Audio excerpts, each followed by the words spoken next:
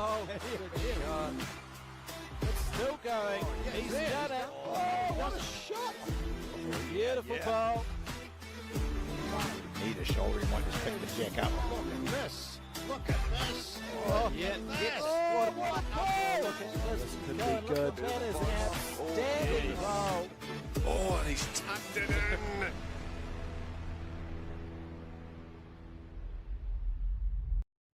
Well, it was an action-packed day one here at Bukit Kiara for the World Cup, and it was a massive, massive moment in the Australia versus Canada game where Dawn Hayman and Kelly McCarrahan went face-to-face and drew the first set. But Kelly McCarrahan found herself on the third end, 3 shots down, and she put the jack in the ditch to make 2 to keep her dreams alive.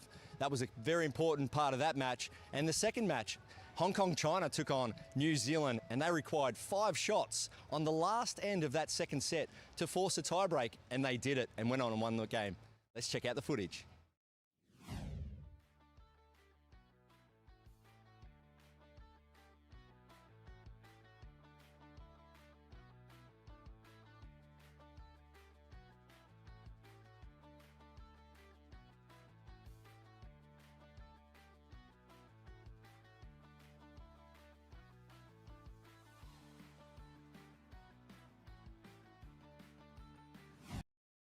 Great stuff, wasn't it, yesterday, Barry? And it's another full day of bowls here today at wherever we are.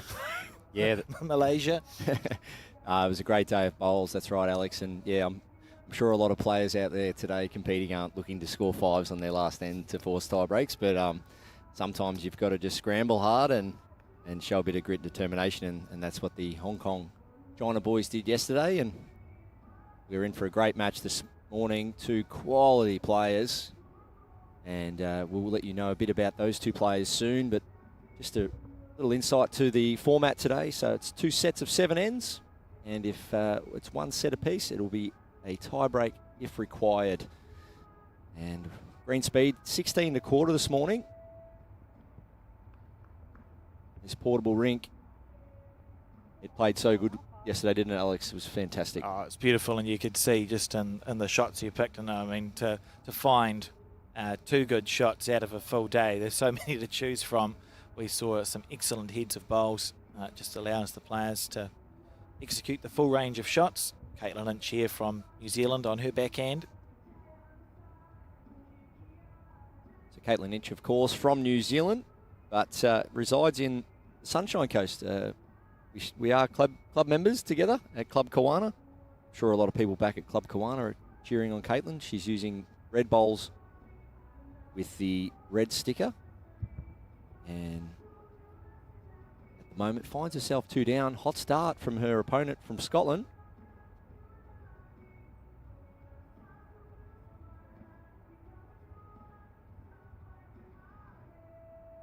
Yeah, and the ladder for this section, Katelyn hasn't won a game yet, neither is Caroline Brown from Scotland, but Katelyn's won 2 sets, so that means she's played 2 games and lost both in a tie-break. Caroline Brown has won 1 set so far in her campaign, so they're near the bottom of the ladder, hoping for a good day, see if they can scrape their way into even a third would be respectable, but a miracle might happen, who knows.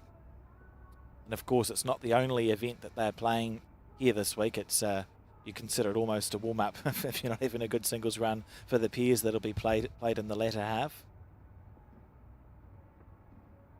Yeah, Caroline Taylor from Scotland. She's nailed the line with those first 2 and switched over to the forehand, looking to cover the tee. If Katelyn gets aggressive, it's pretty good.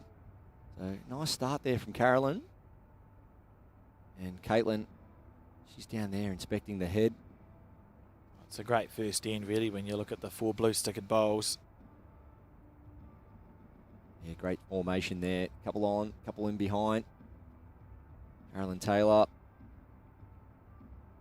from Newtown in the UK. Very, very accomplished player for Scotland. And Katelyn Lynch, she's been there and done it for New Zealand as well. Expect this to be of the highest standard, this match. Katelyn, paramedic. residing on the Sunshine Coast. Dean for the backhand. Will be happy with a second shot. Yeah, she can get down and sit the bowl. It's a good look. Slipping through the gaps.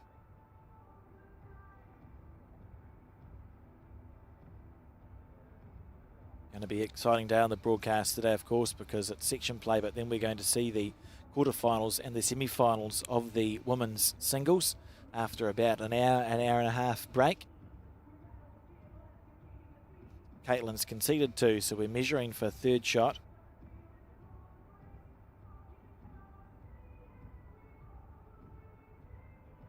Saw a lot of measuring yesterday and umpires, so obviously it's a very important part of the game, but just it's quite unique the amount of measuring we saw yesterday.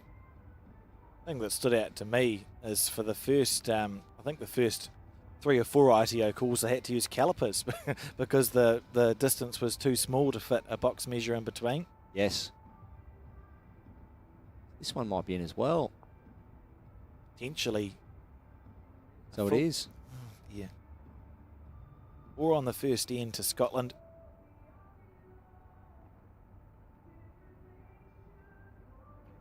OTA 2 we've seen yesterday as well. And one of the innovations for international play at this World Cup is that the jack is placed and the mat is placed. There are 3 spots at each end. It's a good idea. Yeah, love that, Alex. So players choosing where they want the mat. They have 3 options. They're 2 metres apart. And the same as the jack. So Carolyn's chosen second marker with the mat and the back marker with the jack. As you can see that little white marker 2 metres back from the mat there. And the surface length is 36 metres. One of the challenges that the players have at this event is the adapting, isn't it, between the indoor portable rinks and the outdoor covered rink, because not only is it different speed and a different temperature, but it's also a different length. Yeah, we found that the surface yesterday, the speed really didn't vary much. Maybe a quarter of a second here or there, but the climate control in here is really good. Temperature's great. Players are out there. They're feeling comfortable. Oh, what a bowl. Yeah. So backhand round the clock so far for the majority of Carolyn's bowls, especially those first 2 last end. And it's backhand round the clock with her first 4 deliveries in 2 ends. So that's her go-to, something that you always want to monitor as an opposition player. Carolyn deciding to open up on the backhand side. So do you try and get on it as soon as possible moving forward, especially if she continues to nail it like this? Katelyn on a good try line here. She's trying hard. How's the weight? Yeah, pretty good response. Yeah. So there are just the little things in the game. Millimeters, not quite touchy. Just got to be mindful of what your opposition likes in terms of length and certain hands, and sometimes you just need to nullify that as soon as you can.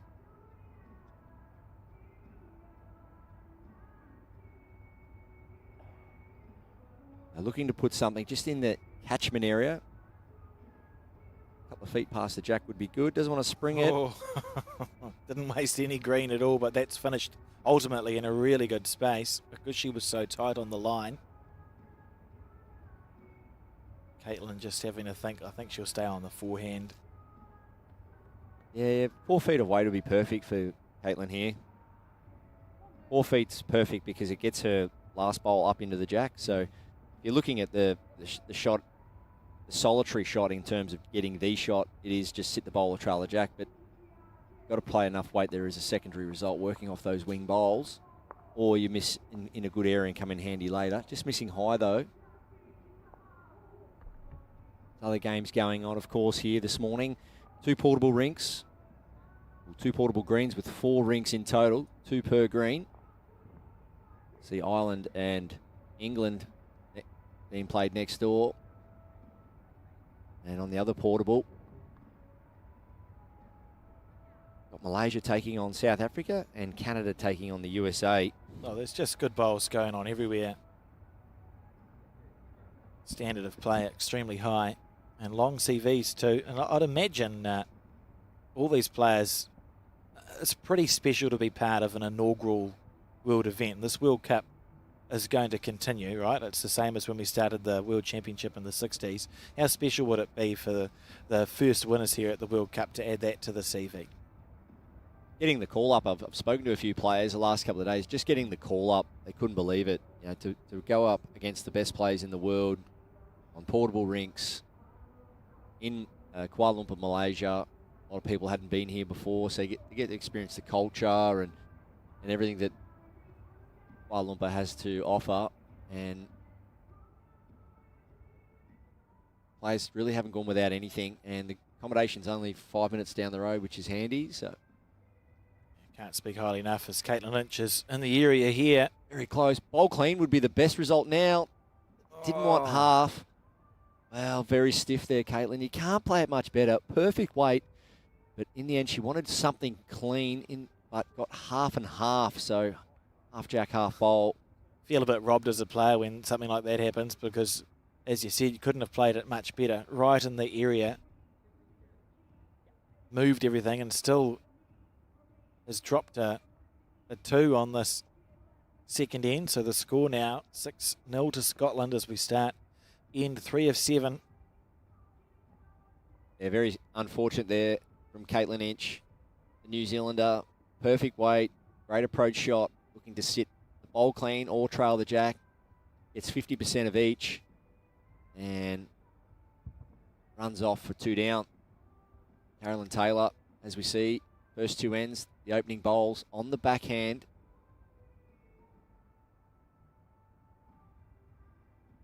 Around the clock, isn't she, at the moment? Definitely with her opening bowls. So as an opposition, as I said earlier, it's got to be mindful of that. Yes, you're concentrating on your own game, but someone's got off to a hot start. You probably have to put your own game aside sometimes and just try and get it on your opposition's hand. See Caitlin on the same hand as well.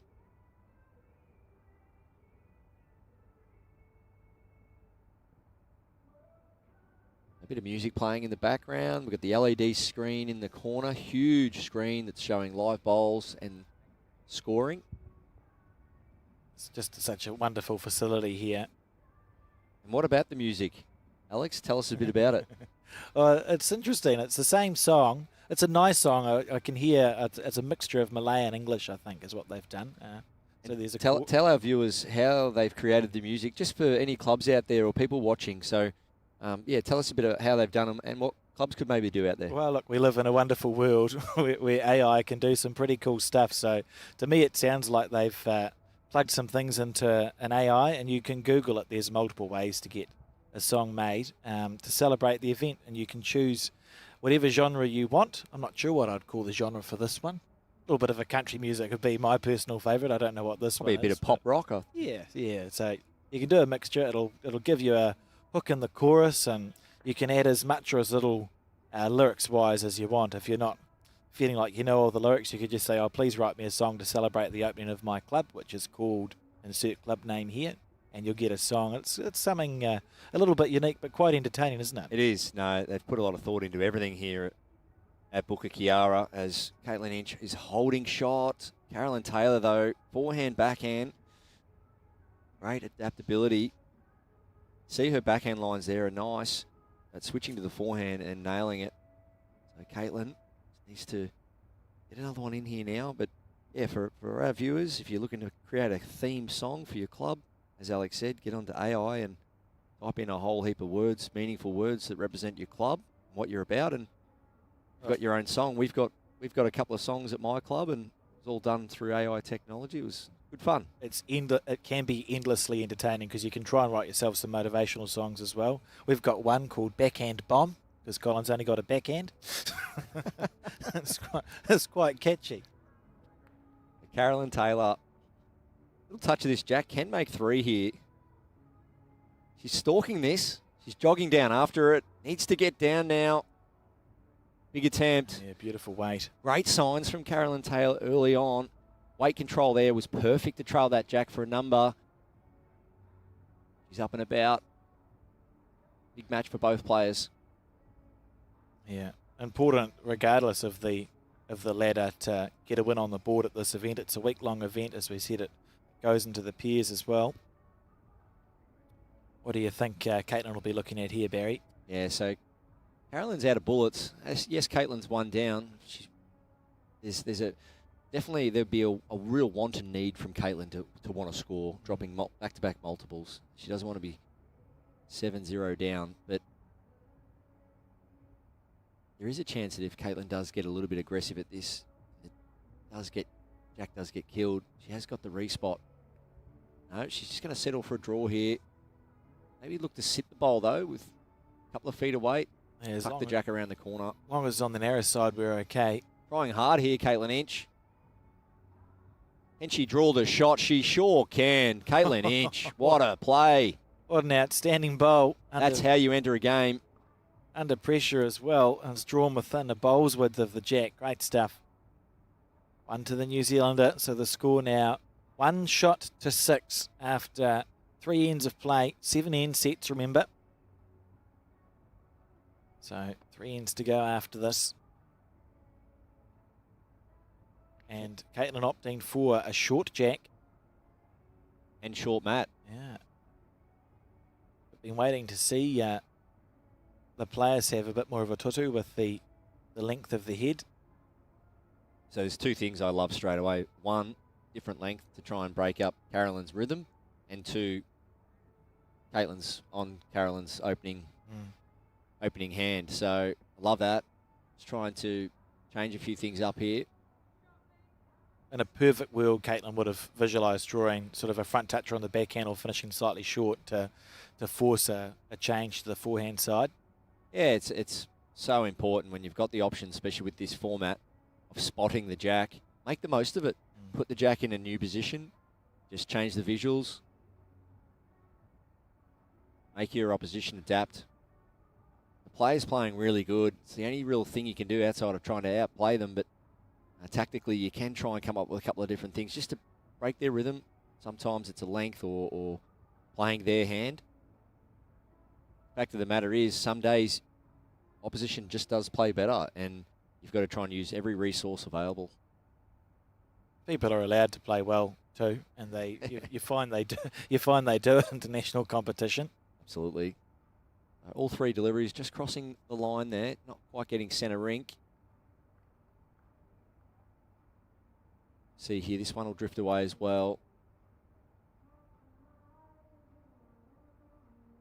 All 3 bowls and 4 bowls standing up.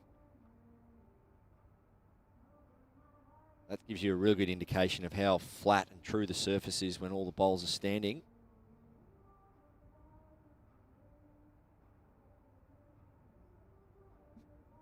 Katelyn Inch. Backhand. About 18 inches of room for shot here. She had 6 inches last end. She's got 18 here. Can she do it again? Yes, she can. Katelyn Inch. Building in confidence.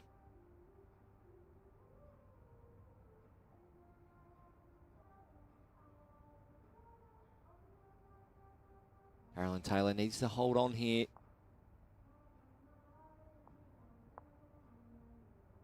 It's a nice shot. Nurul, our marker, indicating 1 to New Zealand.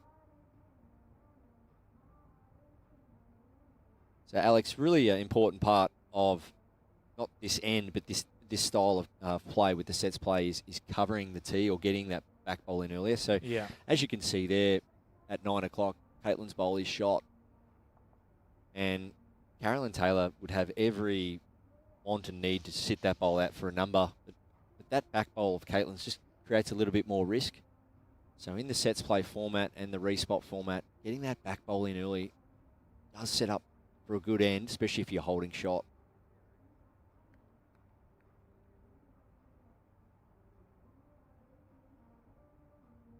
Katelyn.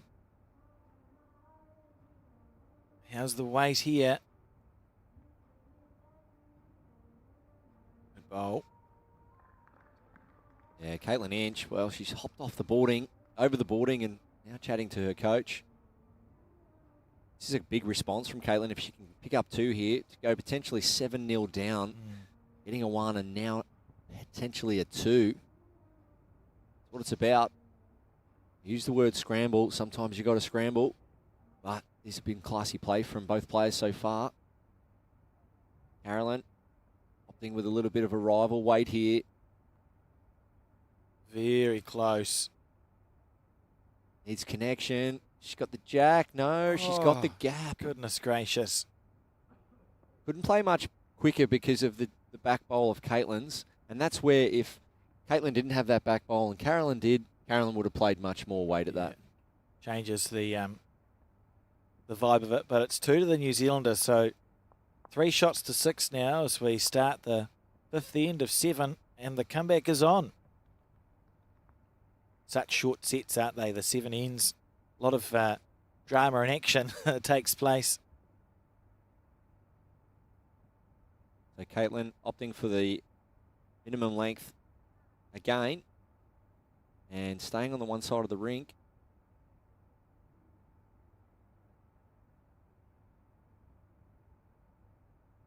Katelyn, as we see there with her technique, even though she's wearing a hat, see the using her peripheral vision at release.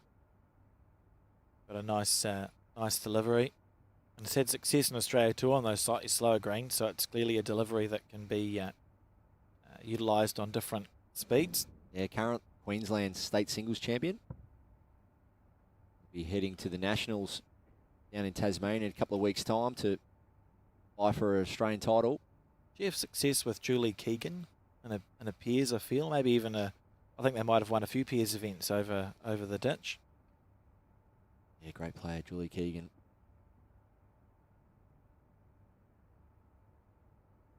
Katelyn just needs to bring that line in. Let's just look at those eyes, tracking for a line, tracking for her length, and just keeping her eyes up at release. Let's follow through. So a few years back, we went to the Australian Institute of Sport and we did eye tracking. We bowled hundreds of bowls using these really fancy goggles that went back to a computer, and eye tracking was we found a super important component to obviously a hand-eye coordinated sport like lawn bowls. And so for the bowlers out there, make sure you know exactly where your eyes are at to set up and release. As Carolyn Taylor is trying to draw this around the back. Not bad. And sit. Yeah, good bowl. And it was just good to speak with, real qualified people around sight and body weight and momentum and stuff. We did a lot of testing, and it's great to see that sports science part of the game and seeing these players put it into action. I think the game itself has gone from strength to strength when it comes to the standard and the way the athletes prepare in the last 20 or so years since we became more serious as a sport about treating it like a sport. I think 80s, 90s, 70s, 60s was perhaps a different attitude at times. And I suppose you had some pioneers in the 80s. I know from New Zealand, Peter Ballas was professional in his approach. First professional bowler we had who thought about things like, am I going to have a training schedule? How am I going to prepare for this match and this championship? Absolutely. Yes, that's right. And there's so many components. I think of golf all the time. You look at golfers, they're looking at footwork, legs, hips, shoulders, keeping your head still. And very highly biomechanical sport is golf. Swinging a club head at, over 100 miles an hour, whatever they do. But bowls, no different. You've got to have everything connected and everything moving in the right place and knowing how to get the best out of yourself. And that's what these players are doing, like you say, Alex, with the sports science and all the technology. And it's great to see, always trying to find that little bit more success in their game. We don't have handicaps, but if we did, we'd be the same. We'd be looking to bring that handicap down all the time. I think we run... They still have handicaps in clubs, don't they? Yeah. You've got them over there in New Zealand? Yes, we do. Yeah, you have, because they run a handicap singles. Most clubs run a handicap singles. So you look at your club book and you have a grading from lead through to skip, and then a little number next to your name as to what your start would be. As Katelyn Inch on her forehand. This is rhythm. This is rhythm. That's outstanding. What a bowl. Might have only trailed it an inch or two. Not sure if it's cost her a shot or two. Definitely one, obviously, but hard to tell there. Look at the green they've taken with those 6 bowls. We'll get an indicator from Daryl as his very professional marker is Daryl Rowley. There you go, it is 3. So that's classy play from Katelyn Inch. Now I'm going to throw myself potentially under the bus here, but I reckon Daryl Rowley marked the 2006 Commonwealth Games men's singles gold medal match between Robert Wheel, who was here, and Kelvin Kirko. It sounds right. Daryl been around for a long time. Oh, she's close to half the bowl, popping the jack. That is a beautiful lawn bowl on an indoor audible. Top shot. She could see half of that. That's exceptional. An indication from our players here. Katelyn's bowl did dribble through, but back blue might have won this measure here, or if they don't measure, it's going to be close. So it is. It's the back blue. That's such a good bowl from Carolyn. Forehand. Needed perfect weight to get down, spring the jack, 3 down to 1 up. Carolyn Taylor. That's the shot of the match so far. Outstanding bowl.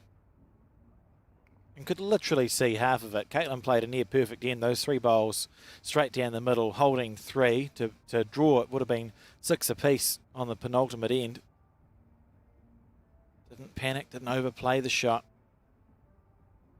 Obviously, if Katelyn scores 3 there, looking at 4-6, not much in it. A couple of ends to go, but now 7-3. It's a forgettable first bowl from the Scotland representative, so Katelyn will be looking to jump all over this one. And with just 2 ends to go, need to score 4 shots. Groove to delivery. See with most of, well, the 4 Kiwis, or the 6 Kiwis that are here at this World Cup, it is the New Zealand delivery where there's not a lot of body movement. You won't see them walk off the mat upon delivery, sort of stick the landing. And that's easily broken down, Alex, so there's static movement and there's dynamic movement. And if you're playing on a very fast green all the time, or on the quicker greens, which you do in New Zealand, it doesn't really require that push-off dynamic movement. And you see someone like Katelyn, fairly static all the way through her technique. Of course, there's forward motion to deliver the bowl, but there's not really much dynamic press or forward body movement. So doesn't walk off the bowl. As you see there, stays down, very static there, obviously. And whereas you might see players playing in the UK or southern parts of Australia, really trying to create that body energy and that movement forward to complement the speed of the arm. So now if Katelyn was playing on a really slow green and the arm's moving at a quicker rate, that's when the body has to complement that as well. It's Carolyn Taylor finds herself right down the middle with both bowls. There's another one, so that will be 2. Playing that backhand really nicely around the clock. Jack's still slightly exposed. Katelyn, she either just draw herself out of trouble or look to just niggle at the jack. She had that look in her eyes like she might be considering some weight here. It is technically a 2.5 bowl target.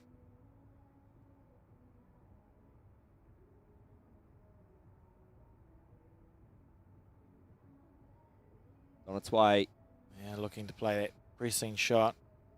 The weight's right. It should get down. Here it comes. Oh, look, nice effort. And 2 handy bowls back there.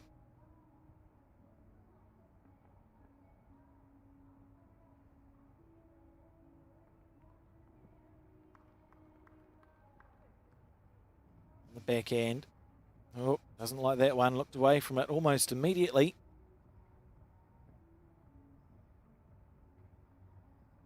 And that's why. So this is the last chance in the set, really, that Katelyn's going to have to salvage something. There's a shot on for 3. If she could just sneak past that front Scottish bowl that sits at 11 o'clock to the jack and trail the jack back. It's had perfect weight twice. He's worth 4 actually, because you can see that fourth bowl. Yeah, big play required here from Katelyn Inch. It's about not changing too much, isn't it, from the previous 3? I think it has to be enough weight that she does connect on the front 2 bowls. Still get jack movement. That's correct. So, yes, the perfect shot is trail the jack 4 feet for 4. But if you go a bit bigger... Or could be quite a lot bigger based on the delivery stance here. Yeah, you can see she's clawing that bowl a little bit wider in her hand. And it's going to be big weight here.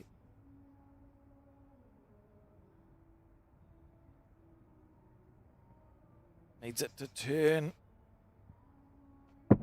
That logic's just what you were saying, isn't it, Barry? Ensuring that you get jack movement. You've got all the back bowls. Collide with something, see what happens when the dust settles. But not to be. So it'll be 2 to Scotland, who now lead 9-3. Final end of the set will be played.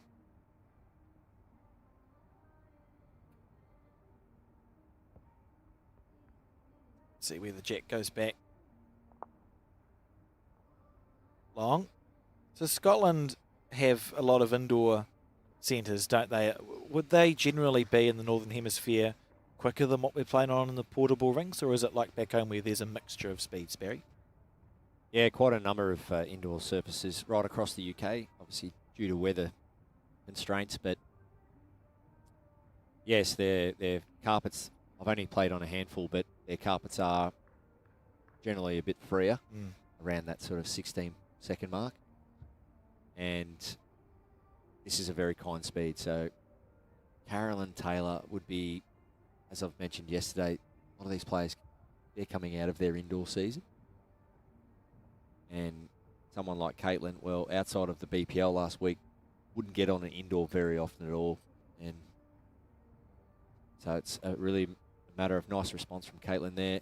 Just a matter of trying to get the time on surfaces similar to what you're prepping for. And when I was competing at international level, I always had about a 6-week program out from a major event that my training and my equipment was totally in line with that major event.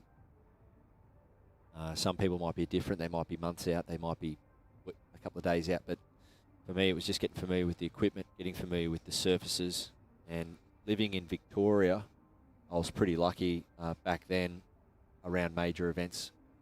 There was some indoors near me. Oh, cool. Yeah, yeah. And there was a fully enclosed indoor as well, so that helps. But these players, if they can simulate, Katelyn again, just getting some practice in here. So this is just about getting the feel of the drive, knowing she might need that later in the match, and why not? That's clever, isn't it, when you look at the set system?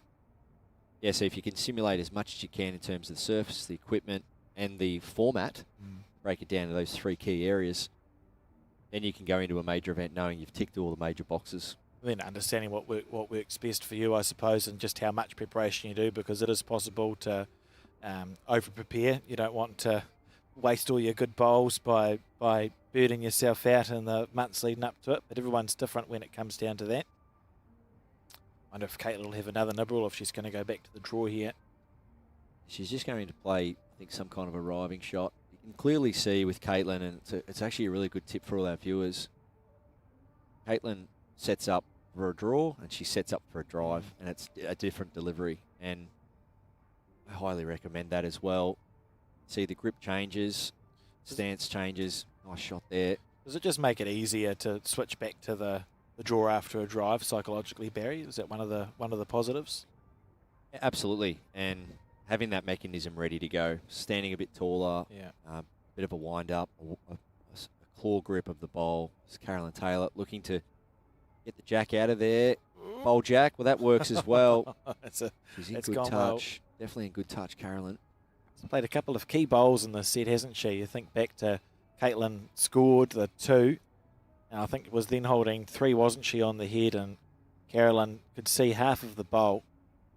The shot bowl that was touching, popped it back, and really that's been the difference, just a couple of those bowls.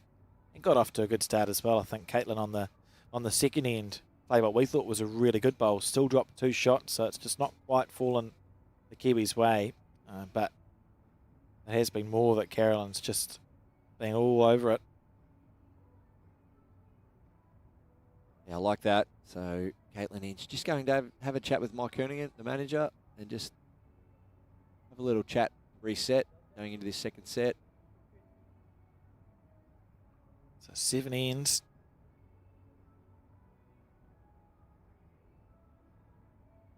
That was a 1 and 3.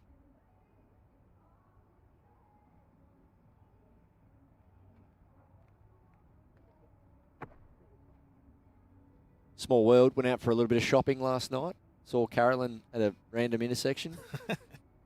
That's harder to do than you'd think because it's not a small city here. That's right. That's right, because I only really wear shorts everywhere. And I went out looking to buy some pants, and Carolyn was out doing a bit of shopping as well. So, Is that so you're allowed into the World Hall of Fame dinner, Barry? oh no, I've got my suit organised for that. No, but there's in a couple of places, a couple of restaurants and that buy pants, which is fine. Just living in Queensland the last 6 years, I don't Lack of really pants, ever need to wear them. But a big opportunity here for Katelyn now. Fresh start, second set.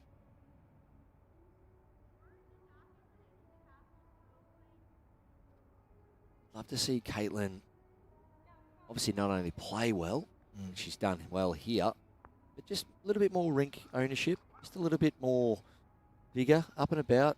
Showed her opposition that she's really up for the challenge, and we know Katelyn has plenty of fight and determination. Now, if she plays a good bowl, maybe show a little bit more rink dominance. I think you alluded to it yesterday, but it's something I think the Northern Hemisphere teams, from what I've seen, are really good at doing, at celebrating good shots. And you see them, and particularly in team games, but in singles as well. They get their tails up and they support each other. You know, someone plays a good bowl and they all go running onto the green and hug and high five or whatever. That can only be a positive for your team. So true. Yeah, I mean, if Katelyn, she's got the opportunity to chase her third bowl. You know what? Even if it doesn't sort of feel great out of the hand, just to show to the opposition, I'm going to chase after this. Get down there, own the head. She tries to turn her wide bowl in or work off it. It's missing high. So, yeah, you can set out a little fresh plan. She went over and spoke to Mike. Maybe something like... It was very confusing. It's okay. We were down the other end there, Barry. So sorry. They left the jack there, and it looked like it was the. Yes. So here's a great opportunity. Katelyn, jack in the ditch. If she does, get down after it, chase down after it, and really show to her opposition that she's up for the fight. Love the mental prep here, Katelyn. Preps everything pre-mat.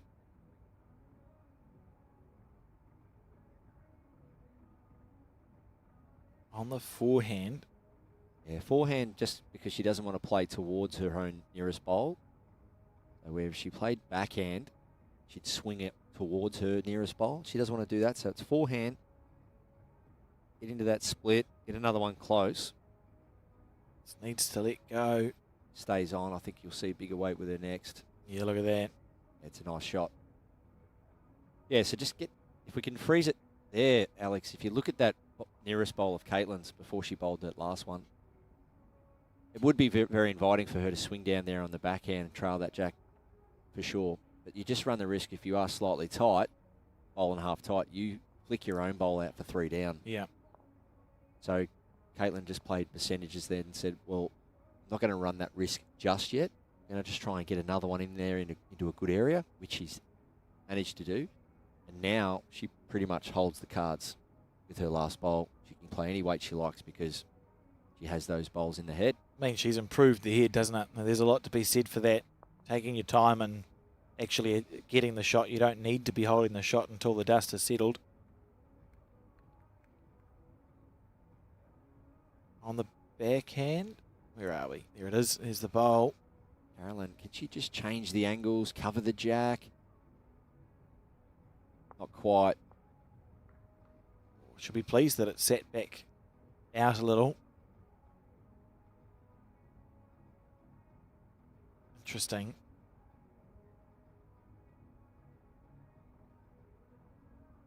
Katelyn Inch, the perfect shot. Backhand. Ditch weight. Trail the jack. Kick it out to the side. Try and make 3. Through there. Suppose if she's narrow, she would be unlucky to lose her own bowl out of it. Might do a weird shuffle thing and drop a 2, but I think she'll be a little bit heavier than that.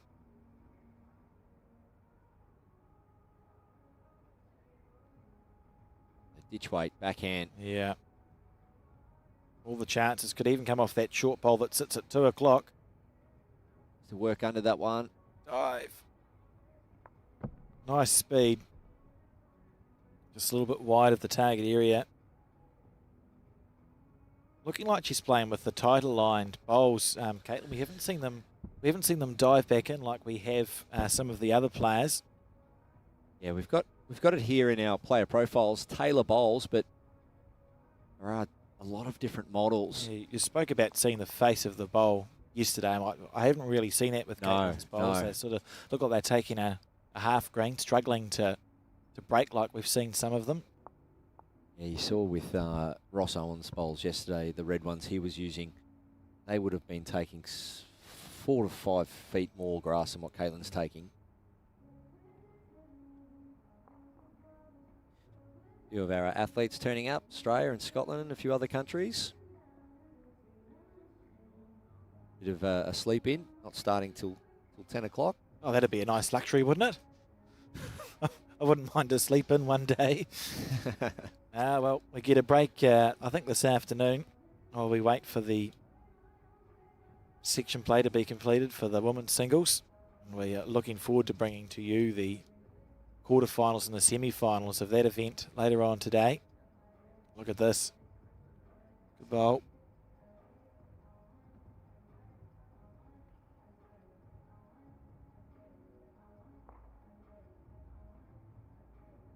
I must admit, I'm very pleased with the climate control and the facility they've got here. We set up the broadcast a few days ago, and there was practice ongoing. And I don't think they had the air conditioning turned on, and I was deeply concerned that not only was I going to melt, but the computer was going to explode.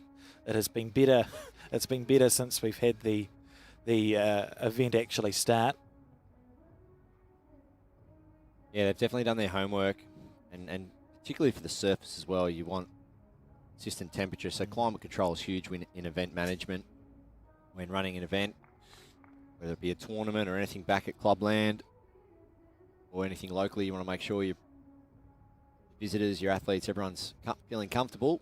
That was one of the things we noticed yesterday, wasn't it? When you talk about the speed of the green, is that it didn't really change from the morning right through. We were watching bowls for about 10 hours yesterday, and the speed would have changed by no more than a second. I think it warmed up as we headed towards 3 o'clock, but the green to me looked like it was playing pretty much the same, which is wonderful. Each player here not quite nailing the jack, feeling their way around it. Decisions. So plenty of games going on. As we said, there's 3 other games going on inside this venue. And there's some games going on outside under a covered green. Alex, how do they find out where the results are, mate?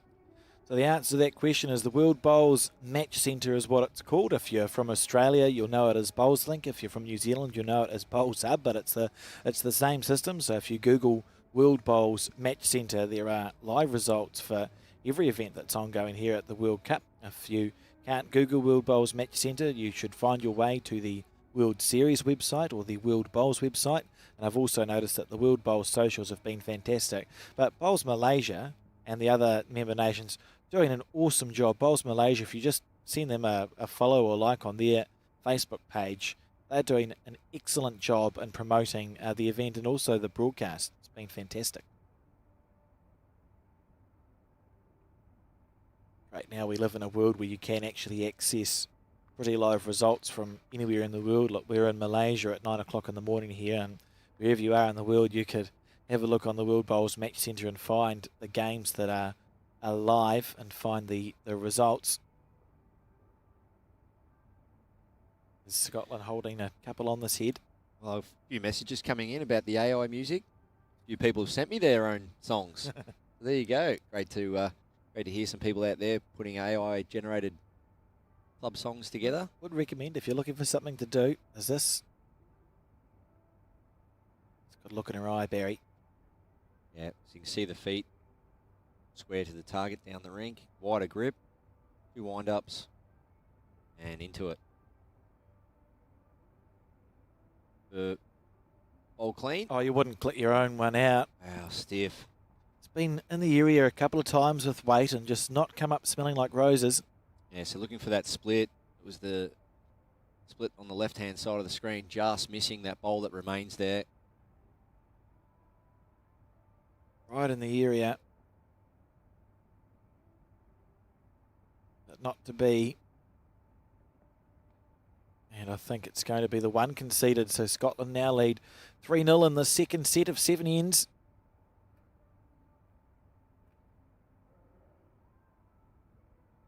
I would recommend, if you're looking for something entertaining to do at a club night, the AI songs, the possibilities are endless. It'd be quite funny if you've got someone in an interclub or a pennants team who's known for a habit. You can have a go. Just the one there to Scotland, so 3-0. Maybe there was a really good bowl played to win a club match or an amazing game that was played. You might want to memorialise that in song.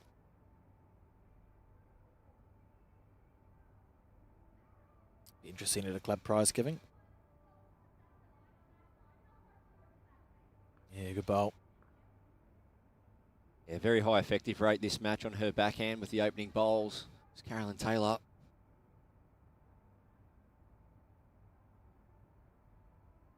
Katelyn Inch, we know she'll keep fighting here.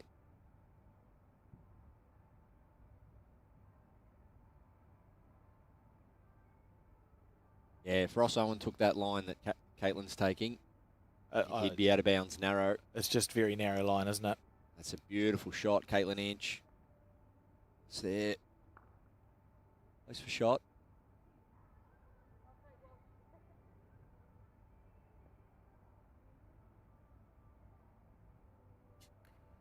It's been quite nice to see the range of bowls in use. And I suppose with a portable rink that is as consistent as the rinks are here, it isn't like you are restricted to one model of bowl. Like we are going to see a mixture, and the countries will be using this and the players will be using this as a practice run for what we expect to see at the Commonwealth Games and what equipment might go best for it. We have spoken about the heavier bias bowls seem to be easier to control on this portable rink, but it is so consistent. You're not going to, even with the narrow bias bowls, you're not going to find a straightener here. No, not at all. Clean lines, that's what you want. That's what all the players want. See Katelyn there. She falls over. Beautiful bowl. Close. Now Rowley having a good look. Still one to Scotland.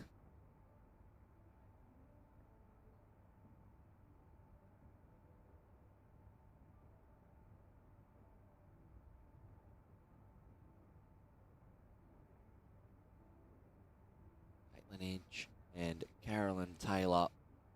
New Zealand v Scotland. Day 2 here at the 2025 World Cup. These fantastic portable rinks. So green 3 is outside, but it has a covered roof. It's not fully enclosed. Big plans for the stadium here and the arena, Bukit moving forward. Big things happening for the sport of bowls. Nice to get that commitment from their sports minister at the opening ceremony too, that the portable rinks here are going to stay down until just before the Commonwealth Games. And Malaysia's got a proud history international competition. Don't be surprised if you see their name up in lights at the upcoming Commonwealth Games to be held in Scotland. They'll certainly be putting the effort in.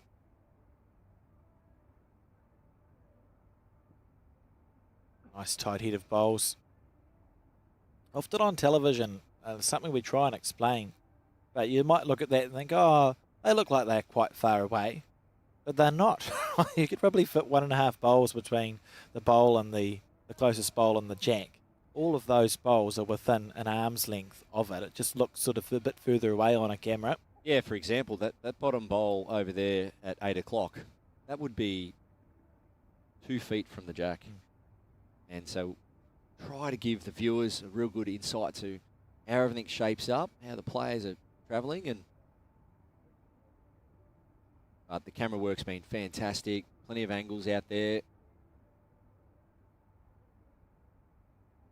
Carolyn Taylor looks to work off that wing bowl and stay. Oh, what a bowl. It's a big result. This is a must win end, I feel, for Katelyn Inch. She had a little peak, not coming down though. She might have went down for a full look. Certainly has to be on the forehand. It's just picking what weight that she feels like is best to play this with. I'd really encourage Katelyn to come down. As you can see there, it's a game of halves this end. Katelyn having the bottom 3 half and Carolyn having the top half. So all 3 bowls down there. So I feel, yes, it is trail the jack neat for 3, but once again, looking maybe for a secondary result, kicking the jack out. In the area. Katelyn Inch. Bowl jack. To the jack. What a bowl. Magic shot. Katelyn Inch. Well, she said, I'm not going for a look, Barry. I know what I'm doing. What a shot. Would have been more dramatic if she had gone for a look, but that's a beautiful bowl from Katelyn. Look at that header bowls. Well done to both players. But Katelyn Inch, she needed that one. 3 to the Kiwi. So we're all square here after 3 ends. You've just got to tip your hat at a shot like that. Now, some players, you get asked that a lot. Barry, do you encourage or applaud an opposition's shot? And for me, I'd definitely just tap my leg at that, just say, yeah, well done. I mean, I'm not going to high five my opposition, but Yeah. it's you can approach it however you want to. But a little tap of the leg. I remember last week I played a good bowl and in the BPL and against Karen Murphy, and yeah, she just tapped her leg, and I mean, it's just a nice little gesture. And when you see someone like Karen Murphy do it, Yeah. makes you feel all warm and fuzzy inside. And so. God has just said, well done. Yeah. But yeah, just a nice little gesture. And at the end of the day, you go out there, you put your armour on, which is your uniform. Once you step onto the green, that's your field of battle. As soon as you step off, you enjoy each other's company and talk about the experience of what you just went through. So You see the top snooker players do it as well, like the tap the chalk on the side of the table if someone plays a good shot. And honestly, when you watch international bowls, I think that's where I see the best etiquette in the game, to be fair. There's that deep mutual respect. Everyone here is in the top few % of bowlers in the country and the world. There's mutual respect. You're going to applaud a good bowl. If you get a lucky result, generally you'll see an international bowler go, sorry, I'm not unhappy I've got the result, but you won't see applause for a fortunate bowl. You don't hear people riding the opposition's bowls. There's just a deep mutual respect. So international bowls for me is where I see the game played at its best. yeah, very true. Katelyn Inch, she'd be feeling great about herself. Shot like that, it just gets you up and about. Carolyn Taylor. Wait with her first, missing under on this occasion. Funny how just one bowl can change the feeling of a game. Here we go. I like this. The reason Katelyn's having a bit of a giggle, and she's having a bit of a giggle with her coach, is the temptation there to maybe come down on the backhand, not stay on the forehand, and just try and sit that closest bowler of Carolyn's. But I think Katelyn's opting just to stay in rhythm here. Just try and put 3-4 bowls down the same, focus on the same line, the same field. Just going to move away, but Katelyn needs another one in there now. You got the one bowl on the head.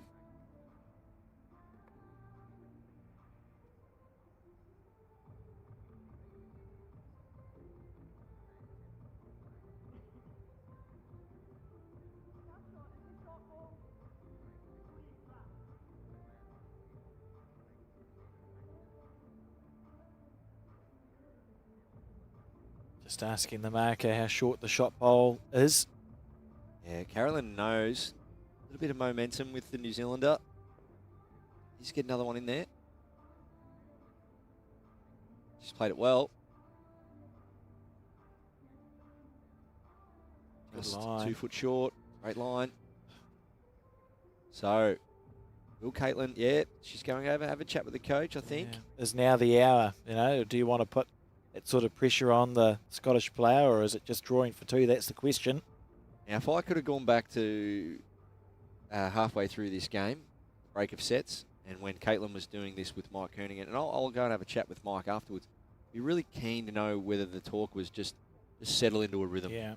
Just get on one hand or just settle into a rhythm. And I think it's not confusion, but I think the chat Katelyn's having now with Mike is, all right, I'm trying to settle into a rhythm, but now there's a bowl that's vulnerable.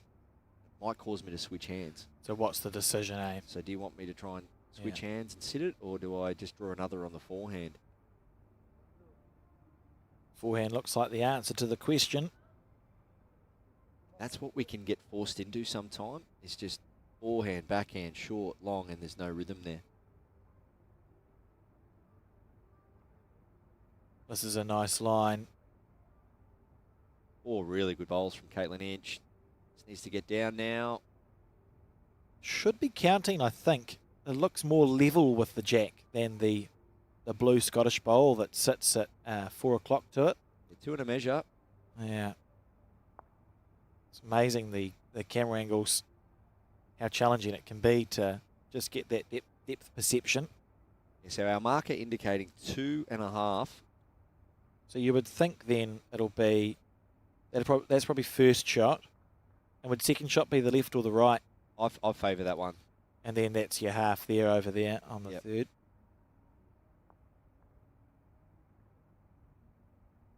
Mustn't get too carried away with the telestrator, but it's quite entertaining. Okay. Big bowl here. Carolyn Taylor. Brown, sorry. Apologies. How's the weight? Oh, this could be... What a big effort here. What did she do?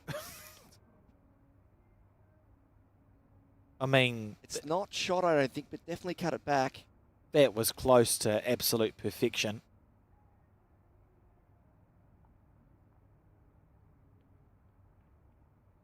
We're going to go for a measure to see who's got the shot. I loved it how she took her time there and really composed herself.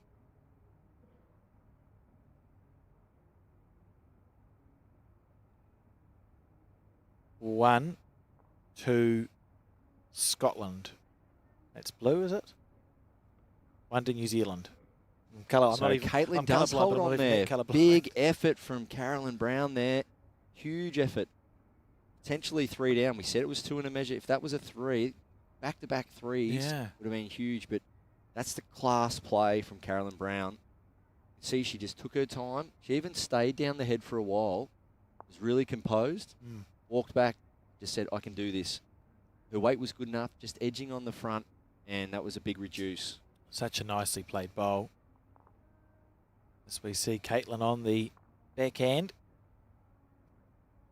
And if it holds just a smidgen, it'll do what she's trying.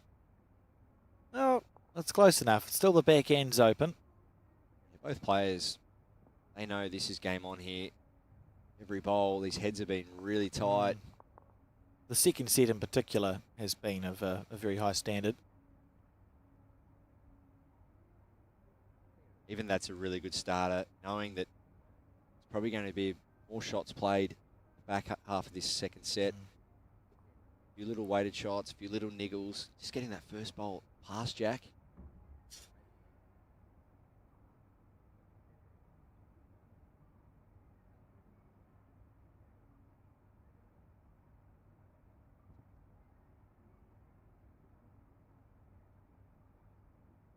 How's the weight? This is that rhythm we were talking about. Katelyn Inch. Just draw, just settling.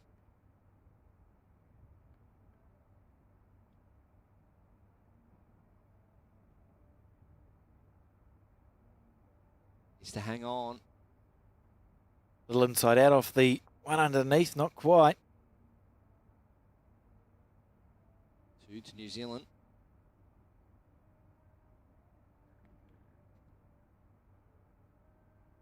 Seen a few players wear caps. Is it because of the lights, Barry? I mean, I know there's no there's no sun inside, but there are some quite bright lights that I've just blinded myself looking at. Yeah, don't look at the lights. It's personal preference. Once again, as we spoke about Katelyn earlier, she uses her peripherals, so she looks quite high up at release. That probably brings the eyes into play a bit more. So a cap's super handy. And Carolyn not choosing to wear a hat, but Katelyn always wears a hat. Then you can see Carolyn drops her eyes at release, so she's not really fighting with the artificial light. Is she going to get the jack? It's missing. Needs to stay on though, so a nice aggressive shot. I think it would have been good to have a back bowl handy. It's the risk you take, isn't it? When you opt to play with that weight because you're backing yourself to make a connection, there's no plan B. Yeah, so Katelyn obviously wants to leave that gap there between Jack and the wing bowl of Carolyn's. And she'll go to the back now.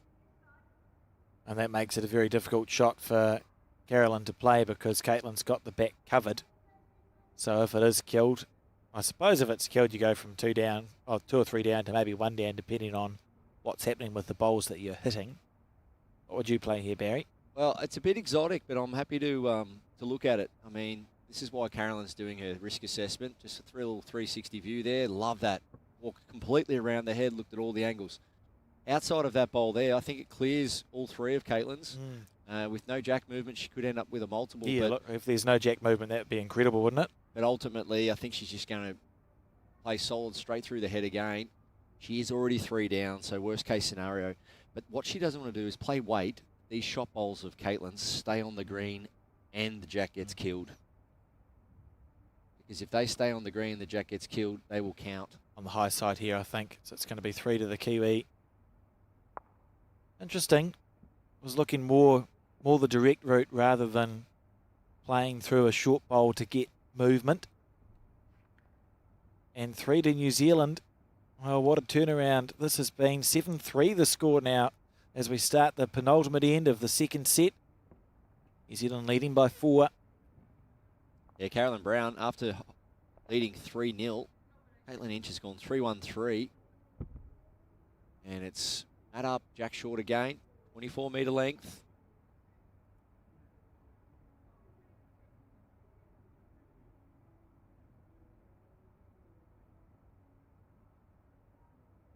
Great to have the support of all the sponsors and commercial partners that you can see on the media wall in the background. Both Bowls Malaysia and World Bowls.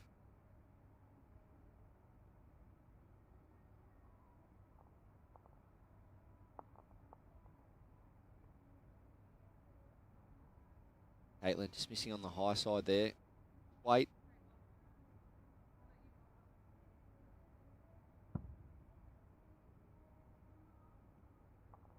The portable rinks do make your delivery sound worse than they are. You don't have to drop it from very high off the ground for it to make a thud. It's just got that hollow sound. Beautiful bowl.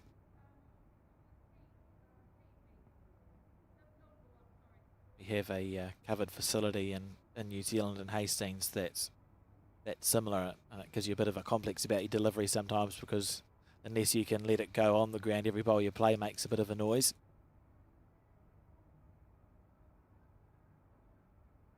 Yeah, so just talking about that. So yeah, unfortunately, if you're playing on the floorboards, we don't have many in Australia, but you know, there's a few other parts of the world.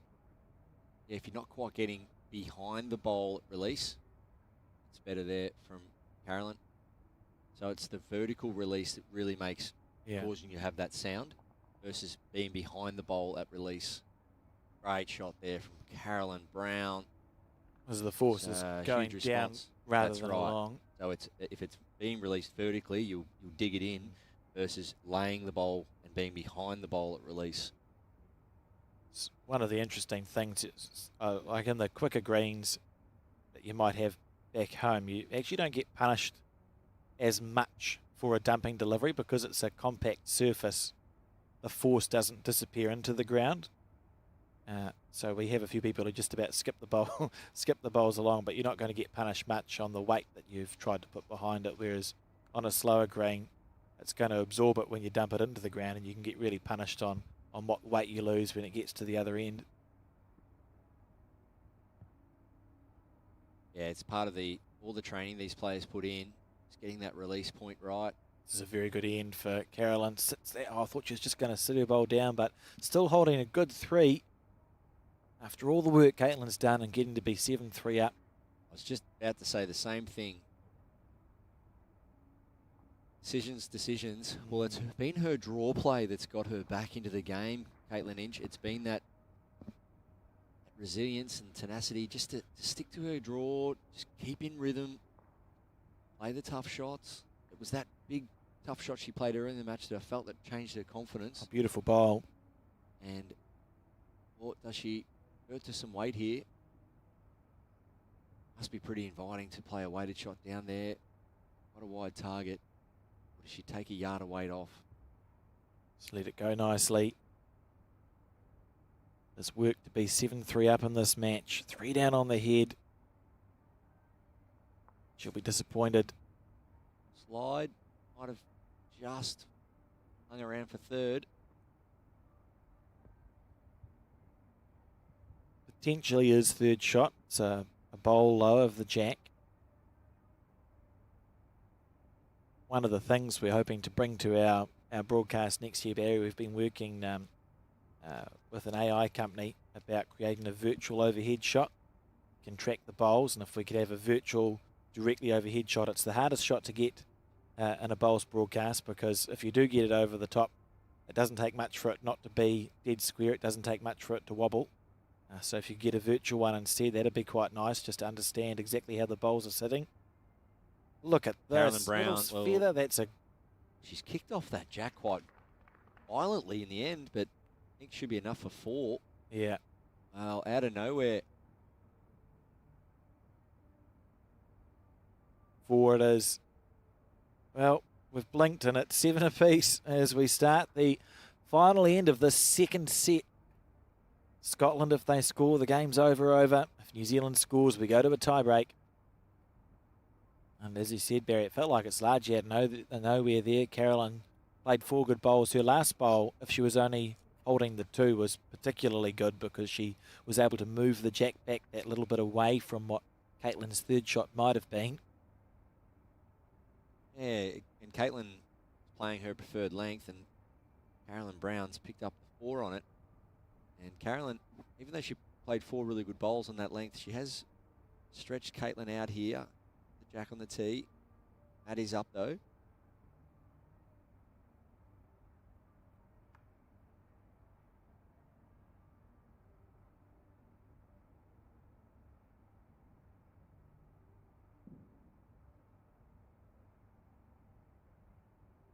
Katelyn Inch on the forehand.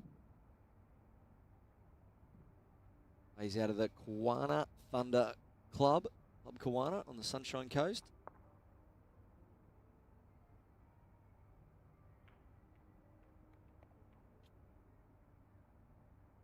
Lives in the Glass House Mountains. Sounds nice, doesn't it?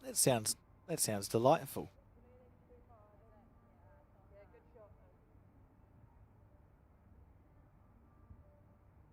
I think in New Zealand may have played out of the Oxford Bowling Club in the South Island.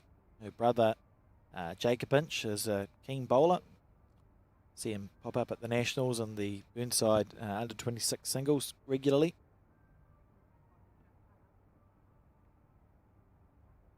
Yeah, it's great sport for families. I think if you asked bowlers, did a survey, how many of you have family that play, it would be up there, wouldn't it?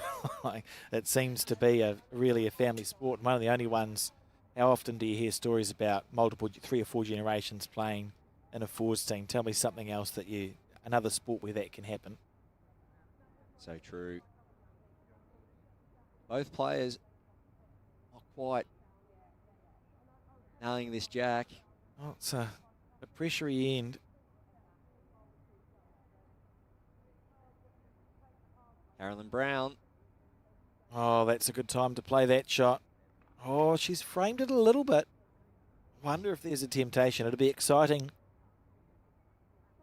Yeah, I think it's forehand for me. Absolutely. So Jack or bowl. it's the way the angles are. But there is a small consolation on her backhand for Katelyn. If she does miss the shot bowl, one bowl tight, she can sit out second shot bowl. So sometimes it's about being brave in these situations. ideally here, it's sit the bowl and stay or trail the jack. But if Katelyn Inch is one bowl narrow here, she can sit the second shot bowl. She has had a few good bowls down this backhand this game. She's going to win the respot. Andy. Right on the tee there. Oh, how good is that for a third shot when you're setting up for your fourth? Be happy with that, and Katelyn won't mind. The fact that she's 3 down's irrelevant because you either score or you don't. Like you've got the pressure of losing the game, but it doesn't change if you're 1, 2 or 3 down, does it? She's either going to score here or she isn't. So for Caroline, what's her best shot here, Barry? Yeah, once again, just looking at Carolyn Brown there. In and around the head. It's that 360 assessment of the head. I think it's just covering any jack danger. You can see bottom left hand of the screen. Carolyn is 2 or 3 down. It's just covering the danger for me. So to try and make it so that Katelyn's bowl has to be absolutely perfect instead of in the area. Yeah, I think she would like the tee. I know that. I think Katelyn, she goes big weight, kills it. Carolyn would be like, I should have went to the tee, but she also has to cover that trail. So Carolyn Brown from Scotland, either try and change this up or cover the danger. Oh, I'm she panicking. Doesn't want to make this head any easier for Katelyn Inch. Well, she's made it slightly harder for me. There would have been a moment there, I think, where Caroline's thinking, what have I done here? But as you say, Barry, it's actually tucked the jack in further behind the bowl. There's now a world where Katelyn chips the bowl out clean but doesn't get any jack movement. It's almost the backhand has to be the attacking shot, whereas before the forehand was more inviting. Interesting to see what weight Katelyn opts to play here to keep the hopes alive. A long walk back, isn't it? Well, anywhere in the ditch she scores or killing it, just killing the end. She forces a tiebreaker here, Katelyn Inch. Here we go. We see a wider grip and a wind up. We're going to see some big weight. It's just a running shot here. The jack in the ditch. It's close. She's in the area here. Very close, Katelyn Inch. She's played it. Gone and done it. What a bowl there from Katelyn Inch. Well played. And we're on to a tiebreak, we think. Just wait. Couldn't see much of that.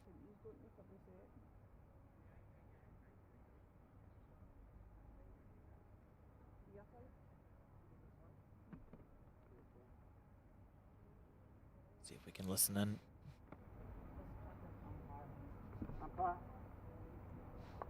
What are we missing here, Barry? Yeah, because it's sectional, obviously they're trying to get have to know exactly what the shots are. So that looks to be a 2 or 3 way measure for the 4th shot. Katelyn drops a 4, could potentially pick up a 4, even though she only needed 1. It's a great bowl under pressure. It would have been so easy to miss, right? As we see the coin toss to see who goes first. Put yourself in Katelyn's shoes, as you say. She's just dropped a 4.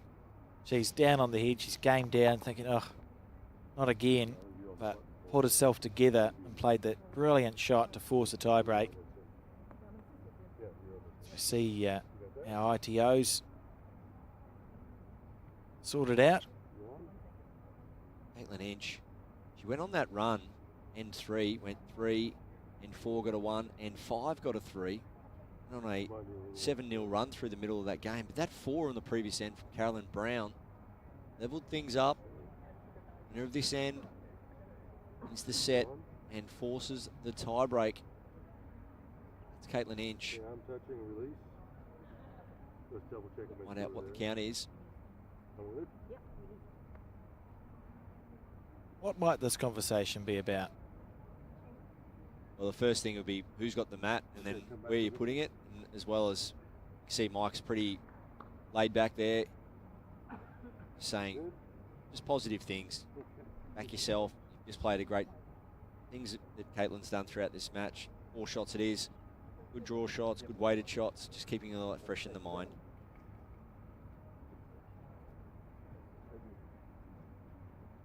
All right, tie break time. 3-10. Loss in the first set, 11-7 win in the second. And we're on to extra time here. 17 shots to 14. That's a reasonably, it feels like a reasonably high scoring game, doesn't it? What have they played? 14 ends. So you're averaging two-ish an end. Yeah, there's been plenty of multiples throughout the match. Katelyn picking up 4 of those. And Carolyn picking up 5 of them. So 9 multiples across the 14 ends. It's all come to this one end tie break.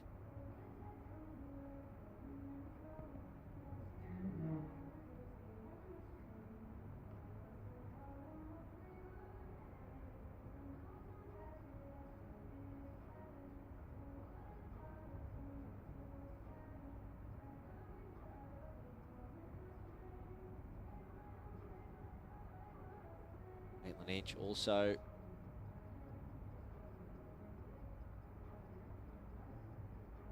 down the middle there, just waiting for that one to get back. So start line wise for both players, but definitely not the weight they're after.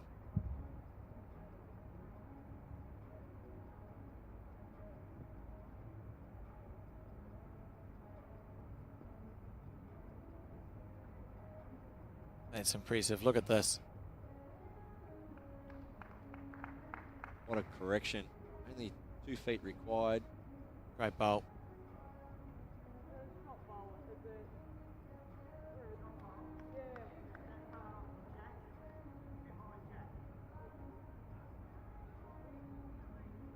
So it's all about what secondary result for me here for Katelyn. Yes, it would be nice to try and draw it on the backhand, but she doesn't want to crash on the front.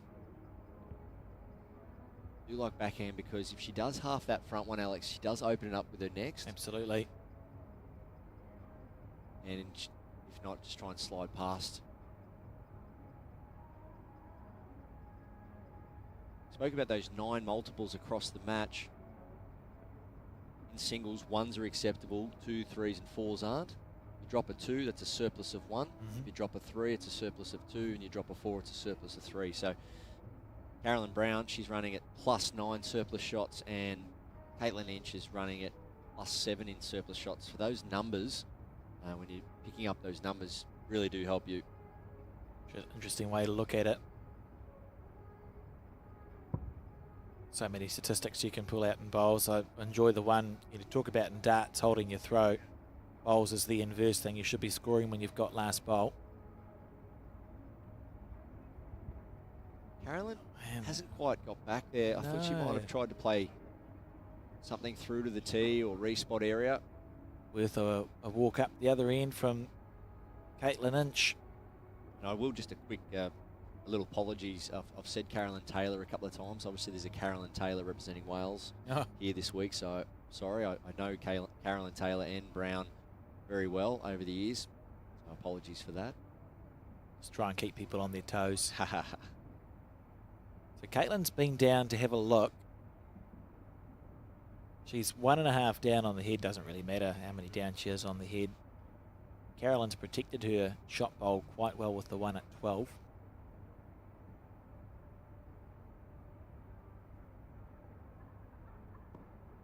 Here we go. Really good weight control with her previous delivery, Caitlin Inch.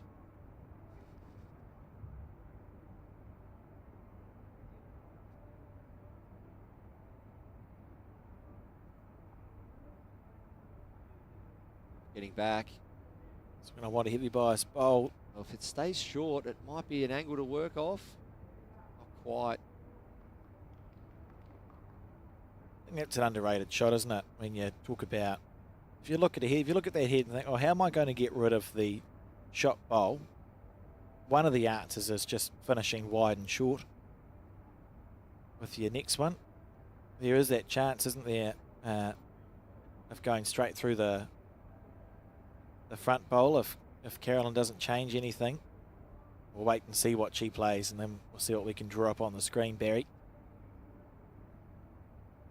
Yeah, generally you always want second shot if your opposition's looking to play a weighted shot, but I think for this one, for me, I think Carolyn's definitely got to get to the respot here. Jack movement around that peg area. It's out on a good line. It's to stay up now. Oh, you can see her surname. Yeah, it stayed up. You can see it on the thing there. So Katelyn probably just understanding if she's 1 or 2 down to start off with. There's a world where you try and go square through the short bowl on either hand and chip this bowl out so that you hold a couple. I don't think either of Katelyn's bowls are low enough that you could use them unless you've got supersonic speed like a Ryan Bester down the other end. I don't think Katelyn's bowl turns enough that she could draw it on the backhand, although happy to be proven wrong. Just feels like that short bowl at 12 o'clock is slightly to the right, which might stop the draw. What would you play here, Barry? I've sort of landed on hitting that one as square as you can and hoping that you chip that bowl out. Because, I mean, what about on the forehand? Can you squeeze the jack out on the forehand? Yeah, unfortunately, Probably Katelyn does have to start fresh on a new hand. But I think for me, she comes down and she can halve the shot bowl, halve the jack, and stay around. If not, it's big. It's big straight for the front. But on her forehand, if she does go big, she can get a bit of jack as well. Yeah, I've changed my mind. I think it's a reaching forehand shot because it seems like you've got chances, slightly more chances there of a good result. That indicates big weight, so maybe we're through that front red bowl. Find out shortly, nonetheless.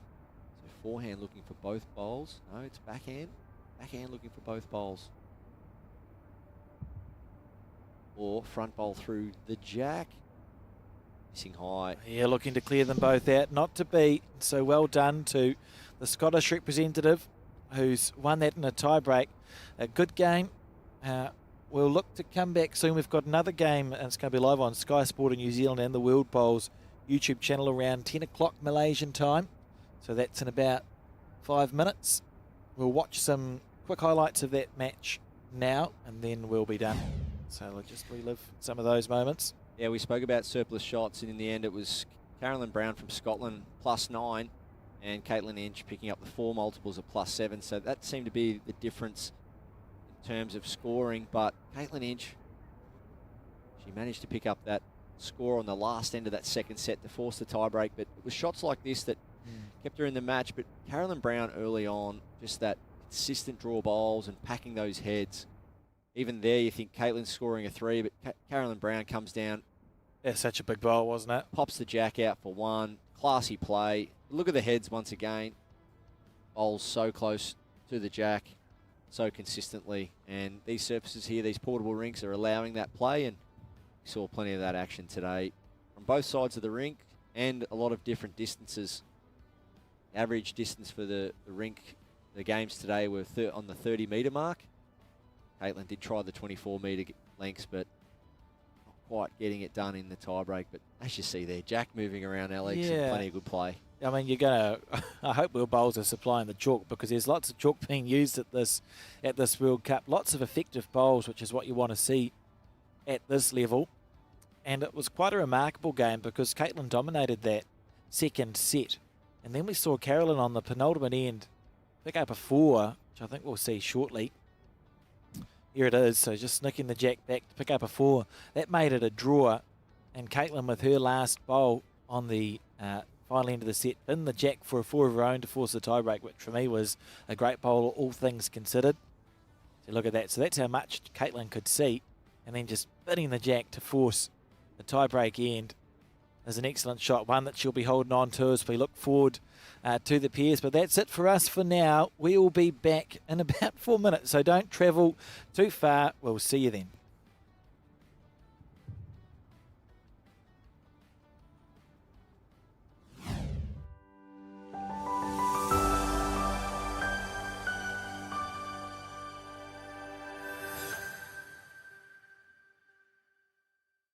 Arrow, used by world champions Kelvin Kirko, Corey Wedlock, Aaron Tees and Aaron Sheriff.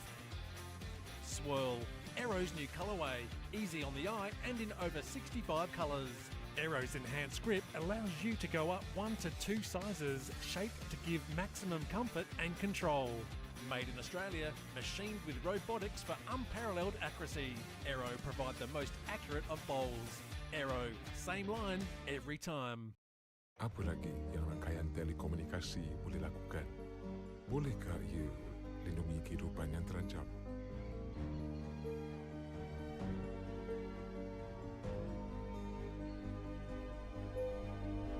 Dengan Celcom Digi 5G, rangkaian kami bukan sekadar menghubungkan anda. Ia dibina untuk mencapai impian dalam diri kita. Inilah generasi 5G. Bersama kita membina masa depan.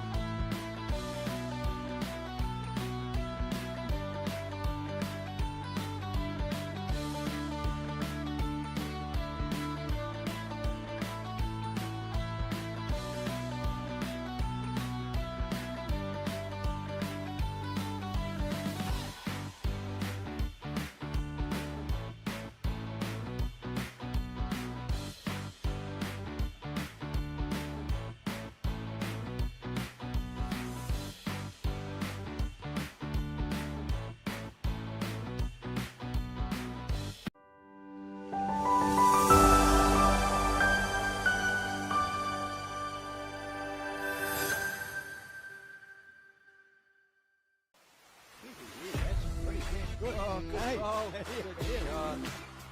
It's still going. He's done it. Oh, what a shot. Beautiful ball. Need a shoulder, he might just pick the jack up. Look at this. Look at this. Oh, yeah. Yes. Oh, What a ball. Look at this. Could be good. That is an outstanding ball. Oh, and he's tucked it in.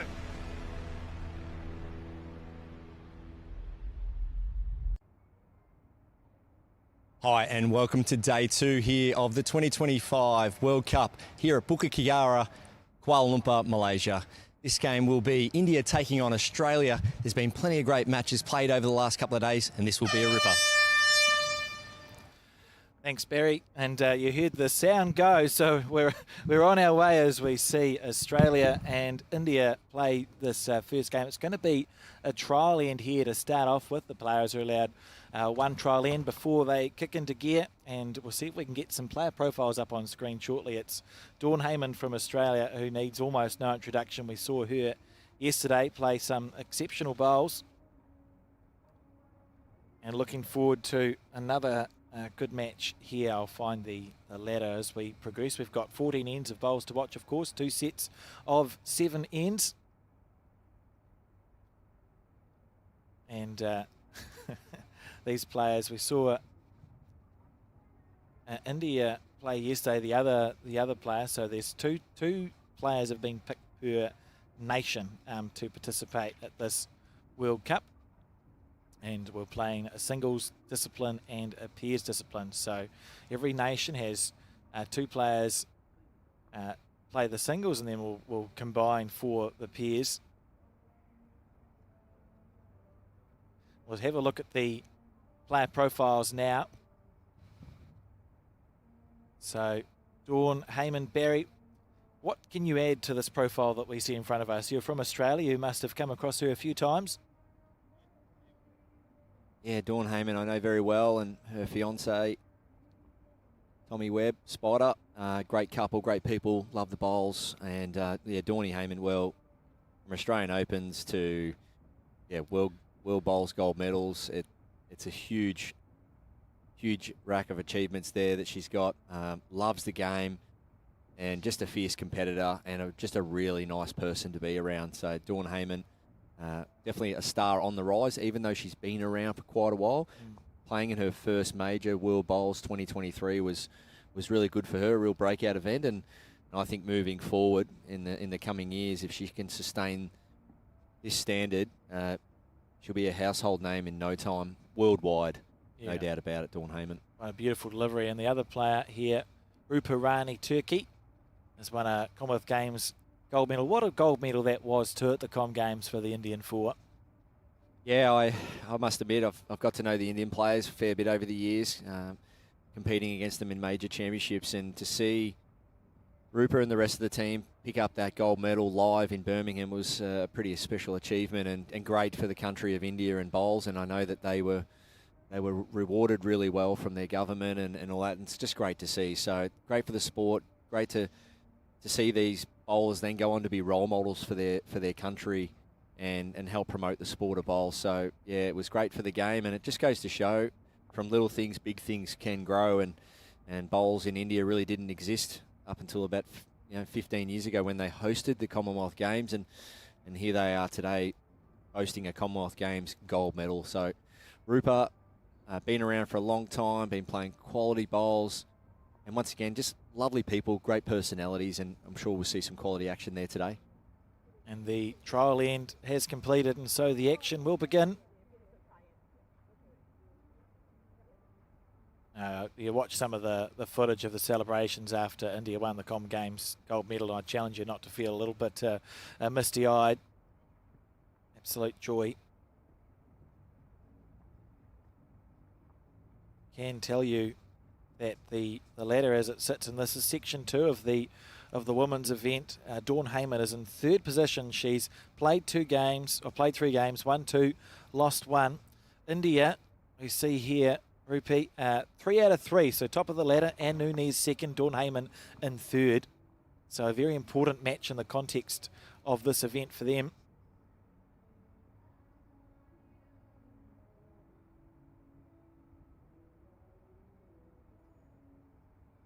Nice start there, great weight.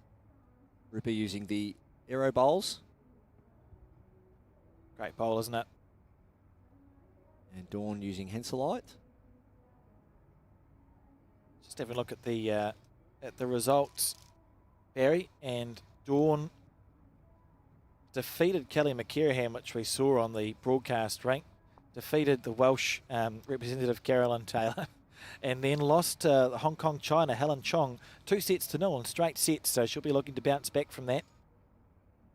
Yeah, of course, players moving inside and outside throughout this tournament, some side to side throughout the day as well, from portable to portable, but speaking with some of the players, they're finding it a little bit difficult to adjust from outside carpet temperature to inside cool portable rink. So nice shot there from Rupa. And that's, we spoke about that, Alex, yesterday, about just consistently adjusting, and whether it's with your technique or your preparation and your recovery to make sure you're up for every challenge that comes your way. The context of where it sits on the ladder, of course, is there's one more game to go after this. So this is the penultimate game in this section. So Dawn has to play Anne Nunez in her final match.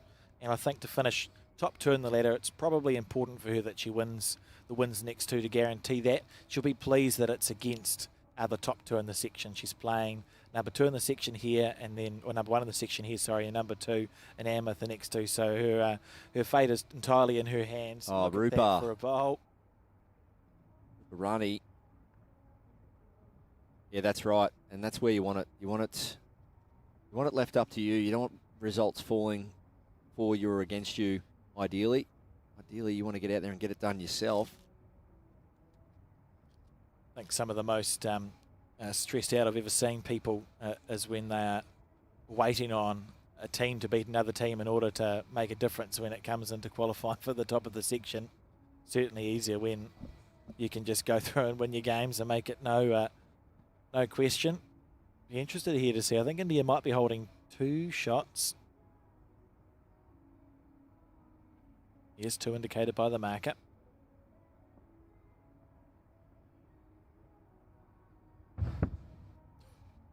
Dropped a ball and picked it up again.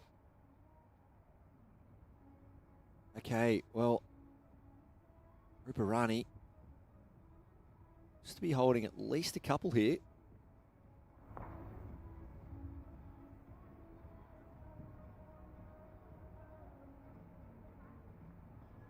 One's not quite there, so I was just, I don't want to critique Ruparani too much there, but when she dropped that ball and then picked it up quickly, that can just startle you a little bit. I felt she just rushed to the mat a little bit, and then the result of the bowl is obviously no good, but I just felt maybe put the ball back down or just step back and compose herself a little bit, but Dawn Hayman just needs to finish off here on a good line. Bowls is one of those games too where those little things can make a difference. So we wait to see what the score was.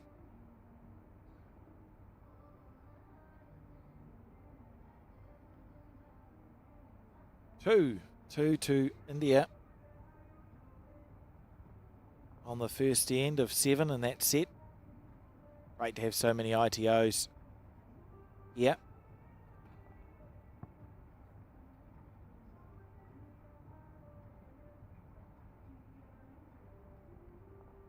To see the Australians watching on. That's Gary Willis and Kelsey Cotterill watching on the sideline. You see that with the countries, don't you? Because it's a staggered draw, so you're not playing every single game. When you're not playing, they tend to gather around the person that is.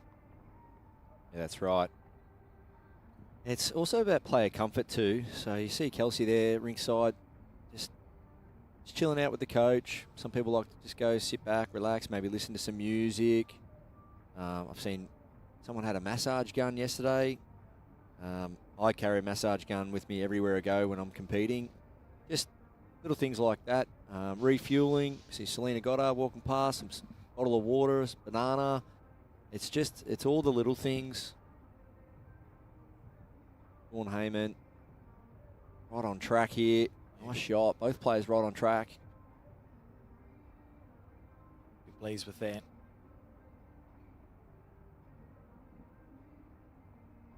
See Ruparani there. Just holds the ball on a bit of a lean, but gets him out silky smooth.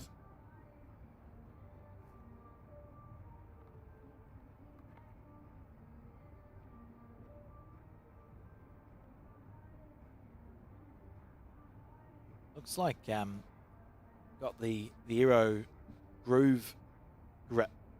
It's a fantastic grip, isn't it? Because it's indented into the side of the bowl. Yeah, Z Scoop.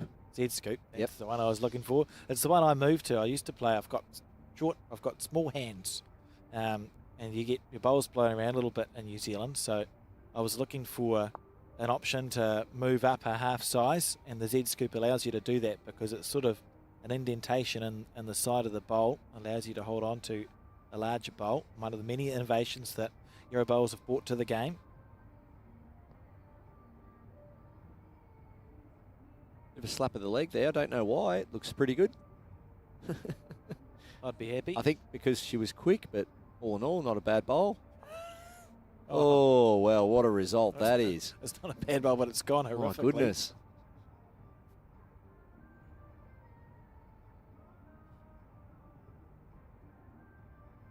So Dawn now was holding one and is now putting in an extra bowl to sit with 3.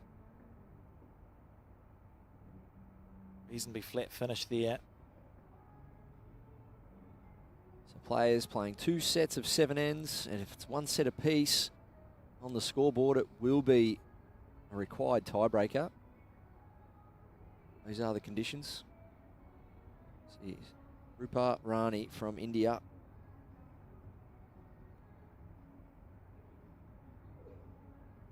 Smooth release, unique style.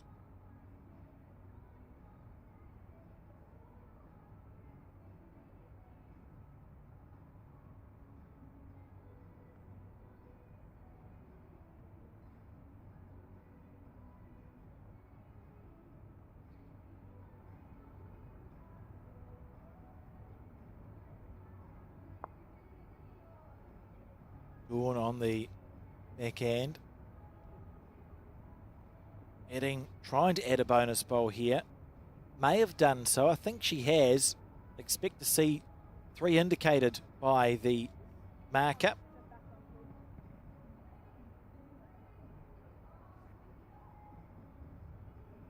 Yes.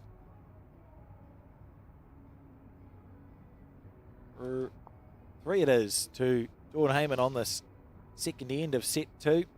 Leading 3-2 after 2 ends.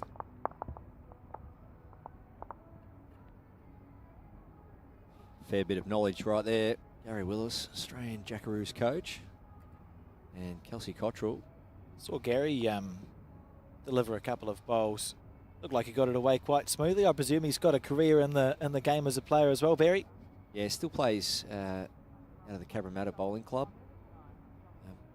Very high performing club in Sydney, western suburbs. And yeah, Gaz got a really nice technique, gets the bowl away beautiful, and if anyone's out there getting any tutorage from Gaz, you know, he'll show you how to put a nice bowl down, that's for sure.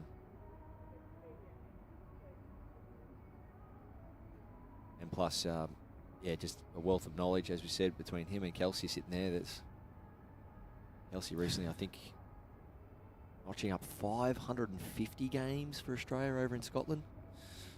And I remember when Kelsey first played for Australia at 15 years of age, and yeah, the amazing career, and it's 550 games ago. It's unbelievable. 2005. So 20 years to play 550 games. The record holder for you guys would be, is it Karen Murphy, or is there for the woman for the most caps? Dawn Hayman just turning that bowl up of Ruparani. She won't be happy with that. Yes, yeah, Karen Murphy. High 600s, I think. I think somewhere around 670 games. It's crazy to think about. I heard something on the radio a couple of years ago talking about an athlete that had played the most tests for Australia. And I got in touch with that radio station and let them know that Karen Murphy had played more for her country, and they were, like, thanks very much. We didn't actually know, and now they do. So good, and so they should know. Yeah, absolutely. It can't be underestimated. Amazing achievement. All those games for Australia, and we want the world and to know about that in the sporting field. I think as we watch this bowl, needs to hold just a smidgen. Again, on the Bowls New Zealand YouTube channel, we have a lot of archival games that we've been gifted in VHS tapes and digitised them. There's in 2000, New Zealand had a good run in the World Bowls Championship that was hosted in Australia. I can't remember which club, the Women's World Bowls Championship. And the young Kerry Murphy hops in commentary. I think it was her first World Bowls event.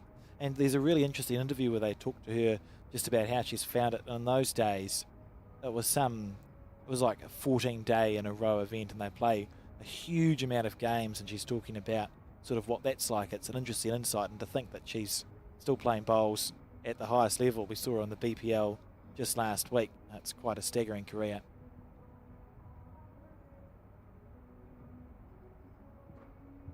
Yeah, longevity, just being that consistent player. Dawn Hayman far away with her previous delivery. Oh, just missing heavy there. So Ruparani, I just want to have a really good look at her delivery here. They are coming out absolutely silky. Really nice grip, and she does kink her arm, which is not that unique. You do see some people with a bit of a kink arm. But nice and square through the swing. See her grip there, nice, and she does put the ball on a lean, but it is in the center of her hand. They're just coming out so nice. Yes, look at that, effortless, great timing. Didn't make a sound.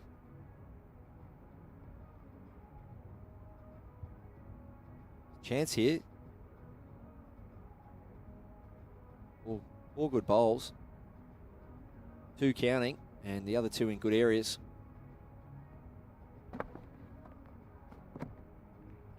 So it will be 2 to India on this third end of set 1. I think. Yeah, ready with the 2 lollipops. I'll call it now. 4-3 will be the score. And 2 it is. In this very important match, remember, India sitting top of the table at the moment. And Nunez in second, and Dawn in third position.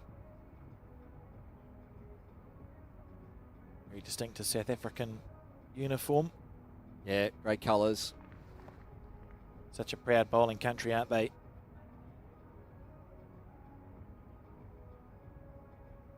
They made the trip over in 2017. It was definitely a childhood goal or dream of mine to get to South Africa one day. And I mean, when you watch The Lion King, you just want to get over there, don't you? Fair enough. So, no, all the great things about South Africa, and yeah, great bowling nation. And we've got 12 strong ones of those here this week. Look around, see South Africa, India, Australia, Hong Kong, China, England, Ireland, Scotland, Wales. Strong countries, top 12 ranked countries. Yeah, it's certainly the best of the best, isn't it? And with these small teams, it's a really condensed field. We'll look through, we've spoken about it before, we surveyed the players to ask just some questions, favourite food, or what are some major achievements. And in order for it to fit on screen, I can tell you there's been some quite considerable culling done, because none of these players haven't won anything. There's medals galore at a domestic and an international level.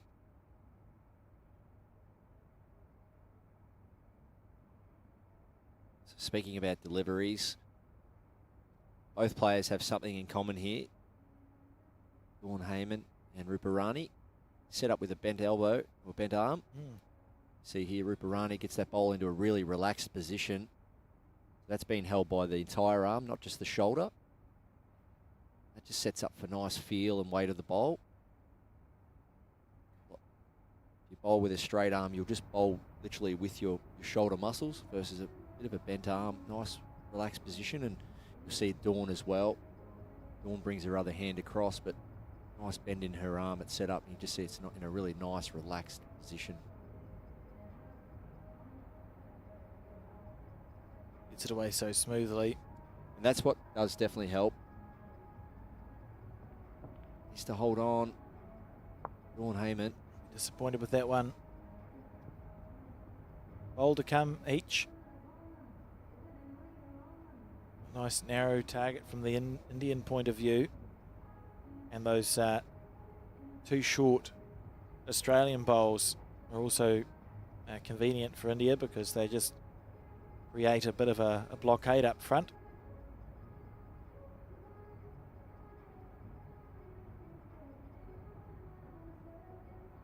Good to see the Aero brand name up in lights in this wonderful facility where they have dressed it up so nicely with all the media walls and the Toblerones.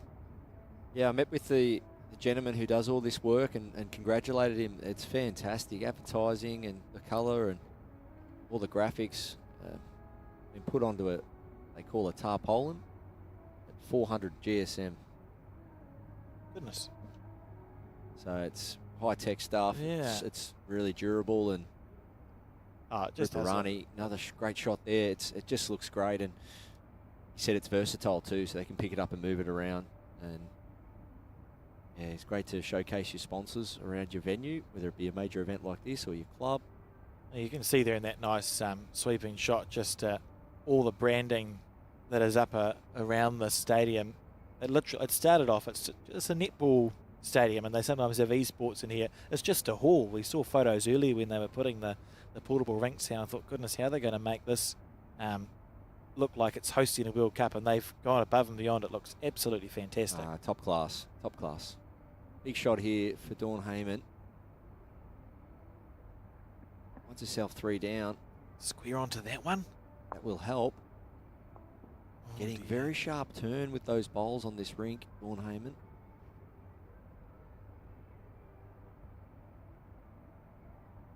With these short sets, if this is a 3, that's a defendable lead, you would think. And 3 it is, so 7-3 the score now as we start end 5. Every end has been a multiple so far. Interesting, isn't it? 10 shots scored and 4 ends. 2 to India, 3 to Australia, 2 to India, 3 to India. Something we didn't see yesterday, probably because it wasn't needed from Dawn, but that we know is in her locker, is a very quick drive shot. Be interested to see if she pulls that out in this game. And you spoke about her delivery, Barry. It's so well suited to just getting the bowl away smooth. Doesn't miss by much. Yeah, a couple of really good things I love in Dawn's delivery. You see it, one, it's the bent arm, but also where her hand points at setup.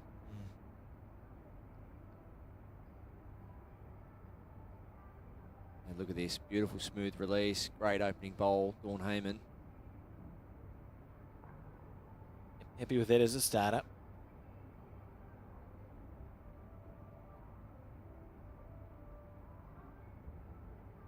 Smooth delivery as well. Ruparani on the backhand. Needs to find 2 feet of weight. Give her first one a nudge. You'll see with Dawn Hayman when she sets up here, where her fingers point, so they're not to the sky. Right, and her thumb's at horizontal or below, which I really recommend for smooth release. Don't want your thumb above horizontal or fingers pointing to the sky. You want them at horizontal or below. And then it's just a case of releasing the bowl at the right spot. So both players having lovely setups, and that's really helping them get those smooth releases. Yeah, look at that. It's perfect grip, really. That thumb just sits at horizontal there, fingers downward, and then you're behind the bowl at release like that. Beautiful. Interesting. I suppose there's no way of finding out, but over the last 50 years, bowls are no longer as wide as they used to be in the hand. So our average grip must have changed a little bit. The thumb, you could argue the thumb's possibly come up a little bit to what it would have been back in the day. So they were that wide. They were a wide profile bowl, weren't they? Yeah, there was a bit of a coaching style back in the day to have the thumb right up in the middle of the bowl.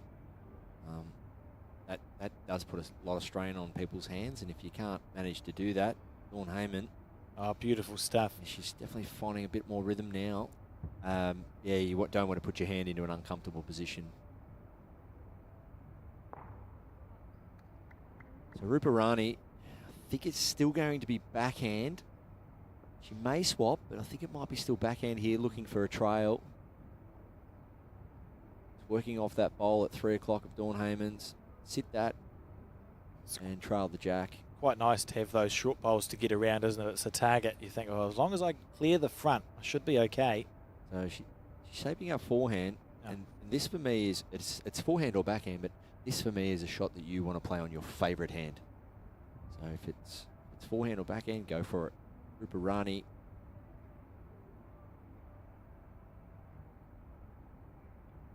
Clear the front, she'll be okay. She's tracking very well here. Needs the jack. That's unlucky. Oh, that is very unlucky. She played it really good. Perfect speed.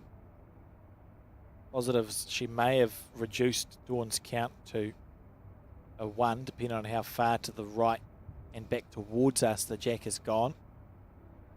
It's a slightly better camera angle there. You feel like that's your shot bowl, and then it's sort of a measure between these two for second and third. Yeah, Dawn Hayman, very accomplished singles player, current Australian Open singles champion. And Ruparani will be right across that. She knows she's got her work cut out here, but currently leading 7-3. Dawn is trying to play 2 bowls the same here. In the area.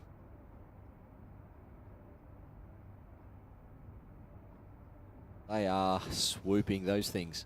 Interesting. That's a big turn.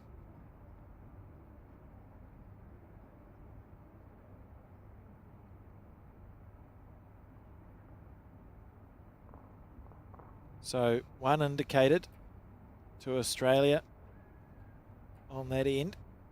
4-7 the score now as we begin the penultimate end, the 6th end 6 of 7 here.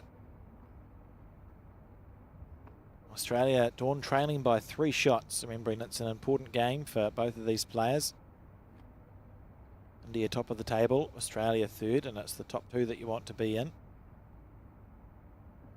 Got quarter-final action coming later on this afternoon as well, Barry, which I'm looking forward to. Yeah, we're progressing. There's no doubt about it. Dawn Hayman, nice opener there on the backhand. We are definitely getting more games in now. Yesterday, long day, a lot of sessions. Players were in a hurry to get back to their hotels and recover.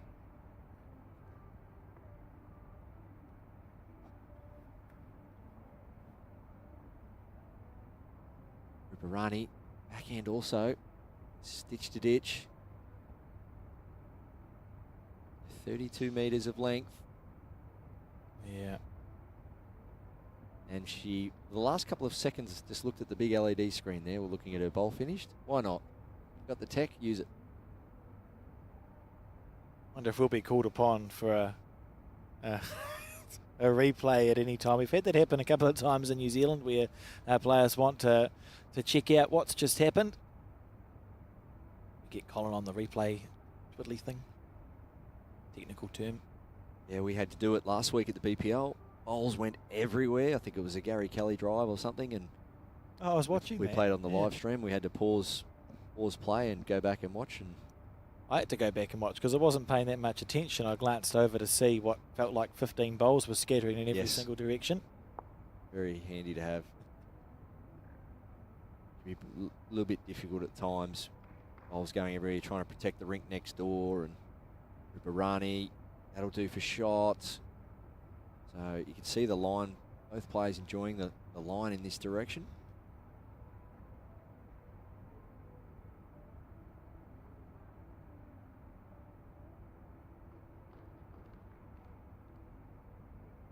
Dawn indicating she wants that to get down. Here it comes. Will it get down in time though? I think it has.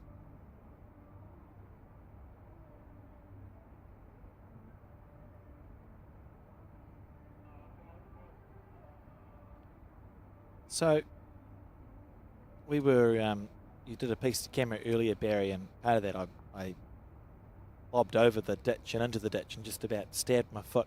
It's got this rubber, I'm not sure how I would describe it, but in the ditches itself there's like spiky rubber things. Have you seen that around, and what's it about? Is it to stop the jack from moving?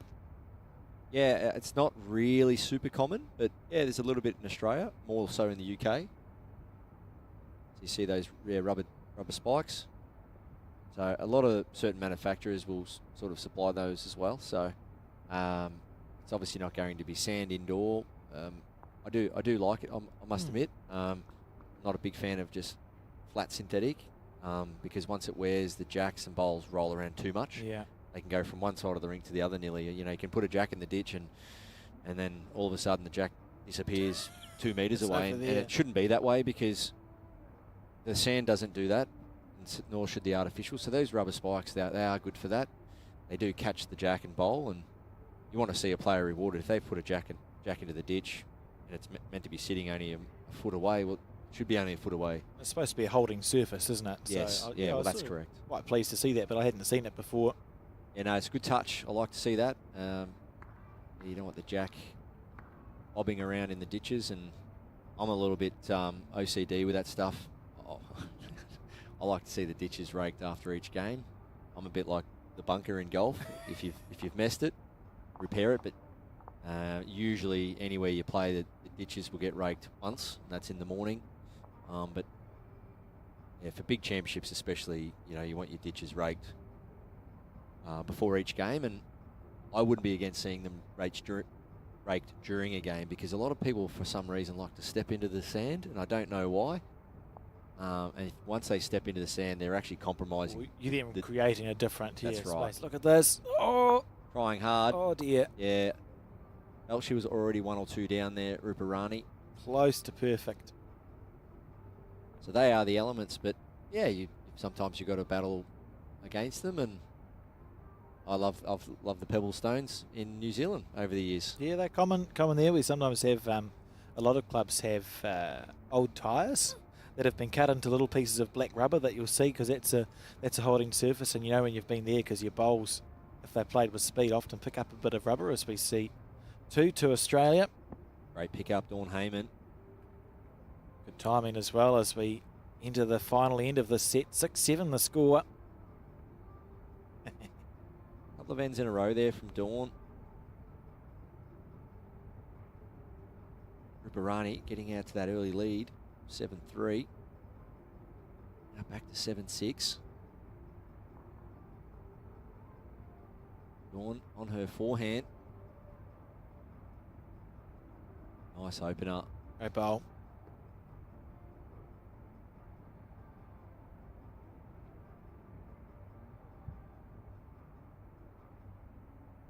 It's always an interesting conversation here with the ditches and the rink widths as well. If you're thinking about building a rink for a television league, for example, you might consider, if we want more kills rather than less, you'd go for a narrow rink, and we know we're going to get lots of respots if you do that. If you'd rather there be more drama where people are trying to draw to the ditch, you'd go for the widest possible ring because the angles are different. So all stuff to consider. The laws allow it to be between a minimum and a maximum length. These sort of halfway in between, aren't they, the portable rinks we've got here? Yeah, that's correct. Yeah, it's the beauty of this game, the uniqueness of different things we come across. I mean, you'll play different surfaces, different environments, different length greens, different width rinks, different width ditches. I was just chatting to someone the other day who's been playing the game for 30 odd years, and they didn't know the minimum width and the maximum width of a ditch. And it's just, you know, they're all the little things. So some might be more important than others, but I mean, I just remember all that stuff when I first took up the game and banked it, but minimum width of a ditch is 200 mil and the maximum width is 380. And you will see some quite narrow and wide ditches, and just knowing the elements. That's what the ITOs are here for as well. And you don't see them do the work, but before every domestic or international event, you're going to get your head umpires, and they'll literally do things like, well, let's just make sure that the ditches fit within the rules. as that bowl stayed up on the paddock. And a good final end. Building here. Absolutely. Dawn's really trusted that forehand, sent him out on a high line. Been trailing the entire way. And at the moment holding the set win. Ruparani looking to play a big bowl here. She's going for a look. Not quite nailing at this end. She's going to need a big bowl. She's going to go down for a look while Dawn Hayman comes back to the mat. One bowl each to go.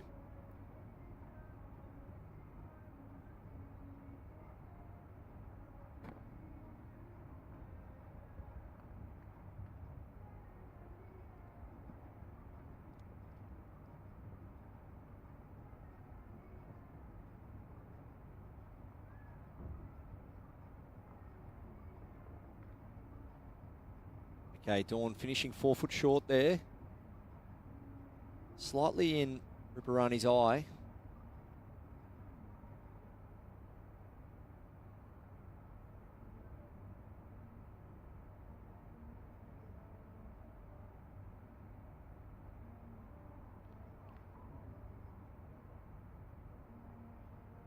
Like what she's doing here, so we're just observing body language. Love the pace she's at, Ruparani, not rushing or hurrying into anything here, just taking her time. Biggest moment in this game so far. She's set down. Desperately will want to at least salvage a draw out of this, having played well. It's got potential if it clears the front. Look at Needs this. to hold on for the jack. Well, it got down hard. Wow, what an effort. She's managed second. Yeah, so she'll be, I mean, it's a tinge of disappointment because she's been winning the entire set, but at least she's not lost the set. What a lovely effort that was. Almost getting the shot, just shaving half of the jack. 1-2 Australia.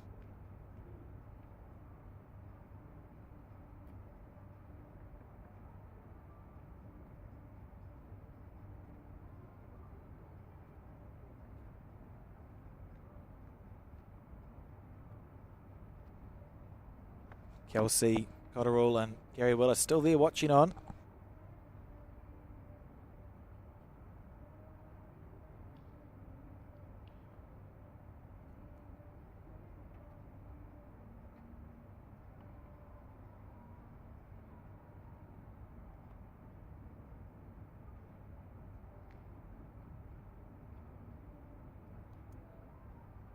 And Dawn will be pleased.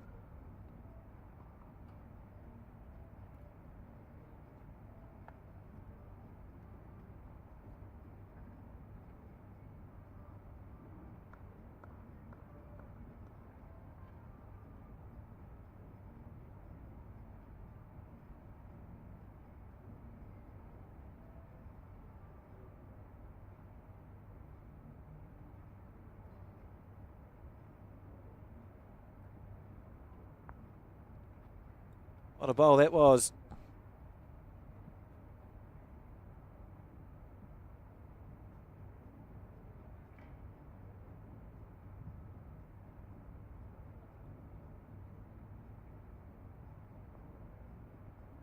Dawn Hayman on her backhand, looking just for a little bit of movement. Oh, she's managed it. What a beautiful bowl, just popping the jack out to the side. And I heard someone sit down next to me in the commentary box. So I had my headphones on, so I've missed your name. So I'll get you to introduce yourself to the viewing public. How you going, Alex? DJ Dilworth, mate. Pleasure to be here. So, how's things going so far for you? Good first day of action, wasn't it? Absolutely, just fantastic bowls at this World Cup where you've got the top 12 countries. So there's no bad bowls to be played, really. No, definitely not, mate. Some end of that first set there here on the TV game as well. Right down to the last bowl. Yeah, for sure. We thought a little bit unlucky for India just to pop the jack back and not actually carry it through. No. She was unlucky the end before to get that gap as well. I watched Dawn on this rink yesterday too against Kelly. She was on fire. Yes, yeah.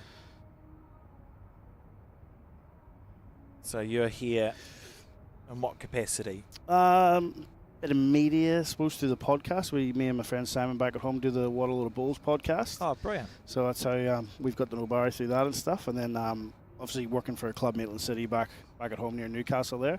We've got a pretty substantial facility being built at the minute. And yeah, we're just out here having a look at how these things are run. And you never know, in the future we might be able to get something over there. Oh, how good. So if someone wants to go and find your podcast, what's the easiest place to go to? Probably Spotify, mate. Spotify or Apple Podcasts, the usual stuff. It's What a Load of Bulls. Simon's also got his own website, the Bulls Academy website. It's on there as well, mate. So, yeah, we've been going for about 18 months now. Had a fair few, just basically insights into the game, our own opinions, and then interviewing quite a lot of the players. Obviously based in Australia now, so a lot of it is Australian based at the minute, but we're starting to spread out a bit. What a Load of Bowls is a very good name for a podcast. You like that one? I'm going to take full credit for that one. Rightly so. Right, Dawn looking to add a bonus here. Yeah.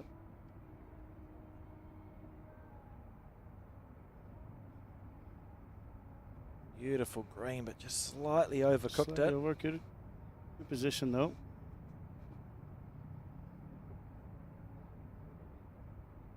You've been enjoying your time here in Malaysia. It's been a good experience so far, mate. We got in late on Monday night and straight into it yesterday. Watched a bit of action. Got acclimatized. It's What day are we? Wednesday today, aren't we? Yeah, Wednesday Yes, today. Yeah. I've lost track of the days. Well, we're having that issue too, funnily enough. But yeah, no, it's been a great experience, mate. It's a good setup here. So it is. Portable rinks look to be playing pretty well. Oh, they look like they're playing absolutely beautifully. We're in for a treat at the Commonwealth Games if they're anything like this. It's good to hear because the guys that put them in are the guys that are looking at doing our greens at the club. So I'd be happy.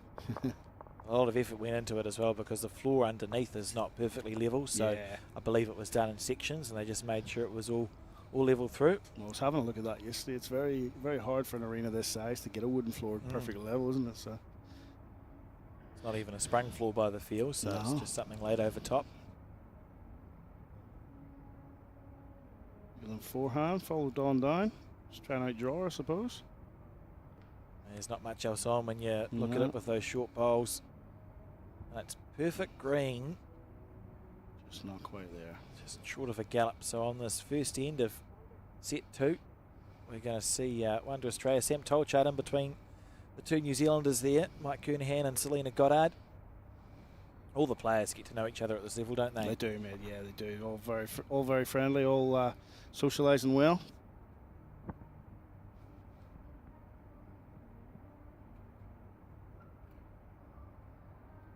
See the scoreboard tick over.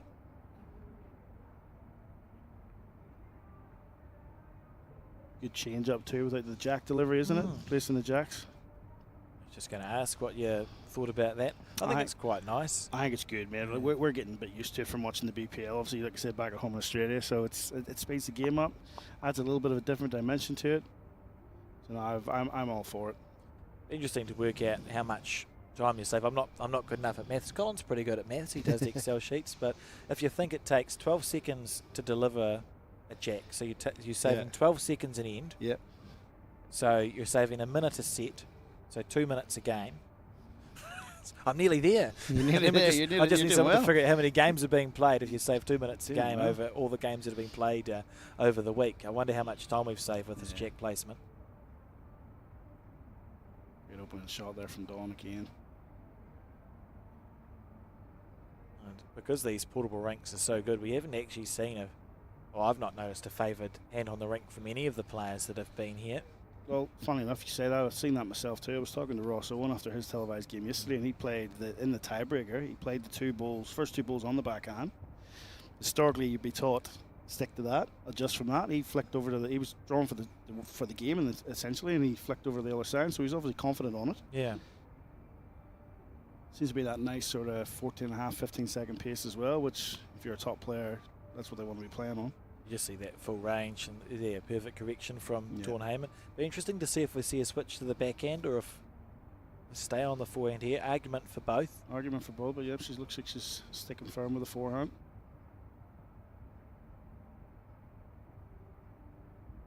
Such a nice delivery. Good to see these nations getting involved at this level too and competing really well, isn't it? It's only good for the sport going forward. Oh, you think about Malaysia and India, who are rightly now in the top 12 countries in the bowling world. Both of them started because of Commonwealth Games that was being held in their country. That's really the only reason there's bowls there. Dawn on her forehand.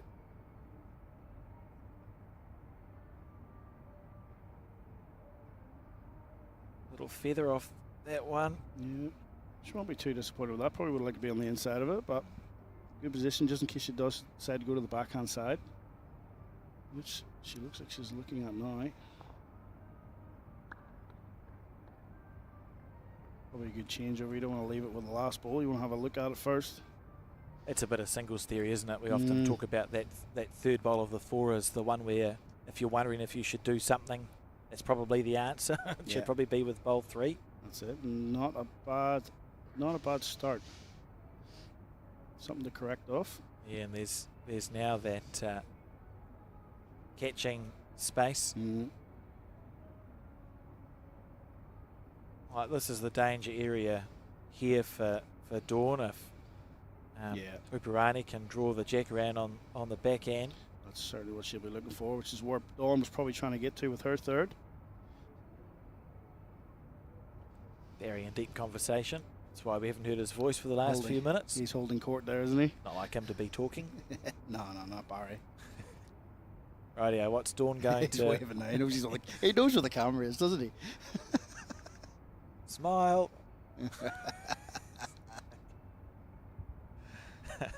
I've been distracted now. Yeah, so Dawn on the forehand, we think, and if you can get a roll on that bowl that sits at 10 o'clock to the jack.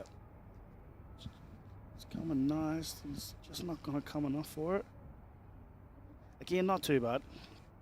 If it gets overplayed and the jack was through that gap, Dawn's on a good home, but it's a big bowl for Ruparani here. If she can play bowl or jack. I think the positive thing for her is that Dawn's bowl that sits here looks like it's slightly low of the jack. So any of that bowl, in theory, gets some sort of jack movement to the left or the back left as we see it. Yep. Just make the adjustment off her last ball, maybe a little bit extra weight, but definitely a touch more grass. Probably green, should say, because we're playing on artificial, aren't we? But I was busy talking about lawn bowls before and then thought exactly the same thing. It's the way the sport's going. So it is. On the back end. She doesn't look too convinced with the delivery, does she? No, but I don't think it's that I don't far think it's bad. away. It's coming down. Oh. He's coming a bit quicker. Nice effort. Hard to tell. I mean, you potentially slightly overplayed. Depends what you get. If she sits that ball flat, you don't say anything. If you get a little pace and move it too far, then overweight. Just depends, but Lovely effort. Yeah. She probably only wanted to play a yard max to that thing and just overplayed. Just wait for the ITO to give us an indication, but it looks like it's going to be 2 more to Australia. So 3-0 the score now on the 13. And just a reminder, this is a very important game for Dawn because top 2 in the section are India and USA. Dawn's sitting in 3rd position with 1 game to go after this. And the game that she's playing after this is against USA, who's sitting in 2nd. So her destiny is entirely in her own hands. If she can win this one, it's a big step forward. And then it'll be whatever comes down in that final match. Reverse obviously true for Ruparani. Who's 3 out of 3 so far. Well, interesting comment in commentary. I tend to move my hands around, so that's pointless, isn't it? I'm just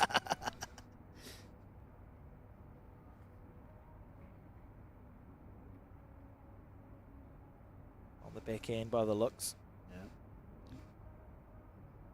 So you've played a lot of bowls yourself? Yes, mate. Grew up in Belfast playing from very early age, so it's nearly, it'll be close to 30 years now.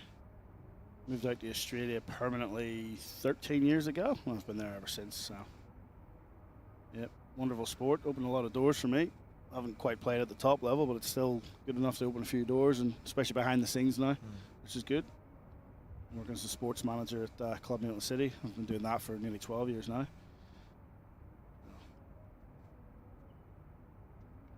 One looking to correct on her last one. Looks like she may have done the most of it. Oh, that's an outstanding bowl. Look at that. Yeah.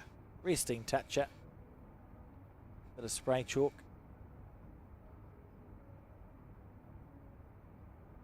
Well, if you can't do it with your first, you want to adjust with your second. Yeah. That's what she's done. For Dawn too, remembering the first set was drawn. It sort of makes us a shootout. If you win this, you've done it. It does, and she's used to that too with that game from Kelly yesterday, Kelly and Karen. It's a lovely bowl, wasn't it? 1 inch. Okay, by 1 inch. This one. We'd have the ITOs from all over as well, isn't it? All the different countries are here represented. There's 22 Yeah. 22 ITOs here at this World Cup, so there's plenty to go around. I suppose it means when you're playing singles, you've got absolute confidence that the mark is going to answer your questions well. Another good shot from Dawn. Yeah. Probably would have liked to just be behind. That's where the extra weight came from, but she'll take that in the meantime. Be interesting to see shot selection here. She's just sticking firm with what she's played. No back bowls yet from Australia. No. This one looks to be under to me. Just trying to draw it off. You wouldn't want to. Oh, that's a poor bowl. No, I just want to be there. The reason that's a poor bowl is that the plan B was with the fourth one, hit the front Straight red up and onto that plant, yep. Pop the jack back, but you've just got in your own way. So Dawn will have actually taken a big sigh of relief, I think, now. Yeah, I wonder if Dawn will just flirt with that forehand now, just to try and get either side of her own ball. Don't want to leave anything out here on the backhand side to give Ruparani a chance. So yeah, anything there or underneath, in that sort of space. Yep, try to get to the blue one. If you slide just past, happy days. You get a counter, even better. I tend to agree. Feels a lot safer. There's not much, well, there's almost nothing that can go wrong on that forehand side. Right. I have to say, Ruparani's really only got a draw for shot at the minute. If Dawn had to try to play that backhand, opens up an opportunity for a two if she doesn't get in the right spot. So, playing the percentages, playing the safety. Hand seems to be coming a long way. Still going. Still coming. Nice bowl. Not bad. Yeah, I think it's just a dead draw here on the back end. I'd be surprised if, yeah, can't really see weight onto that red bowl because you've got that short bowl that's covering it. So if you did get down to it, it's no more than up and over. Dawn's last ball too. If you do happen to play that swinging weight, get tight underneath, edge off Dawn, take your own ball out of the head, uphill battle from there. Let's go idea. Yeah. So it's a dead draw here, and then recover in the next end. We're right on end 3, so we're not quite halfway.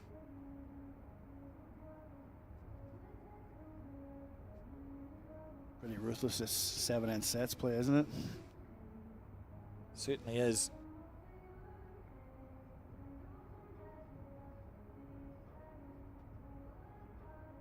Right. Well, the line looks okay, so it's down to the weight now. Oh, she couldn't. She's trying hard. What a shot. And sit down. Will she fall back over it? If that sits down, it's the shot. Yeah, it's close as is. I think Dawn's signaling a measure there. The ITO just waiting patiently. What a great effort that was from Ruparani. Fantastic effort. Well, Dawn's confident. She's picked the mat up. I quite like that from players sometimes. You think maybe? Nope, it's going to be one to Australia.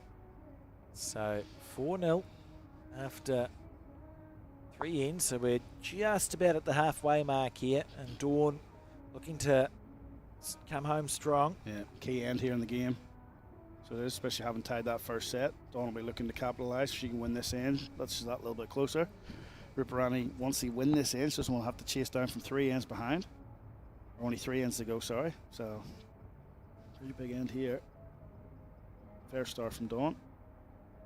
You're going to miss, that's where you want to miss.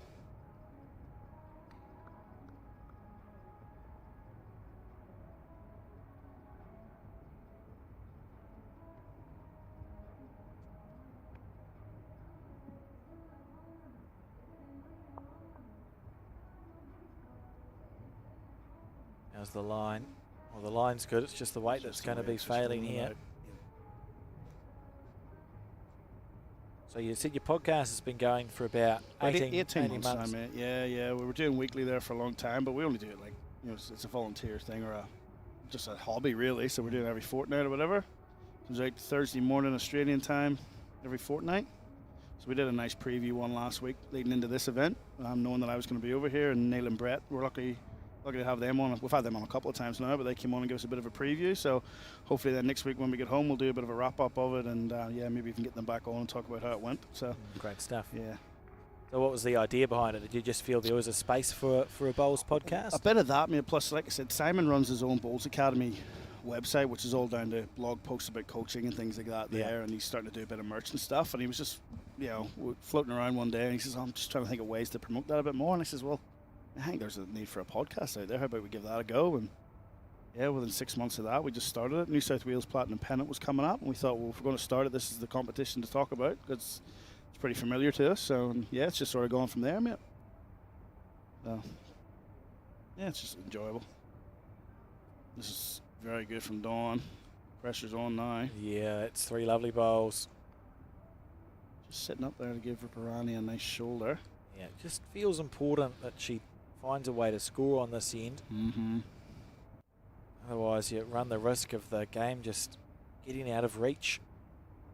So it's 7 end sets. You don't want to be chasing over 3 ends to get 5, 6, 7 shots. It's pretty tough going. Weight was nice. This is a huge end. You've got those catching bowl to the right at 4 o'clock now. I think we'll see Dawn flip the switch here and play the backhand. I think so too. Just in between those balls, somewhere between those 2 blue ones. That's what you can see from the player's end. So it's a very hard shot to play for Ruparani. Dawn is now just about mitigating damage should she execute it. If she misses, you just about pick the game away in your bag and go home. Mm-hmm. On the back end.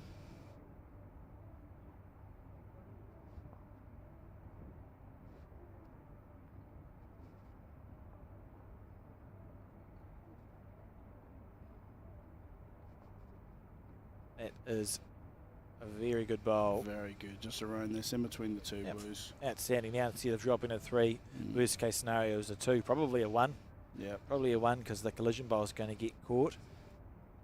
Just makes Ruparani play that more precise weight now too. You can't just reach through and pop the jack out and just hope into space. The chances to get unlucky as well, but you have to play. You have to play the shot. 4-0 down on the 4th end, so you only got 3 to go after this. Absolutely have to score. Could have more comfortable cheers.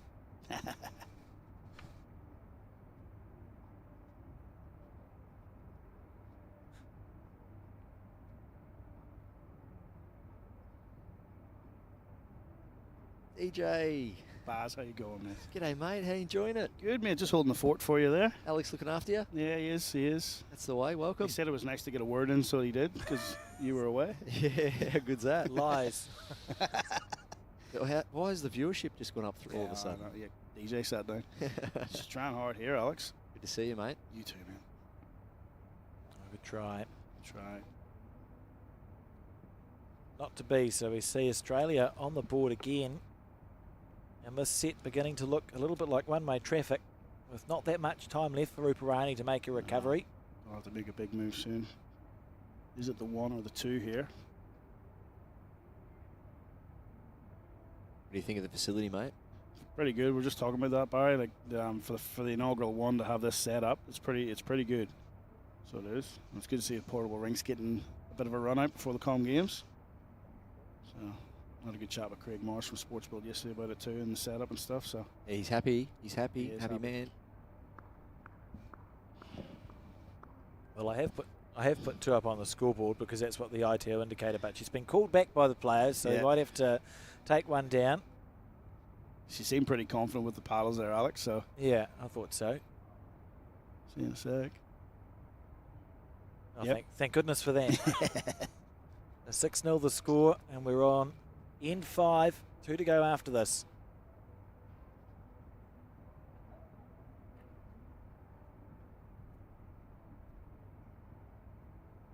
So we were speaking about techniques earlier, DJ. Yep.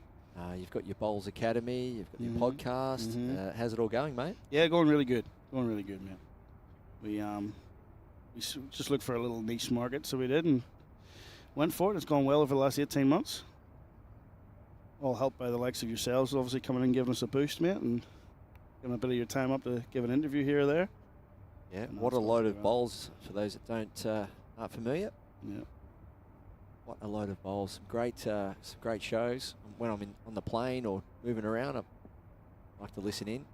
It's comfortably the best bowling podcast name I've ever heard in my life. It's a great title. I hope Simon's listened to that, because that was all me, that one. It's a great title. We had one years ago when I was working for Bowls Australia called Without Bias. It's still going around now. And yeah, it's good to hear different people out there promoting the game through podcasts and any way they can. And yeah, we got that off the ground. Oh, that would have been 2011 or 12 Without Bias, and it's still going strong now. We'll have a door open here for Ruparani. Yeah. First two from Donny. Ditch to ditch, 30 metres of length. Oh, now is the hour. A nice release there, Ruparani. Yeah, she wants a multiple here for sure. Looks pretty good. Doesn't want to open this jack up though. No, Careful. Well, it's a big invite for Dawny. What were we saying about Dawn's attacking shot, Barry? She hasn't really used it yet, but there is a nice shoulder to work off. Yeah. Very good attacking player, Dawn, too, isn't she? Just working off that wing bowl. She's going to miss high though. It's a sider. Oh, maybe might make her play a little bit quicker. Might do. I think she lost the ball off the back too, which wouldn't be ideal for her. It seems like a little blip, doesn't it? You just blink for half an end and suddenly... We saw that with Katelyn, previous match. Yes, dropped that four out of exactly. nowhere. Ruparani doesn't want to promote that one of Dawn's though. No, She dear. doesn't want to do that. Managed to pick it. Block. Well, I'll tell you what, it's actually not. It's actually perfect. She got all right. She's flicked that across the head and counting. Literally couldn't have played it better and wouldn't have... Dawn's got to play sort of that just overdraw now, doesn't she? She can't really go flat out. On Hayman looking for some kind of timing shot here. 6 feet away, around her front one. Down through the gap. You could be asked if she'd take a sit on the wide one too if needs be. She needs to run. It's just a poor end, really. Oh. So ditch to ditch. Quite picking it up that end there for Dawn, but close for 3. Psychologically, how important is it for Ruparani to make this a 4? Like to really rub the salt into the wound. It would certainly help her going into the last 2 ends, because I think getting into this end, her mindset had to be, I got to win the end, and then after that, it's stay in the set. Because I suppose the big thing you got to look at is she doesn't need to win this set. She just got to get 6 now over the next 3 ends, because the tie in the first set. So it's not about beating Dawn at the minute; it's just trying to catch up, and the door's certainly open this time. And I know where the center's just sort of turned up. Making her time. Knows how important it is. Great composure there. Certainly didn't rush, did she? Let her go when she was ready. She's not stalking it, staring it down though. Looks the goods weight-wise, needs to come. It's trying, not quite. Beautiful weight. Someone's got the fingers out for that third one. Hopefully that wasn't an earthquake. No, Ruparani just dropping the mat on the bank there. I'll let her off. I think Dawn indicated 3. Just looks like that last shot of Ruparani's is slightly too far to the right. Yeah. So 3 conceded.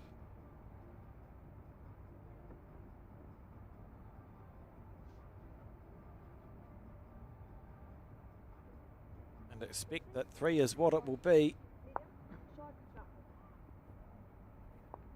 Lovely end and right back into this game. Just as we were thinking, Dawn Hayman might be running away with it on the penultimate end now. 3 shots and 2 ends required for India to force a tiebreak. Game back on.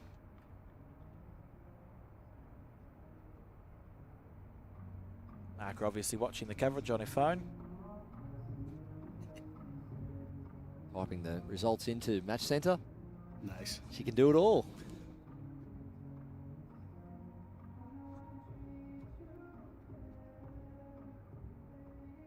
Ruparani on her backhand.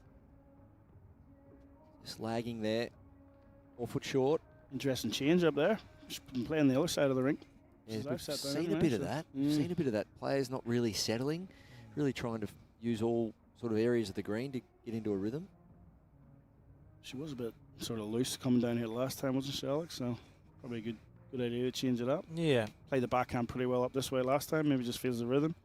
But pretty good response by Dawn. Dawn will be motivated just to make sure that was just a blip on that previous end. You don't want any momentum at all. No. You're this close to the finish line. So important in the context of the event as well. So what a load of bowls. How many episodes now, DJ? Jeez, we're up to 59 now, Baz. Well done, well done. So we are. And 6 to be next week. It'll be a review of what's happened here. Oh, great. They said the easiest place to find it's on Spotify. Spotify and Apple Podcasts, mate. Yeah, the usual suspects. Yeah, I'll load that up for the trip home. Sounds good. I don't think I'll get through it all actually. It's what, 11 hour. It's 11-hour trip back home to New Zealand. So how many podcasts will I get You'll through? You'll get 11 in. Oh, you might just get through mine. Yeah, maybe, yeah. If we had left the unedited one in, you wouldn't. It's comfortably the only one I've been outspoken on. I believe you. Nah, it was, but to be honest, the Baz, it was a great insight, mate. Some things that, the general public wouldn't have knew about Barry and things like that. The Aaron Sheriff one's a very good one as well, I have to say. Personally, it's one of my favourites. We've had Ali Forsyth on there too, Kelly McCarran, so it's been good, man.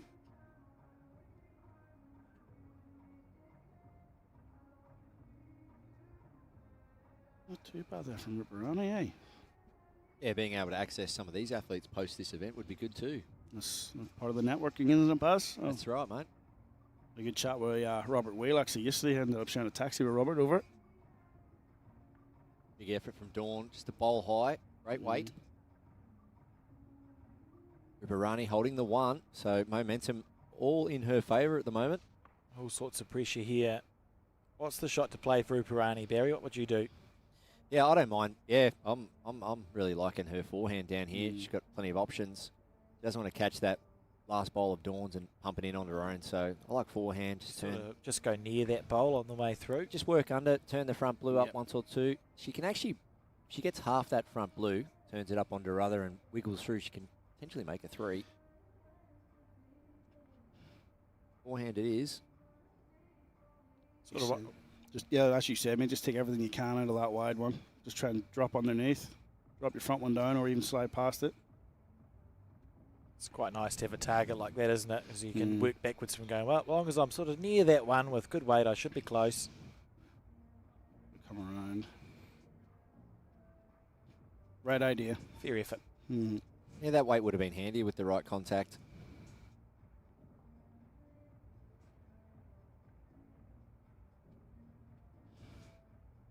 So this is a time in the event, ladies and gentlemen, where these athletes are really starting to find their groove. But we spoke about recovery, we spoke about preparation.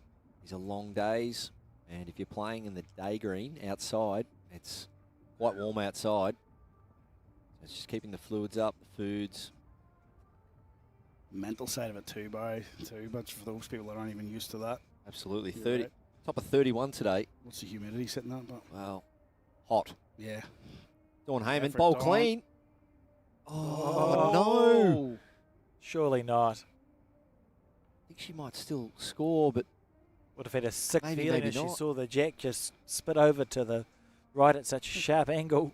she went from bowl clean for a guaranteed 1 to edging that jack out in the open. Well, essentially gone from winning the game to still being under stress if she's dropped a shot here.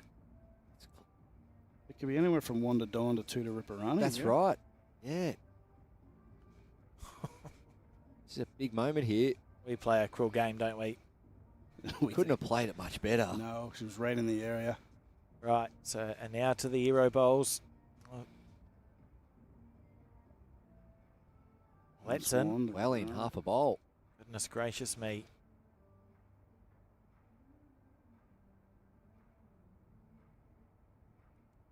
Was that a 2, Barry? We'll find out very shortly. Well, hasn't this game turned in the last 2 hands? My goodness. 5-6 as we go to the final, and that's emotional roller coaster Dawn Hayman's just been on. It's a classy play to come down there on the backhand just to nudge onto that Ruparani bowl. She's flicked off her own, flicked the jack out in the open and dropped 2. Yeah. Literally did almost nothing wrong. No. It's gone. She would let it go and thought, oh, I've probably just won the game of bowls. She would have liked that out of the hand. And Got to refocus now. You can see her just taking a moment. Just take a slow wander to the back of the green. Take a drink. Play one ball at a time. Bit of comfort for having last ball too to be able to decide the set. It's about finding the positives, isn't it? It is. From experience though, you want to hold shot before that last ball. That's fair.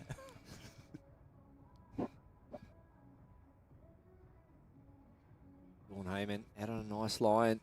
Seeing those bowls coming back easily from there. Arcing back in nice. Just going to run up enough for it. Yeah, not bad. So we spoke about Dawn there, just in the background before, just composing herself, grabbing a drink of water. So important to stay in your own physical and mental rhythm. And she's come up and played a good one. Ruparani needs to, she needs to finish stronger here. It's missing under. Missed opportunity. And can Dawn turn the dagger now? Just pray your bowl doesn't sit out. She'll have just another foot on her last. It's a bit wider. Classy play, Dawn Hayman, one on, one behind. Good bowls, yeah. Third bowl from Ruparani. To your point, be looking to make this one count. Try and put some sort of pressure on Dawn for her third shot. Must be there. Has to reach. Not far away, is she? I think it down. Sit off the back one. Oh, she's going to hold out. Big attempt. Love that speed, though. Something to work off. So do you try and keep this head narrow, Barry? Like if you put yourself in Dawn's shoes, is it just forehand instead of trying to... Unless Dawn's being a little bit more aggressive in terms of just moving that jack out of there. Yeah, you probably don't want to really go near it on the backhand here. She's obviously confident with the first 2, but Barry, the line was pretty good. She gets a decent weight on that line again. She's only going to close it off. Doesn't want to flop off the front. Just don't know why you do that.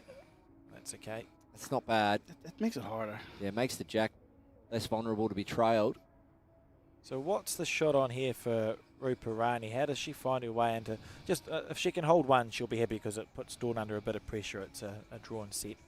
Yeah, well, she elected to have short jack, Ruparani, which I'm not sure about that with when chasing a number or chasing the one. Because especially last time up here, she picked up that 3, nearly 4 on the... That's right. And because your first bowl is not going to be anywhere near the respot with a short jack, and Dawn having last bowl, she's not going to win the tee. Yeah, it's hard work, isn't it? If I was Ruparani, I would have had the jack up near the tee, the 2 metre mark, and then know that her first draw shot, as we see at the bottom of the screen, they would now be winning the respot. Yeah. And then she could play big weight at this, but it's a tough shot now. She doesn't have the last bowl. Maybe try play a wriggly bowl, a big inside out. Could find a way, but even then you're probably going to run away from the jack. I don't know. We'll be interested to see what she opts to play here. Just needs to try and hold one. Certainly taking her time and having a good look at it. Some kind of chop and lie, sort of, half something, stay around, bowl. I think that's what it needs to be. Sort of a metre over into the head. And a couple of metres. I hate to say it, but it is bowls at the end of the day. Anything can happen. You might get your front blue up through the pack or something. 3 or 4 metres. Watch this space, Oh, ladies and she's gentlemen. just, this is not good. No. She's very undecided. That's not what you want to be doing. You want to be off the mat. You don't want to be changing your grip on the mat. Okay. Oh, no, okay. I will Settle see. on the 4-hand runner by the looks of it.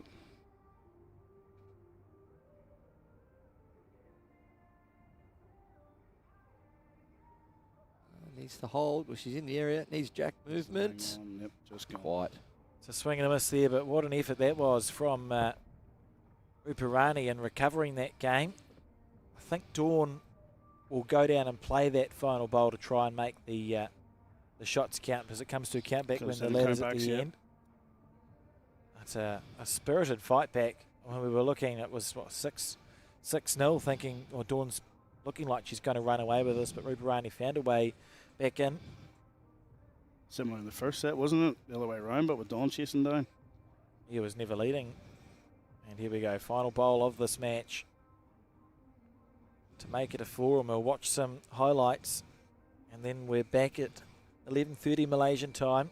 And then there's going to be a break. So 11:30 Malaysian time for the final round of section play in the women's singles. And I think it's an hour and a half after that we'll start the quarterfinals and the semi-finals of post-section. So there's a little bit of a break today. And that fourth bowl wasn't able to be pushed in. So at the end of the day, Australia won 9 shots to 6. And we'll watch some highlights from that match. Yeah, so early on, Dawn Hayman just wasn't quite right on top of her game, and Ruparani tested her all the way, hence the reason why it was such a close match. Some shots like that early on, and then Dawn, using those wide drawing bowls, settled into a really nice rhythm. But full credit to Ruparani, as we spoke, Commonwealth Games gold medalist on slow greens in Birmingham, to come out here and play touch bowls on a free running carpet. And Kuala Lumpur, been around for quite a while now, representing her country, quality opposition, and it's a big win for Dawn Hayman. See there, the angle of the bowls coming in the full face, wide drawing bowls. DJ, obviously coming over from Ireland, back home, you'd use the wide drawing bowls on carpet. Yeah, absolutely, all day, every day, and you see that, and when you watch potters and things like that, there, it's always the wide bowls that they use. So, and it just gives you that bit more comfortable. You know, you're just comfortable it's going to come back. So it is. Yeah, we've actually seen a bit of everything the last couple of days in terms of lines. We saw Katelyn Inch using Taylor bowls. They drew nothing like Ross Owens with Taylor bowls. The tightest bowls we've seen, I would say. Yep, that and the Indian men's pairs using the XGs going quite narrow up the middle. So, but using the wider draw of bowls, you can see heads like that opens up the angles a bit more. But I'd say Dawn was probably using those over in Scotland at the recent Test match too. She's got comfortable with them, and you can see that in how she's playing now today. And we spoke about technique for a country that hasn't been really bowling as in India for many years. It's a great technique, and it's great to see these players getting good coaching. And Dawn Hayman, well, she's just a relaxed delivery, and a little bit unlucky, but maybe that's a good sign for Dawn to get rid of a bit of unluckiness now, and then move forward. What we said earlier in a tournament, you want to get rid of any bad results. So thanks for joining us, everyone. Really enjoyed that game. DJ, you're the man, mate. Good to have you here. See you next time.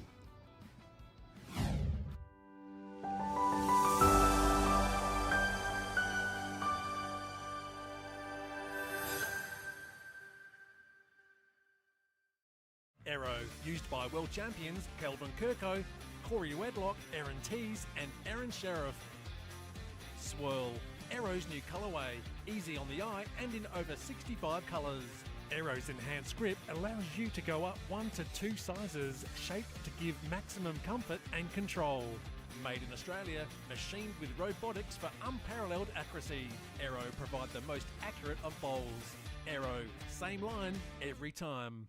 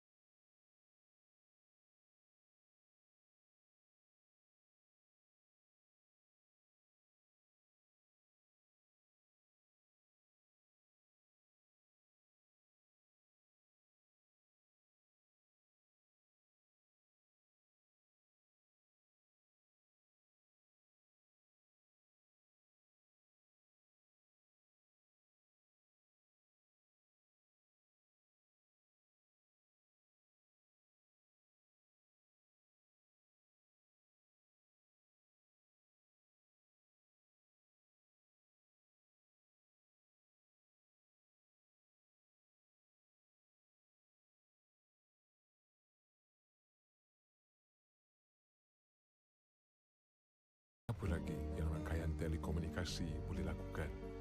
Bolehkah ia lindungi kehidupan yang terancam?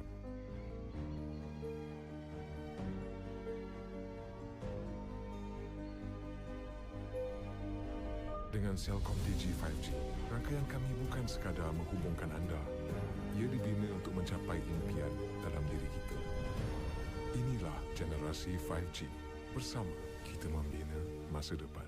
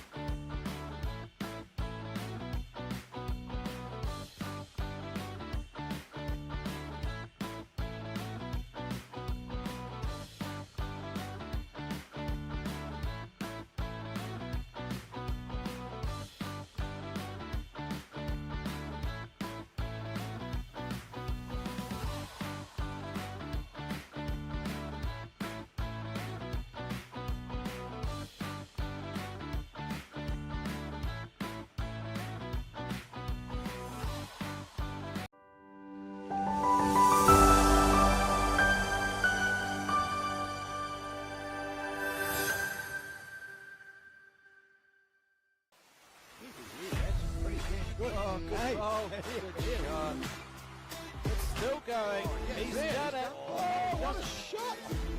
Beautiful ball. Need a shoulder, he might just pick the jack up. Look at this. Look at this. Oh, yeah, yes. what a ball! Look at this. Could be Look good. at that is an outstanding ball.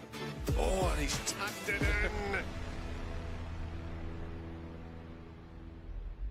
And welcome back to the broadcast of the World Cup 2025 here live from Malaysia. My name is Alex Reid. I'm joined at commentary by two people again.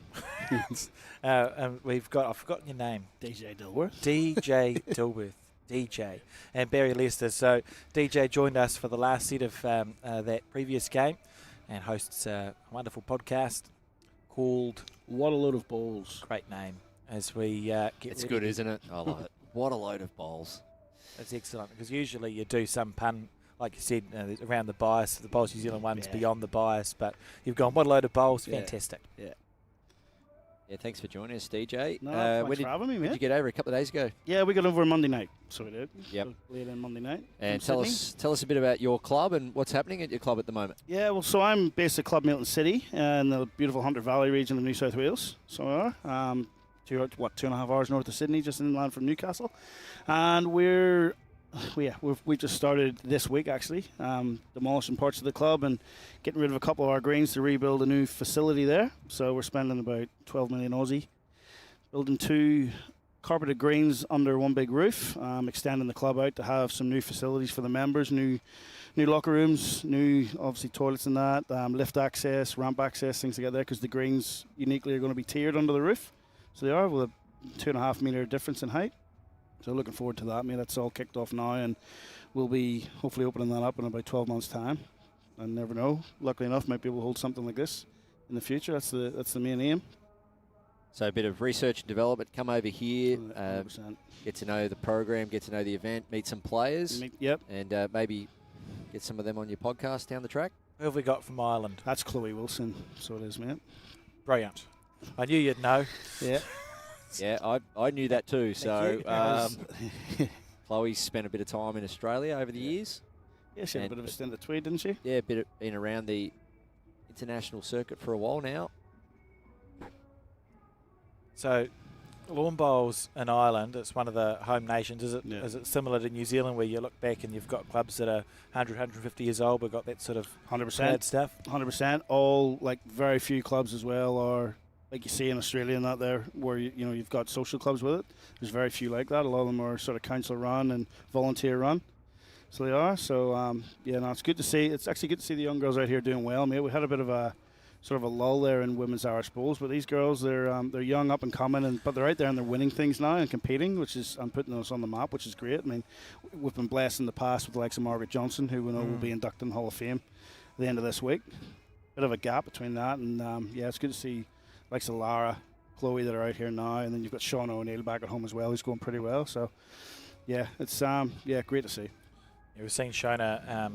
I think I commentated. She may have played a multi-nations or something against New Zealand. Skip all 3 in the women's 4. I remember because we lost that game. Played very well. So they're allowed 1 trial end, which is another sort of innovation here, isn't it? Ordinarily you'd see there and back again, 2 trial ends in a competition, but it's just the 1. Just trying to stick to schedule, I suppose. So. Yeah, and Kelly McKirahan there having a conversation. Giving a bit of insight maybe into how the rink played. She played it yesterday.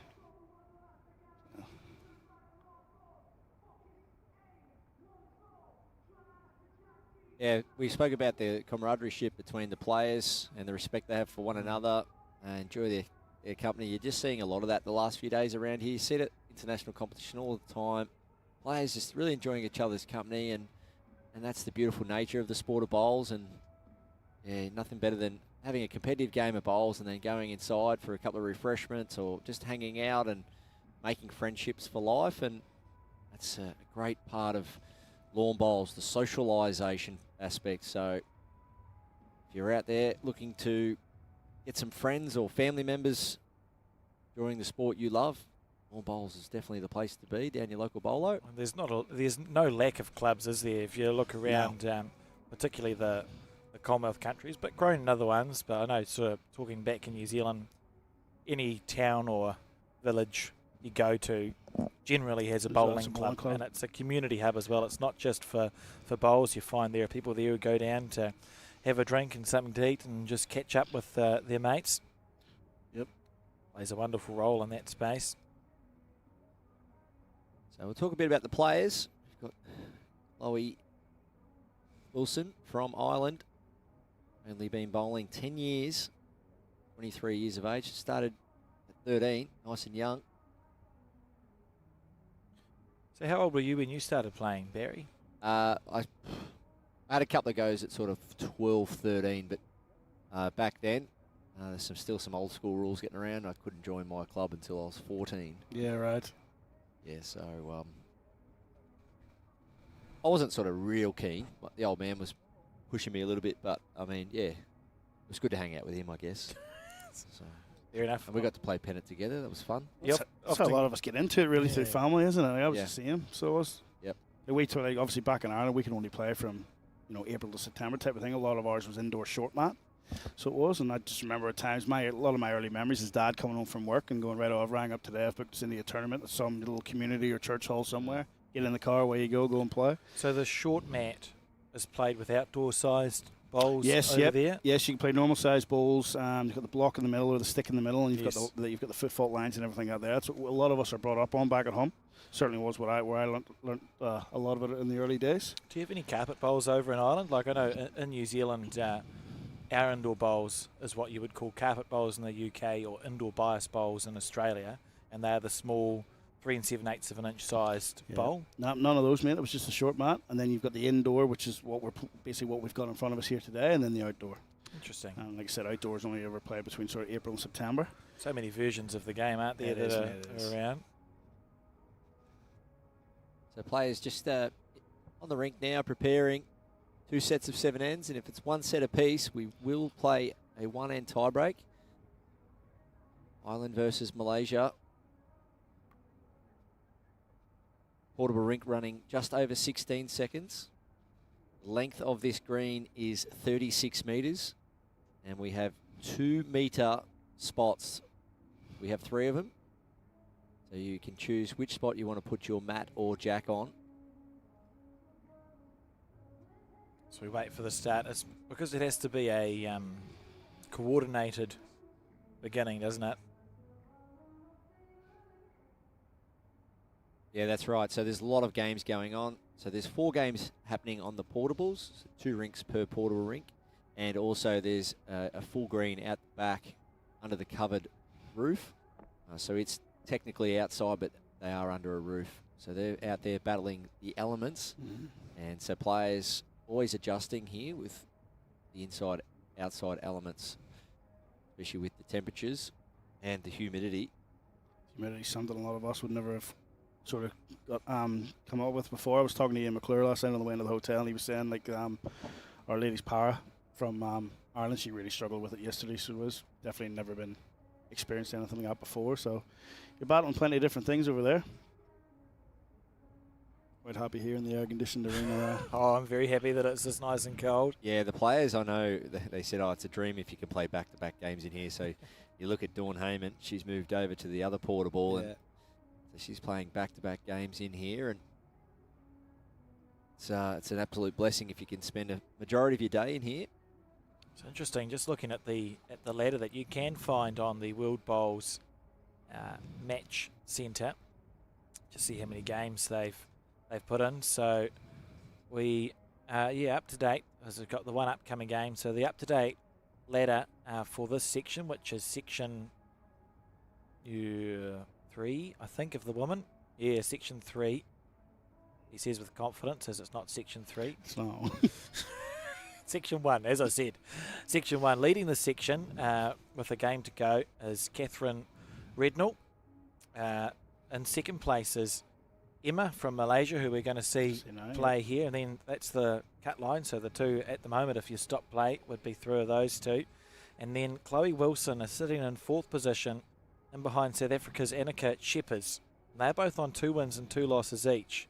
And it comes down, they've got the same number of sets won, the same number of everything else. So it's net total of shots. She's 6 shots behind on net total of shots, sitting in 4th position. So for Chloe, if she can win this game, it's a must-win game. And then you see what happens when it all comes out in the wash. She might be a chance of finishing in 2nd position.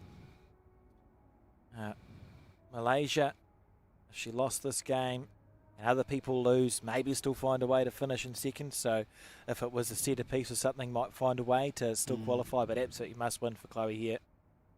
Absolutely. It's only really the one spot there, isn't it? Catherine's undefeated, 5 from 5, so it's going to take a major blip and disaster for her to lose even on shots. So it's impossible, right? We'll finish in the top 2. Yeah. Not surprising to see Katherine there at 5 out of 5. We see her name pop up a lot in New Zealand on the portable ranks, the WBT Tour. Absolutely. The UK are very familiar with these conditions, so they are. So, yeah, definitely not a shock at all to see Katherine up there 5 from 5.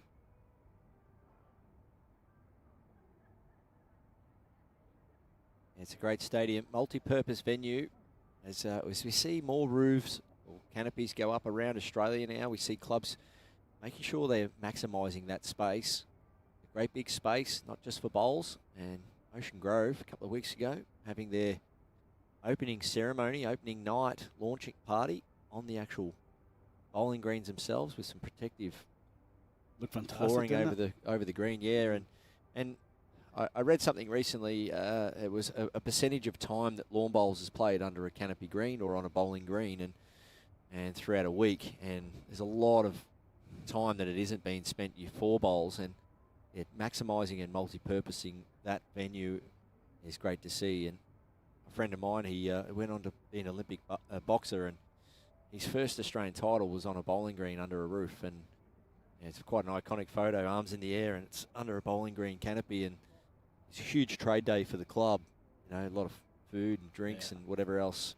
So it's just great to see venues like this being used for multi-purpose facilities. Obviously the portables staying here right into mid next year, and it's bowls can really go anywhere. It still is only a target sport, so it's just trying to find the space, and if you've got it, multi-purpose it.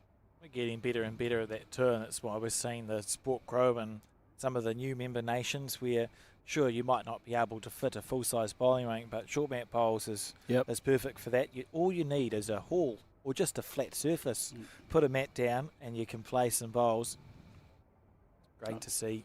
Absolutely. I mean, growing up back home in Northern Ireland, there, we played in everything from leisure centres to church halls to community halls. It was just wherever you could throw them down, they put them down there and away you go. I think there's been an MOU recently signed as well between World Bowls and the World Body for short mat bowls. Nice. Understanding that we should be working together. Bowls is bowls at the end of the day. Yeah, well, Rhett and Neil are certainly putting the legwork in for all that. We've had them, luckily enough, like I said, a couple of times on our podcast, and just to hear what they're doing and where they're doing it and how they're doing it. Like, I think Rhett was saying he's up to over 20 countries this year. Yeah. He's probably got another 10 to go before the end of the year. Yeah. So, fantastic. Going to be good stuff, and it makes sense for a lot of these countries. I know one of the Scandinavian countries' governments, I can't recall which one, decided they had no bowls in there at all, and they decided for the retired people, they needed something to do, so they invested in carpet bowls and they just started carpet bowls in the country, and now thousands of them play. And Potters, I think, once a year runs something called the Festival of Bowls for carpet bowls, so they send representative teams. 10 years ago, no carpet bowls, and whichever ones might be Iceland or Finland, one of the Scandinavian ones, and the government just said, no, this makes sense for us. It fosters community, it gives people something to do, it's a passive exercise, boom, done, problem solved. Fantastic. So there's those opportunities around.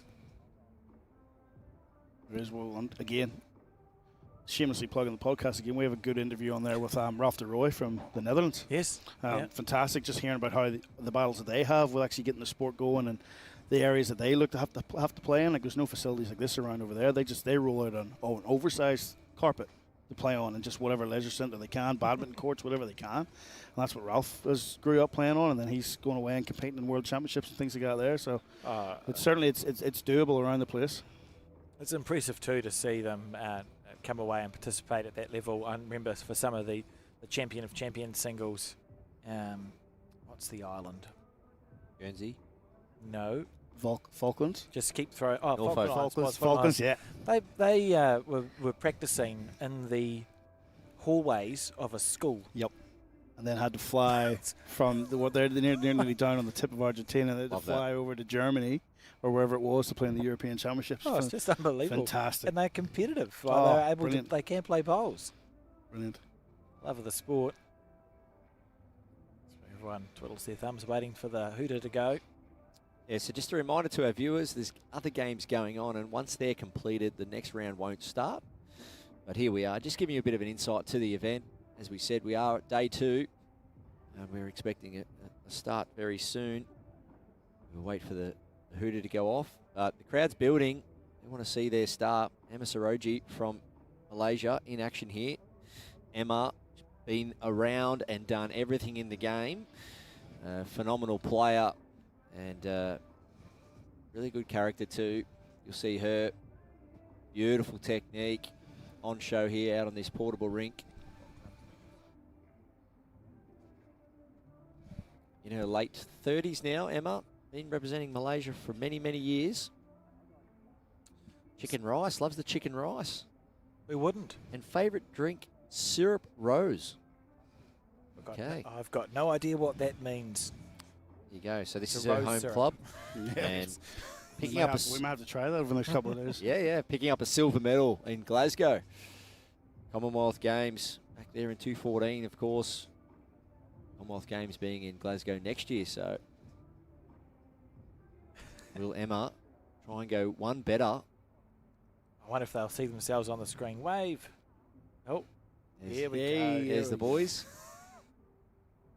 That's close enough. I reckon when there's a bigger crowd here, we should see if we can get a Mexican wave going. I think that could happen. As long as it doesn't, the structural integrity of the grandstands is okay, isn't it? We wouldn't be knocking anything over. There's an army of volunteers around, isn't there? Oh, it's just incredible the work that Bowls Malaysia have done to get this up and running, and the sponsors they've found and commercial partners they've found to support. And it's just fantastic. Oh, I thought it was great on Monday night driving in. Like I said, we get in pretty late, sort of, it was 7:30 local time. I'm just driving up their motorway, their highway, and there's a giant video billboard advertising the World Cup bowls. Fantastic. Unfortunately, Barry's face wasn't on there. Might have got a few more in, Baz. Can but try. We wouldn't be able to move in here. We can't have the co-commentators choking on the water as we're saying something funny. Oh, well, it's either that or this beautiful Whittaker's chocolate. We're running out of Whittaker's chocolate. Well, get some more because this is beautiful. I'm not a real sweet tooth, but this Whittaker's chocolate is fantastic. I'll keep that in mind for when we work together again, Barry. I'll make sure that's what we're stocked up with. One of the only good confectionery things that New Zealand does is the Whittaker's chocolate. Yeah, very good. It's like 5 roll something or other. I don't know. It's got milk in it and cocoa. Yeah. Fantastic. So big shout out to Bowls Malaysia, World Bowls. The social media the last 3 or 4 days has been phenomenal, from graphics to sharing links to results to YouTube channels. So if you want to keep across photos and visuals and everything outside of actually watching the game, please give Bowls Malaysia a like and a follow on their Facebook page, and of course World Bowls. World Bowls doing a tremendous job with their social media at the moment, trying to bring you up to date everything that's happening in the world of sport.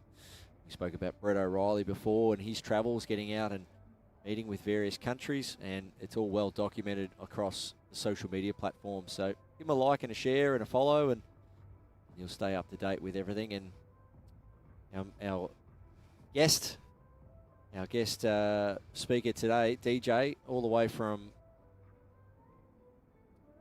was it the Hunter Valley? Hunter Valley, mate. Yeah, I didn't want to get that wrong. Club Maitland City. Yeah, I know the club. I just wanted the Hunter Valley. I love that. DJ, we spoke about a bit earlier about your podcast. Where did it actually initiate from? Where was how did it come together? Well, and who's your right hand man? Well, my right hand man, Simon Little. And Simon's been he's dabbled a couple of times in a few different coaching things that he's done. If you remember, he had those video things and he was doing analysis and stuff probably like 10 years ago in and around Sydney. But he launched the Bowls Academy, which you can find online, bowlsacademy.com. And he's just sort of, it's a part-time thing for him. He just does it in his spare time when he can. And he called in one day to the club and was just like, man, I'm trying to promote this a bit better. What do you reckon? Have you any ideas? And I says, mate, well, what about a podcast? He says, you can edit it, I can talk rubbish, and we'll just see how we go. And So that was about 2 years ago, and then it took us about 6 months to really grasp it and see what we were going to do, because we had no idea what we were doing.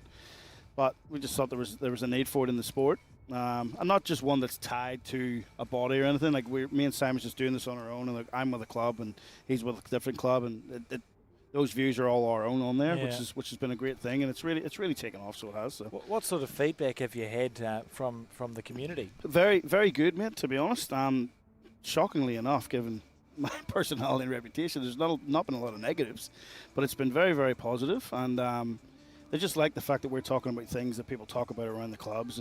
But my big thing is as well not being able to, like, if you see not an issue in the sport, but if you see something that needs to be talked about, not just saying you think this is wrong, but actually coming up with what you think is a solution to it, or how we could be doing things different. And yeah, it's certainly taken off. And like I said, it just started with me and Simon just talking. Then we reached out one day to Neil Dalrymple and just said, "Do you fancy coming on?" And he replied within 10 minutes, "Let's do it." So it's pretty cool to have the sports administration engage with like an amateur podcast as well, isn't it? Because he's so open. It's fantastic for our sport. So yeah, you're right, absolutely. For him to reply, like we just sort of, it was just a shot in the wind type of thing. What do we think here? And like I said, within 10 minutes he replied to Simon, goes, "No worries, boys, I've got these times in the next couple of weeks, let's set up, what can we do?" And away we went. Yeah, to me that's great stuff, because you're not up in a glass tower, you're actually communicating with the grassroots, and I think that's never a bad thing. Yeah, it should be more of it. Well done. Yeah, we love the Bowls podcast. Well, to be honest with you, Barry, I'm happy if there's not more of it, because we're all right. Well, I'm looking forward to seeing who you can get on the show from here. It'd be great to see some of the competitors from here go on your podcast and talk about the event and talk about what's coming up. And the next big event on the World Bowls Tour, World Bowls Circuit, there's a lot of good stuff happening. The World Bowls Series Finals at Club Barham. That'll be 9 to 12 December. So if you're in the area up on the Murray, we were only there not long ago. Beautiful club. I know so many people couldn't believe how nice that club and the facilities were at Club Barham. Fantastic, isn't it? Yeah, nice. So a nice little drive up the highway from Melbourne, or if you're up around that part of Victoria, get over to Barham and you'll see the top players in the world, the top ranked players. So it's the top 12 men and the top 12 women ranked. And it'd just be great to see people come along and see the best players. So those rankings will be released soon, and those players will be officially invited to go to Club Barham for the World Bowls Finals. Another one of those good initiatives from World Bowls, isn't it? It's all about trying to raise the profile of the sport on an international level. The invention of having a World Cup, for example, it's great stuff. We've got the 12 best countries in the world here, with you get 2 men and 2 women competing for a World Cup of Bowls. It's going to get coverage. You know, it's very easy. You don't have to talk it up, because it's fantastic. And showing off the inclusivity of the sport too by having the para athletes involved as well. It's a great initiative, I think. How good is the giant screen? See if we can get our camera person just to zoom out a little bit, just so we can see in perspective. Just in the corner of this stadium is a huge screen just sitting there that we've been able to put the broadcast on, and we've seen the players use it a little bit as well. World Cup. Colin Williams there walking across the screen. He's been pressing most of the buttons today. Don't know where he went. He's just gone to find out when we're going to get started, I think, because we have been talking for some time, and the players have been here for some time. So I'm waiting to hear the whistle go and say we're actually allowed to get started. But how good does this venue look? Yeah, it's going really, really well. Canadians there. I have to give props to you guys in this setup too. This is fantastic. You have brought this all over from New Zealand with you, and yes, we did. It was very stressful. Well, very stressful so, time. Mate, but mate, I tell you what, you're doing a good show. Thank you very much. No, we're proud of it. It's all owned by Bowls New Zealand. So as an NSO, we decided 7 or 8 years ago we weren't getting to pick up. It's very hard to get broadcast on television and very expensive, because you have to pay people to come in and do it. But well, why don't we try and start it ourselves? Started with a tablet and a lapel mic, and we've moved on. It's sort of built and built. Now we've got 9 PDZ cameras, a camera operator who we didn't buy, a camera to use it on, and it's all run through vMix. So proud of the setup we're able to have here, and pretty cool. We're broadcasting at the moment live on Sky Sport New Zealand, other side of the world, nice. On proper television. So it's proper super duper satisfying. I'm nervous now. Oh, don't panic. You were on Sky before as well. I haven't had too many good experiences with TV, Buzz. I was at the BPL one time at Moama, Got dragged out for that right at home challenge. Oh. It didn't go very well. Oh, no. No. It's doing the rounds online somewhere. Here we go. Onwards and upwards as we begin.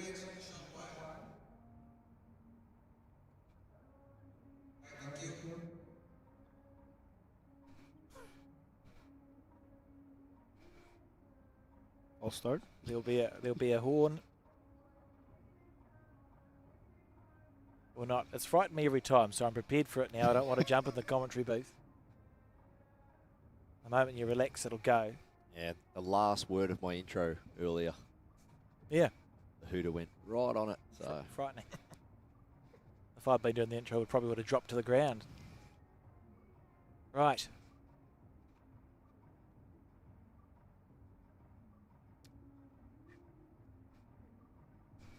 Yeah, any second now. So the players, Barry, you've been sitting around for quite some time. As a player, how do you keep yourself ready to play this game of bowls?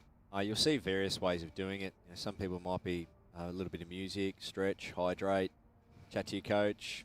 I think positive self-reflection is probably one I've always been big on. Whether you've played that day or played in something recently, before you go into any game, just make sure that in the front of that mind is that it's all positive stuff, and that everything you do is contagious for a good way. So one of my favourite sayings is, attitudes are contagious, yours worth catching. You want to be around positive energy. You want all good positive stuff in the forefront of your mind. I'll just pick Alex up there, sorry. And some players might be coming off a bad loss, or they might be coming out of challenging conditions outside, hot and humid, and bringing maybe a bit of frustration into the next performance. But no, just making sure the mind is ready. And then, as you see before, a couple of players just loosening up, having a little stretch, and making sure they're ready to go as well physically. You know, just relaxed, just taking a breath as we see the first trial end, or the one trial end that the players are going to have. I wonder who our ITO is.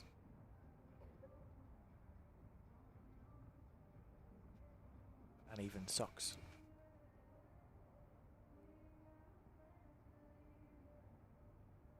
It is certainly nice and cool in here in comparison to outside, and where the commentary is directly underneath a fan, which is even more convenient.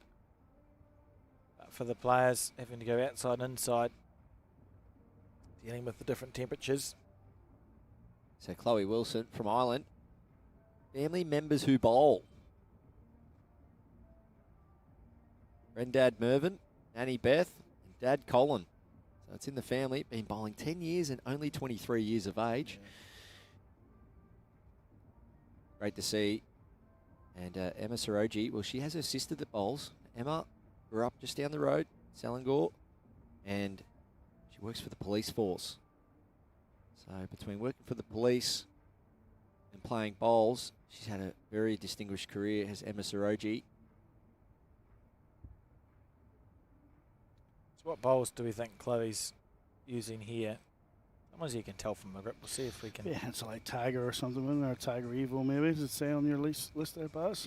Yeah, we've got Henselite size 3, but yeah, definitely of the wider model. See there coming in nicely.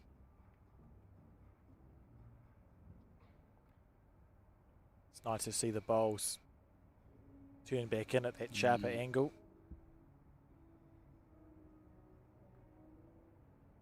These blue-stickered bowls of Malaysia. Barry takes the whole table out. Don't need to panic. We had a commentator that does a lot of work with us back in New Zealand, John Macbeth. He was the face of the America's Cup for a long time, rugby commentator, etc., etc. And we're very fortunate to have him on the bowls. A couple of times he's taken the roadcaster with him, which is a little bit stressful because it means everything goes really quiet and you have to press buttons to make it work again. Always good to keep the broadcast staff on their toes. Yeah, definitely. As this trial end comes to a completion. Remembering there's a little bit of a break after this game, probably an hour's break after this game. And then we'll be back with the quarterfinal of the women's singles, followed by the semi-final of the women's singles. Looking for the quarterfinal to start at about 3:30 Malaysian time, which is UTC +8, if that helps you wherever you are in the world. Good luck. Don't know what that means. I know in New Zealand you had 5 hours, so it's 5 o'clock in New Zealand. The family's back in Australia, and it's +3 hours in New South Wales. So try and keep it simple. Which did explain we got to about 7 o'clock on the first night, and I thought, goodness, I'm tired. And then I figured out, it's actually like 1 o'clock in the morning. Yeah. Makes a bit more sense. The body clock's going, what have you done? What have you done to me? That's just another thing. It's bad for us. These players are out there having to deal with that as well. So just another thing you got to battle with these events. But it's just great to see so many nations here, sending teams to do it and sending quality teams as well. Right, so we have begun. That mat will be moved out of... No, that's not the mat that's getting moved out of the way. I'll go to the other end. Waiting for the jack to be placed. It's long, a long jack. Long jack.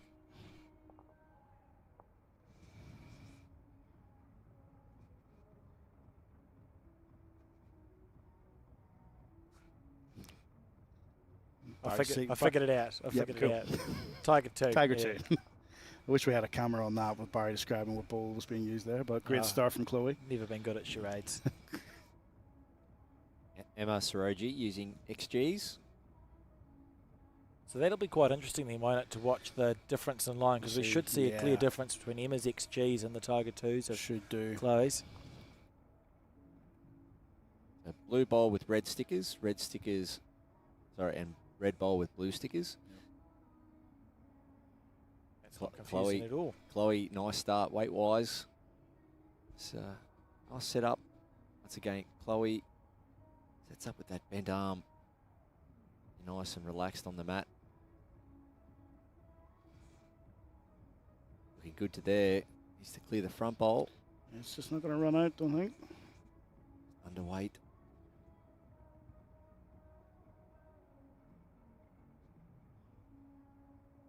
See Emma here.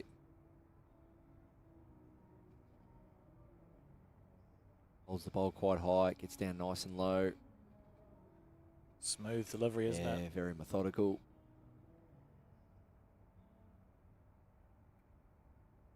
It's good. See that tighter finish with the tighter bowl, and she's all over it. It's not hooking away just like Chloe's was doing, so. Outstanding shot. Too much different to her first bowl required here from Chloe. You can use it as a bit of a shoulder as well, just to work in off. You happen to get the outside of it too, maybe turn it a bit closer, but. She definitely stepped into this one, DJ. She's in the area. Down for the jack. Oh, what a bowl. Great shot, Chloe Wilson. Sat around twiddling your thumbs for 20 minutes.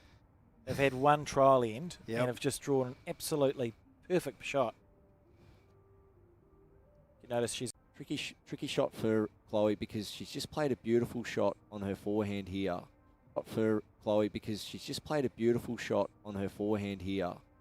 But she still knows that jack is vulnerable on her backhand, so she might choose to switch and play Emma's shot first. That's what she's doing. Yeah.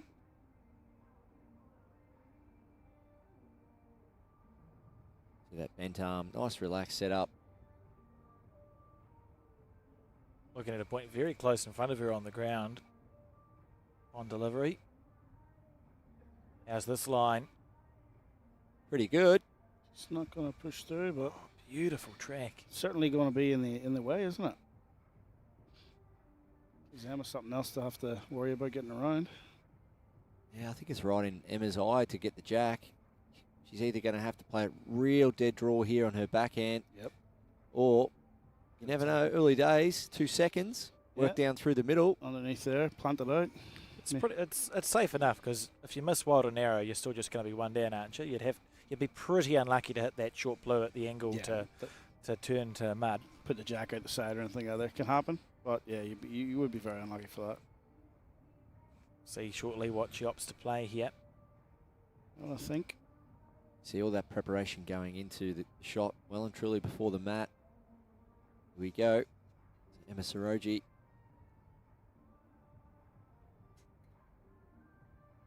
Backhand. Arriving. said the attacking line, just maybe not quite the weight. Oh, no. Definitely arriving, just missing under. Yeah. That weight is probably only possible. What am I trying to say? She almost could have played a minimum weight shot with the XGs, right? So you could have cannoned the blue out with that weight. It actually wasn't horrific if she'd taken more green, whereas you see with the other the bowls that just would have turned across. But 1 to Ireland to start with on this first end of 7 and set number 1. See Ian McClure parting his wisdom there under the young fellas, Baz. Yeah, good man, Macca. So, Irish team down the front there. Had Rhino in the commentary box yesterday, Ryan McElroy.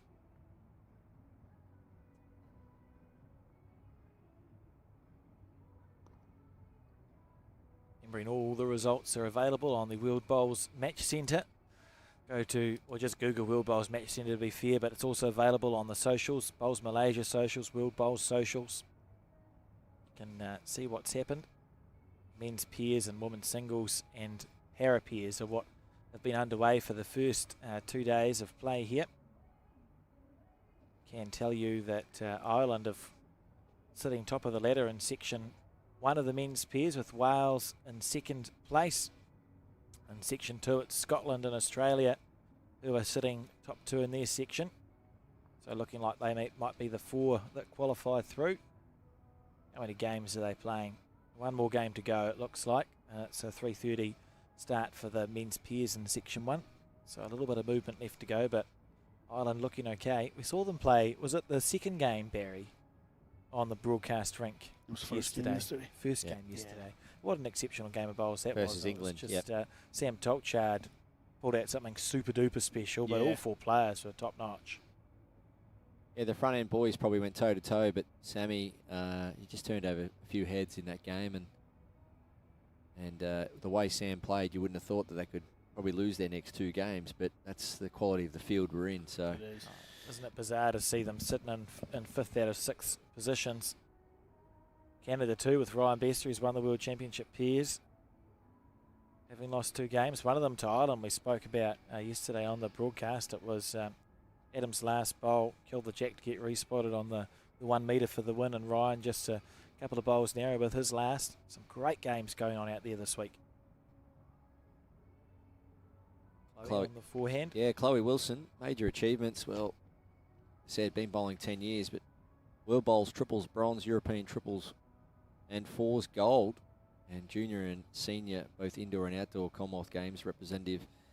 It's a pretty high achievement, list of achievements there for someone's only been bowling 10 years and 23 years of age. And this lady on your screen, you could forget 2018 Commonwealth Games gold medalist in the pairs was Zelina Ahmed, and Lena there adding to her already 2 gold medals of 2002 Manchester and 2006 Darebin. So what a pair that was, walking away with that gold medal. But we spoke about her silver medal at Glasgow in 2014.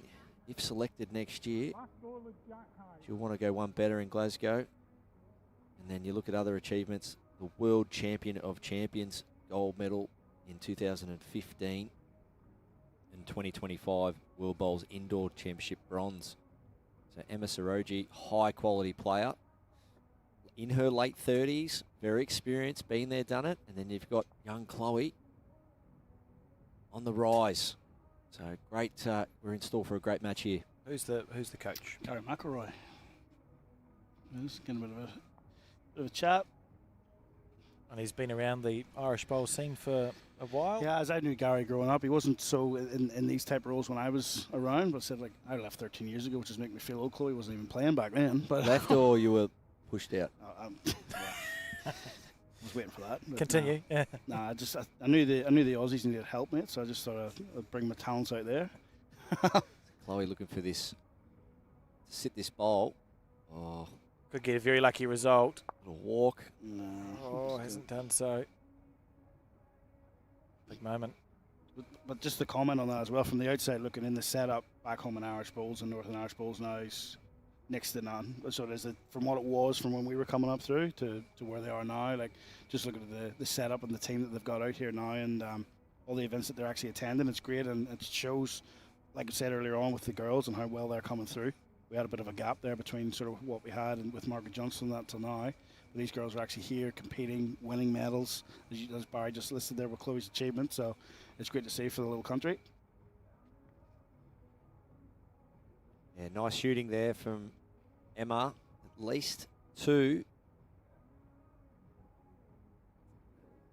Last one just sliding past, so it's going to be at least 2, maybe 3. 1, 2. Quick look for the third. Yep. 3. Still looking. Can't be 4, surely. Doesn't look like it from here, but Emma's had a good look. I think Chloe's too convinced. I would be very surprised. But I've been surprised before, so we'll just wait and see. I've seen that with the hooter. You're lucky I didn't fall off my seat. It's worse when you know it's going to happen, but you're not sure quite when. Let's see the Malaysian measure. The bowl sitting flat first is generally what we go for, isn't it? It is, but on this angle, I'd be, as you said, I'd be a bit surprised, but they can be funny angles on the cameras. So jack to bowl. No, just the 3. Just the 3. So first multiple of the match. Emma Saroji picking up a 3. Good shooting. Chloe not quite finding it in this direction. How's the players finding the format, Barry? Yeah, they really like it, and they love the facilities too. So they know that they have to embrace all of this, because once again, this is a nice little entree to what we'll see at the Commonwealth Games. It's a bit of a challenge, the day green, in terms of not as good as this portable rink, and be hard to replicate this, but that makes the event so great. Players having to move around from green to green and rink to rink, and trying to get the performances on all those surfaces. So that's super important, because we spoke about it before. It's not just how you're performing, it's how you're recovering and how you're preparing too, because after you go out of this air-conditioned room, you go back over to playing outside, some people can adjust a little bit quicker than others.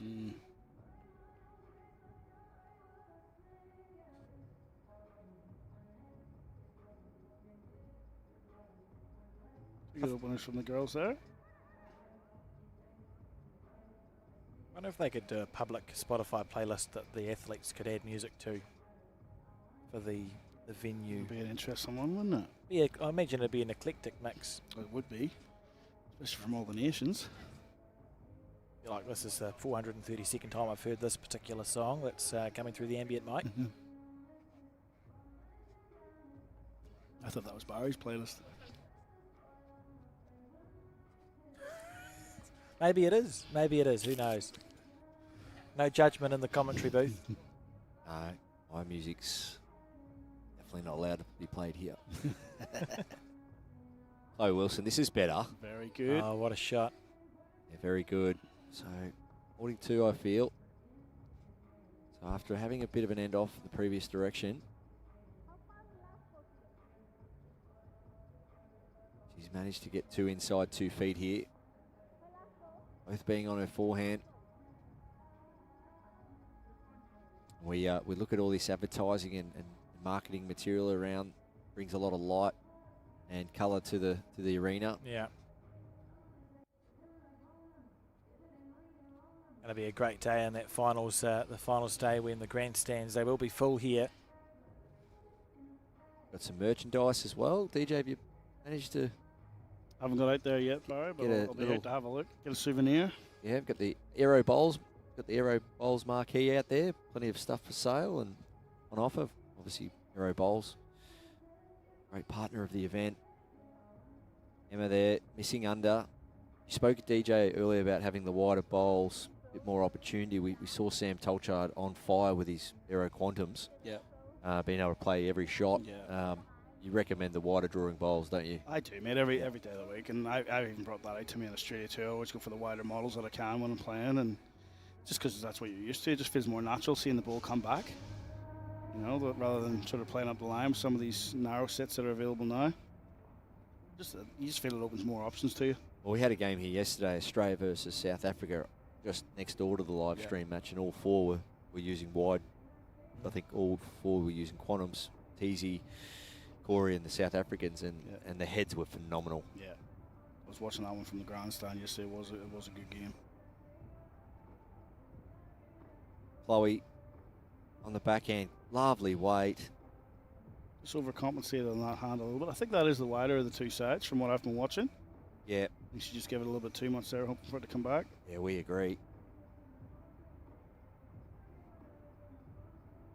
There's a feather in my cap. Ari Lester agreed with me. Alex, mark that down. Mate, I was just going to say, you should write it down somewhere. Emma Saroji finds herself 2 down. Missing under the line with her previous delivery. Needs to adjust here. She has to pick up the jack. She can make 2. That stands nice and tall. Then gets nice and low. Oh, doesn't like, or grimaced on the release. Yeah, that's not like Emma. Needs to hang on though. Can she sit the ball? Trying. Not quite. Hang on enough. So, Chloe holding 2 shots, I think. Looks like it from here. It's going to be close to the front. ITO's not giving anything away. I think she reverts back to her forehand here, Chloe. Yeah.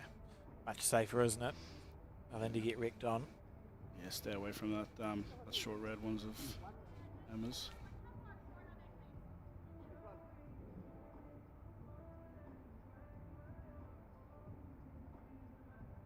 On its way. Forehand it is. Out on a nice line. Yeah, so grip late here and come back. All down to speed now. Chloe Wilson. Well played. Great bowling. Just classy, isn't it? Yeah, chose the backhand with a third delivery to cover a bit of damage if the jack was trail, but reverts back to the forehand, draws another, and that'll be 3. Yep, looks like she's got that 3 back from the previous end. Yep, there it is. Signal from her ITO. So end 4 now. The score 4 shots to 3 in favour of Ireland.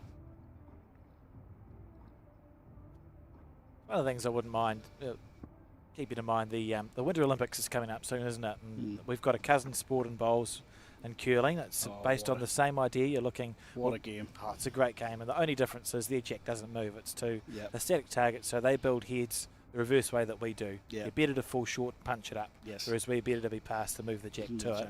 Yep. I think we could borrow some of their terms. Like they have the hammer for the last bowl. I like it. Why not, instead of saying last bowl, go, I've got the hammer. Yep. What's another one? You get wrecked on a bowl. So if their curling stone gets it, they go, it's got wrecked. It's got wrecked on we it. should steal some of the terms and pull it into bowls. I like the American stuff. Lauren Dion. When you hear Lauren Dion and Aaron Zangel talk bowls, they talk like in their Californian, accents. It's phenomenal. They call a front toucher a noser, so I love that. Oh wow! And if you're trying to draw under a bowl, you got to clear the winger, right? You're doing well, Barry. That sounds right. And a couple of years ago when they came out to Australia, just say the medium strip. It's like median. I love the way they. Yeah, so it'd be good to try and get Aaron or Lauren into the commentary this week, just hearing it once again, another accent, and the way they, the words they choose to talk about. To talk about the sport. About the sport. It's just great. Like, I never ever thought when did I meet, well, I met Lauren many years ago, but I heard him say the word noser about 15 years ago, and I've used it ever since. Yeah, what do you mean? As Chloe Wilson draws a noser. Very good. She'll be happier with that start with those 2 balls from the previous end up this way. A little bit loose, but very good, Chloe. That was a good changeover too. She just played backhand with her first one.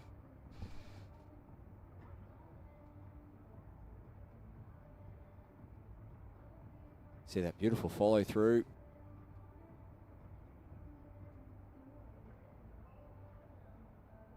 Not getting down in time, just slightly wide.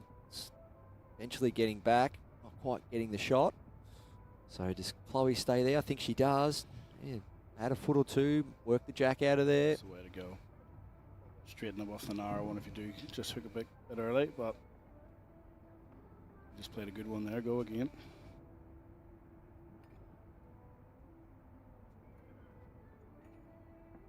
In the area. So hold a little bit. Little feather off the narrow one. That's As the one. called. Oh, beautiful. Well bowl. played. Great weight control from Chloe Wilson, the 23-year-old from Ireland.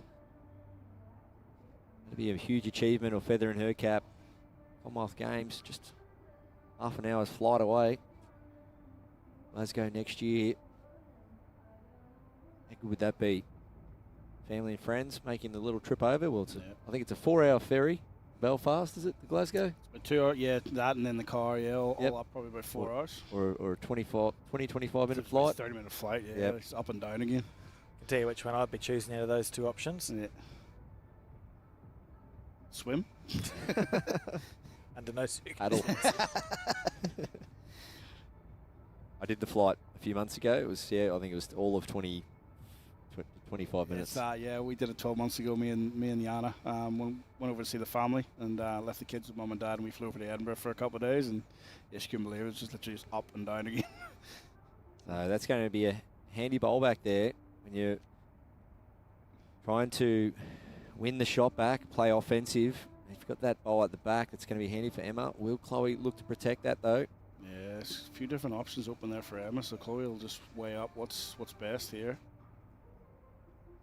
Craig Gavin. Chloe Wilson. Oh, I thought you were saying somebody's name. That's Craig Arvin, mate. Sorry. Craig Arvin. Yeah, she's from Craig Arvin. There you go. She's from Craig Arvin. You should have seen the blank look on the face, eh? Well, he said Craig. Tell us a bit about the area. Craig Arvin. Where Chloe's from. And it's all pretty small. We're all pretty much on top of each other over there. But yeah, no, not a bad part of the world. Is it got Coastal? No, it's inland a bit. But which got a club on there? There's a few different options because we all, like I say, it's a small country. We can all play wherever we want, really. But yeah, from Craig, I'm just going for the back. Yeah, electing for the respot here. So it just means that the kill's not as successful. Talk us through it, Barry. Yeah, Emma having the back bowl there. We spoke about earlier, I think it was the previous game or the one before that, about some heads can shape up in 50%.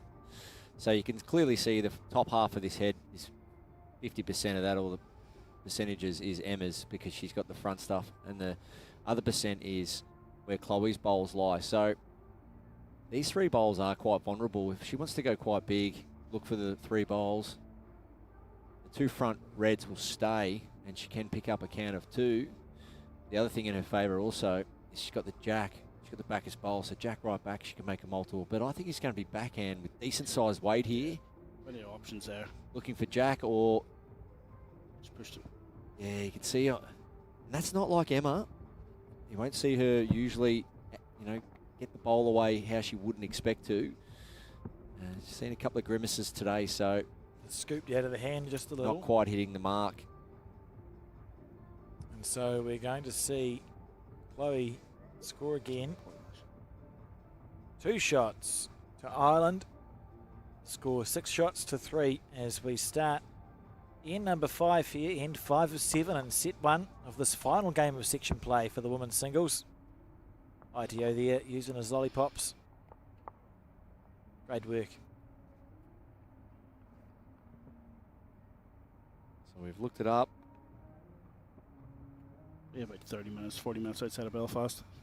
Oh yeah, Portadown. Yep, I near where Simon's from. So I was going to say where Stewie's from. Yep.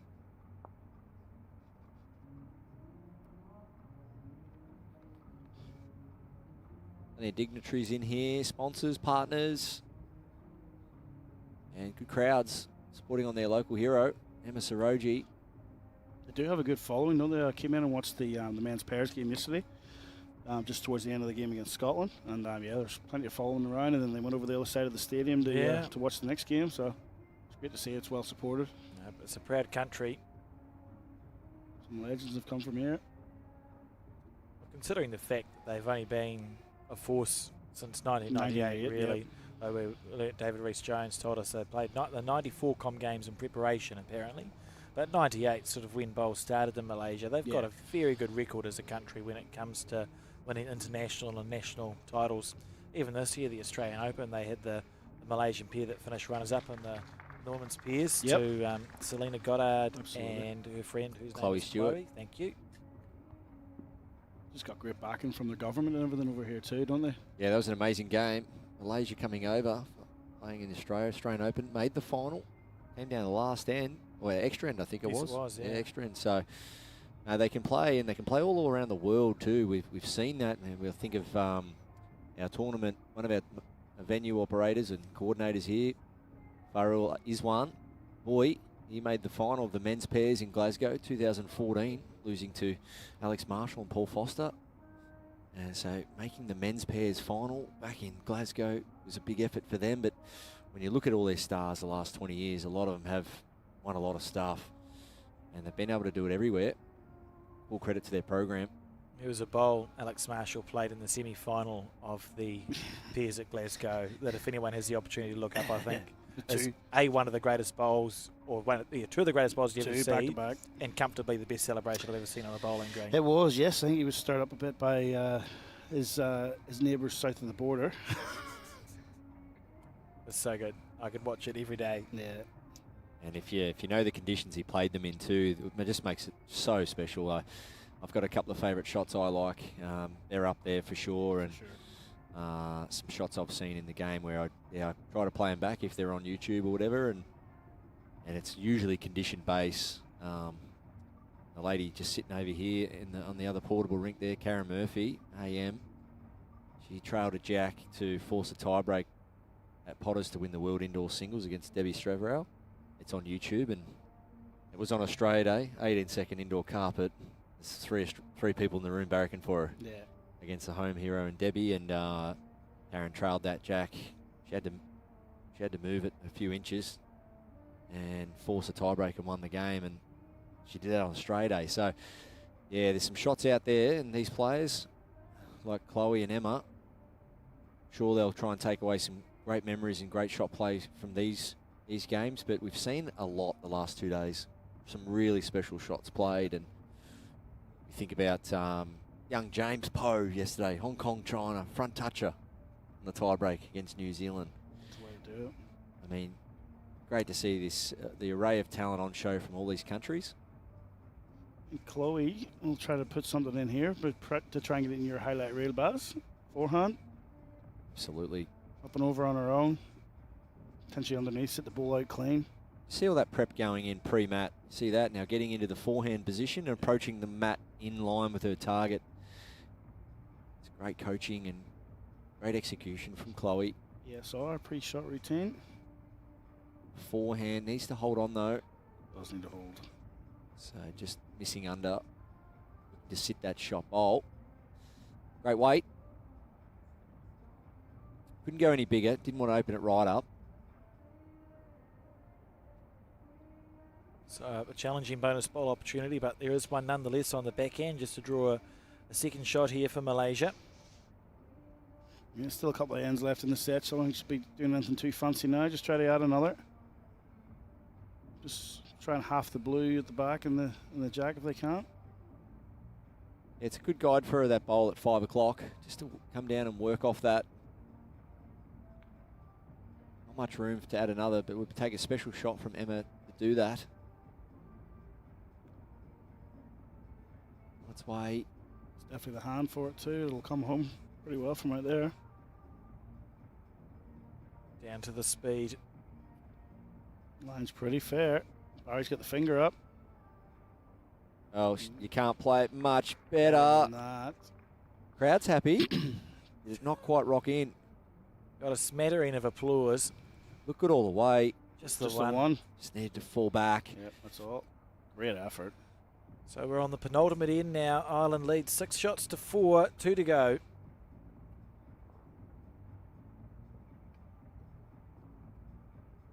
Fantastic effort. You said Baz couldn't have played it too much better.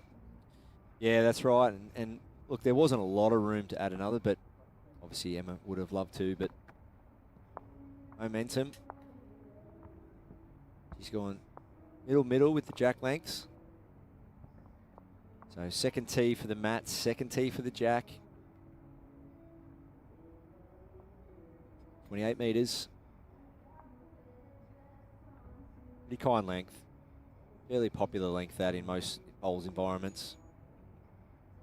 Somewhere around that 26 to 28 metre mark. Nice starter there from Emma. 2 feet away.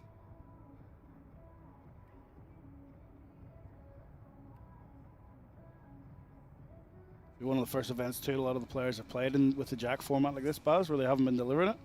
Yeah, we do it in the BPL, so for those that have played in that, there's some players here this week that played in the BPL last week, but yeah, that's right, and it'd be interesting to know how many players leading up to this have really trained that. Yeah. Yeah, that just having jacks spotted around the green, up and down the green, and simulate that before coming here. I know from a lot of the early days being coached into it, like a lot of people take their weight off that jack roll, especially in singles play and lead play. It could be a pretty big advantage for you. So, yeah, I honestly can't say I've ever done that. No? So ever looked at taking the weight off a jack? Yeah, I mean yes, you get to roll the jack, but I mean I think of various surfaces I've played on. I've never really looked to get the weight off the jack for my bowl, and I've heard some people say they do. Yeah. Something we say a lot. I suppose part of it's psychological. Yes.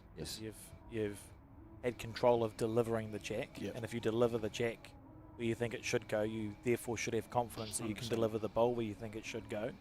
Chloe on a good line again here. Well, that's the one she was looking for. Yeah, that lovely really bowl. puts a bit of pressure on Emma here. She has to score this end. She doesn't want to be searching for a 3 or a 4 going into that last end. So just tightening things up there. It's Chloe Wilson.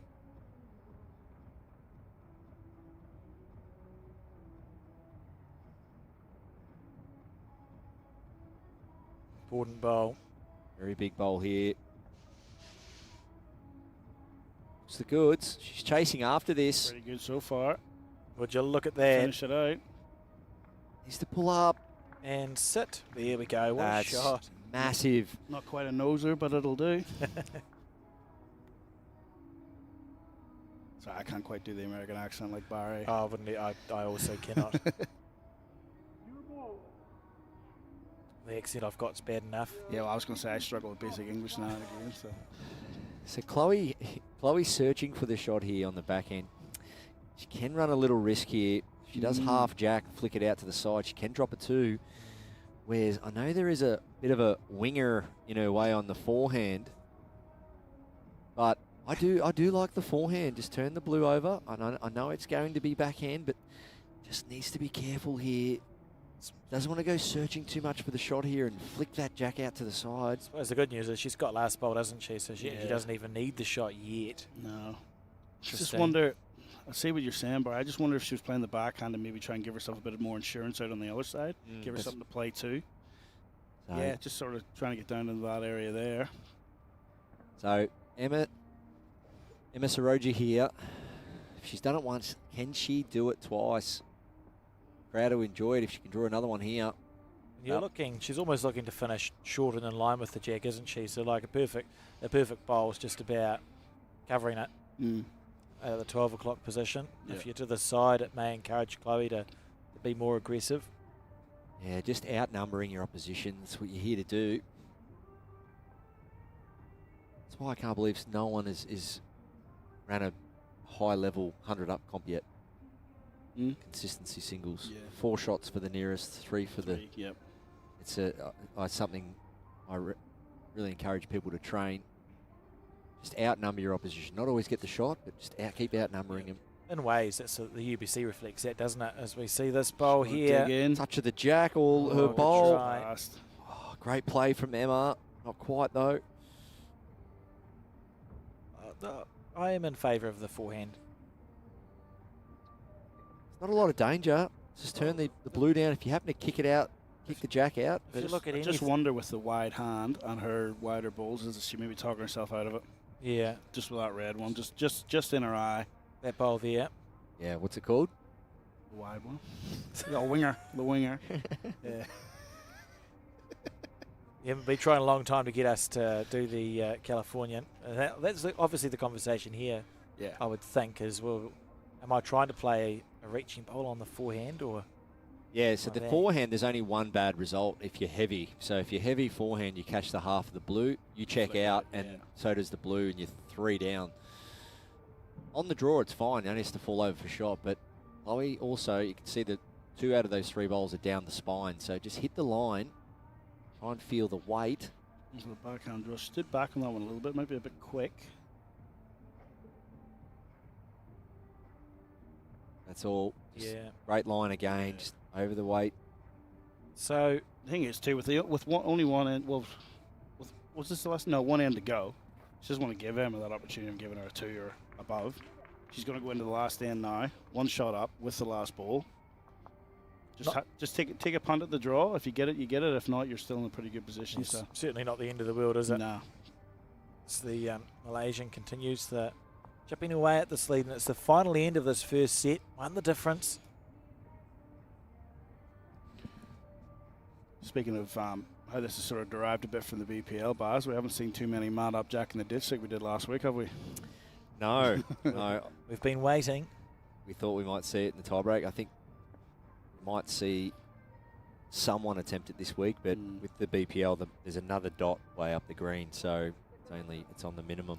The other thing too is it's I suppose at this stage with the round robin, it all comes down to shots as well too. So you don't want to it'd be nice to just get the 1 shot and win the tiebreak, but if you can get a couple out of it.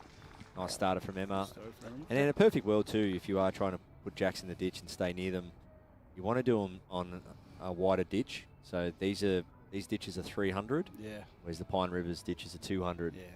So to sit next to it and basically shut the end down on a 200 wide ditch, it's nearly impossible. Pretty tough. Whereas if you put the jack in the ditch here on a 300 wide ditch, if the bowl and jack are on the back of the ditch, it's nearly impossible to draw the shot. Yeah. Remembering 380 is your widest ditch as well. Watched a couple you see too, even TZ, and he doesn't go super quick anymore. He got a couple of just runners, but the rebound off the back ditch might have talked them out of it too. I've seen quite a few balls popping back on the green. Not liking that one out of hand, Emma. No, would have been a good opportunity just to create a little bit more pressure onto Chloe. Yeah. Chloe, decent line, taking her time here. On the back end. Leading by 1, remember. She's using that winger ball as a bit of a guide in. Yeah. Trying to sneak underneath. Slide up. Nice now. Has she drawn it? She's close. Chloe Wilson from Ireland. And falls over. It's a heavy bias ball. It should sit down. Need someone to jump up and down on the rink. So 1-2 Malaysia. See Emma thinking, I want to draw on the forehand again, but I can't afford to be heavy. No. But needs to get another one in there, I feel.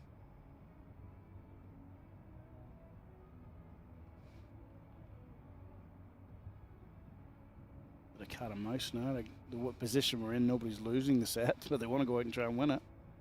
Yeah, just getting 2 out of the 3 in there is Emma's program. Very close. She likes it. Just urging it up the last bit. No.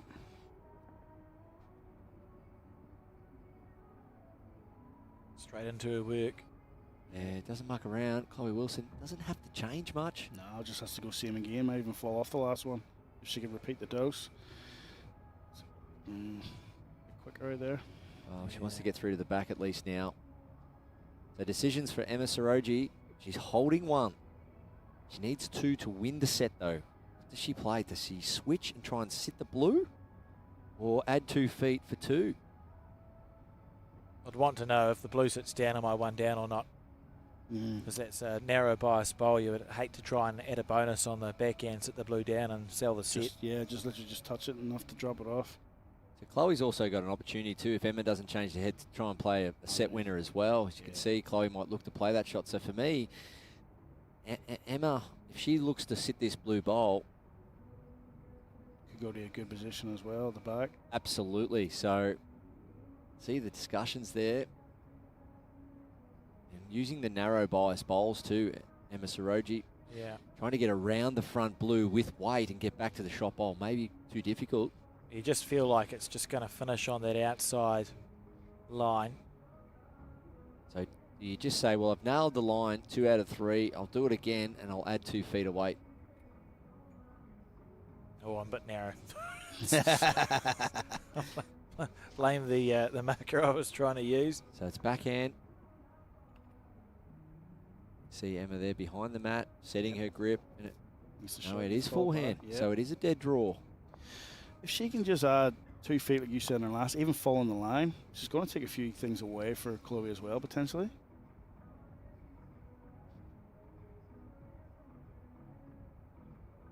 Obviously not confident on the backhand side to be able to...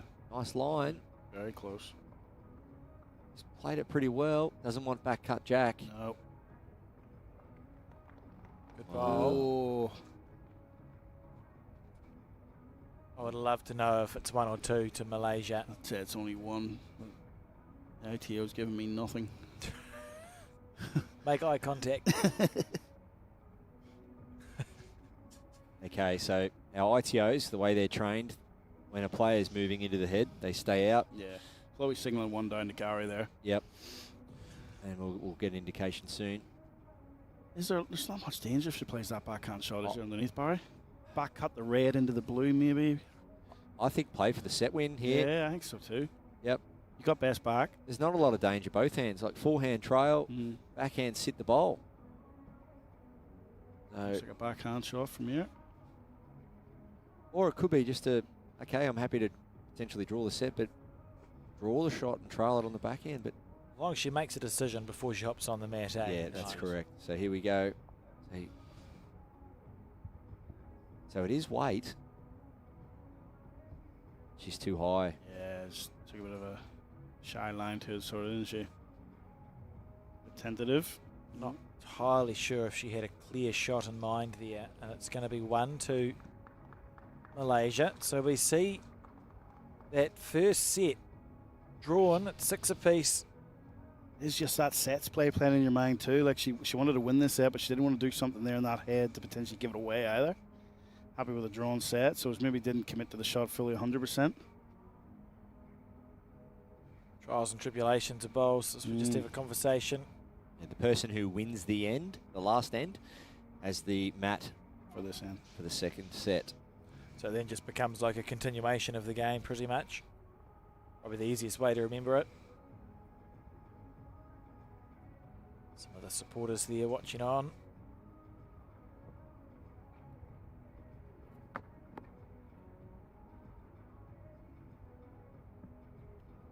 I'm quite looking forward to lunch. It'll be quarter to 1 here.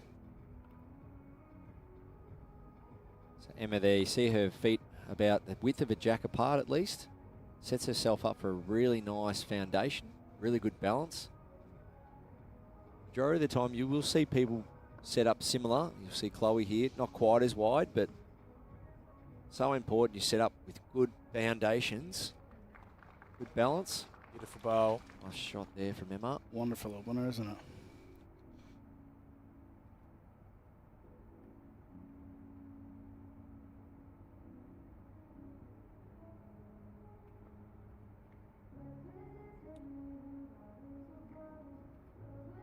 Very aware of that song all of a sudden, Alex. It's a great song. Oh, Wilson, what a response. Very good. Who doesn't love the sound of music? But Exactly. when you've heard it 400 times, it's beginning to be a little bit thin. Anyway, back to the bowls.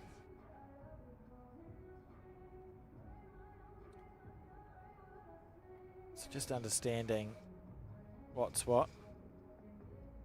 One of the things the ITOs will do too, and we've spoken about this with Barry, because in New Zealand we have some very strange bowling terminology where we talk about jack high as if the bowl's past the jack, jack level as if it's level, and jack low as if it's low, which makes perfect sense to us, but doesn't make sense to anyone else in the world because it's not what's in the rule book. The ITOs will have told or spoken to the players about how do you want us to communicate where the bowls are in relation to the jack before this game.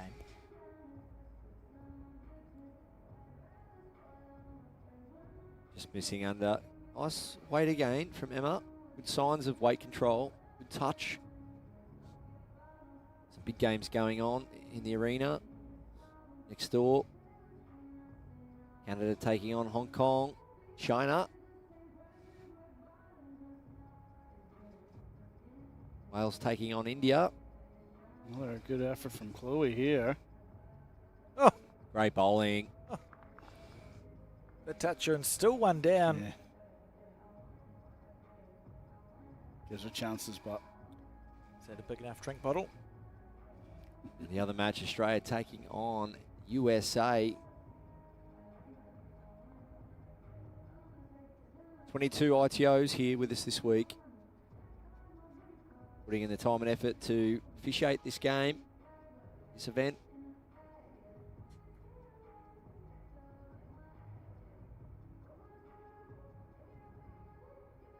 Emma switching to the forehand. She's looking to play Chloe's shot first here.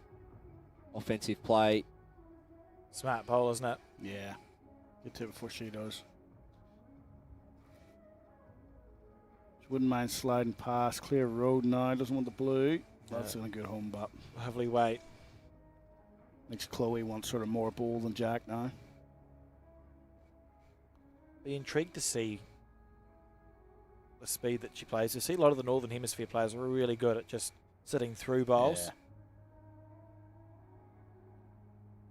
4 or 5 rolls on the red. Just to hold. I think she's underplayed this one. That's more the weight was never there, was it? If you look, it's finished shy of the head. You could probably extend a metre or two on the same line and be okay. Just that little bit of fear factor too there that Emma provided with her third delivery. Yeah. Just that bowl in behind there. You know, Chloe, for me, it is backhand as well. Down under the front there. Sit the red clean and stay for 3. And that's because it creates a safer shot to play. Less Barry. jack option, yeah. The percentage chance of getting the jack on the backhand. And as I continue to say, the forehand and backhand deliveries are completely different. It's optically different. It feels different. Biomechanically, it's different. So she's gone backhand, 2 great bowls. Forehand, not so much. So revert back to the backhand where the effectiveness is, and it might be what she needs. The positive with the backhand too, provided this bowl doesn't block it. Interesting to see what she does here, Alex. Interesting. Staying on the forehand. Interesting. Yeah, pretty much kept her on the forehand. All right, so big opportunity here for her. She did all the hard work of the first 2 bowls, got 2 within a few inches. Now can she sit this bowl out of the Malaysians? Watching it intently. Trying hard here. Bowl clean for 3. If she gets Jack, she needs to go with it. Roll first. That's where the forehand was a little bit dangerous. Good shot, unrewarded. But forced to play it in the end. What an effort that was from Chloe. But 1-2 Malaysia. Fantastic effort. Near perfect. From Chloe Wilson. But clever play from Emma as well. That bowl early in the end, getting that back stuff in there, covering the danger. Yep.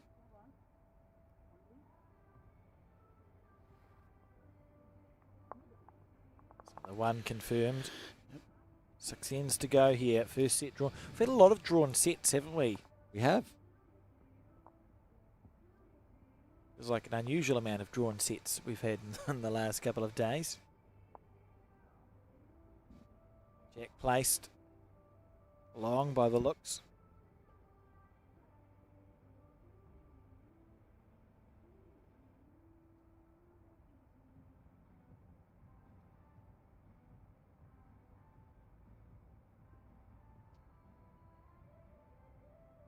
On the forehand.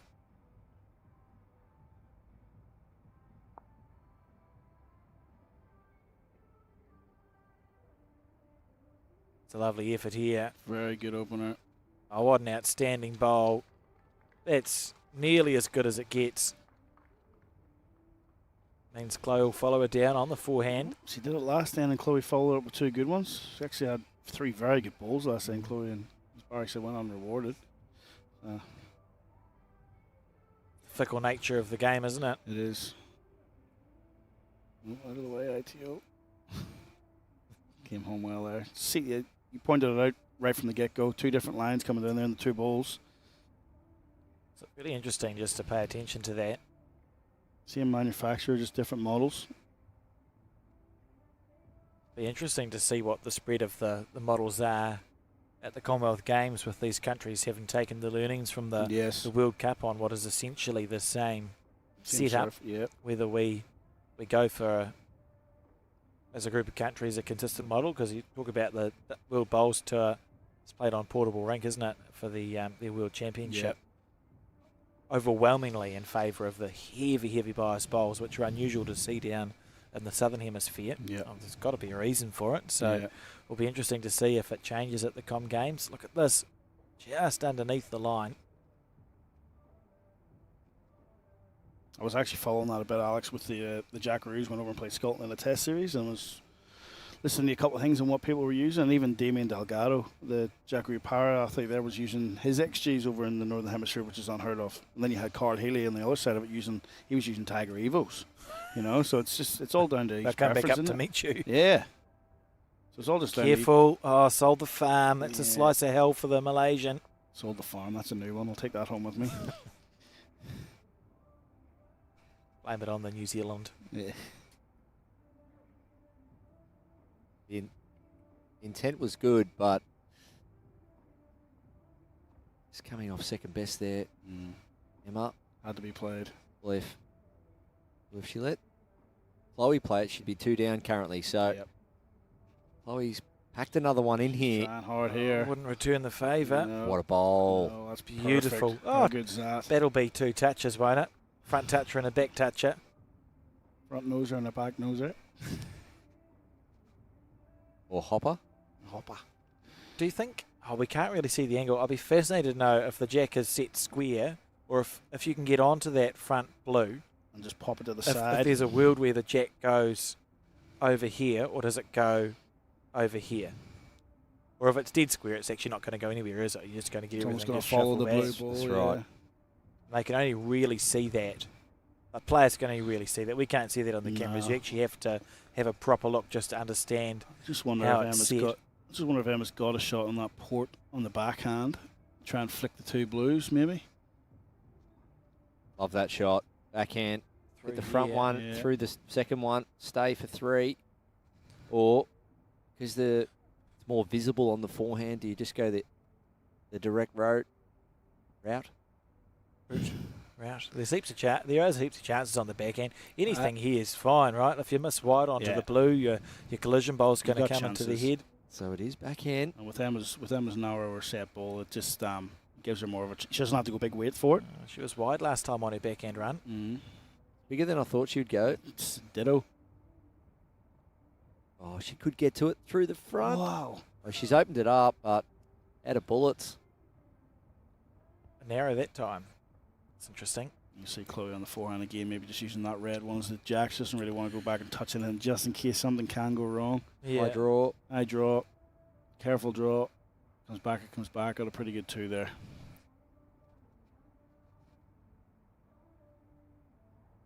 It really hurt for the Malaysian as well, because had the shot, gave it away. Your opposition's drawn a front toucher to make it 2 down. So it's been an absolute roller coaster of an end. Trying hard here. Big effort. Just going by. Those balls down the middle of that rink. It's going to be 2 to Ireland on this end. Chloe will lead 2-1 after 2. Oh, we've lost the lollipop.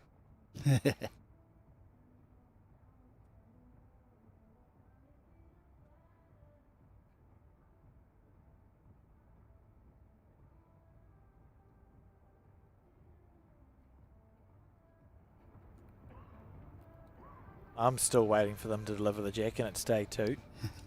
We'll just stay on this shot, see them deliver the jack, but no.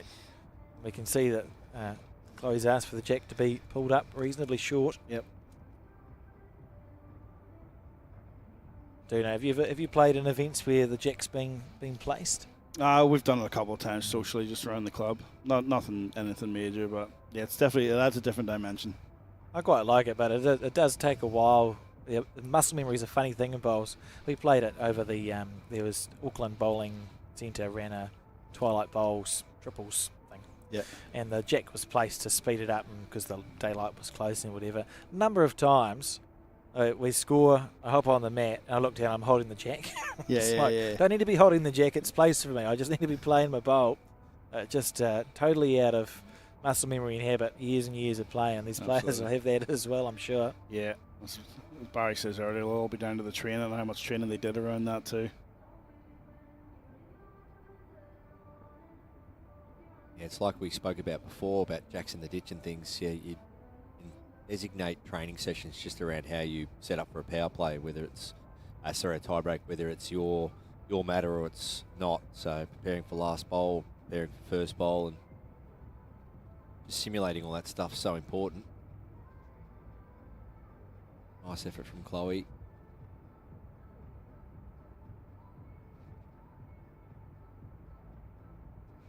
Emma staying on the backhand here. 28-metre length. So a lot of crowd have come out to see their local hero, Commonwealth Games gold medalist, Emma Saroji. A lot of these juniors here in the crowd, young people in the crowd, they just copy what Emma does from a technique perspective, and the way she conducts herself on the rink, they're in good stead.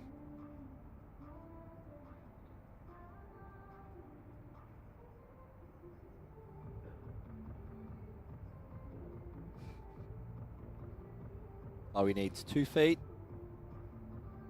2 feet of weight here. A decent track again. Clear road would be nice just to make sure she gets there. Very good. Nice adjustment.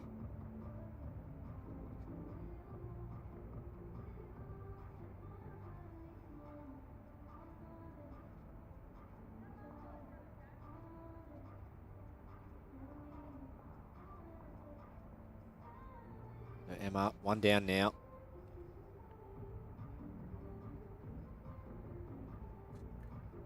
Flirting with that front bowl.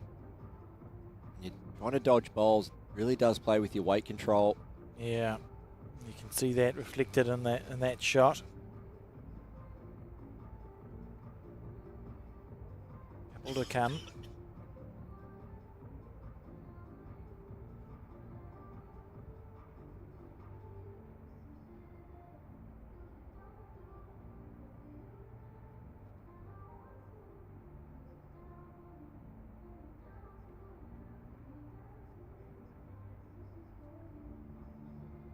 Everyone's smiling and happy. They can see themselves on the big screen. I like to leave it on there just for a few seconds more. They're like, take the camera off us. No, but don't. Yeah, good. Chloe Wilson. On a pretty good line again. Going around the back. Set the red one. Just pushing through. This is fantastic. Oh, they're hiding again. Finding it quite entertaining. Good to have the crowd here.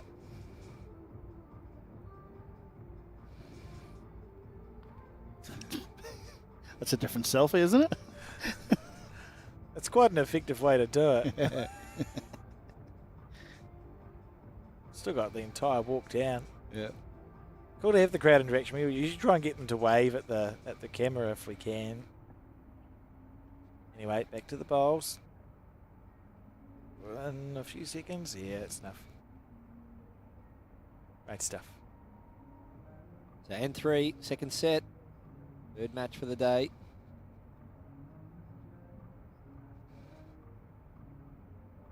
On the forehand.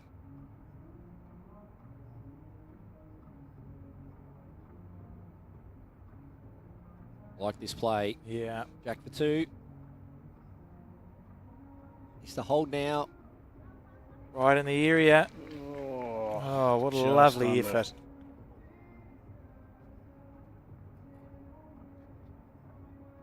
Couldn't have done much more than that. See, that's how the head's set.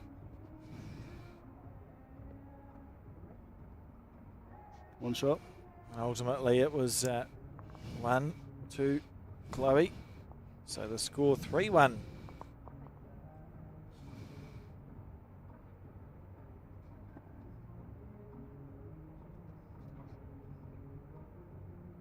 And we're on the fourth end.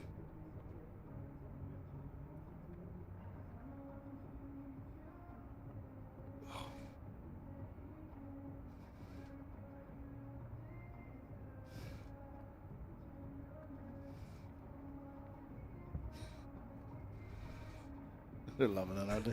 Almost doesn't need a commentary. Rightio. So back to the bowls. First end was drawn, remember, 6 apiece. 10 ends played. 5 multiples for the match. Two multiples for the Malaysian.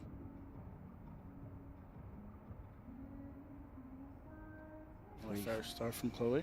3 for Chloe. So multiples hard to come by.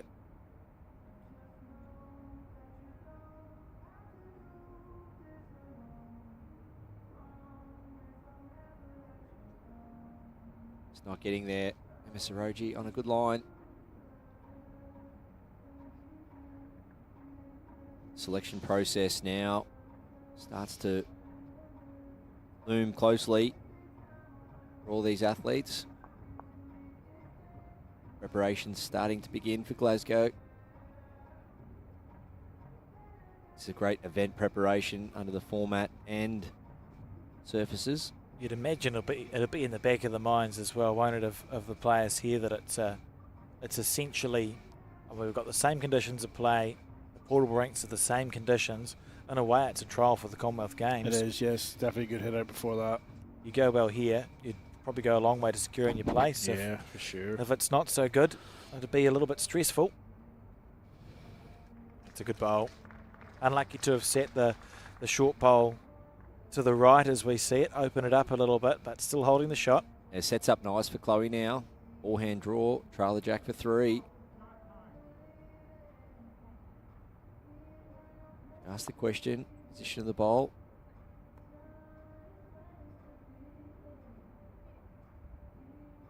They went away very nicely. She's hunting for this jack here. Jogging after this. She likes it. Sit the bowl.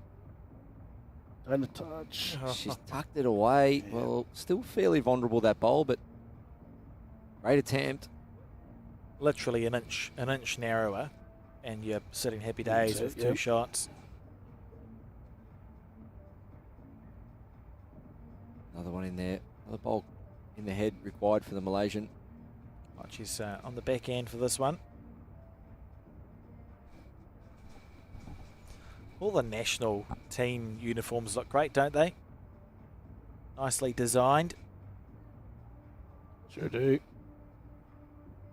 Game certainly modernised from what it was in the late 90s, early 2000s. Great bowl. That's very good. Oh, excellent stuff. We see some sort of attack from Chloe now to get the 2 out. Talk to us, Barry. Yeah, I think it'll be definitely some form of weight control. As you said, Alex, she was only an inch off perfect with her previous delivery, so it would sit in the forefront of her mind. Nice, and you also said nice release, so just going back to that, trying to play the similar bowl and not to overthink it too much. Sit the red bowls, trail the jack down into that sort of 4 or 5 o'clock area.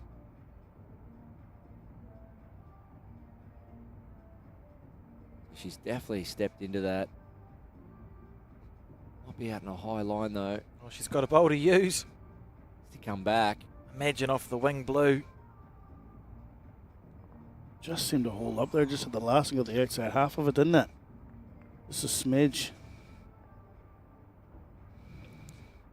Waiting for it to turn. So ultimately, Chloe's played 2 pretty good bowls there and just gone square through twice. So it's a chance for bonus shot. Holding 2 at the moment, the Malaysian. A little bit of danger on both hands. If you move the jack, you go from 2 to 2. Yeah, well, she added with her previous delivery on her backhand. I think she'll be down there again. Rinse and repeat, I think, isn't it? Just beat that blue.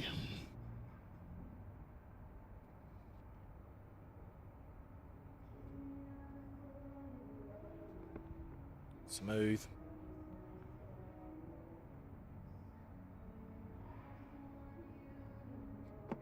Here it comes. It's a quality play from Emma Saroji. No, 3 shots. Back. Yep. Yeah, great shot. Well played. Just wait for confirmation from the ITO, whether that's 2 shots or 3, but a good end regardless.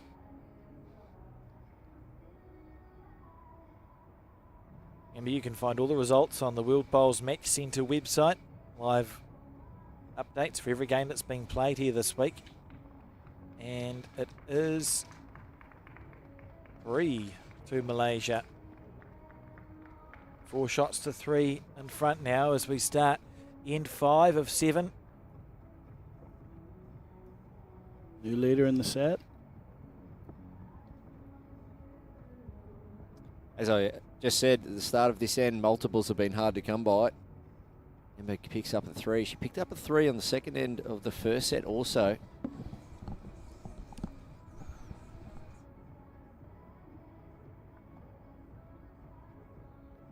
On that occasion, I think Chloe returned serve then with a 3 the next end. So that's right.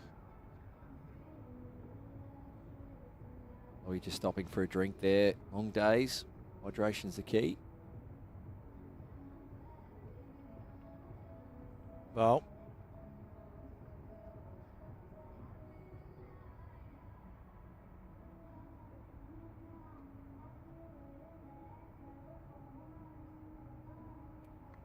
Wilson, can she bounce back here? Let's pause this momentum of the Malaysian.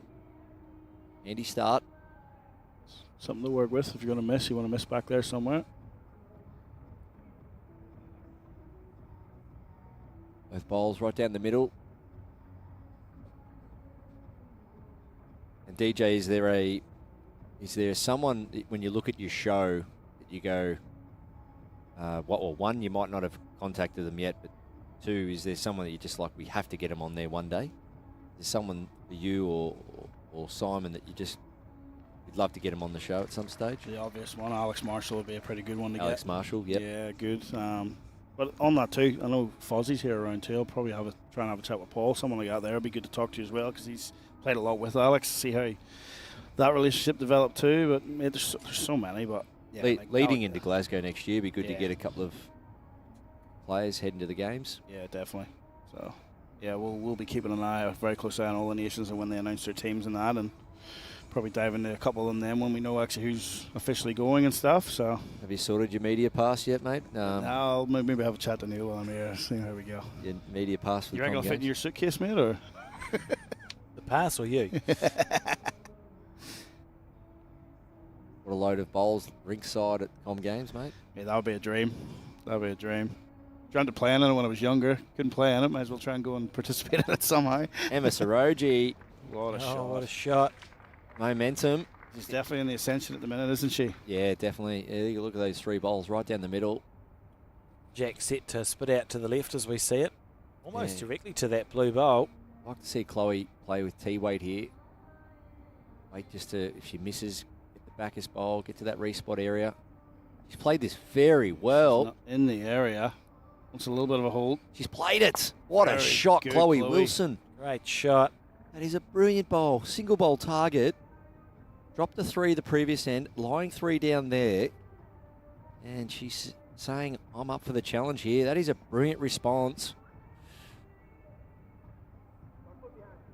So the Jack, because these are quite wide rinks, the Jack hasn't killed it. It's just been spat out the side. You can't see it, but it's about there. It's on the bottom left of your screen. Still probably 1 down, but she's give herself plenty of room. This definitely suits Emma's bowls, the narrow bias bowl. Definitely drawable with all bowls, but I'll tell you, I'm not fully over Chloe's game. As I said, she was only a whippersnapper when I left, but from growing up in the UK, we're not against going across the line bar. So she might be pretty comfortable coming up here on the backhand underneath her previous blue one. And Em's going to leave this short, give her plenty of room. It feels natural to play across the head here, doesn't it? Yeah, I spoke about it a couple of times yesterday. I think it was with Adam McEwen or a few people that had to play the ditch side to an offline jack, and spoke about the optics of it all with just seeing signage and stuff, and not really having full trust on sending it right out there. And that's what Chloe's going to have to do now.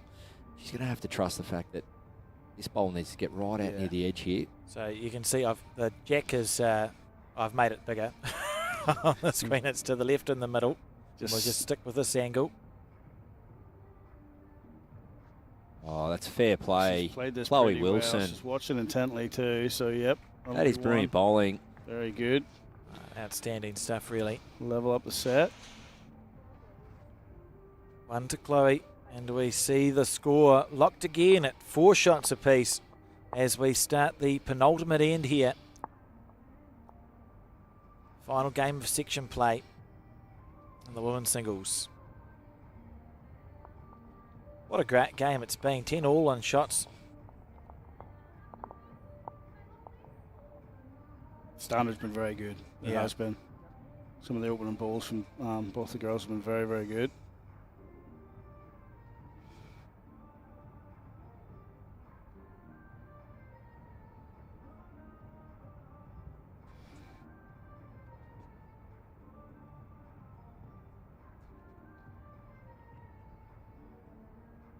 On the forehand. Well, look at this. Another fair start.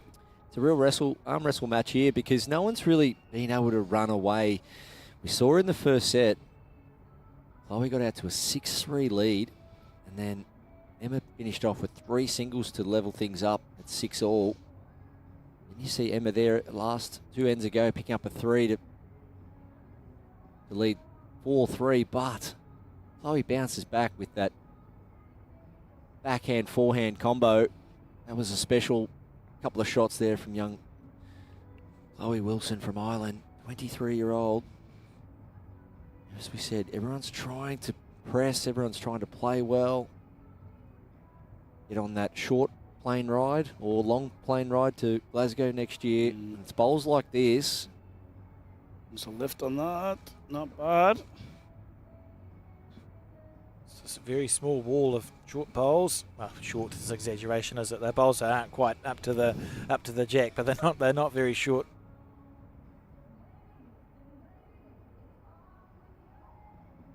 Ten sports will feature next year at the Commonwealth Games. Lawn bowls obviously being one of those. And the Lawn Bowls Arena will share the same venue with other sports. Only mean good things for our game. 100%, especially with the push forward for Brisbane Olympics 2032.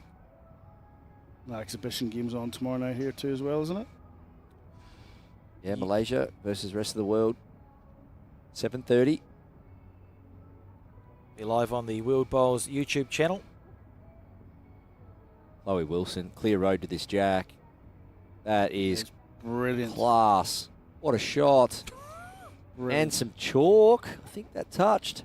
That's as good as it gets. Yeah. I'm sure that touched. We've got to see weight now from Emma, don't we?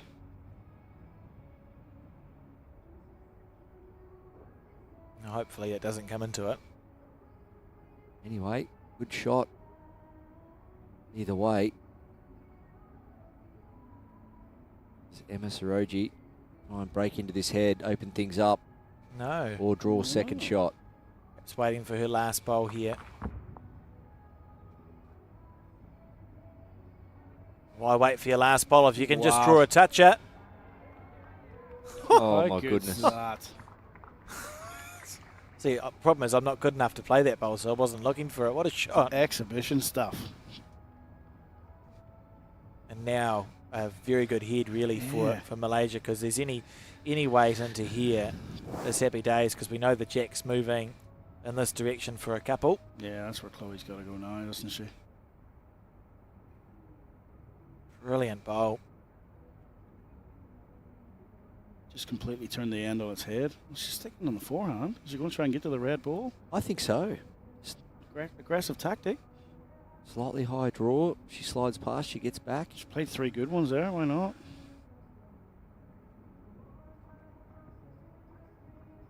She's Trying hard. She's trying very hard. DJ. She's trying very hard. Get down. Oh. Now don't fall on it, though. No. Don't fall on it. No. Oh, my goodness. Look at that for bowling. That's fantastic. That's a great shot, and tucked around to the right as we see it too. Yeah. So, Well, it's a fantastic effort to try and sit that second shot bowl of Emma Saroji of Malaysia. Chloe Wilson. Shows you the confidence that she had after those first three. Yeah, when you're knowing a line like that, anything's possible. so what would you play if you were Emma here, Barry? Just repeat. Just same bowl. If you can draw it. Technically possible to make it two. Draw a front touch up. I'm still like the aggressive play for the Blues. I do too, but I just feel Emma's just going to try and repeat. If she hasn't, like she didn't do it with the third one to open it up, she thinks she's got to now. Just That's it. Stick with it. That front plant or cannon does line up nicely, but Came out good. Certainly on the draw again. Stalking it. This is down to the weight now. It's not a million miles away from the last line. Could she trail this jack? Emma Saroji? This will bring the house down. Oh, my goodness. Oh, you're joking. What an effort. I don't understand how that's not two shots. Have you seen a to better Emma. end in the tournament yet, Buzz? Wow, not many. Oh, that was fantastic bowling. How did she miss the jack? I don't know. I do not know. Wowee. One to Ireland. What an incredible effort that was. And now we have 5-4, last end of the second set. We have another drawn set. Back-to-back ends. Chloe Wilson, great response after dropping that 3. Emma's got last bowl. Chloe will be looking to make this one count pretty early.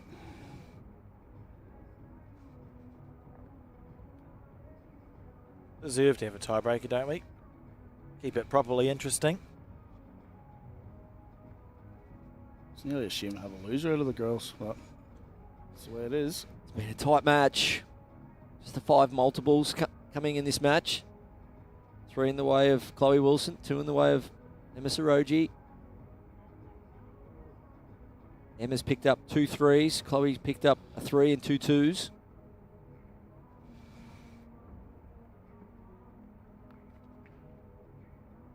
So not many multiples at all across the 13 ends played.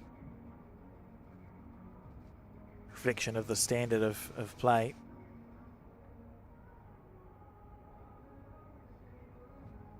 Chloe Wilson winning 4 of the last 5 ends.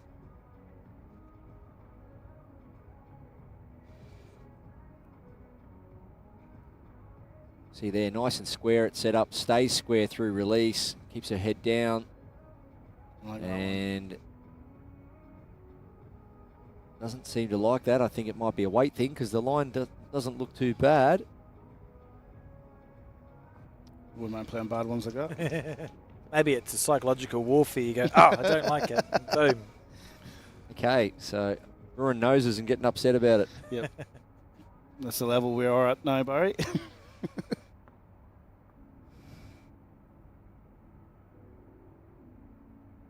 So the maths are pretty simple. Emma needs 1 to draw the set or 2 to win the game.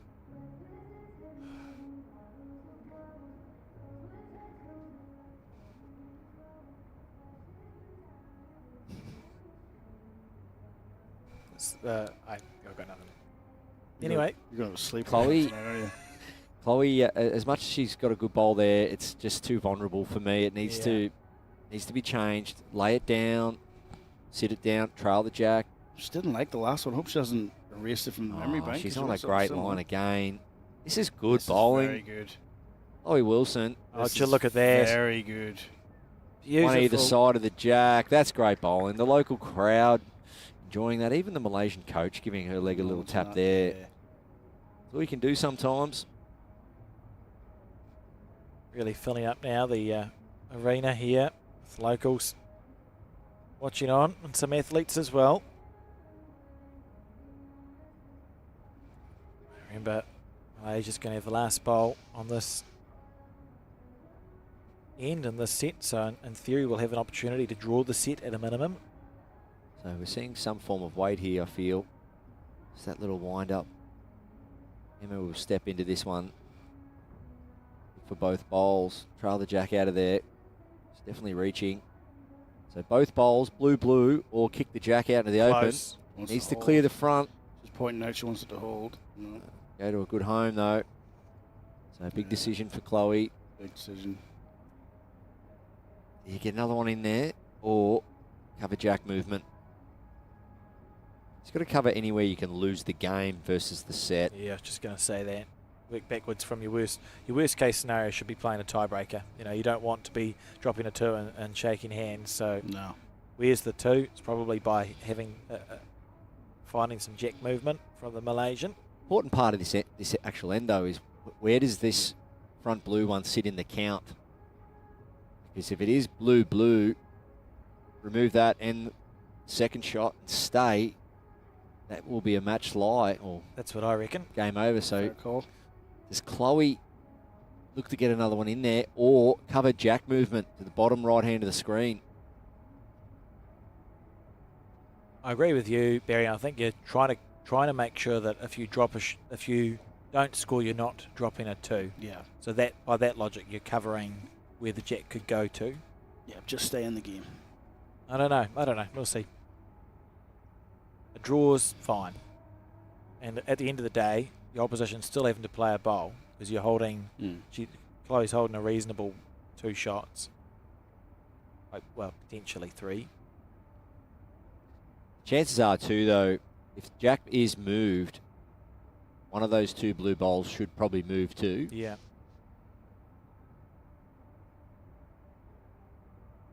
Chloe, I think she's just looking to protect any jack movement. Yeah, nice shot. In around the back there. Split the 2 reds. Yeah, well played. The bowl. So holding game. Passing the button, yeah, man. You go. If you get it, well played. Pressure's on. Interesting to see.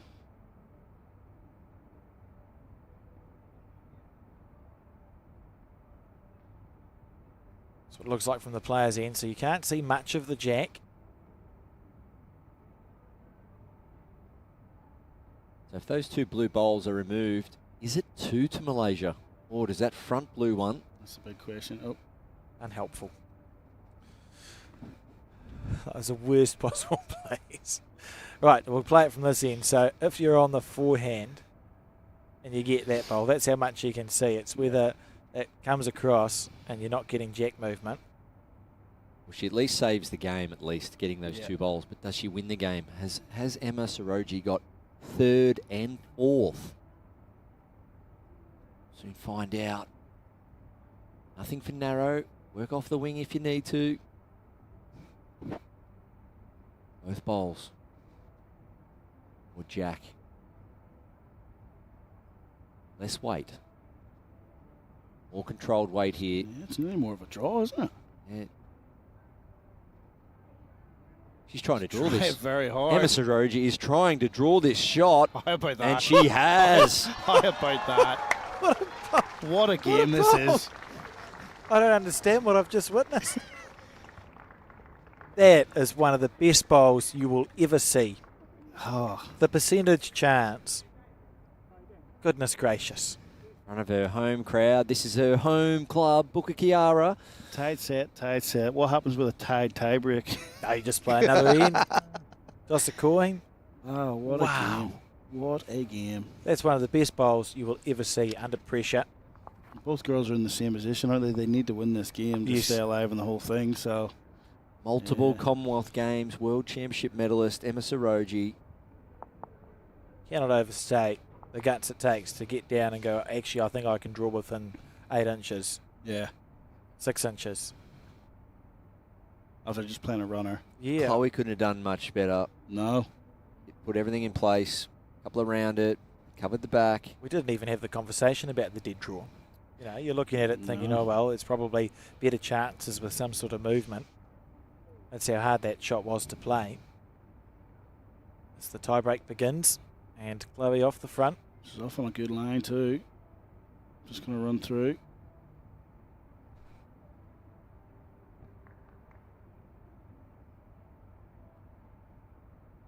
Adrenaline will be pumping through the veins here.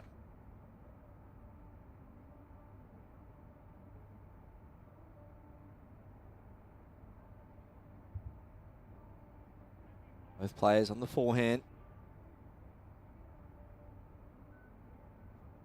You can see there, Jack one spot up. They're clapping already, the Malaysians, the crowds into this. Yeah, they know it's important.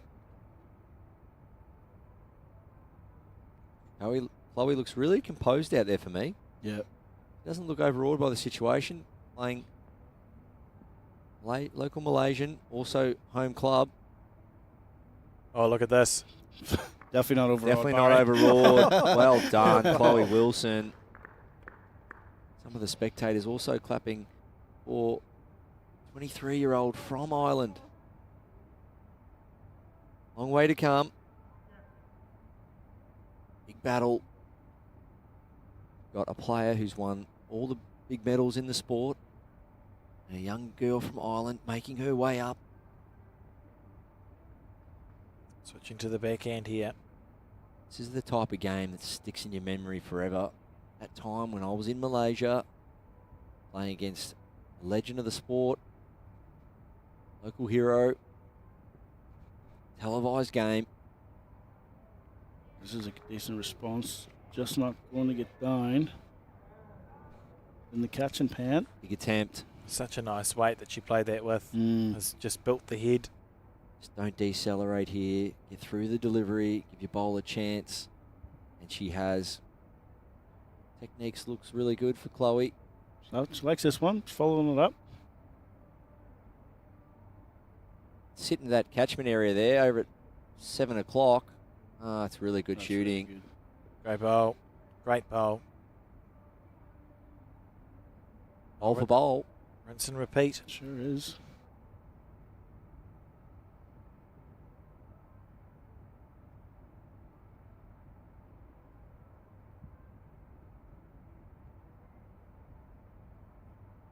Body language says she feels she's high. Weight's good though. Getting back. I'm just going to stand up there, yeah. Body language told that story. Well, again, Sure Malaysia she with won the the last tee. bowl. No, I'm not sure.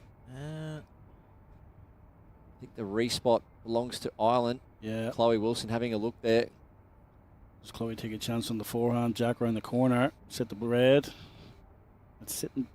Like, Emma's had 2 goes at that. You don't really want to give her a third. You're pretty No. well covered at the back. That's the aggressive play, yeah. Sit the red. Turn the Jack around the corner yourself. Make her play a different shot. Imagine we'll see Chloe follow this bowl down as well. It's the last bowl of the match. Tough one. Do you be offensive, try and move the Jack, or get another one in there, or defensive, cover that bottom left hand of the screen, where she is a couple shots down. She's played this hand really well. She's every confidence in the world on it. This isn't bad. Doesn't want the outside of that No, red she one. doesn't want to get down now. Panic. Wants to get down. Panic. Oh. Oh, God. No, no, no, no.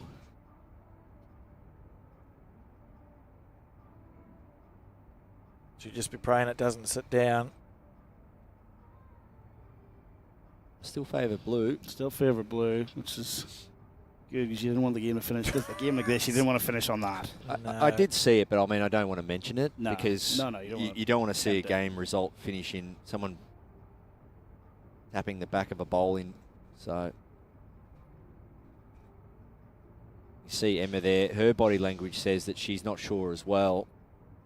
And straight over to the coach for a chat.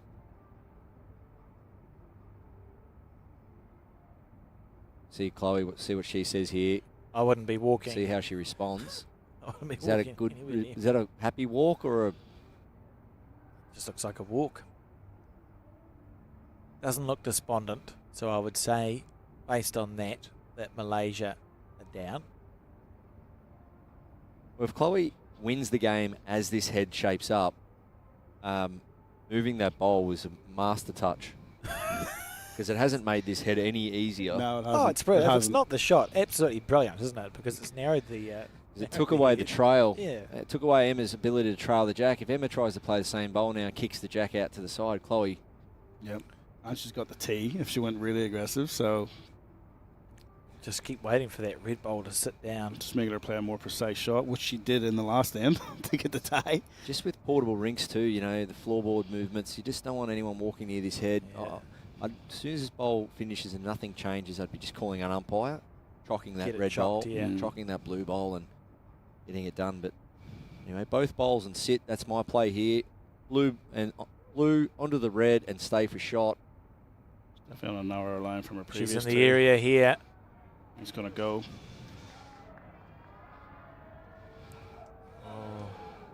So Now, yeah, I agree, Barry. Chock's out. I wouldn't be walking anywhere near the bowl. no, not even as if I was, I wouldn't, not. Always brave, isn't she? Nowhere near the bowl. No, just call the umpire. It's on the Stay lead. away. Here we go. A bias is going to make it fall down. So we've Just, had tied 1, tied 2, and now There you we're go. measuring Chocks. for the match. Chock straight in. oh, we're okay. Yeah, we've chocked it. That's fine. Could it be a draw in the end? Oh, Keep us away from lunch for another 5 minutes. Yeah, the chocks are in, so there's no danger of anything falling over. What a great game it's been. Yeah, up there with probably the best game we've had the 2 days. it's been real enjoyable. Such a high standard. I've really enjoyed Chloe's composure, not looking at the crowd, being super composed and up for the challenge. Anytime you needed a question, just using the coach that's there.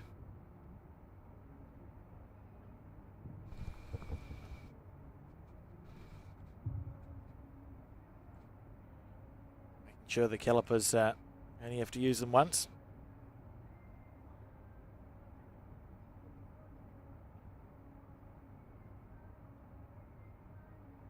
Crowd waiting in anticipation. Hands on faces, the nerves. Oh, she's measured the blue and the red, going back to the blue.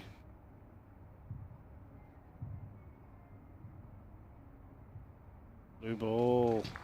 Oh, well, there we go. So it is 1 to Ireland, and means that on this tie break, 6-all first set, 5-all second set, and Ireland wins the tiebreaker by 1 on an umpire's measure. Let's relive. Goodness gracious.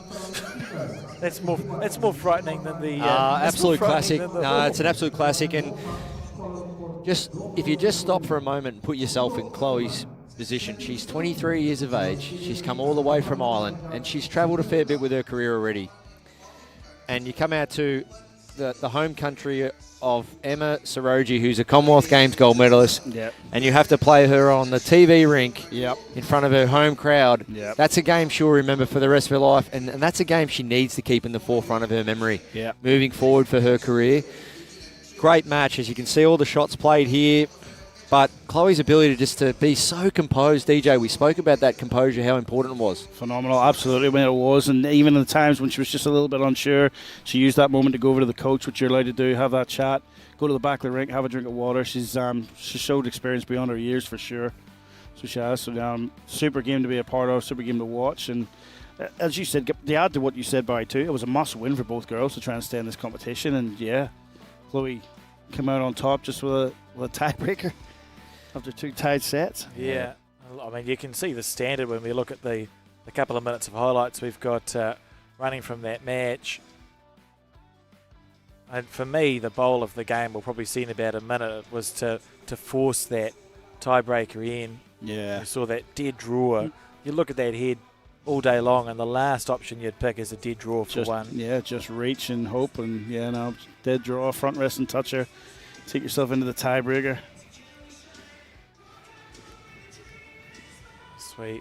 Just her technique as well. Shots like that, single bowl targets, but not only composed with her body language and her personality, but also just with her technique. Didn't seem to falter at all and backed herself in. And I think it was a good ending in the way that, unfortunately, there had to be a winner, but you didn't want to see Chloe or Emma win or lose that way, chipping a bowl in across the head like that. That would have been catastrophic, but no, thankfully it wasn't in the end. And look, I mean, look at that. That's a touch of a force, a tie break. And look at Chloe clapping. Once again, those experience beyond her years, That's great coaching and mentoring from the team around her in Ireland. Absolutely. Great stuff. And we'll be back with the coverage of the quarterfinals in about an hour and a half. We'll see you then.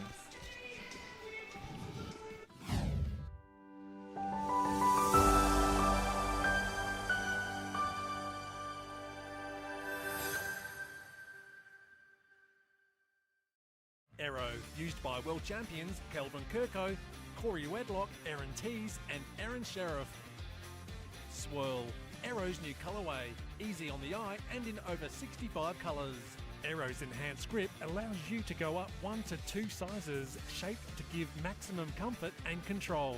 Made in Australia, machined with robotics for unparalleled accuracy. Arrow provide the most accurate of bowls. Arrow, same line every time.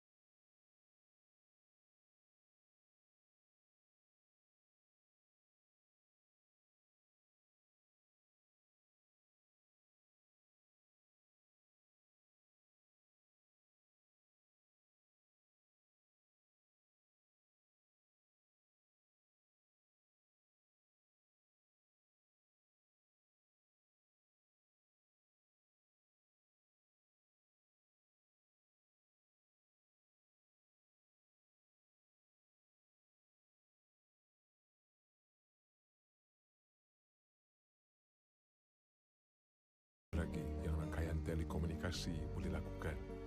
Bolehkah ia lindungi kehidupan yang terancam?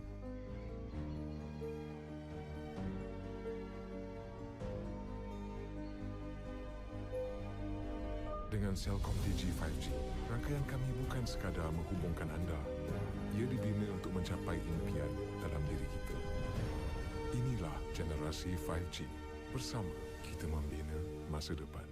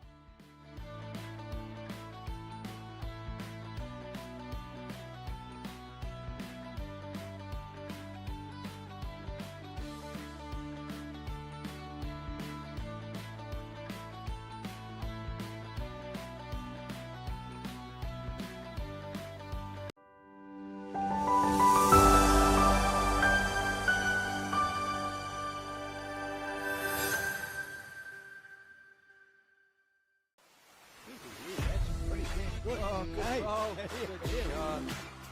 It's still going. He's done it. Oh, what a shot. Beautiful ball. Need a shoulder, he might just pick the jack up. Look at this. Look at this. Oh, yeah, yes. What a What a ball. Look at this. Could be Look good. at that is an outstanding ball. Oh, and he's tucked it in.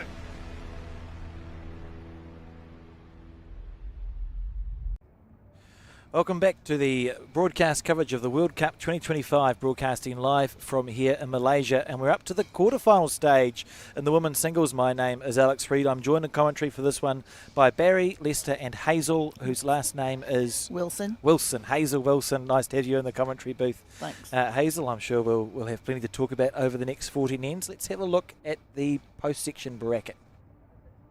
So the quarterfinals, that's what we're up to now, and you can read it from the top to the bottom, either here or on the World Bowls Match Centre. And this broadcast match, Nayanmoni Saikia taking on Emma, how do I say the last name? Saroji, thank you, from Malaysia, who we've actually just seen on the broadcast rink at the top of this bracket. And we have Katherine Rednall from England taking on Ruparani Tirkey from India in the second half of that sort of top bracket. In the bottom half, we've got a Trans-Tasman battle. Selena Goddard taking on Dawn Hayman, and rounding out the quarterfinals, Malaysia 2, Nurul Jamil taking on Hong Kong China's Cheryl Chan. It's a pretty good quarterfinal lineup, Barry. Yeah, it really is. It's good to see so many great players make it through, and it's pretty cutthroat, Alex. So, these players now, they know all their play, they know all their shot selection.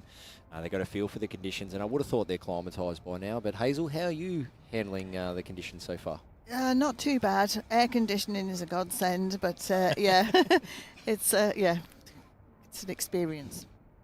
Yeah, it sure is, and it's a beautiful facility here, as you know. They've done a great job, not only with the climate control, which we've mentioned, but these portable facilities are really good. You know what? I'm actually getting itchy hands. I want to go out and put bowls down. They look that good. How about yourself? Portable rinks look amazing, and didn't expect them to be as good as they are. And there's so much room. So looking forward to having a go. Hopefully. I'm the same. It's not usually. I don't usually commentate bowls and feel like I want to get out there and play. But when it's something new and something different, you just go, that would be nice to have a go on. So quarterfinals, they're allowed a trial end. So we'll see the players have one trial end, and then we'll be into it. Remember, 2 sets of 7 ends with a 1 end tie break if required. And this will be followed on the broadcast rink by a semi-final as well, which I'm looking forward to. There's been so many positive comments about the portable rinks as well from both players and management, so that's really good. You're saying before we went live, Hazel, that you spent quite some time as a manager of the Welsh team. Yeah, I was manager of the Welsh Women's Bowls team for 14 years. So my first tournament was in South Africa for the Atlantic Championships, and then first Commonwealth Games was Delhi in 2010. The 2010 Com Games was quite an experience from all accounts. Yeah, very memorable. It was really good. Yeah. That's sort of we see the Indian player here, but 2010 was really when bowls started in India, and they've had such a cool story since then, culminating, of course, in that Commonwealth Games gold medal in the fours. Yes, I was in Birmingham for that. The emotions and the success that they had was amazing, and they've come such a long way since the Delhi Games. I know there was a New Zealander involved in the bowl setup of the Delhi Games, and his name has just escaped me, which has ruined the story. From Burnside, usually tunes in to watch the broadcast. Wrote a book about his experiences. Bill Fowley? Thank you. Amazing. I knew you'd get. He's one of my favourites, Billy. He's probably tuning in to listen. So if you are, Billy, how are you, mate? Sorry, I forgot your name. Yeah. Can I say hello as well? Because we've met a few times at different tournaments. Such a lovely man. Still helps out at the Burnside Bowling Club and with some of the Bowls New Zealand domestic events. But he wrote a book, and some of the stories in the setup of that Com Games, the incredible amount of work that was done to get that up and running. I think I met him when the World Championships were in New Zealand. He would have, yeah. 2016. Yeah, that's right. On the slow greens at Burnside. Yeah, suit us Welsh.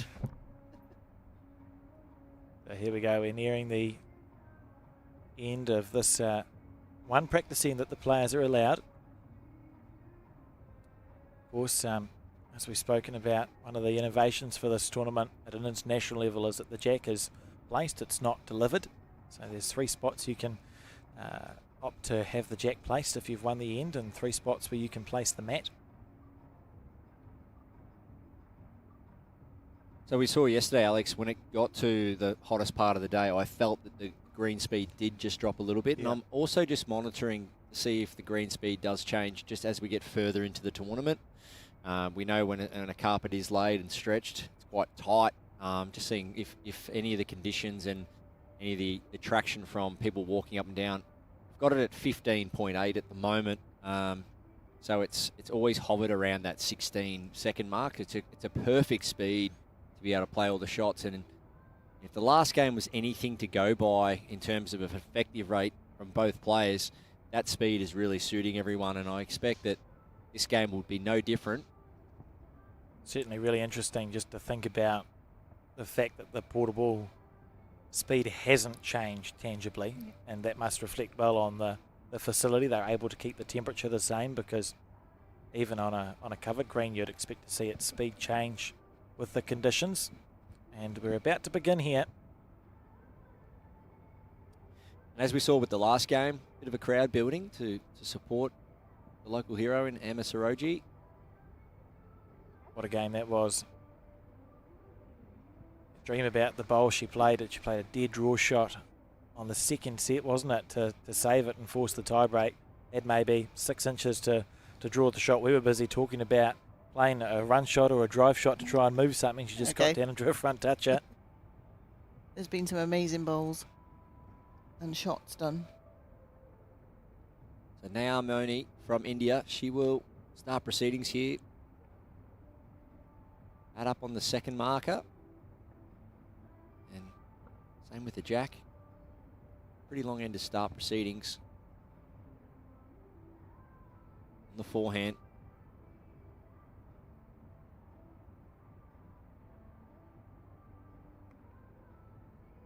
You see a bit of chalk? Yes, we will. Front toucher to start. I'd be happy with that. That's how you start your quarterfinal. Both bowlers choosing to use the tighter model bowl.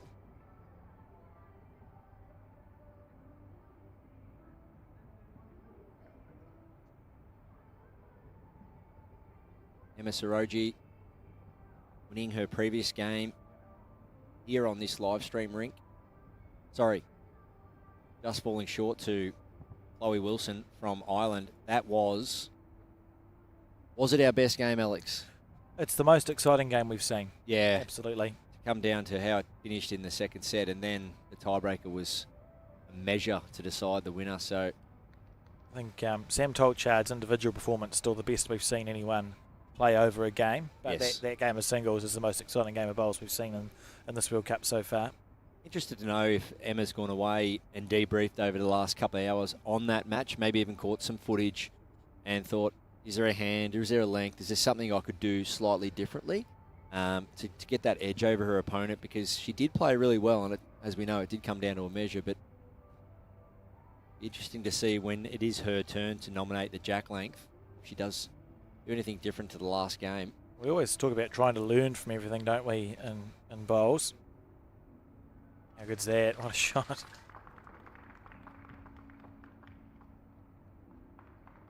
That's handy.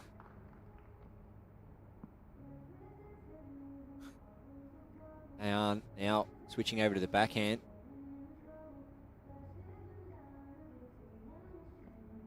How have you been finding the playlist, Hazel? With the music, the songs that we have going in the arena. It's a bit of sound of music. This one. Yeah, I just think it's good. Fair enough. It adds to the atmosphere.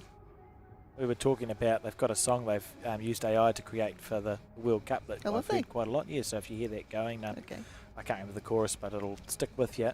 Quite impressive, but an entertaining thing to do as a club sometimes is to go, well, let's see if we can get a song written about our club using AI. That's a great idea.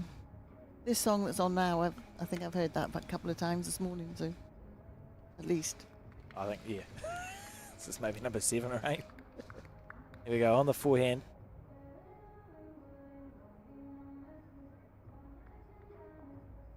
So Emma there, not trying to make that target any wider, but trying to put one in behind.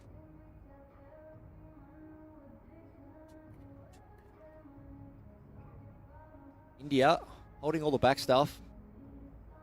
So another bowl at the bottom of the screen. We see some attacking weight here. Backhand, blue through the red, trail the jack out of there. Or forehand, try and clear the blue and sit the red. It's going to be forehand. It's on its way.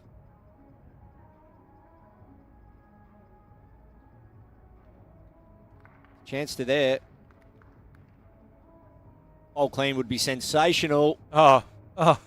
That will almost do. Oh, surely that's enough. Wow. Big effort there.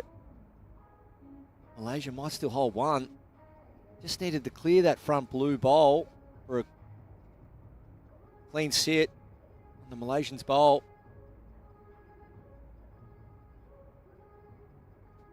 Always very important to get off to a good start, isn't it, Hazel? Oh, yeah. Yes. I've done a lot of leading in my time, and that's the sort of crucial shot to get them near the jack as possible.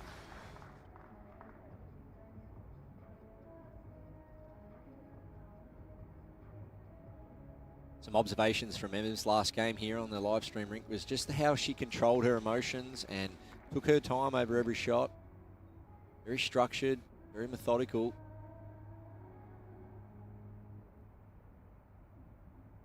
On the forehand again. It's the finish, quite there. Nice line. So we 1-2 Malaysia. All right, let's see where Emma places this mat. And Jack. 2 sets of 7 ends. And if it's a set each, it will go to a 1-end tiebreak. The green length is 36 metres. And the players can choose where they want to put the mat and the jack. They have 3 spot options, 2 metres apart. No jack rolling here, this World Cup format.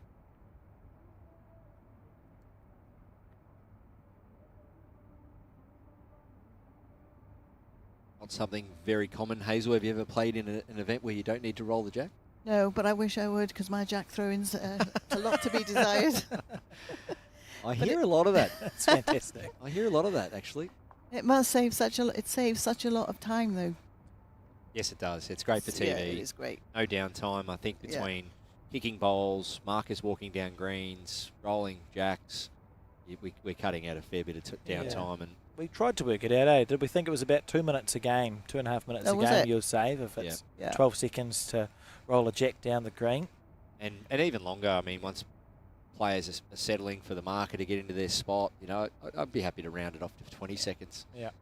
Because by the time you put a jack up and then suddenly it goes off or it's too short, it's just all that time taken to put it in the right place. So I wouldn't be surprised if we start seeing it become more common in competitions. Obviously, BPL's done it for a very long time, and some of the shorter length leagues that you see in New Zealand and around the place have a similar plan. And you've got the 3 choices of length, haven't you? Mat length and jack length. So. And jack rolling will still always have its place somewhere. So it's not like we're trying to totally eradicate it. But in modern formats, some conditions do change, and I know the players are enjoying the different initiatives being put together, and this is one of them. As we've spoken about, it's about what's going to give the best spectacle. Yeah. How's this for a correction back? Ayan, nice shot.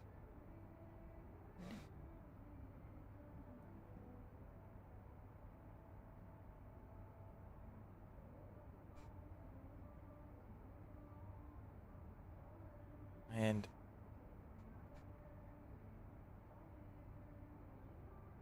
on the back end. You see Emma Saroji stands upright and gets a lot of bend out of the knees. Some low at release. Some form of arriving weight here. Sit, trail, promote, or going to say the hole, but she's got the jack right on the nose. Perfect shot from Emma Saroji.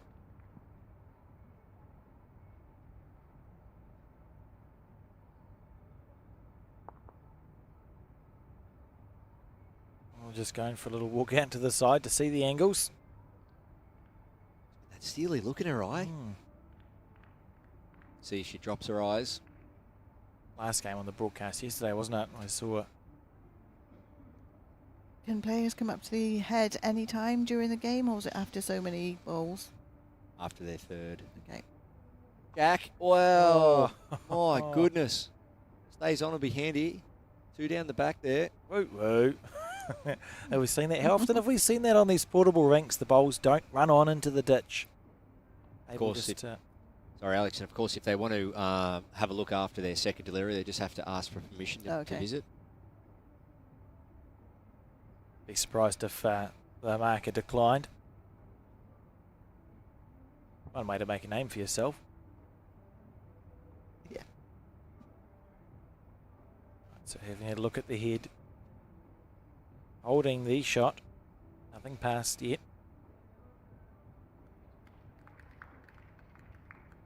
So, Malaysian here on the forehand. Count and cover, I think, will be the best shot for her here. Just in behind the jack. I'll make it 2. Cover the trail. Let's do let go. It's going to be out in a high line. Not totally wasted.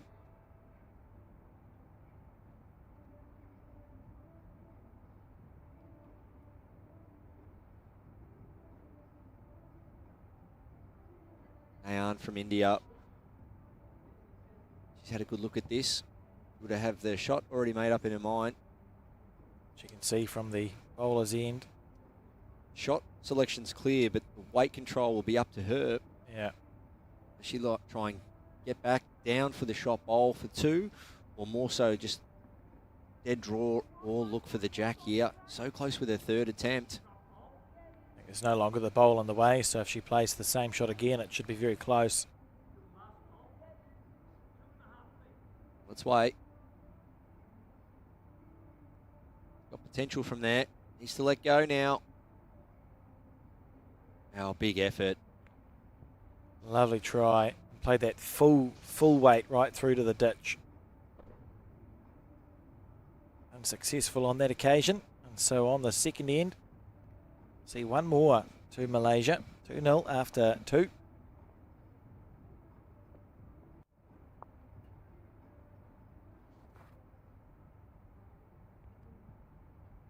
So there's other formats out there, Hazel, especially in Australia. We've got events where you get points for touches. Okay. You get points for the second and third and nearest bowl, etc. You have much back home where you're from? Do you play some sort of different fun formats in different environments? Sometimes we've tried sort of the BPL format now and again, but it's not very consistent in different formats really. We're sort of more traditional, but the ends are reducing, and I think it will gradually come into the UK as well, because it's the timing for people's lives and just taking less time. That's right. Maximising that time. Yeah. So if you can really have a exciting, punchy hour or two somewhere. I mean, gyms have been doing it for years now. The old swipe in, swipe out, get in, do what you need to do versus the classes and lessons, and pay as you go kind of stuff now seems to be the modern way. And I know for us in New Zealand, our biggest participation actually comes from our twilight bowlers. So we call them twilight leagues. Our clubs in the summertime, when you've got the long hours, open the club up to unaffiliated players and say you play between a 4, 6, 8 week twilight bowls league. Yep. You pay, I don't know, $10 or $20 a night. You play 3 short games, have a barbecue afterwards and a drink.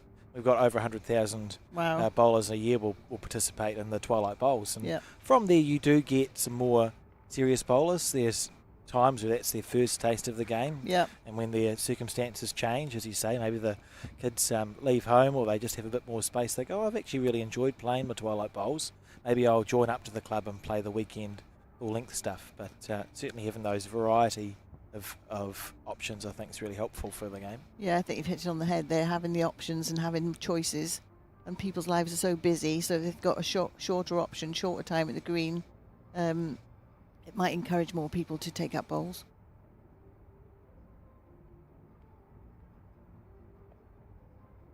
There's still a lot of the traditional games as well, which you know, take 2.5 hours and things like that. So I mean, there's room for that as well because people enjoy it. But I think these new formats coming in is the way forward. How's this third bowl?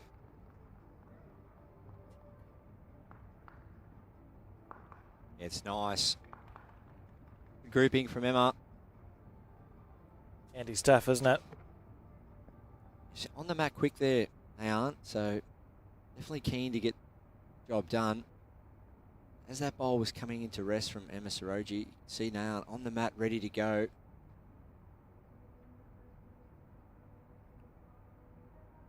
To get down now. Will it work back in time? Very close here. It's to the running. Doesn't have it. One bowl to go for each player. Both players' deliveries are so consistent. It's just the same every time, isn't it? It's just amazing. See the hours that go into that. These athletes all will train literally for hours and hours and hours. Can't expect to turn up once a week and play a meat pack tournament and be a world beater. No.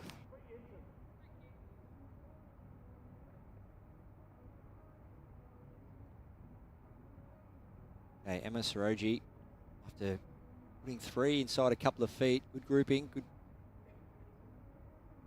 packing of those bowls behind the jack.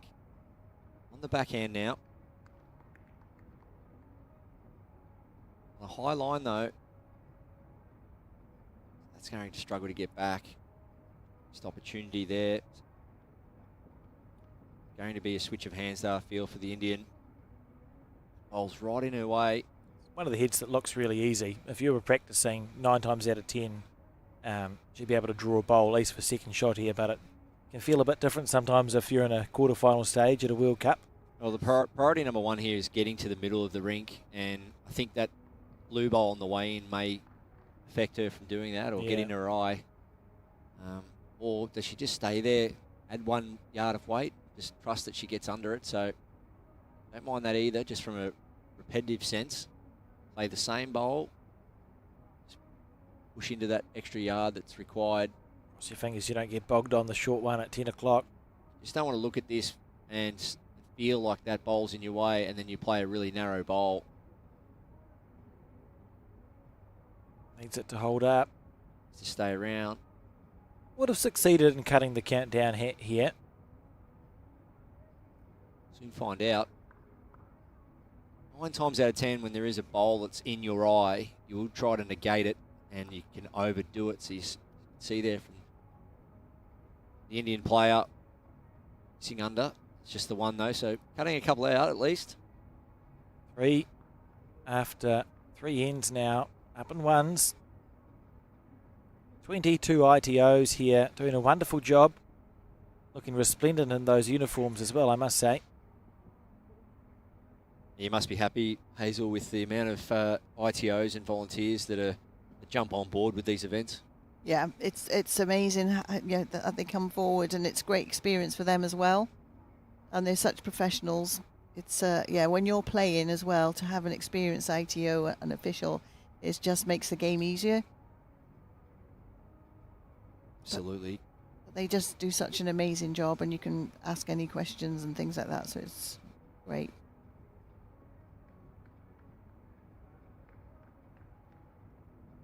Remembering all the results are live on World Bowls Match Centre, and Bowls Malaysia have supplied.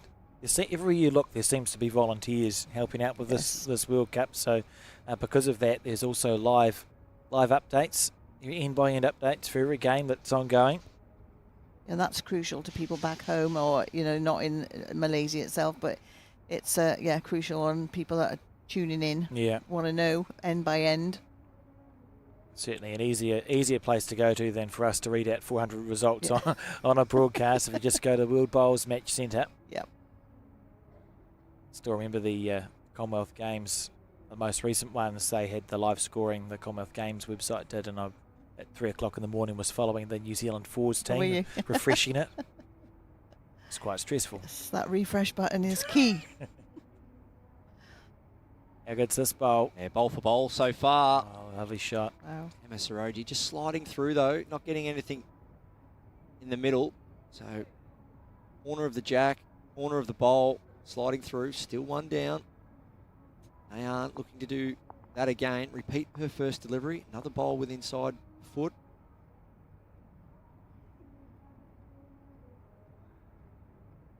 Sets up really well. Some relax. Bent arm, bent knees. Stable position at set up.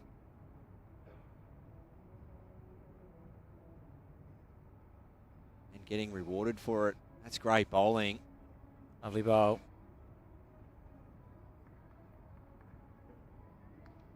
This is how you make quarterfinals of world standard events. Hitting bowls consistently around the jack. Being on top of your tactics, being on top of your emotions.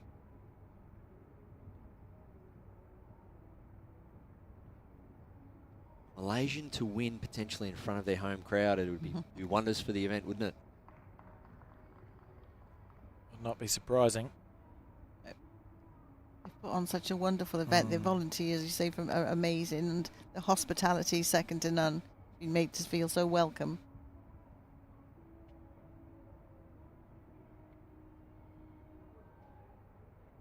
As we've spoken about, it's great to hear that this facility is going to continue to be developed for the case of bowls. Portable rinks will stay down until just before the Commonwealth Games, and I believe there'll be another cover going over one of the greens as well. Only be good for the continued development of the sport here. Yeah, I think it's all good, and this tournament will do promote bowls even further. I've seen it pop up on the local news channels as well, coverage of the World Cup. Yes, it's been in the papers, and yeah, it's great. I've known Malaysia since my first tournament in 2009, and it's amazing to be able to come here to see them and how the bowls works in Malaysia itself. It's also nice to see the portable rinks in and what it's going to be like in Glasgow Commonwealth Games. It's a great preview, isn't it, really? Yeah, it's a good showcase for it, and yeah. Very exciting times ahead indeed, as we see this bowl on the back end. Can't be a million miles away. She's had a lot of answers today when anyone's tried to push her. It's not a bad reply. Maybe second. It looks like it just sat up long enough, doesn't it? And for second shot on the left of the screen. I think it's probably first, second, and third, and then the rest around. Might see just a forehand draw here. Touch the jack, 6 inches, make 3. Will require to swap hands though after playing 3 decent bowls on the backhand. It's that comfortability. A lot of players seeming just to want to settle into one hand here. Exactly what Nayan's doing.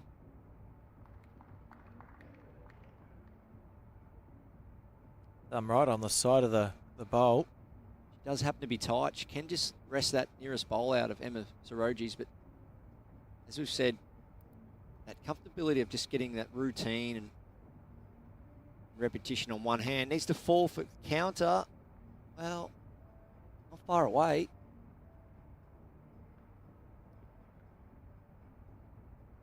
See Emma Saroji there at the moment, just filling out her own card. They were famous-ish for doing that, weren't they, the Malaysians? It was part of the coaching style. I know in the early days they all used to carry little notebooks around in the pockets and mark every end. I'd forgotten that. Yes, they did. Way of sort of physically locking it in, I suppose. And it is just the one. So 1-3 the score now. As we start end 5 of 7 here. 2 sets, of course, so another set to come after this. Yeah, it's that instant debrief. You're looking at the end of the game, at the end of the end, you can just do a little quick debrief. It might be effectiveness, or it might be a ticker across for a self-reflection performance. Might be, a score even. So give yourself a rating. And if you want to take it further, you can do some notes. These athletes, they have their coaches handy. I'm sure they're all taking notes and helping these players with their debriefs after each game and help prep. Be looking at opposition as well. So looking at any trends in opposition's play. I think a debrief is so important after each game. As a previous team manager, that was key.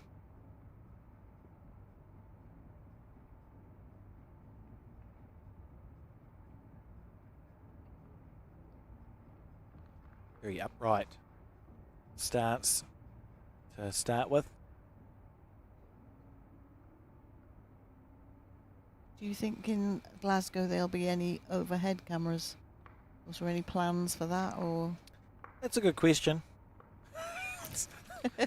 That's all I've got. I mean, ideally, an overhead camera would be amazing to broadcast. It's I'm just thinking of you two. Yeah, one of the hardest things to do is to put an overhead camera over a rink. If you have a low ceiling, sometimes you can bolt a camera on, but it's really challenging. I was saying earlier, actually, one of the things Bowls New Zealand's trying to do is we've spoken to some AI tracking people. Okay. We're going to see if we can get a virtual overhead graphic. So it'll just take it from this camera, but it'll understand the distances, so you can see directly overhead. Wow. And to cut to that would be that'd be pretty special. Hopefully in the next year. That'd be amazing. Yeah, I was at a club recently in Melbourne where they have a roof canopy over the top of their green, and they've got a hard wire running down the middle of the rink. That's their show rink, and they do a lot of live streaming, and the wire is straight down the center of the rink, and they've got a GoPro. Okay. And it moves up and down.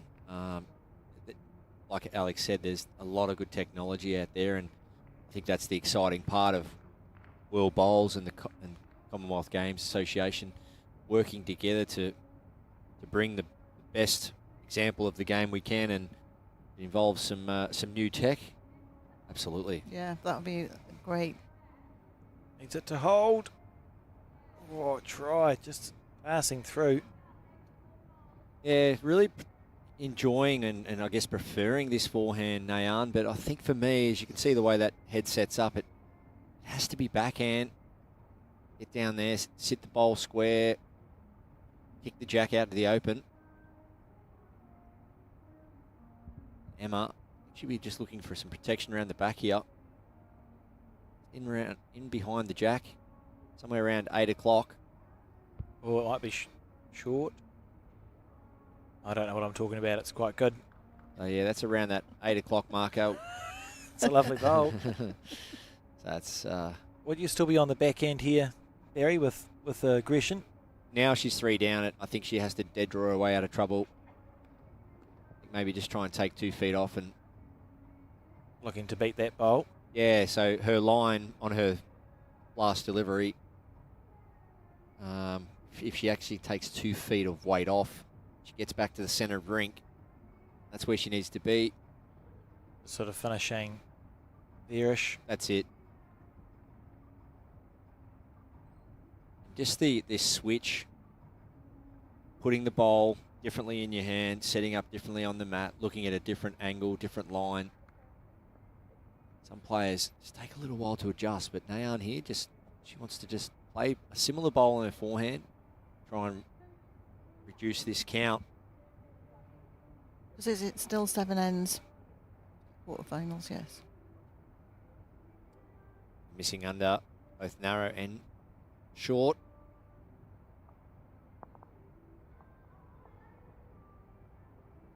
Just looking around, looking at the players' mannerisms, just their body language. It is their long days. I think yesterday from arrival time to departure time would have been 8 a.m. till 8 p.m.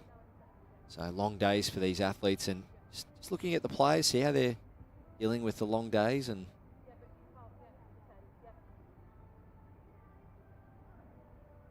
they get a little bit of downtime, how they're refueling, stretching, recovering, staying out of the heat. Very hot outside. Up to 31 degrees today. Opportunity to draw a bonus bowl here. Ball's on offer here. Saroji. Well, she can't chase that one because she's stopped to do her shoelaces up. Fair enough. It's a thick edge. Stay around. That's enough. 7-1 now the score as we move to the penultimate end here in set 1, and a commanding position for the Malaysian in front of a home crowd.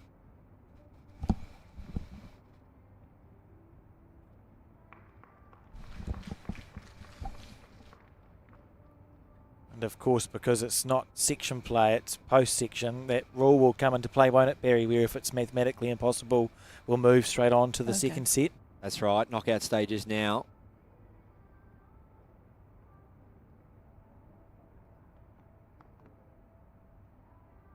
So to keep the set alive, 2 shots required for India. We'll move straight on to the next one.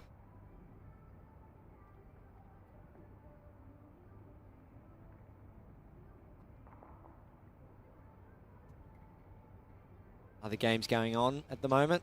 Next door, India playing England. And Katherine Rednall, well, you think about indoor bowling, worldwide indoor ladies bowling, Katherine Rednall's name features heavily right up the top. Would have to be just about the favourite based on her success in the last 3 years on portable rinks. Yeah, phenomenal player in general, but her indoor forms, he's up there. And of course, you look over at Dawn Hayman, Selena Goddard, big names everywhere. Big names, big games, big moments, and ultimately all these players are trying to put in a big performance. Catch the eye of the selectors for Commonwealth Games, July 23 to August 2 in Glasgow, 2026. Lawn bowls featuring 9 days in a row. Oh, look at this. Wow. Lovely shot.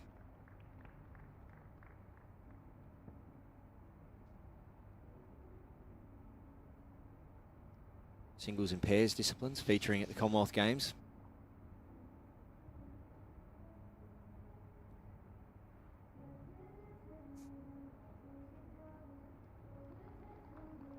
Nayan needs to pull up.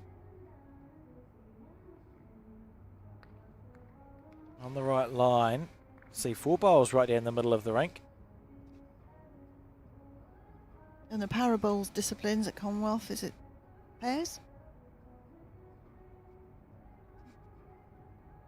Yes.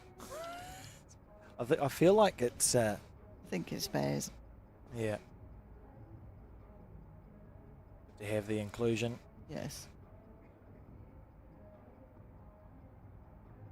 There's some amazing para games being competed against here as well. Yeah, So it's nice to see them here. We're looking forward to broadcasting some para bowls tomorrow morning. The first 3 games on the broadcast. Next pairs ongoing here at this World Cup. Yeah. Inspirational, isn't it, to see these athletes perform at such a high level. It's brilliant, and the opportunity is amazing for para bowlers. So to keep the set alive, remember 2 shots required for... Not reaching. They'd be disappointed that she's fallen short there. Yeah, had to reach there. Even pair a couple up around the back there. Jack later in the ditch was 2 or 3 shots. So this could be the last end potentially if Nayan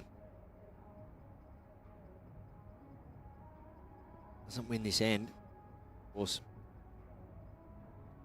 needing at least 2. Emma Saroji. Yeah, good bowl.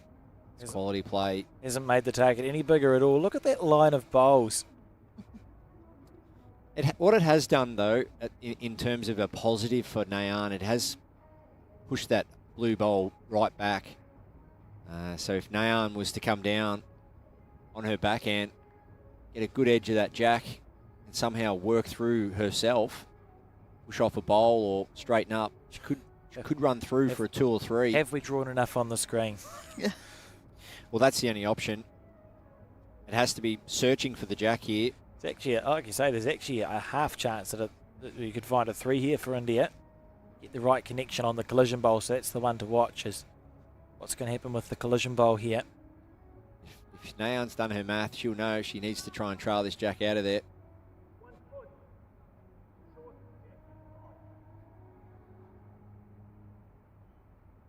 How's the weight? Not there. Goodness, that's such a nice line for the shot. You think just a few feet on that, every chance in the world, and that's going to be that set over and done with. Unwinnable position now. I think 1 to Malaysia.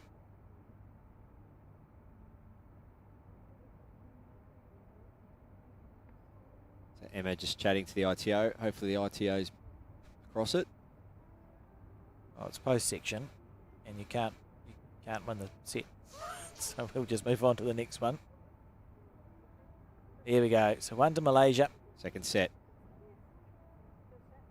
Yeah, beautiful. Good communication there, just from the ITO to the scorekeeper as well, to make sure everyone's on the same bandwagon.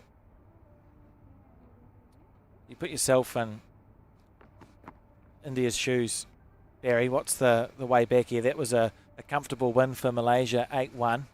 But the set system gives you that opportunity to start again. What might be going through her head? Well, when you look at the quality of the match, it wasn't like I felt the score reflects the performance, but in the end, it was just the bowls around the jack. I mean, it's the number one rule of the sport: outnumber your opposition, and that's what Emma Saroji did, picking up that multiple of 4 on the 5th end, and that really had her saw her break away. We've spoken about it the last couple of days. The multiples they're like the devil. You want to stay away from dropping any numbers, and the way to look at it is you're happy to drop a 1 in singles, but everything after that becomes surplus. The 2s, 3s and 4s are surplus shots, and you remove your surplus shots after a game of bowls, you'll find you'll win many games, but it's just getting rid of those numbers and getting that second shot if you are in a spot of bother. So I think just gone for a toilet break, or just to refresh. As we see, well, we don't see anything because we're waiting on the Indian player to come back. There are other semi-finals, quarterfinals, sorry, going on around here on the next door rink. It is India taking on England, Katherine Rednall. And let's just have a look at that quarterfinal lineup. And then Australia and New Zealand, that'll be a great game. And finally Malaysia and Hong Kong, China, Cheryl Chan. It's a fascinating quarterfinal lineup. Of course, semi-final to come after this, and then we will we'll have the final as the first bowl is played in the second set. So we're back.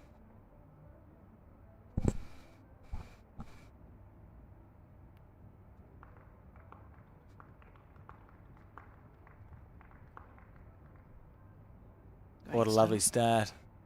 Great start. Particularly after just that little break, isn't it? Just to go, you know, essentially saying to your opposition, all right, I'm straight back into it. It's difficult when you're waiting, if a player's gone off and you're waiting on the rink. It's what's going through your mind and how to keep your concentration. Did you talk about that as a team when you were managing the Welsh team? Just what do we do in these situations? Was that part of the conversation? Yeah, yes, all these situations are part of it because you experience it, and then when you're reflecting, you think, right, what can we do better next time if you know, if something's happened. But if people go off the rink, then you usually go to talk to your manager or go off the rink as well. Depends what suits you as a player. Even better bowl. Oh, look at this for a start to the second set. Amazing. 3 great shots. All 3 of those bowls be within a foot of the jack. Set play, your concentration, you can't afford to sort of lose it at all, and that shows what these top players are doing.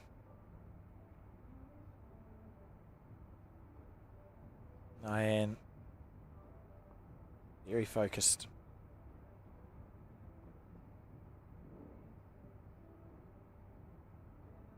Like we've spoken about, I think it's almost one of the most heartwarming video clips you'll ever see is the Commonwealth Games gold that the India 4 won at the most recently held Com Games. If you want to see what people look like if they're absolutely delighted, that's what it looks like. So happy. Hard not to have a smile on your face. I think we need to keep playing those sort of clips. Oh, that's great, isn't it? Yeah. It's that the Commonwealth Games always reminded me as well of the Dan Salmon and Jared Breen game with the green slide. Another delight moment. It was very interesting, wasn't it? Yes. I think, was that, do you know, ever know if that was pre-rehearsed? No, or was it just off the cuff? Yeah, just off the cuff. Did a knee slide on the bowling green. Yeah. Ever seen it, Alex? No. That sounds quite dramatic. You know, like when you score a goal in soccer, Yeah. you slide across to the post. Yeah, fair enough. So there you go, something new. I think I wouldn't back myself to do that without injuring myself, but good on him. Try doing that on a Tiff Dwarf green on the Gold Coast in about August. You wouldn't have rip any your knee knees apart. left, The greens are rock hard and they're dormant. I think there was some reprimand from the greenkeepers. I'll just tell the greenkeepers to look over there. So I just went for a bit of a look around, just checking out the conditions and monitoring some results. And the first set next door, England defeating India. Also Australia defeating New Zealand. And Malaysia defeating their opponent in Hong Kong, China. So they're the first set results, Malaysia, Australia and England. Thank you, Barry. So as it sits at the moment, potentially a lot of games to go, or a couple of games to go, but Malaysia starting to head towards each other. How's this bowl? Looking to chip it out, feather off that one. Where's the gap? Wow. You wouldn't think there was a bowl-sized gap there. Sometimes you've just got to try and play for the gap, knowing that you won't get it. Probably didn't found it. And it's just weird how Emma could probably have another 6 or 7 goes, maybe even 10 goes and not get that gap with that weight. Yeah. Whereas if you play for an edge, you'll probably get it. So it's the way it goes. That was one of the better efforts. One of the better bowls I've seen today that's hit nothing. Just went through clean air. Nayanmoni, Saikia from India, trying to stay in this match, win the second set, take it to a tiebreaker.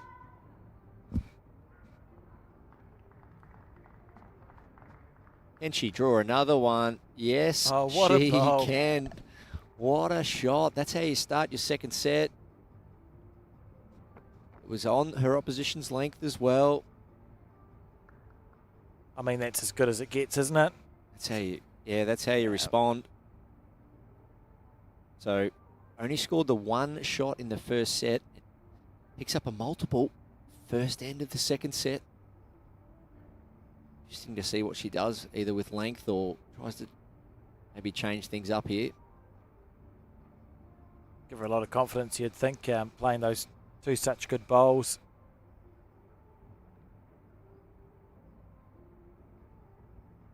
The score tick at the top left, of course, matches the stickers, which are set out in a schedule. I'm aware that we have blue bowls with red stickers and red stickers with blue bowls, but consider it like a crossword and watching bowls at the same time. Just keep the little grey cells firing.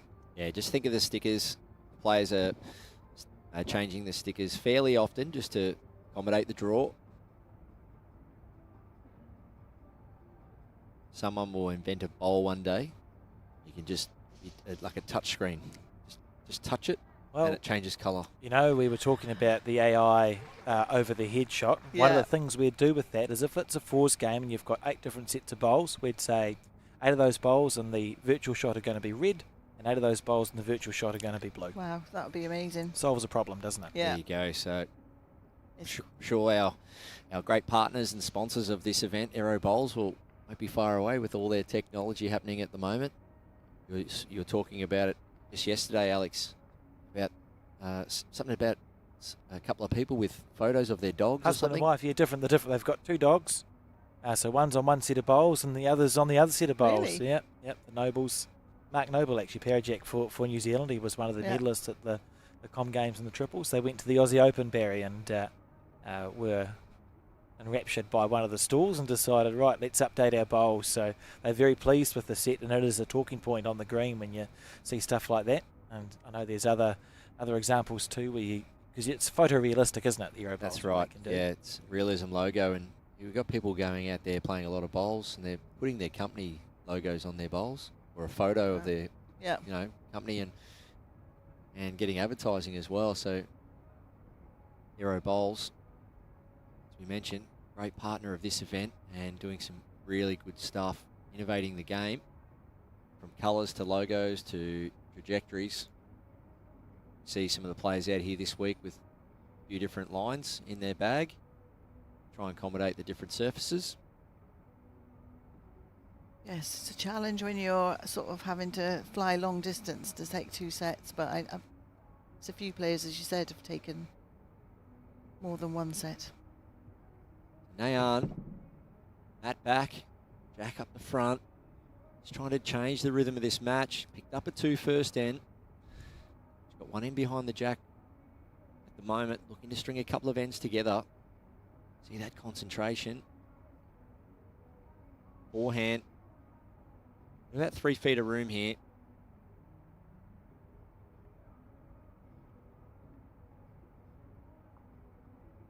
It's probably going to be a good line, but a little bit long here. So that line would have worked.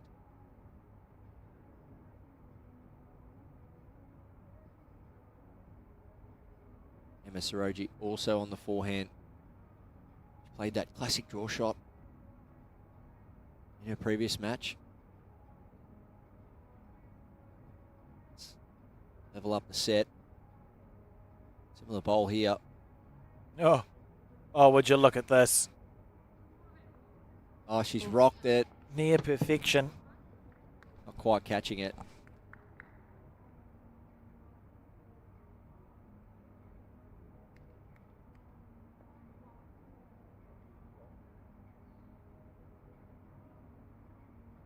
Nayan. Can she draw another one here? Back-to-back multiples. Oh, overcorrected here. Not happy with that one. Bit of a tap of the thigh. Looked like she knew the moment she let it go as well. It just came out with that little bit of a judder. What are you thinking here, Barry? Well, Emma does have 2 seconds. Is there a shot on it would be on the forehand? Is that easier? If she plays forehand, I think it's a draw. I don't know if she'll take the risk backhand, because the weight she needs to get under the front will be weight that she kicks the Jack back for 1 down. Yeah. But I think it's worth the risk. She's already 1 down. If she does hold up under that front blue, she can sit it. But she was so close with her previous delivery. I think she is. I think she'll just try and correct here. I think she'll just try and draw around the front. Something similar to last. Often you see players, if they play a good bowl, they try and replicate it. How's the weight? Drop in now. Oh. Needs to fall. Sit down for 1. That's all that's stopping her, I believe. Do you wait your 30 seconds here? It looks like it might go. No. So 1 more to India in the second set, leading 3-0 now after 2. First set was all Malaysia.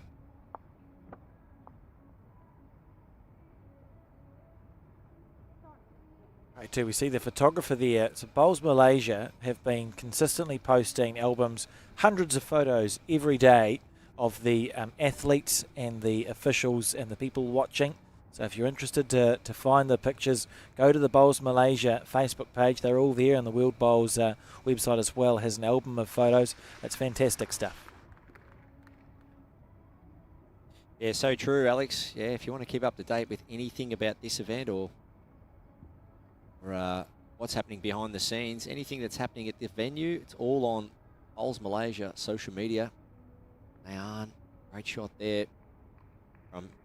They're doing Instagram reels, they're posting photos, interviews with players. World Bowls also doing a lot of features, trying to give all the viewers from around the world good insights.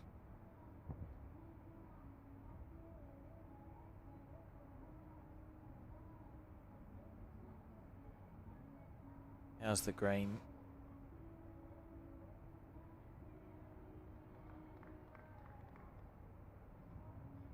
Yeah, good ball.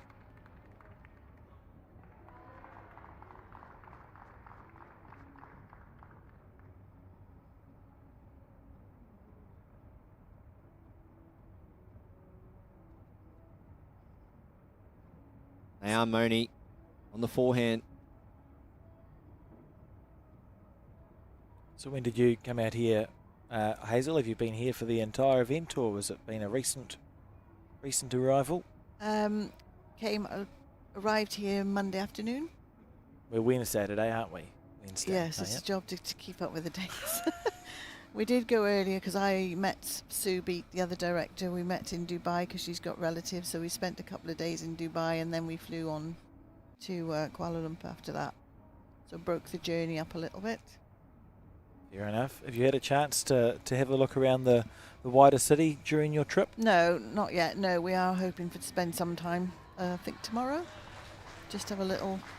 It's nice to look around and look at the culture and experience all these sites and things like that. So hopefully tomorrow we'll have some time. Oh, absolutely. Yeah. I'm sure the teams will be looking to take some time as well. Yeah, I think quite a few are staying on and things like that. It's some beautiful place. The Petronas Towers in particular are quite magnificent here in KL. We're going there tomorrow. Oh, that's excellent. You'll enjoy it. But not at night. Yeah, to see them at night, amazing. something special, those Petronas Towers. Yeah. The light that let off at the top that goes shooting into the sky Yeah. is quite amazing. And I must admit, I've seen them in movies, and I saw them when I was here many years ago. But to see them lit up at night, it really is breathtaking. Spectacular, that is.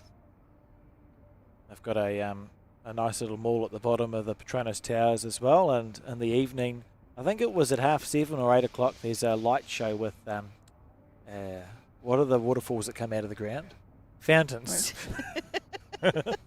There's a light show. There's a light show with fountains. It's really good. It was really good. It was worth my time.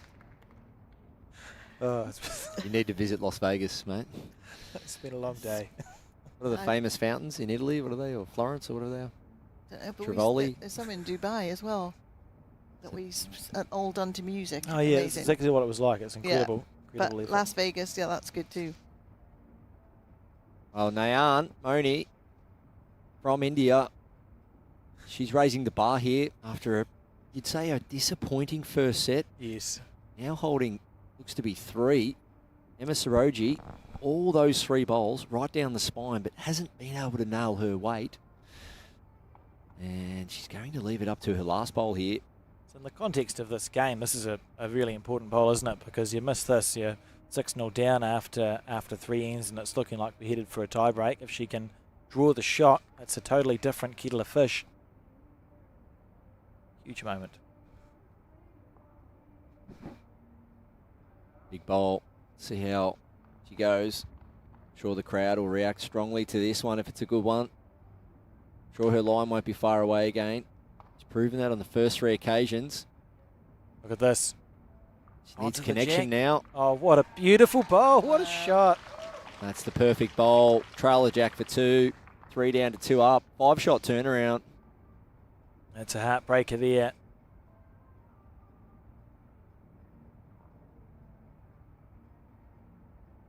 Two to Malaysia. I've taken back the momentum. Scoreboard attendants working hard. Look, you do the physical scoreboard, then he's going to have to input it into the World Bowls Match Centre. Great stuff. Yes. Just on a tie break, is it still one end tie break of the quarterfinals? Yeah, so they toss the coin. Yeah. And they can decide to keep it or give it away. Ruparani, she from India next door. Last few hands, every time I looked over, she seems to be far off the jack. Trying to really test Katherine Rednall. as Emma Saroji, back-to-back touches.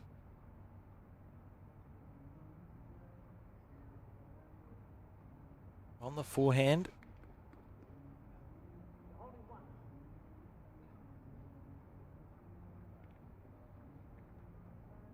Actually, a really important part of your technique.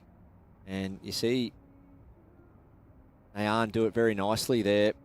Talk a little bit about it with her next delivery, but we're seeing especially a lot with the female players, that bent arm at setup. So we see Emma here, very similar to Binti, Lena Ahmed, with the bent arm. Yes, she does start tall, but another real key part, and we'll definitely look at it with Nayan, is making sure you get your back knee out of the way. Doesn't want to spring that jack out. You want to keep a nice straight plane. So from where you start the bowl to where you take it back, just get that back knee out of the way, and there it goes. It just gives her the ability to have that nice straight follow through. Yes, she does turn her hand across at last minute, but the plane past the body is nice and straight because that back knee's out of the way, and then she can play shots like this. Yeah, good stuff. I call it floating knee. Sometimes the players go to take the bowl back and they feel their back knee's in the way. You want to make sure you can get it in and behind your front leg. Get a nice straight plane through the delivery. See Emma, very similar. Who do you reckon's got the nicest delivery in the game, Barry? Actually, I'll give you two. You can pick a man and a woman. Oh, that's... No pressure. Geez, that's a hot question. I mean, yeah, I guess I've never really thought about it, but I think one of the first people that comes to mind is Shannon McElroy, no doubt about it. I mean, Shannon I've seen since we actually played against each other in juniors, under 25 days, so 20 years ago. And, yeah, so Shannon's delivery, I've always looked at it and gone, wow, that's pretty silky. Yeah. And he's a silky kind of guy. Female delivery. Well, when I do my coaching clinics, I do talk a lot about Karen Murphy's delivery. The fact that she does set up with bent knees, bent arm, gets the back knee in behind the front knee. So if I sort of say to anyone, if you want to copy a male or female, and if I was to add one more in there, who I copied and really looked to emulate as a kid growing up was Brett Dupre. Yes. Brett Dupre won gold here in 1998 on the slow outdoor greens, and they reckon he was just like a robot. Didn't struggle to reach. Once again, bent arm, bent knees, and really super robotical. And yeah, I sort of tried to match my delivery around Brett, and absolute gentleman.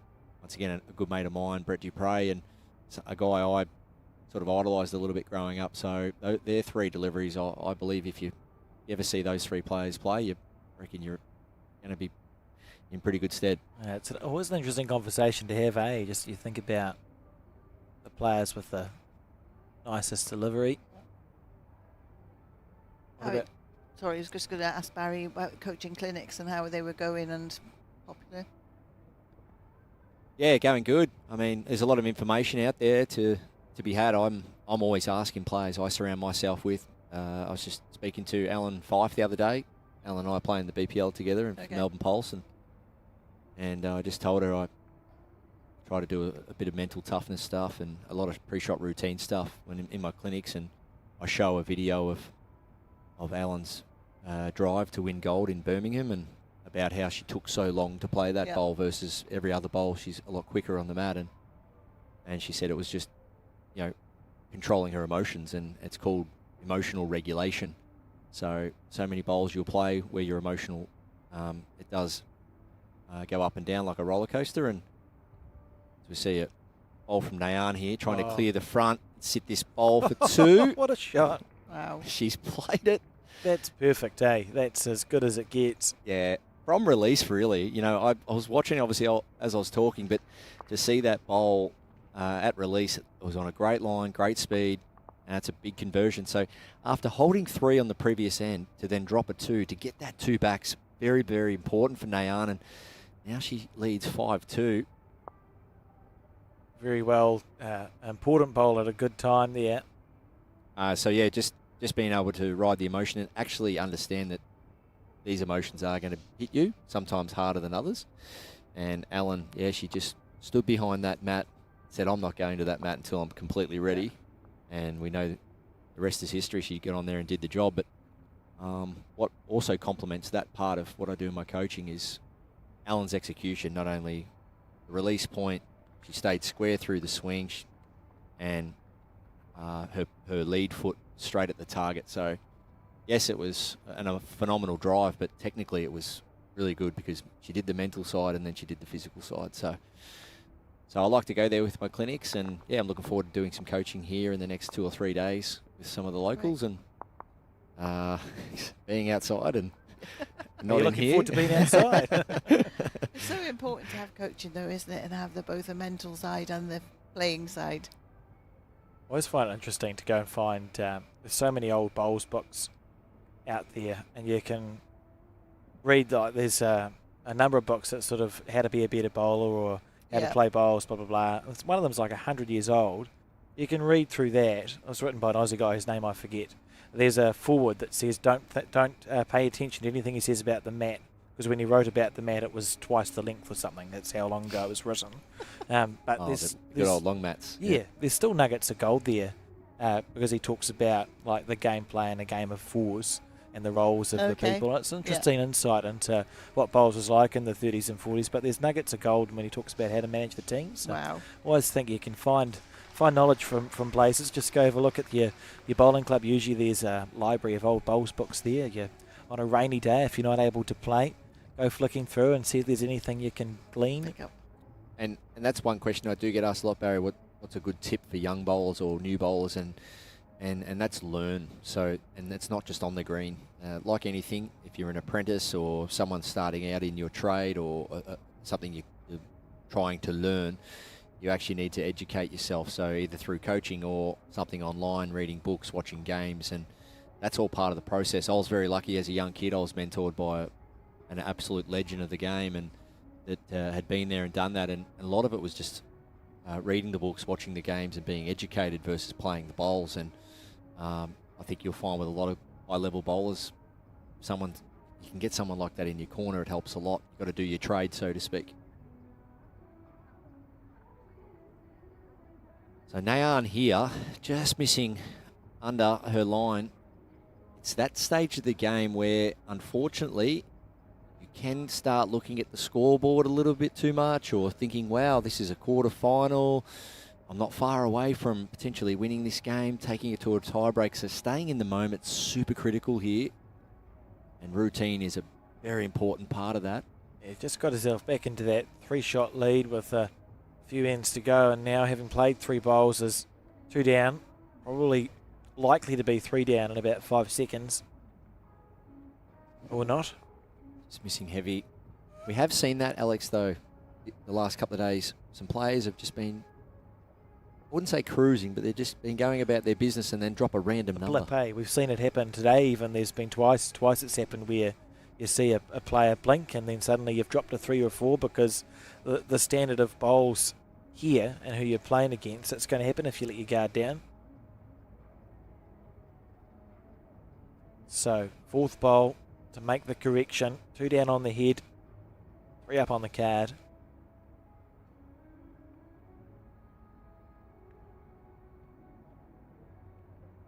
And just getting back to that emotional regulation. Never saw Tiger Woods rush a putt. Oh, look at this. Nice shot from now. Needs to pull up. Yeah, you never saw Tiger Woods walk up to a ball and just, oh yeah, this is a standard 4-foot putt or 5-foot putt or 6-foot putt. No, it was full process every time. Going back through your routine, whether it's high pressure environment or not.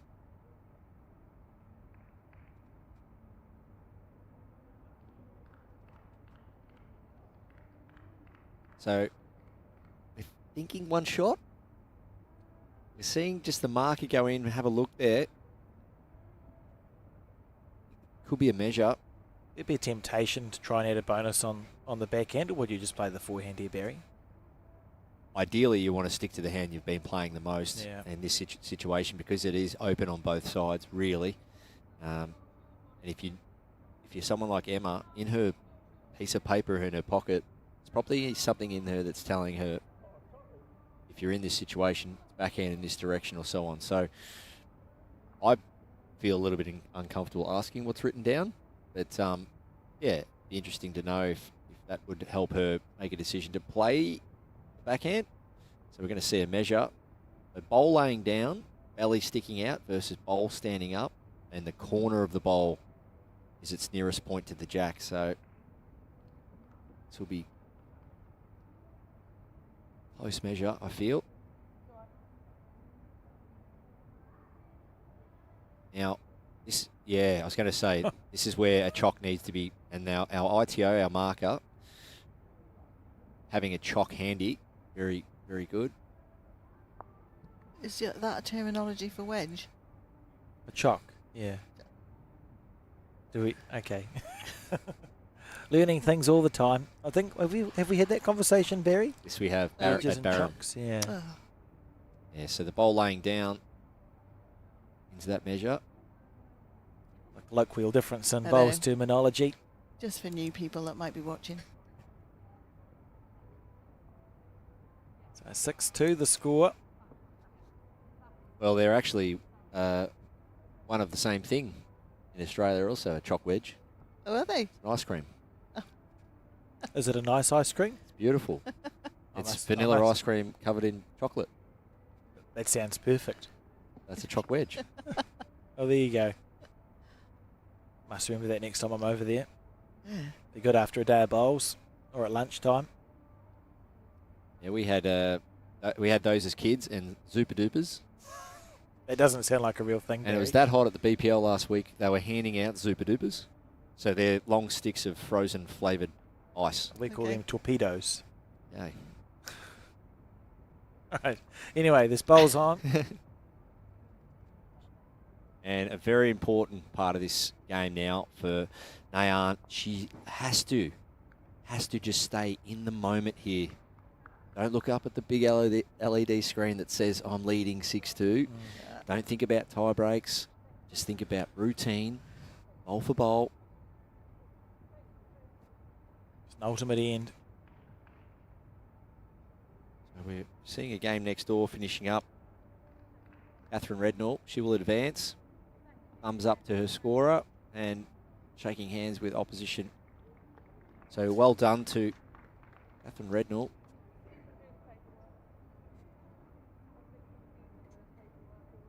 Yeah, certainly talk about form players on portable ranks.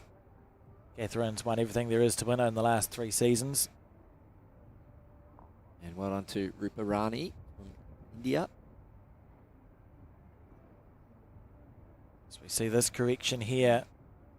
Just past the jack. Okay, so this is starting to get very, very interesting. Got Emma here chasing a multiple. 2 would be the target here. If you can get back-to-back 2s, all set, win the game. 3 would be a bonus. Feel should be searching for a 2 here. This is where Nayan needs to just slow down. That's great. Release a little bit of nervous energy. Chat to the marker.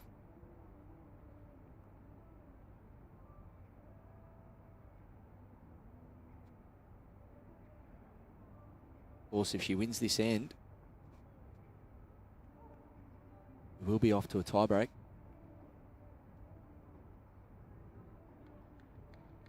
Be quite unusual, wouldn't it? Because it means we would have 2 sets that haven't gone the full distance.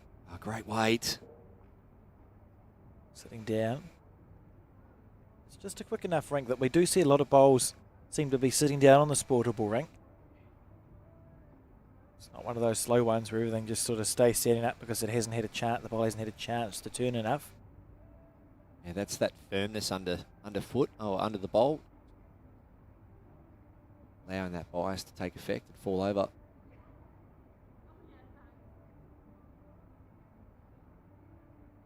This needs to, well, it's come back really hard in the end. Nicely played. That's 2, so that's what Emma Saroji needs. At least 2 here.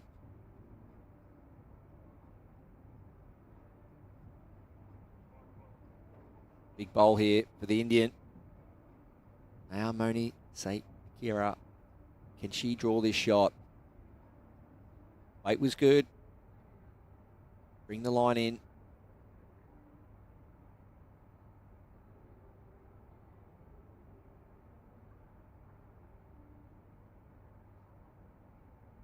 Predictions? Got some predictions here. Second shot. Second shot. Andy? Hazel, sorry. Sandy Hazel. Do you know who Sandy Hazel is, Alex?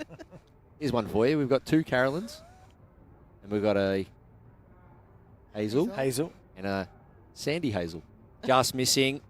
Still 2 shots. So Sandy Hazel works for the... There she is right there. Yeah. She's the English Brilliant. ladies team manager. Well, there you go.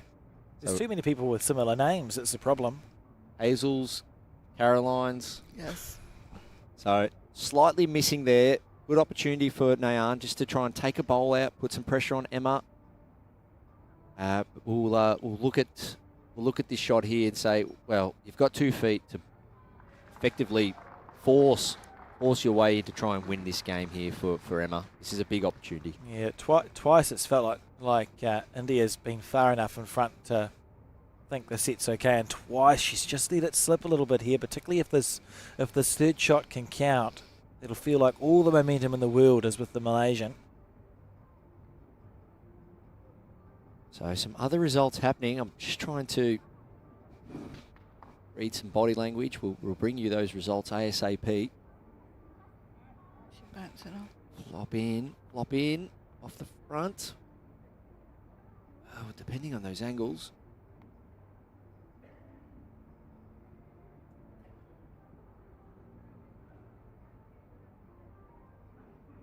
Taking 2 out. So I can tell you that Dawn Hayman from Australia has defeated Selena Goddard in straight sets to win her quarterfinal, which I think might have been the noise we heard. And as we know, Katherine Rednall won her quarterfinal also.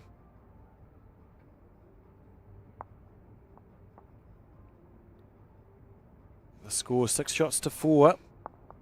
Well, the other Malaysian game is Hong Kong, China. Malaysian player getting a lot of support over there by the crowd. Of course, other games going on. Got multiple crowds either end of the stadium. Yeah, so Malaysia won the first set in that game and is currently 5 shots to 4 down in the second set against Hong Kong, China, according to World Bowls Match Centre.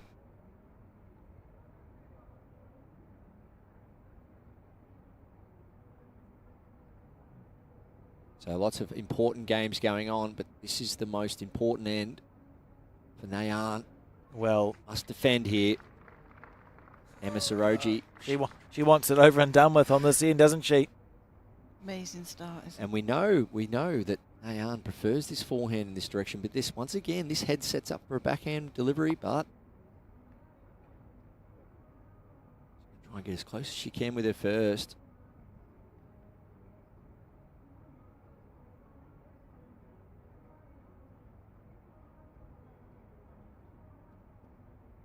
Good green. Might come in handy later. Yeah. This is when you really want to draw a second shot so that immediately, from as early as possible, you are holding the match win here from the pressure point of view. Yeah. Make it count.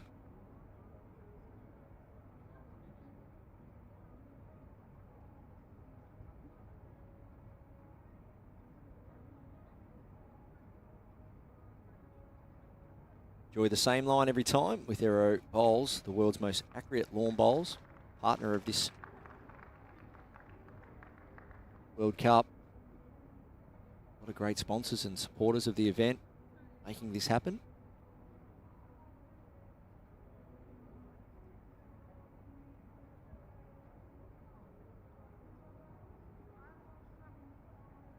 Here we go, second bowl. Now this is pressure, isn't it? This is pressure. it just doesn't set up well for me forehand. There's no secondary result.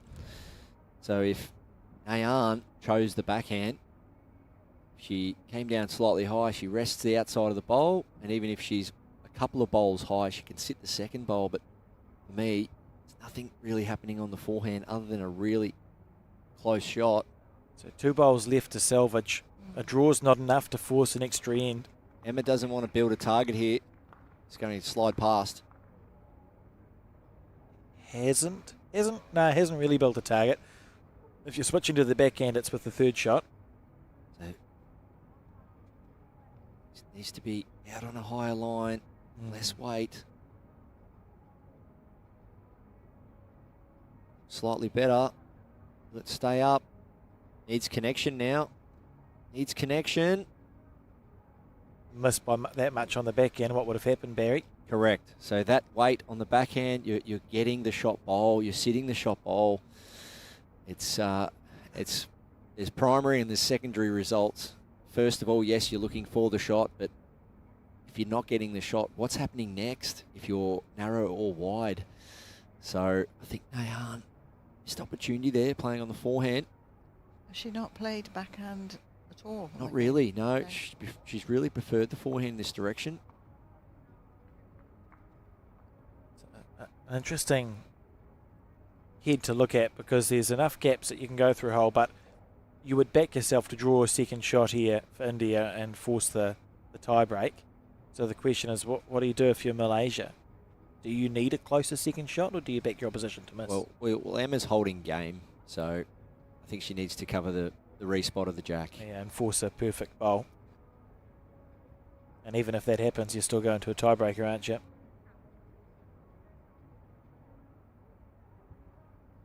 On its way. So something trying to match that bottom blue bowl of the Team India.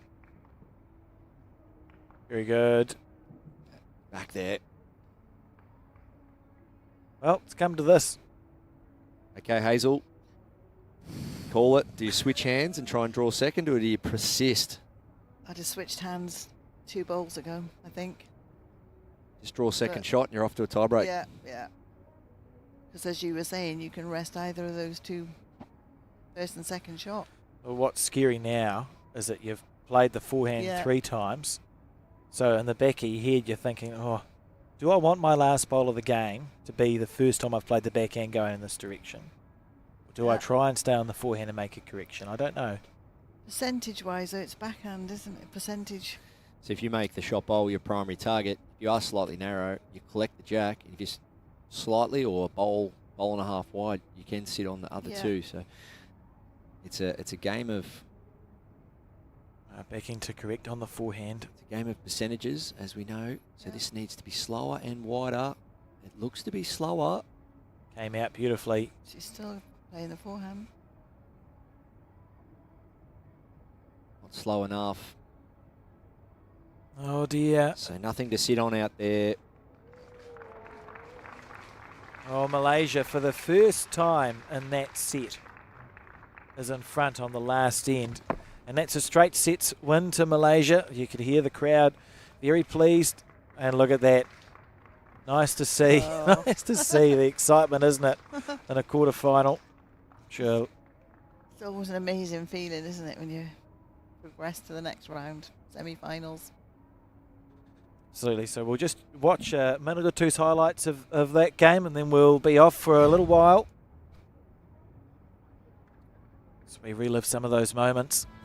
Yeah, playing a lot of great bowls, as we see there. That one just stiff early on, not to get the full connection of that red shot bowl of Emma Saroji's, but Emma, we just see that consistency, so not wasting many bowls.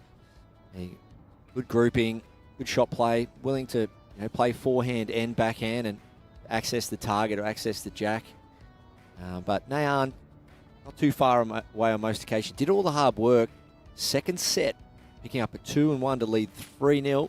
Dropped a 2 and then picked up a 2 and a 1 to lead 6-2. And from there, we thought we were going to a tiebreaker.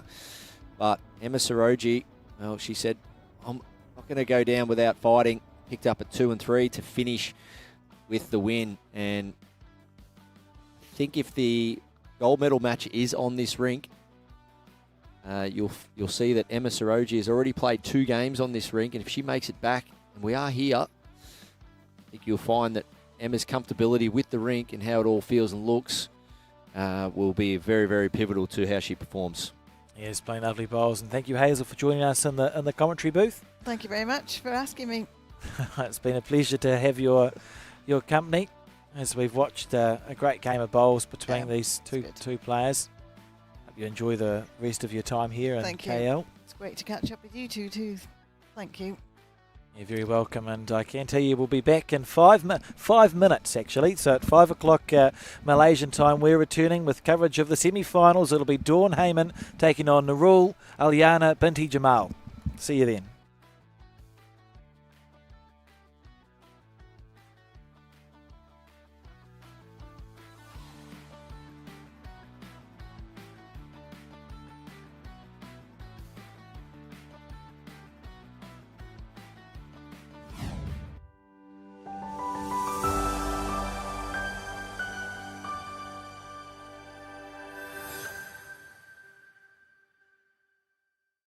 Arrow, used by world champions Kelvin Kirko, Corey Wedlock, Aaron Tees and Aaron Sheriff.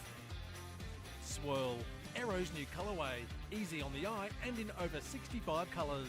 Arrow's enhanced grip allows you to go up 1 to 2 sizes, shaped to give maximum comfort and control. Made in Australia, machined with robotics for unparalleled accuracy. Arrow provide the most accurate of bowls. Arrow, same line every time. Apa lagi yang rangkaian telekomunikasi boleh lakukan? Bolehkah ia lindungi kehidupan yang terancam?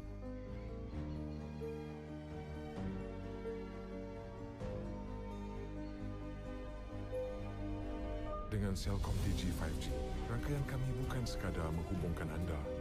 Ia dibina untuk mencapai impian dalam diri kita.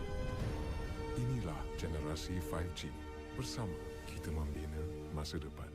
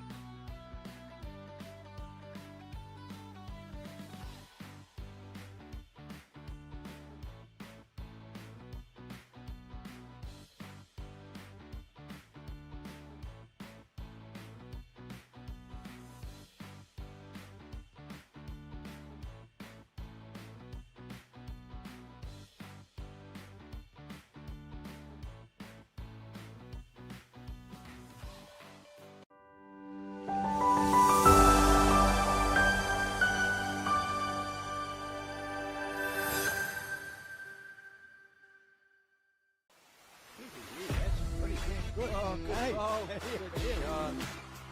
It's still going. He's done it. Oh, what a shot. Beautiful ball. Need a shoulder, he might just pick the jack up. Look at this. Look at this. Oh, yeah. Oh, what a goal. Look at this. This could be good. That is an outstanding goal. Oh, and he's tucked it in.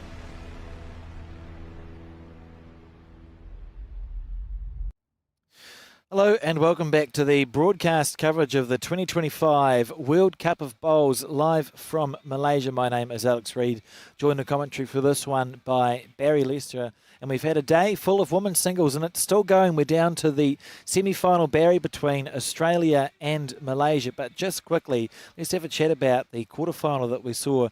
I was about to say a commanding victory, but it was the first game that was commanding for Malaysia and then she found her way back in that second set, didn't she?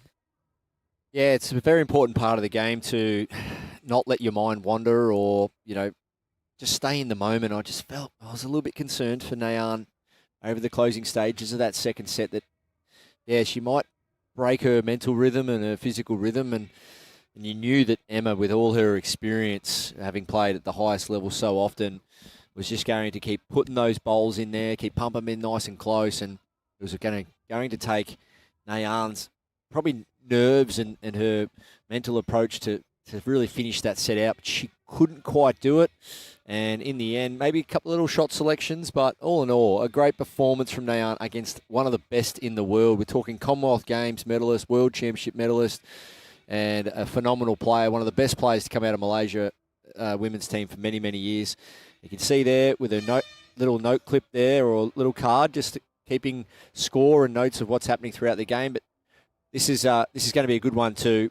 It's going to be a great game. Looking forward to covering this one. We've already seen a fair bit of Dawn Hayman in the last couple of days, and she's beaten a very, very formidable opponent in Selena Goddard. Selena Goddard right now playing tremendous bowls, and so big win for Dawn. We see the handshakes, although we think we may be covering a different rink here because that's not the broadcast rink that we're looking on. Okay, so we'll just switch away and wait for confirmation. Someone will turn up on our broadcast rink soon, Barry. There's Sandy. So still a fair bit of crowd, as you can imagine. Got the Malaysians featuring heavily, so it's great for the local crowds. I mean, ideally, if you're thinking, well, what's the best thing we could do for this World Cup event? It's if you have the home favourites make it through to that finals day. Yeah, happy days. Yeah, absolutely. So that's the other two semi-finalists we spoke about, Dawn Hayman and Emma Saroji, and give you an update on the other two competitors very soon in Katherine Rednall. Yes, and we'll see if we can get the post-section bracket up on screen as well later on, or even now. Here we go. And what a performance it was from Katherine. Right in front of us, Alex, next door to the game we just covered. And, she's playing very well. Defeating Ruparani, Tirkey from India. And she'll be taking on Emma. So the Malaysians, you can see on the top and the bottom of the draw, there's a world where when we get to the finals day, it's two Malaysians battling for the World Cup of Bowls. How good would that be for the crowd? Yeah, this is a platinum event too. So you're talking ranking points, big opportunity for these players to really put their hand up, not only Commonwealth Games honours, but big opportunity to collect some ranking points.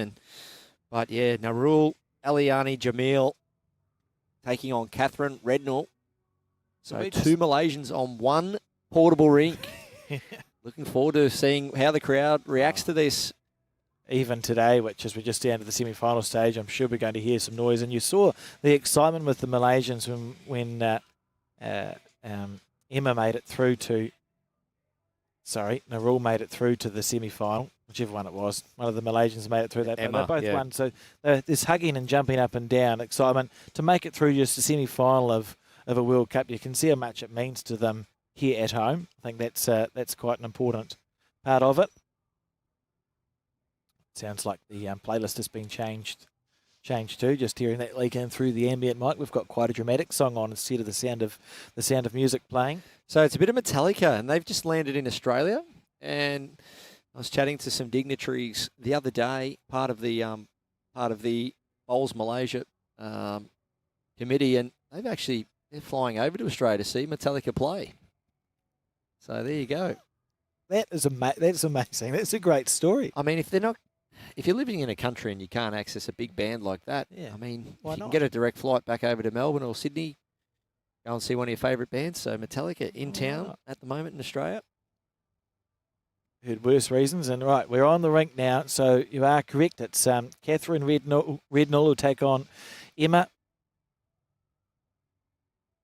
Oh no, that's just what we pointed at. Taking on Nurul, Alyani, Jamil.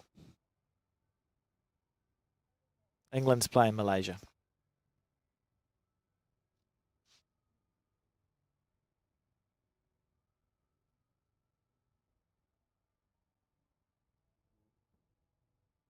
This is what it's all about.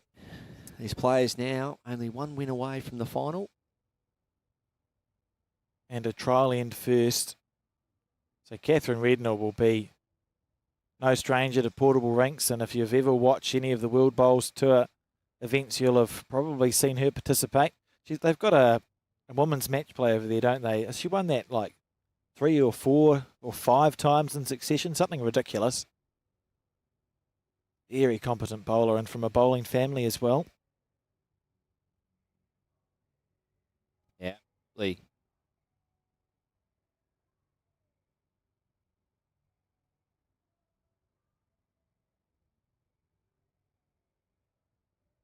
Yeah, Katherine Rednall, various stages throughout her career, she's been a stalwart in the English team.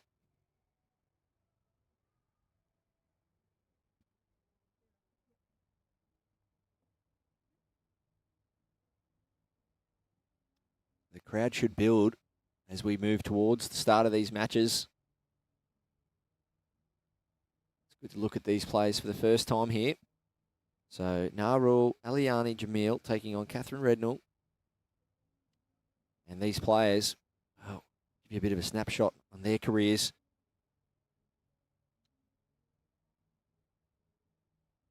Australian Open pairs was an absolute classic match this year, only back in June on the Gold Coast. And it was Malaysia v Selena Goddard and Chloe Stewart, and it went down to an extra end. And one of the best games you'll ever see. And this player here, Nurul, she was in that final, leading up for Emma Saroji, and it was a classic match. But when you look at her list of achievements, Nurul, she's competed in many Australian Opens, Asia Pacific Games, Asian Worlds, World Indoor Championships, bronze medal in the World Singles Champions. It's a fair effort. Been there, done it. Lion City Cup Gold 2016. And the scary part is, only in her early 30s. It's been some remarkable careers, eh? Like you talk about, and we do have a very young group of high performance bowlers at the moment, and they're still young. But they started when they were like really young. I think Elsie Goddard was a teenager. Selena Goddard, who's playing out there, won a bronze medal at the Commonwealth Games in 2014. Still young. So they've had long careers already. So her husband and her mother all play bowls. Nurul, and she likes to be called Kaka. So I remember commentating the final a few months ago, and likes to be called Kaka. Favourite food, seafood. And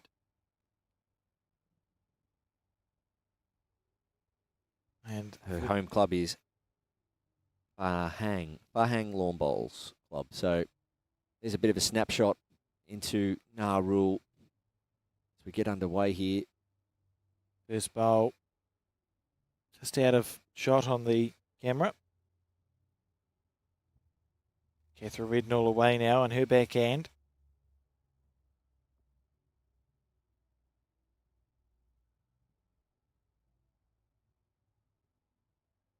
Nice start from Katherine. Rednall, look at this. Beautiful bowl. So to all our viewers, England versus Malaysia on this rink. Next door, Australia v Malaysia. And if the Malaysians were both to be successful, it would be the Australian Open pairs teammates going up against each other. So obviously country teammates, and I'm sure best of friends, so that would be interesting. But at this stage, 4 players remain. Nice reply there from Nurul. It's a lovely correction.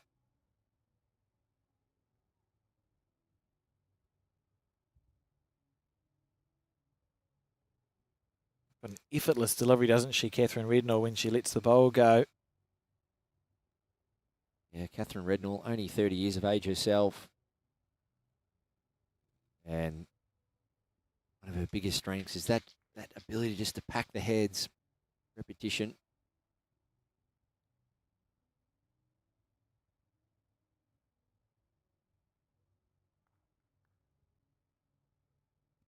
Nurul on the forehand, 1 down.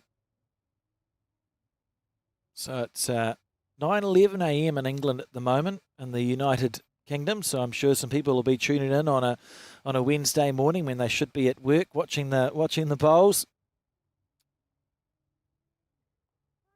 Yes, it's they're long days for the athletes. I know we arrive around the same time as the athletes. Well, not all of us, but getting in here at sort of 7:30, 8 a.m., leaving the venue last night, 8 p.m. So big long days for all the staff, for all the volunteers, the ITOs and the bowlers, and preparation recovery is so important. And just little things I like to see. Obviously, there's only the 4 that remain, but look at Kelsey Cottrell sitting there next to Gary Willis, Australian coach, supporting on Dawn Hayman. That's what can make the difference, Katelyn, in those clutch moments when you think you've been literally, as you say, having 12-hour days out in the sun, in the air conditioning, out in the sun, in the air conditioning, going through the mental roller coaster that is high-performance bowls. You look to the right or the left and see a teammate or a coach sitting there supporting you. Absolutely. So Katherine, she's just trying to put a bowl somewhere around that 6 to 7 o'clock mark. Just decent bowl, not exactly what she was after. She was after a couple of more inches of weight there, but I don't think it counts. Shaping up to play the backhand based on the foot positioning there. Yeah, so probably. Yeah, looking for the split here, I feel, Nurul. And better to miss on the slightly wide side? Or just look straight for the split and don't worry about which way you're missing? Yeah, the outside of the widest blue is her worst result, but I think if it's going to be weight on the backhand, it has to be weight that the blue bowls leave the green. You don't want blue bowls coming through the head. And sticking with the jack. Sticking with the jack and turning Nurul's bowl off the green. So weight here, I feel it needs to be enough to get these blue bowls off the green.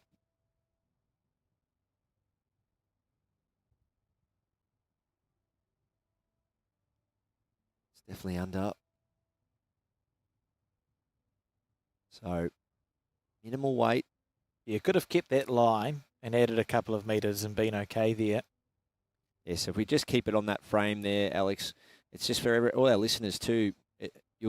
Yes, if you're 3 down, let's say there's 3 blue bowls there a shot, we'd just normally look to just come down, disturb it.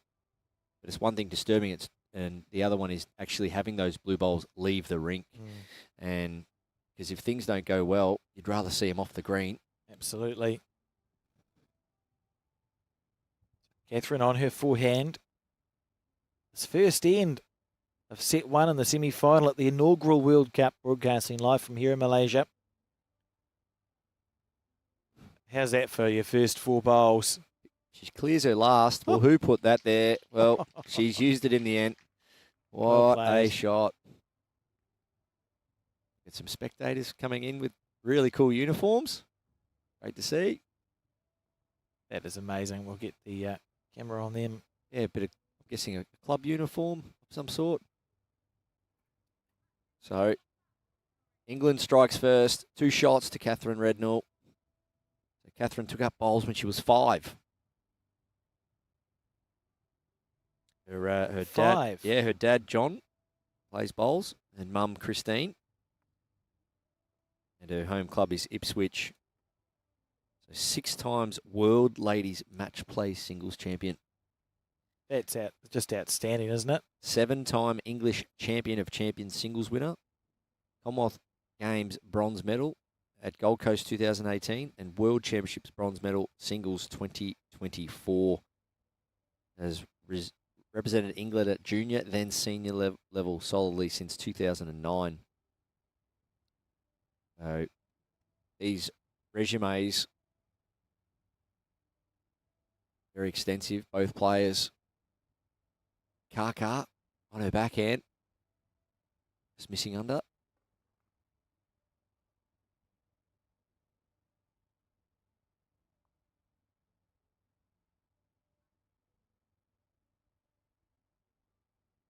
Katherine Rednall. 6 bowls. Oh, she's made a lot. I was about to say the same thing. 6 bowls inside 2 feet. Well, that's disappointing. Well, 5's not bad either. You'd take it, wouldn't you?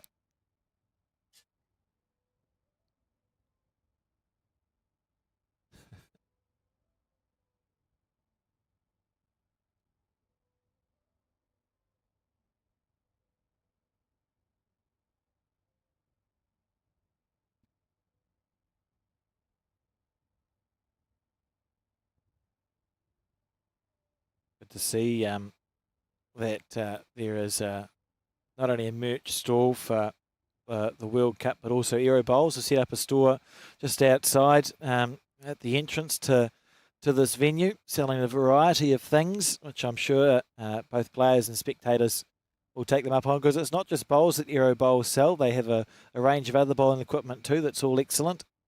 Very comfortable shoes.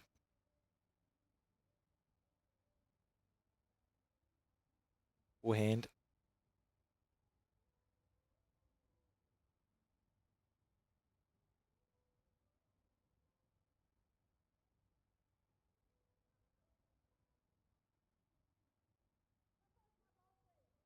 Is it going to hold long enough? It is. That's a delightful shot there. Kaka. Great shot. Crowd loving that.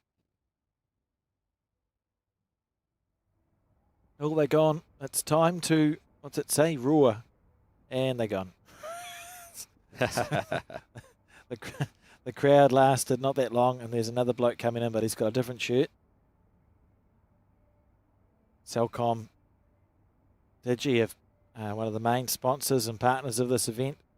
So you see their branding all over the place, and the officials have all been gifted shirts to wear. Look at this. 1-2. Yes. Oh, what a bowl. Is it going to stay around, though? I think it has. 1-2 England. Or a great result. And Katherine acknowledged that it was a good result too, sort of waving it at her opposition. That's what we're talking about with the etiquette at this top level. Straight away, Katherine knew, okay, that wasn't my primary result. I was definitely going for bowl clean. Okay, got a little bit of love off the outside. But hand up, little hand gesture to say, hey, sorry about that. Yeah. Wasn't exactly what I was going for. You'll learn a lot from the manner in which these games are played at the top level. The etiquette is right on point. Kaka switching to the backhand here. Just played an absolute cracker on her forehand.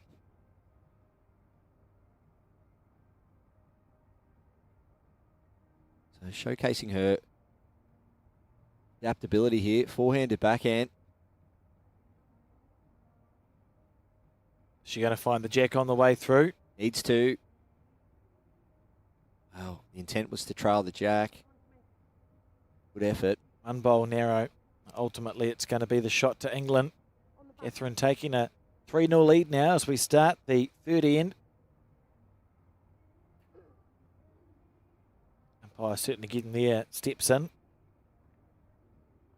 Forgot to bring my watch to Malaysia, so I've got no idea how many steps I've done. Not that many, actually. You just sit, commentate the bowls.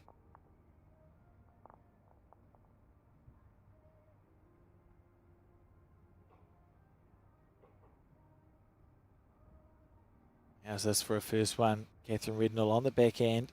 Slightly under, reading her body language as well, wanting that to hold. It's quite quickly into her work too, isn't she, Katherine? Doesn't muck around. And as we've seen and spoken about a few times, the way the play is set up. See there, Kaka quite tall, sets up quite tall like Emma. There's Katherine, quite tall as well, very strong bent arm. Definitely a very common theme. Definitely helps you get that full feel and weight of the bowl. You see Katherine there, big bend in the arm. Someone with a television camera. I don't know if he's volunteering to be added to our array of cameras here for the broadcast rank. How's the weight here from Katherine? Perfect green, but just pulling up. Looks like she's playing with the heavier bias bowl that we've seen a lot of the Northern Hemisphere players use on this portable rink. Whereas that, to me, looks like a Henslide XG in use from the Malaysian. Yeah, if I'm not mistaken, they're actually the same bowls that Kaka used in the Australian Open pairs final back in June. Obviously knows her equipment well. Katherine, well, having the strong bias bowl can definitely get around these bowls with confidence. Or does she look to play weight up the middle? So sending this one out.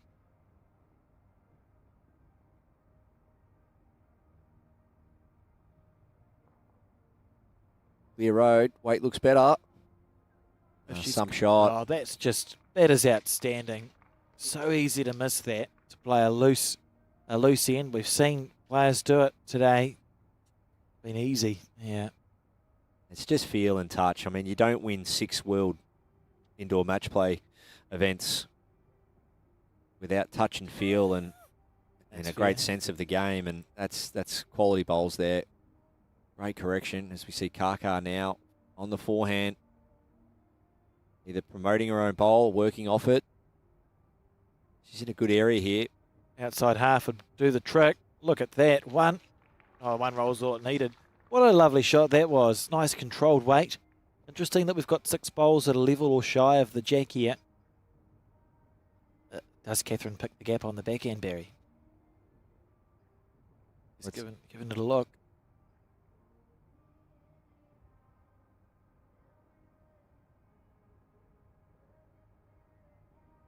Through there. Yeah, I'm just looking at that angle. There is a bad result. I know it's a little bit extreme, but just wouldn't want to go blue through blue and jack into the ditch. Yeah, and all your bowls have gone. And once again, it's that percentage. So when you look at that quarter of the green, that bottom quarter of the green, it's 3 to Malaysia versus 1 to England. So unfortunately, if Katherine was to get a bad result, Malaysia does own the majority of the bottom half of the head there. So she just doesn't want blue. Or how lonely does that blue bowl look now? Have a look at the back of the head. So for Katherine, the good thing is she's got 2 scatter bowls that are past the head, one to the left and one to the right as we see it. And there wouldn't be a bowl's width between the jack and the shot bowl. But perhaps worth seeing if there's a way to chip it out. I don't know, what's the score? 3-0. We're on the third end. Once again, we spoke about the percentages and outnumbering your opposition. You'd see there 3 Malaysian bowls all within a couple of feet to just the 1 of England. I think it's panic stations, but Kaka, I feel, really needs to score this end. Yeah. It's just nice to score, isn't it? Because then you go, well, I know I can. So if it is the cannon.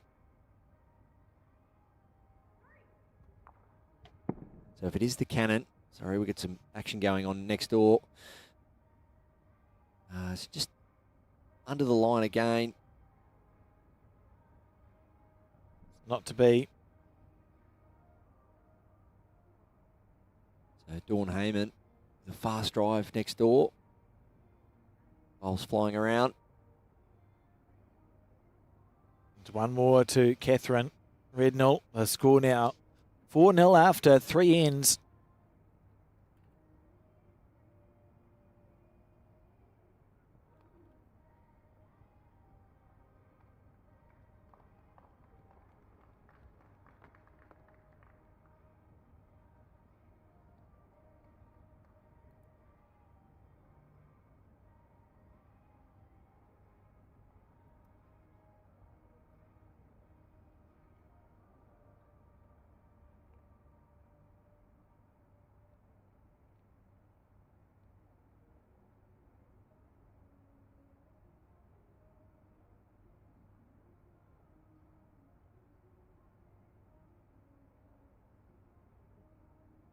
Katherine Rednall.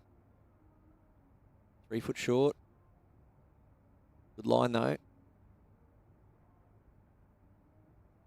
How's the weight on this one? Pretty good start from Kaka. Beautiful bowl. Nurul, Alyani, Jamil.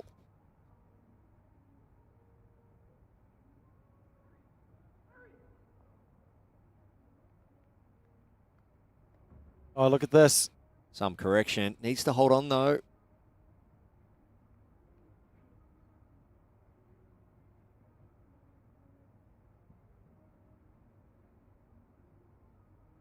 Katherine Rednall, currently 1 down, but 4 up on the head, on the card.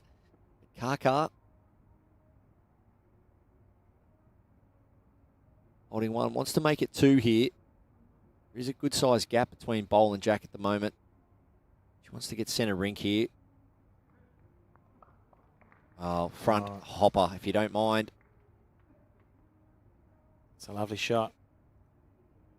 And perfect weight too. It's easy for the jack to run away from the bowl. She trail it a little bit on these portable rinks with the slightly heavier jack. Katherine looking for a little tap as well. Close here. Oh, come on. Look at this. Wow. Nearly perfect. Slightly better. Katherine there, you can see she just jumped on the mat, said, I'll bowl something similar to my second delivery and managed to disturb the head.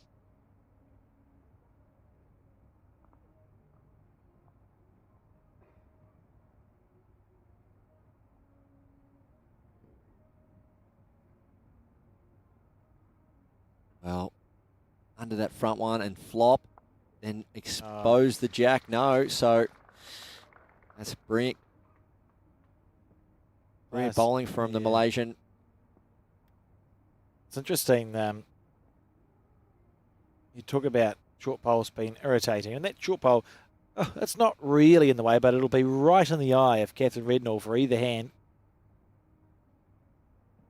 And the worst thing is she did it to herself. Yeah, Katherine, she'll stay familiar with the backhand here. The split.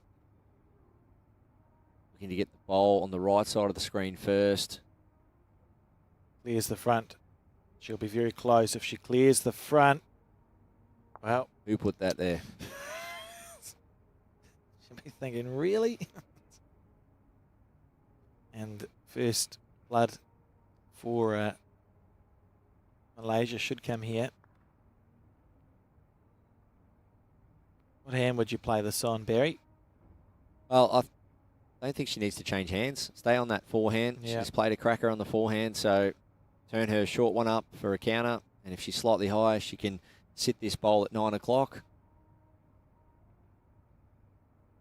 Not that I would ever think she would be, you know, a yard or 4 feet heavy on her backhand, but she wouldn't want to play backhand and be heavy. So forehand, she can afford to be heavy. You could or not accidentally, but there's a chance of making a weird 4 here. Yeah, a square enough onto that short bowl, and collision bowl doesn't need to follow through very far to make a 4. Yeah, no harm in playing, you know, a yard to 4 feet here. Turn a couple of things up, sit something, but missed opportunity there from Kaka. No reason to be short. Lovely line too. See, right on the centre line. So add a bit to that and you're okay. But it is 2 anyway for Malaysia. 2-4 the score now as we start the 5th end.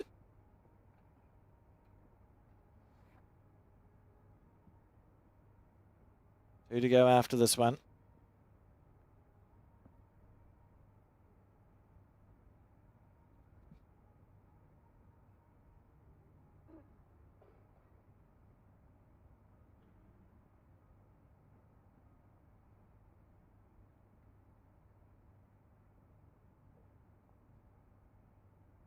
On the forehand.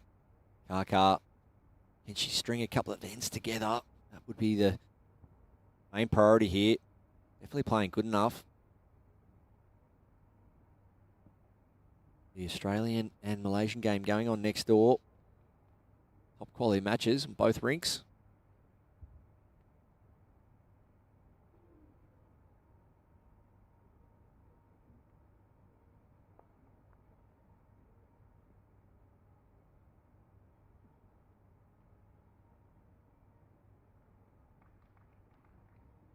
Well,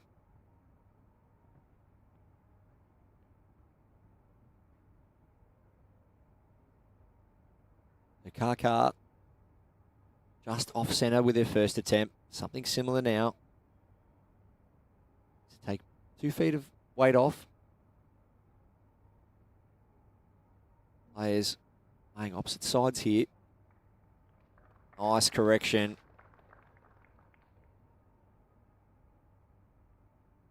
No marking around. Katherine there, once again, stands tall. Big, strong bend in the arm. Very successful player. Technique holds her in good stead.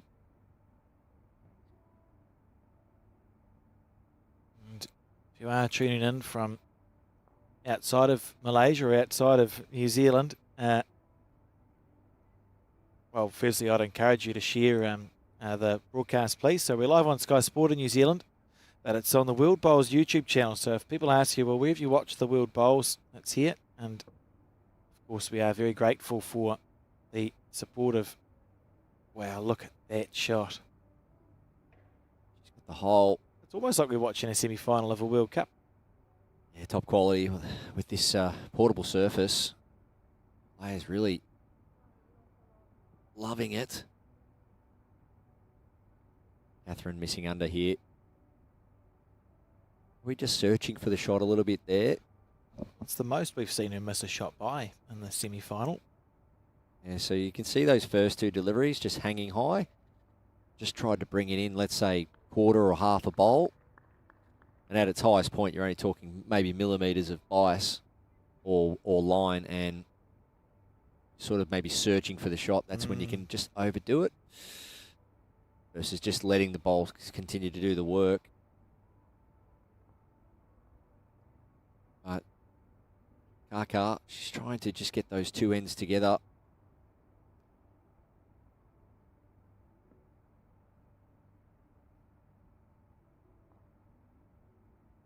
So on the big screen, I think they've just realised.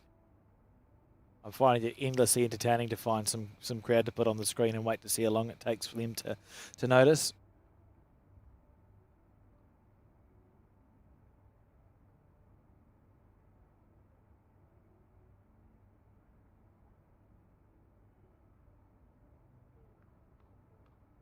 Going to the back. No, just missing high. So 4 really good bowls. But just holding the 1.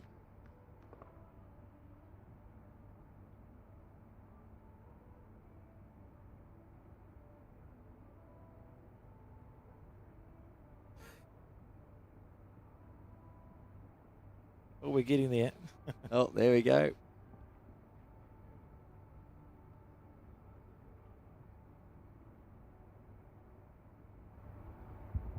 On the backhand.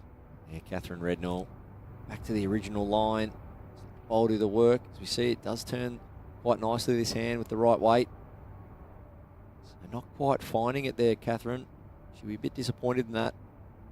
4 goes at getting within a couple of feet. Not quite getting there. At her standard. So Malaysia, back-to-back ends. 4-3 the score now.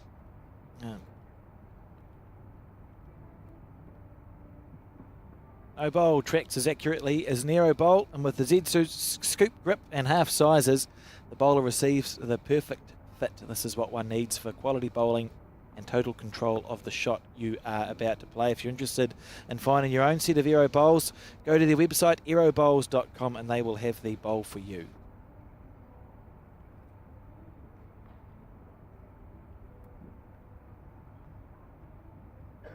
Nurul, Alyani, also known as Kaka, strung 2 ends together now.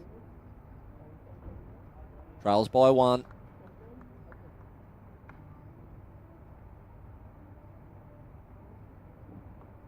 So that was the Malaysia and Australian scoreboard.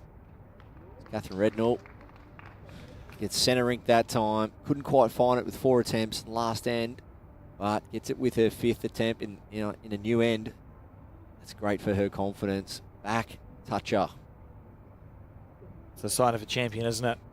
So she would have been disappointed with her previous end. You go, right, I'm going to knuckle down now, see what I can find.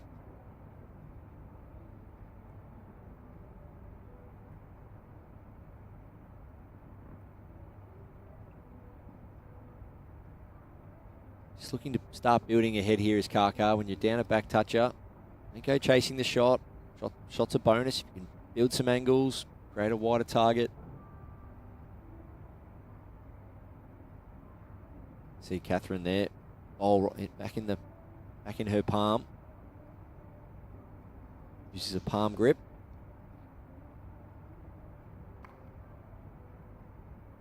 Perfect line.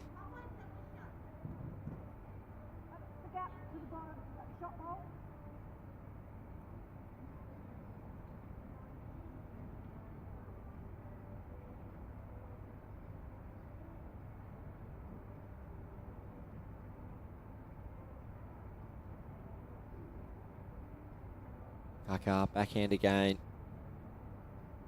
I think keep the weight. If anything, maybe just add a little bit, look to disturb it. She's under here. Well, she has added weight. Can she disturb it? She can. How did that hold? So there you go. I thought, well, she's got to bowl fairly close. Will she just look to maybe disturb this? She's done it. It's very surprising that the bowl held that long. It must have had just the perfect weight just to run along. Just as I was saying, well, she added a little bit of weight here, and she did. Katherine playing inside out here. Big fan of the inside out bowl, offline jack. Know the speed down the middle. That's a great bowl.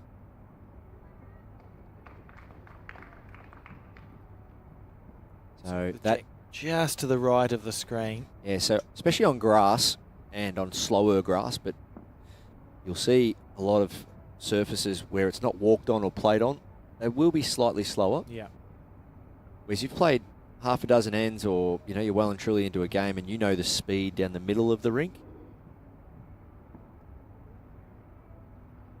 And you've got to play to an offline jack. It's encouraged anyway, if the angles aren't too hard, to play down the middle where you know the speed, versus going out into foreign territory where, once again, hasn't been played on, hasn't been walked on, and you'll usually see it's probably hasn't got as much finish. But on a portable rink like this, you wouldn't expect so. But once again, we're only talking something minor. It could be 6, 8, 10 inches. Just to be aware, I think the decision here is this a forehand shot? Absolutely. Setting up on the mat.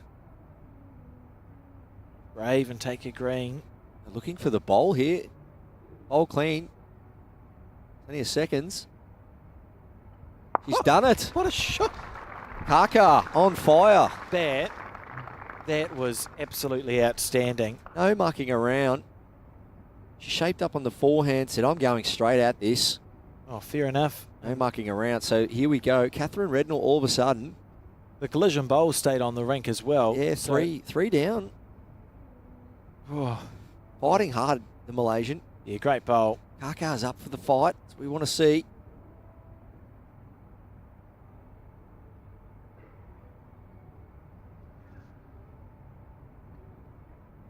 Katherine on the back end again, looking to repeat the dose. She likes it. To stay in. You can't see it, but she's literally just drawn a front toucher. Oh, there you go. 3 inches off. Inside out. And you can see that the jack and bowl are barely inside the rink. Katherine's having a look at this. Can you imagine? No. Really? Surely not.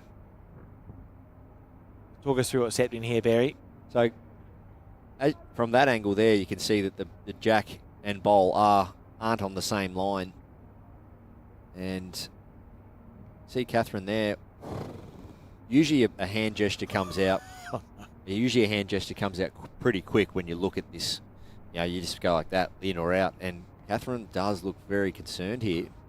So the jack's in, but the bowl might be out. That angle helps a little. You'd feel unwell. But remembering, some part of the bowl needs to be inside the inside half of the peg. Yes. So it's like a centre line right down the middle of the peg, and if any of the bowl's touching that. That's right. So the scope's out down the other end, and the bowl is in. Well, that'll be quite some relief for Katherine. Who's just played a bit of a bowl. I don't know, I wasn't even thinking about that. I was just praying that it was in. On the tee. No, So Katherine has been asked, where do you want the jack? She said, I'm not thinking about that. I was just praying that bowl was in. That's fantastic. So a bit of insight to how Katherine was feeling after that bowl. Now, if that bowl had fallen out, can you imagine that would have been all of a sudden 3 shots to Malaysia, and they would have led 6-4. An absolute sucker punch, wouldn't it, for a Going into the bowl? Yeah, big difference. So Katherine actually started walking after that, and the body language looked really super positive. Then she just stopped in the middle of the rink and went, wait a minute, where's that bowl going? Where does the rink end again? Wow. So first bowl on this final end, leading by 2. See if we can get our cameraman to pop over to the score on the other semi-final. So the first set to Australia, and they've just started their second set now, the first end of the second set. For those interested, Dawn Hayman. So we see this bowl from the Malaysian on the forehand. Needs to find a 2 to draw. She'd be happy with. 2's good fishing.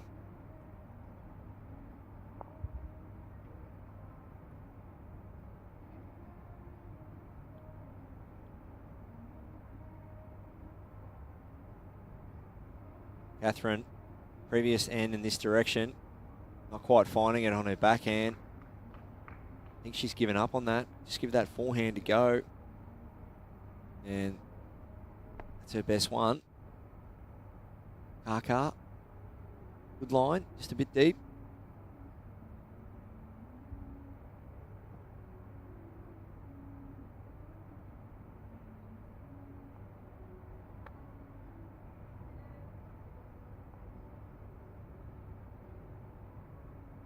Sailing past. So good lines again, but quite hitting the weight. Katherine Rednall, well, she'll be aware of that. Those 2 bowls at the back of the Malaysian, knowing that some stage Jack does move. Doesn't want to drop a multiple. Hold. Yeah, good shot.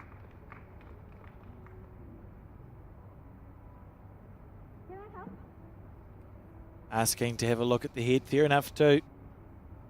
It's a semi-final of a World Cup, reasonably important. What might you be trying to ascertain here? Just knowing distances between bowl and jack's important because, you know, if a bowl is loaded onto the jack, usually the angles don't change too much. So just looking to see how far away they are. And as you can see on that camera angle, I know it's a high degree of difficulty, but Kaka's last bowl is still visible from the mat. So that's a great angle. So when your bowl is visible, ideally yeah, you don't want to go near it. So if she looks to be playing any form of aggression here, she may look to play backhand, kick the jack out to the side and run through. This forehand, if she plays weight and finishes high, she can remove her nearest bowls. Chip your own bowl off, yeah. So getting some grip from her bowling rag there, so that would indicate weight. So it is backhand. So shot bowl onto the jack, kicking the jack back will be the first priority. And the way it lines up, there's a small chance shot bowl and the second shot bowl can go. So she's got one out. Imagine. Unfortunately, got one of her back ones. She needs that one to stay on. Oh. Well, all of a sudden, that is the biggest drama you've got when playing weight early, in the early half of your end. Can't afford to remove your own bowls. It's a bit unlucky to pick the hand. Definitely was. To pick the hand that's less likely to take one of your bowls out and somehow cannon through a short bowl square enough to rip one of your bowls out, and then her collision bowl's gone through onto the ditch. So searching for two, and there's literally, she's got the bowl in her hand and the bowl that's there to find the two. Going to be a big ask. So it's going to be a stun and run shot from Kaka with her next. Come down, either forehand or backhand. Yeah, sit the blue and just run up off it. Try and get the two for the draw. You need the jack to be moved just a smidgen as well, with either the collision bowl or the blue bowl that's going through. So I think that the blue bowl to the right. And if she's slightly high, she shaves the jack, halves the jack, and can make two of it. Yeah. There's really only one option backhand, and it's just not enough for her at the moment. Katherine with the bowl to go as well. So Katherine will be aware that Kaka will be playing weight. Something in around the back. Effortless delivery.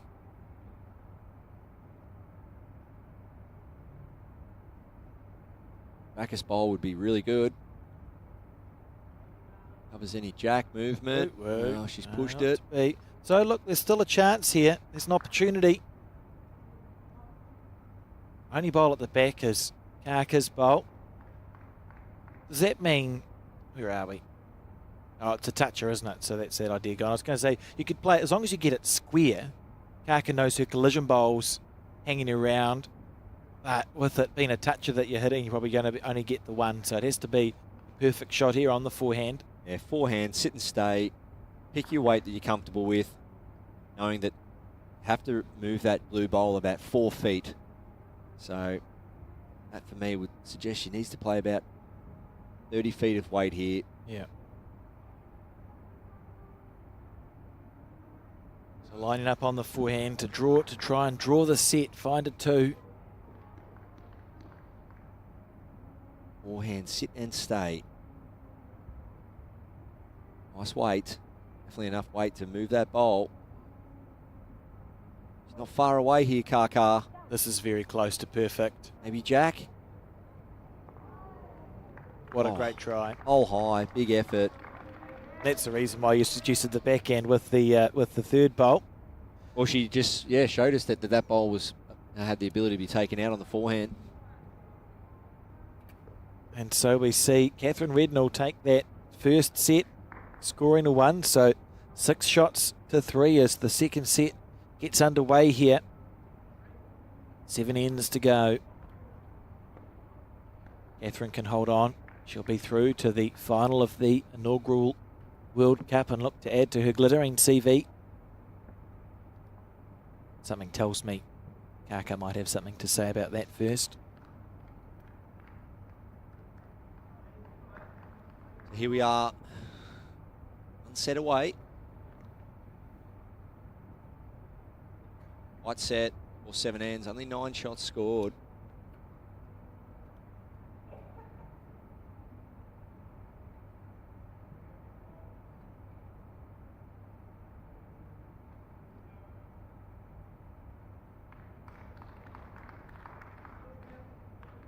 Will we see a tie break?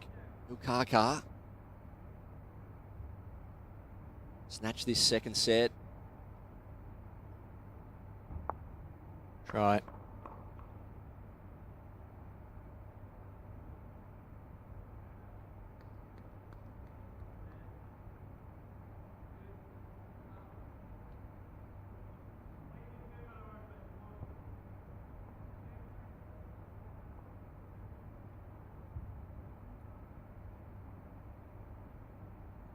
Andy Bowl.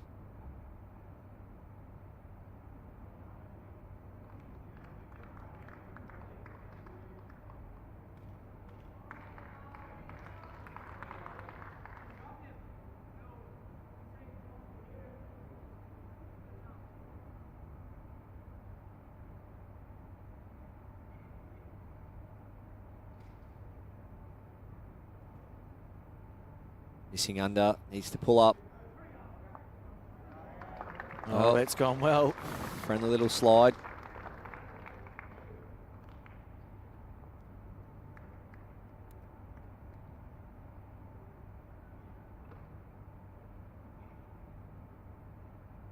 Men's pairs action underway as well on the other portable rink. Scotland taking on Ireland.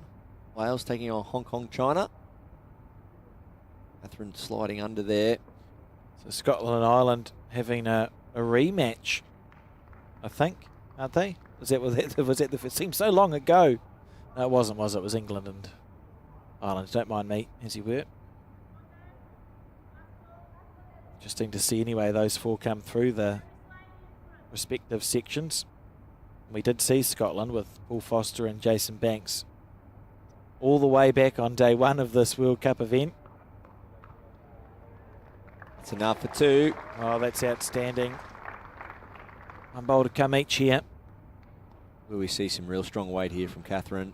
You sort of expect it, don't you, on the back end? So many things to go well, and because the two-shot bowls are low of the jack, any connection there means your collision bowl is going to come onto the jack itself. Yeah, stronger the better. Get down, backhand, get the split. Jack stays, you make two. Or if you put the jack in the ditch, you make two. Or you kill it, you've got the respot. So it is strong weight. Right in the area here. Yeah, right in the zone. Jack in the teeth here. Oh, what a shot. What a shot. That's just classy. Beautiful bowl. Tap of the leg by Kaka. Got to love that. Respect on all levels here. As we spoke about earlier, our ditches are 300 wide. It's a really good demonstration, isn't it? So some ditches may be minimum 200 or maximum 380. But you can see there with the jack sitting in the back part of the ditch, very hard to draw to. Almost impossible. But what I do love, we spoke about also those rubber catches in the bottom of the ditches. If you haven't got sand ditches, those rubber stops are fantastic. They really do reward a jack and bowl that go into a ditch. They don't go very far. Yeah, the intention of the game is that if you put the jack in the ditch, it should stay there. It shouldn't be moving around. And how's this for an effort for second shot? Maybe just on the high side. Knock the camera over. Yeah, please don't knock Get the umpire on the second one, please. Umpire. Won't take it well if they knock the camera over.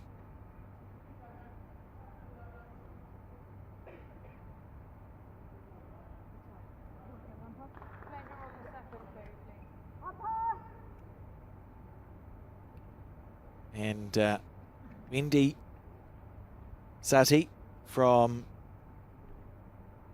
Hampstead, the Hampstead Bowling Club.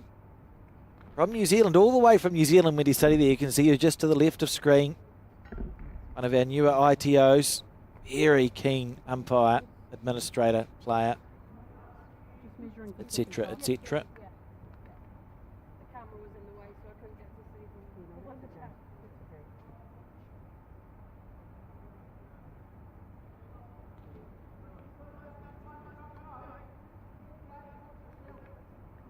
So the jack may be hidden, but you can see the top half of that bowl of Katherine Rednall's. So once again, there are minimum and maximum depths for ditches as well. We zoom in there, you can see the top of that bowl.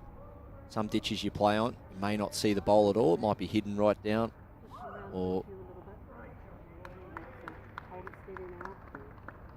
5 centimetres is the minimum requirement for a ditch depth.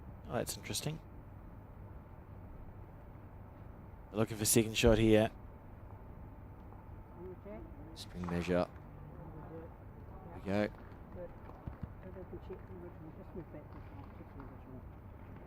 To the first one. They're so well practiced, aren't they? These ITOs. So Jack first. Keep the slack on the. Get to the bowl.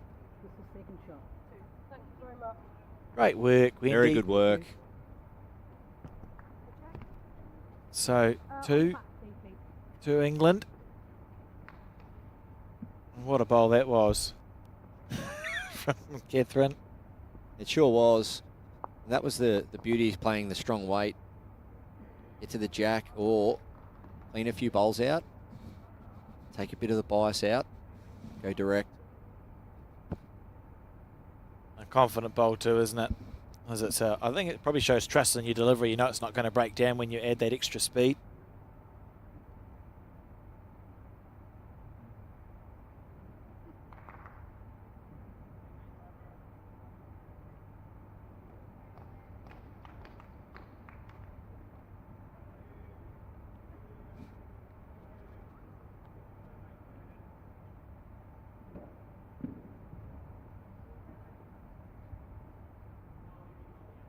All on the forehand.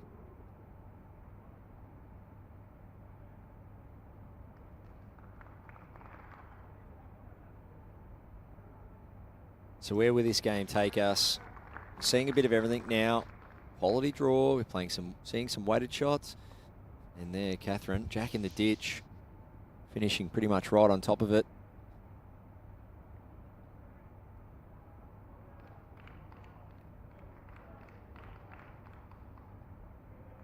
Love to know, actually, Alex, having played in New Zealand probably well over a dozen times, how the pebble stones did come about.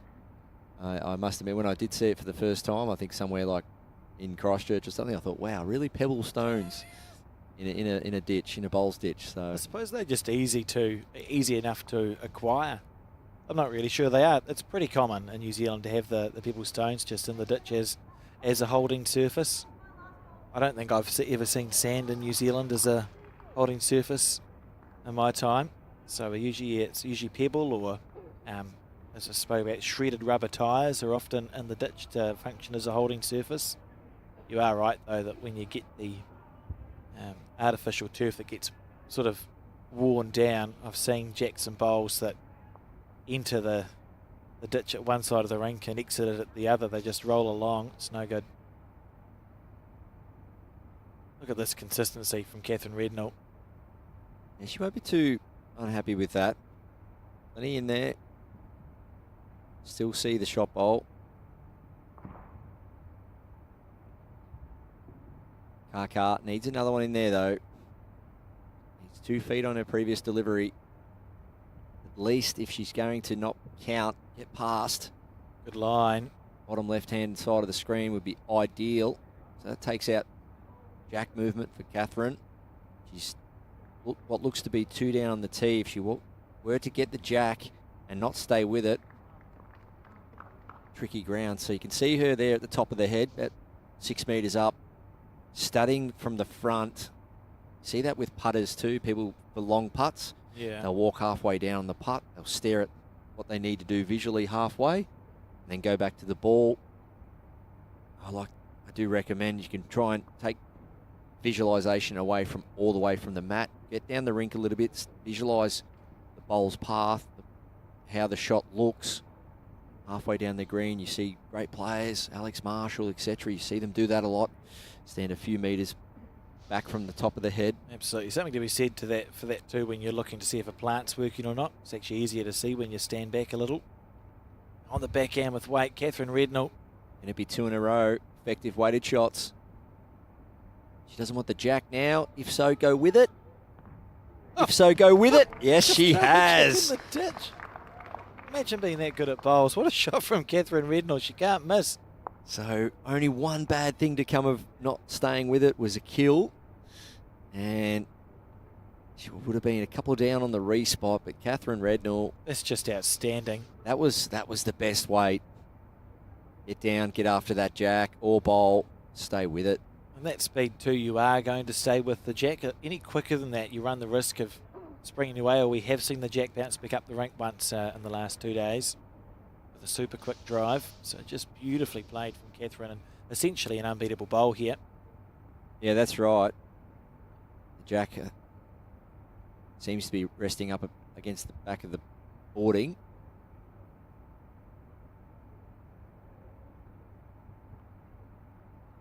You can't even see it on the broadcast screen. So we see this effort. Look at this, though. It's a very good effort. Lovely try.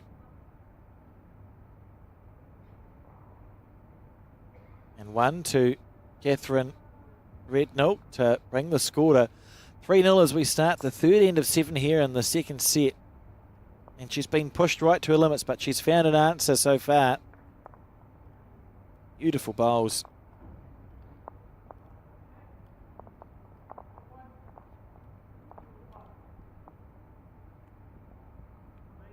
Jack placed on the mark.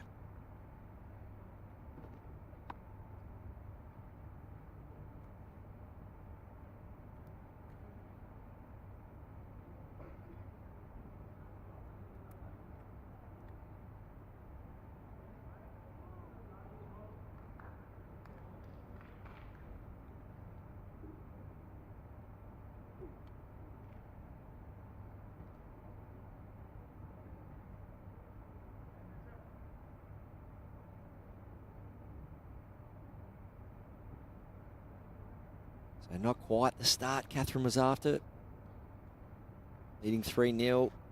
Just want to keep the pressure on here. Giving Kaka plenty of room. Oh, what a most bowl. of that.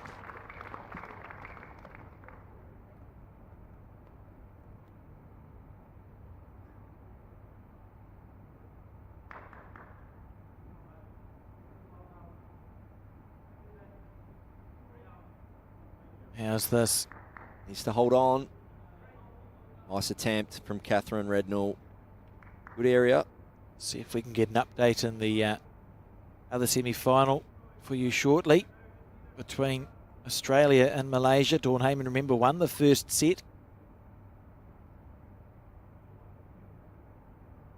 And I can tell you that the score at the moment is 4-2 to Dawn Hayman after 4 ends in that second set. So Australia leading the second set by 2 shots, 3 ends to go.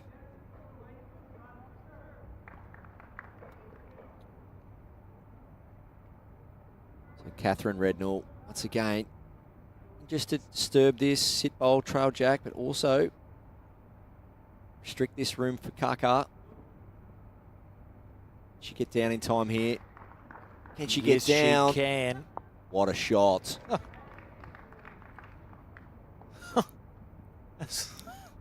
That's really good bowls. Kaka looking like she's on the forehand. It's with the side the bias is on.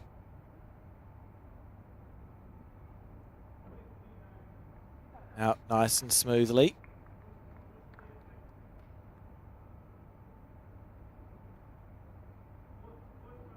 Inside of that bowl, not quite. So Katherine leading 3-0, 6-3 up first set. Doesn't really want to disturb this or make it any wider. Start thinking, well, 4-0. It's pretty good going. The only danger I can see is a crack on that blue bowl of Katherine's and the jack spitting out to 9 o'clock from potentially 1 or 2 down.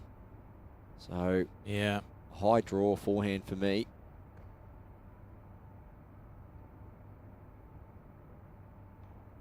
Aero Bowls, our partner of this event. Aero in Sydney and their robotic factory make and sell more than 60 colours. 60 colours, 10 models, 5 grips, and any logo you want. Actually didn't even know there were 60 colours, so it's news to me. Amazing, isn't it, how well we can personalise the bowls now. Katherine just short of what she wanted. A good bowl, but she was attempting just to get a little bit deeper there. Through that one now. See the respot, 1 down. Kaka. Is it a case of just tap it, the shot bowl and kick the jack out a foot? Or really lay into this, try and open it up, see if the jack can just hang around. If you're feeling confident and you hit that bowl square, it can come through here. And get the bottom one. That one goes that way. How confident is Kaka feeling? Sitting with a couple. It'd be a nice shot to see. I think it's probably on, just the way the head looks on the cameras. Backhand.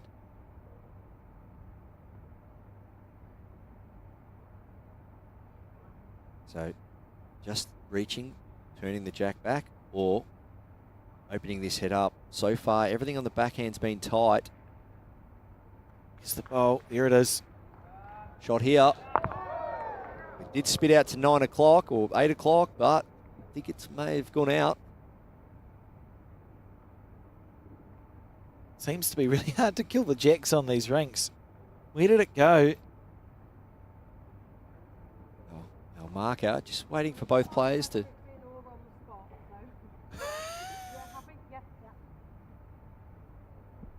One red. Yes. Jack. Oh, sorry. On the longest table. One red. So, one to England. A lovely bowl from Kaka, though. She did almost all that she could there to score the shot. 4-0 the score after 3 ends.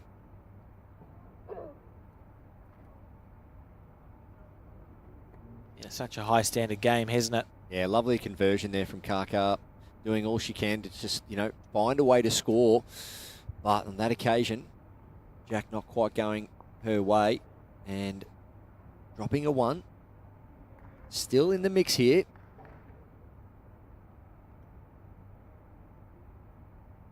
Four down.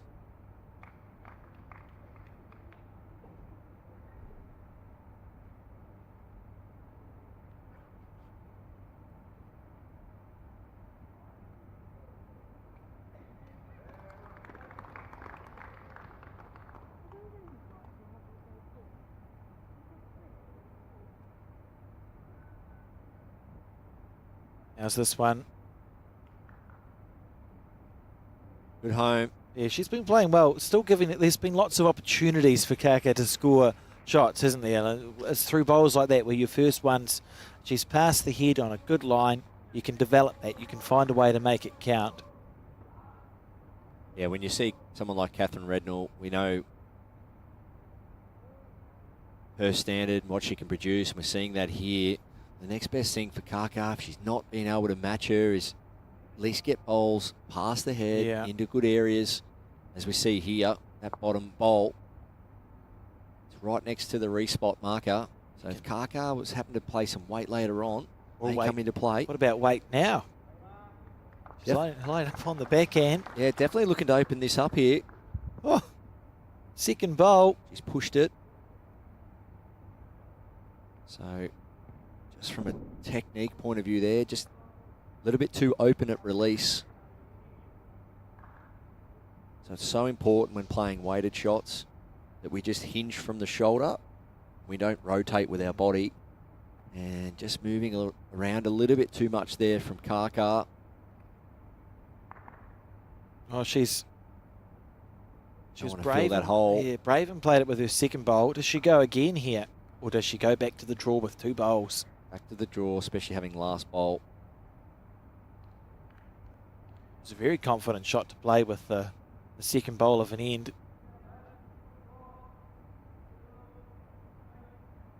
You draw her way out of trouble here. Just drifting past, I think. It's 2 bowls past the head. Katherine's not got one past the head yet. Holding 2, leading by 4 in this set.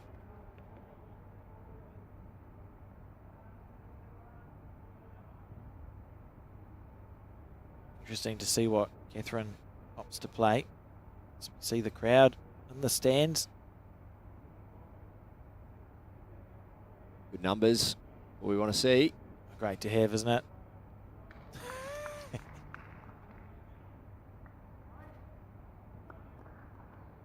Good reactive crowds in Malaysia. You do this in New Zealand, everyone just sits there stony-faced. Probably shivering. It's ever cold in New Zealand. Beautiful weather. Unless you're in Wellington or Auckland or Tauranga. Could go on. Oh,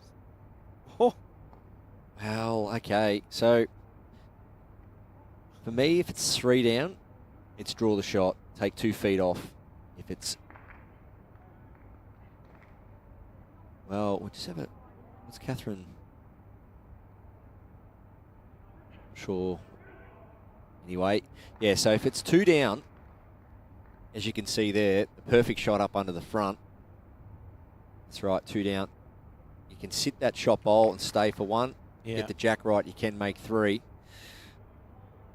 But if it is 3, well, I think you go real big if it is 3 and you're playing weight, because that bowl there, it can't stay around. You can't just dribble it up to jack high.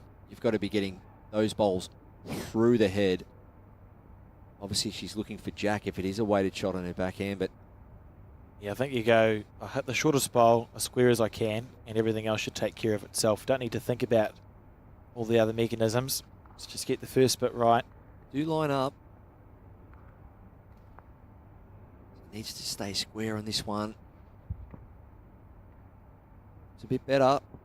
She's hunting at this. Surely this is close. Jack back. Oh, what a bowl. Well, she's killed it. I think it's gone out of bounds. She might be unlucky here. That's a well-played shot.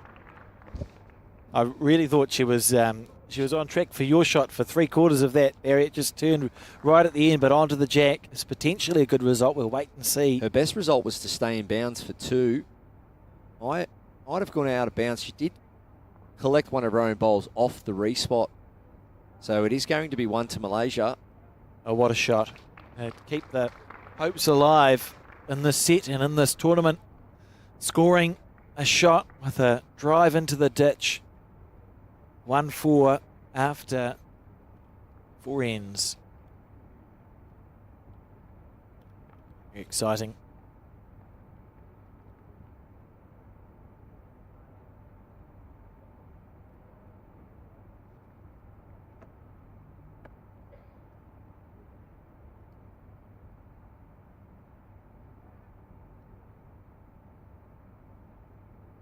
Leading off on the back end. From the drive to the draw. Be a challenging switch to make sometimes. Absolutely. Kaka now needs to just settle back into a drawing rhythm. Try and outnumber Katherine with those first few bowls. That's good stuff.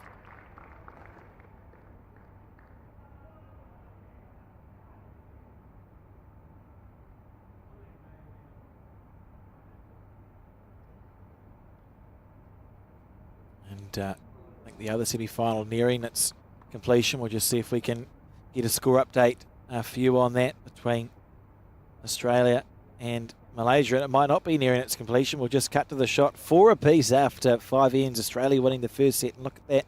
Malaysia have scored it again. So the home teams, or the home players, fighting hard to stay in this event. How many was it? 1. Oh, that was anticlimactic. So Dawn Hayman trailing by 1 shot on the final end of the second set in her semi-final, having won the first one. This is better from Kaka.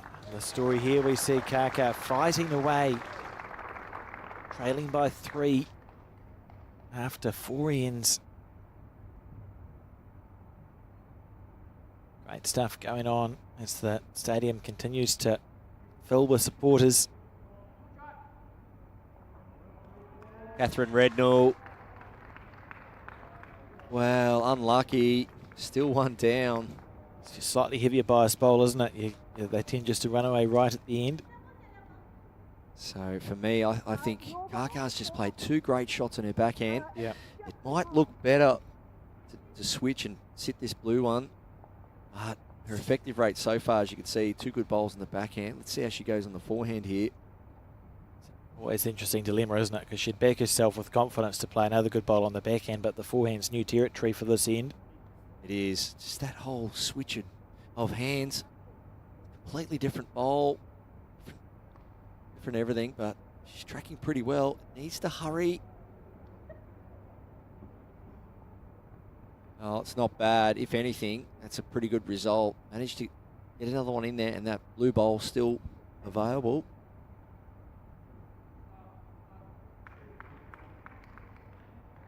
Katherine, well, she just needs to get another one in there now. Shot's a bonus. Hold. Done well. It's gone very well. What do you think the best shot to play is here, Barry? So crowd really trying to get around Emma on the rink next door. It's Dawn Hayman. The game really heating up, 5-4. But this here from Kaka, she just has to take this shot away from Katherine Rednall. She's chasing a multiple, ideally. Forehand for me.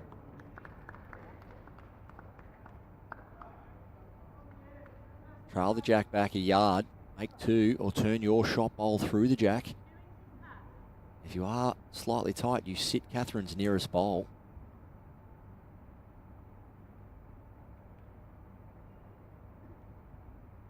Great release. Yeah. Needs to be on the high side. Should be so disappointed with this bowl.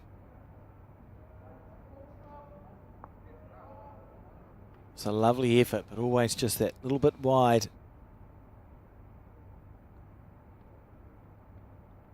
And Katherine now. Ah, well, she's 2 from 2 with Jack in the ditch. Why not go again? No, of course not. Because it looks more, that would look cool. It's a 2-foot draw backhand. Promote her bowl at 2 o'clock. Turn it once or twice. Just thinking, wait back to here at the most. Yep, and ideally, bowl tight, trail the jack a foot. She can make a 3 if she turns that front bowl of Kaka's out 2 rolls. She's very close here, Katherine Rednall. Just wants to stay with it. No, still 1 down. Oh, great effort. Oh, yes.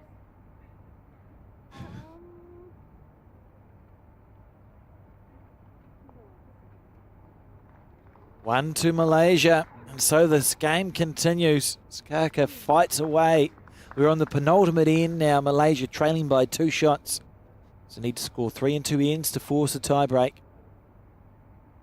Meanwhile, it looks like that other semi-final. It's heating right up. Dawn Hayman looked to be 1 or 2 down there. She's drawn a side toucher. See if we can get a shot of the other semi-finals here just briefly while we're at the start of this one. Look at that. So Dawn Hayman. So she looked to be 1 down there, the blue sticker. Drew a toucher.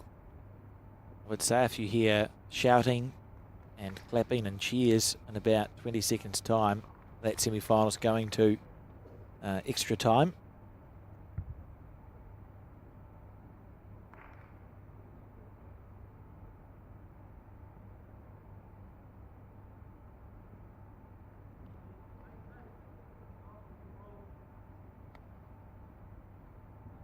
As we see short bowl from Katherine Rednall, uncharacteristic.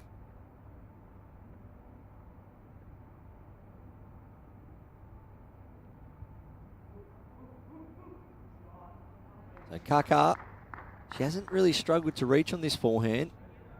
Always gives her bowl a chance down here. As we see again, just sliding past. That's good stuff because it means she's often had opportunities with her 3rd and 4th bowl to do something. Katherine on the forehand as well. See the contrast in lines. Much higher.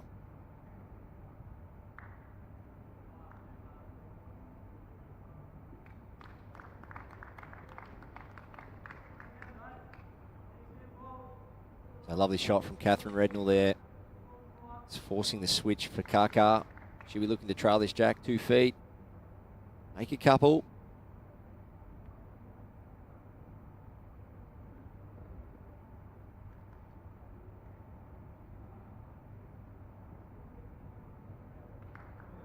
She's chasing after it. Looks to be high though.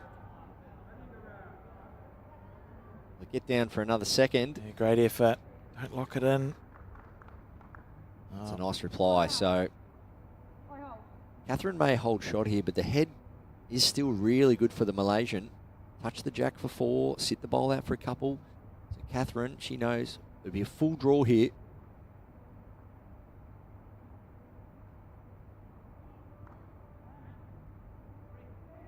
How's the weight? In behind Jack will be perfect. It's a delightful bowl. Okay. Good shot, but...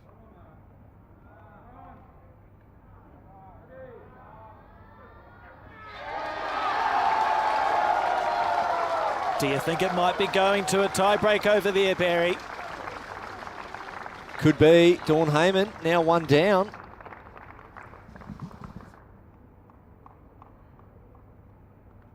The crowd going wild, and Kaka just resetting while that happens next door.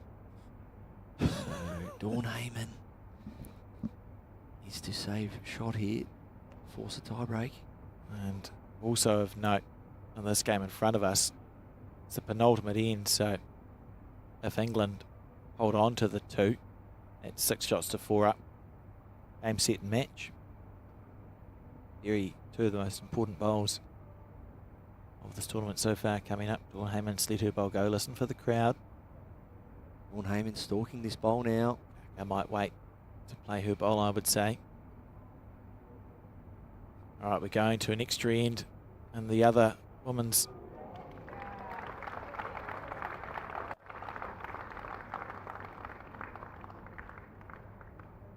semi-final, and that was very stressful, but I think we're okay. Kaka, she needs Jack here. Look at this. Look at Malaysia this. fighting back here. What a bowl! What a bowl! It is all happening here in Malaysia. Stadium is erupting here at Bukit Kiara. So exciting. The power briefly went out. Been a power surge and a surge from Malaysia. Wow. Holding 4 there. That's the last thing Katherine wanted to see when she turned around to look up the head as the marker. Holding 4 to Malaysia. What a shot. Oh, blow me down.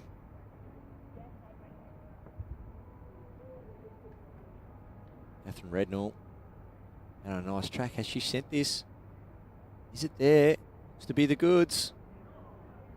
Just needs to keep running. Will it finish off? No, not quite, but it's enough to cut the count down from 4 to what looks like a 1. Yeah, at least 1. Kaka going 2 would be great. Oh, goodness gracious How me. good's that noise, hearing the stadium erupt? Gives you chills. And the chocks, wedges, the chock wedge out. Could do with one of those, actually. Oh, look at Katherine helping out. How good's that? You think she knows how to use a measure, Barry? Yes, of course. Been bowling since she was 5 years of age, as Katherine. Back her chances. So that doesn't look like it's in.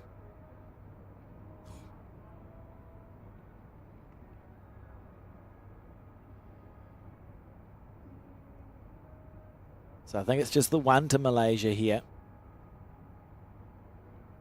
And so we're on to the final end of the second set, and the score 3 shots to 4. Adrenaline will be rushing through the veins of both of these players. Kaka's shown such fight.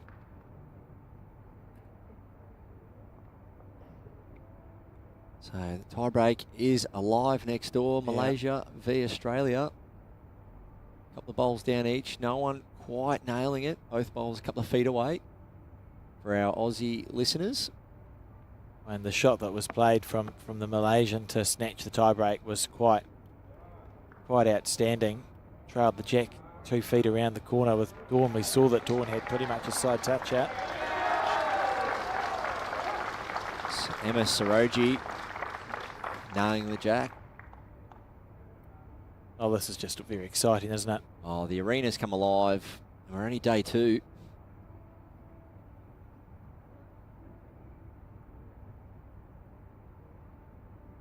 Imagine if Malaysia gets up in the other semi-final and this one, the noise that we would get in the arena. Oh, it'd be incredible. So Katherine Rednall Based She's done enough for shot, but definitely not the winner. Kaka. Can she close this hand off? Requiring 2 shots.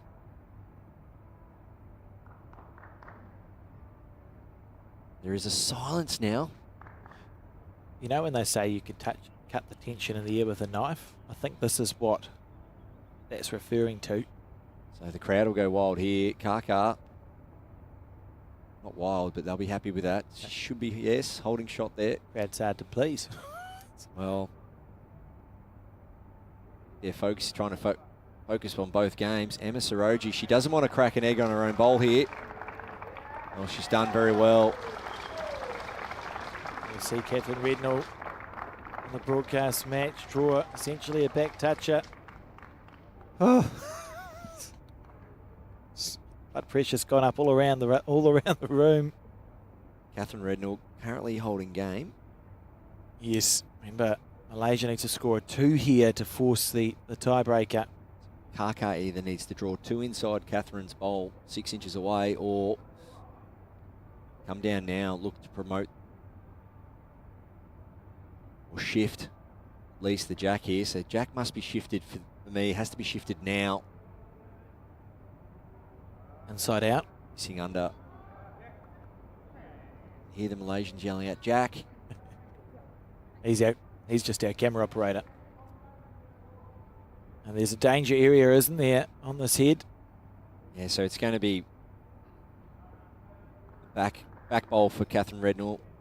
See the bottom right hand of that screen there. 3 down, sorry. So Katherine Rednall will be looking to put one out at 4 o'clock. Dawn Hayman gets on the mat. She's had... It's so tense in here. 3 deliveries.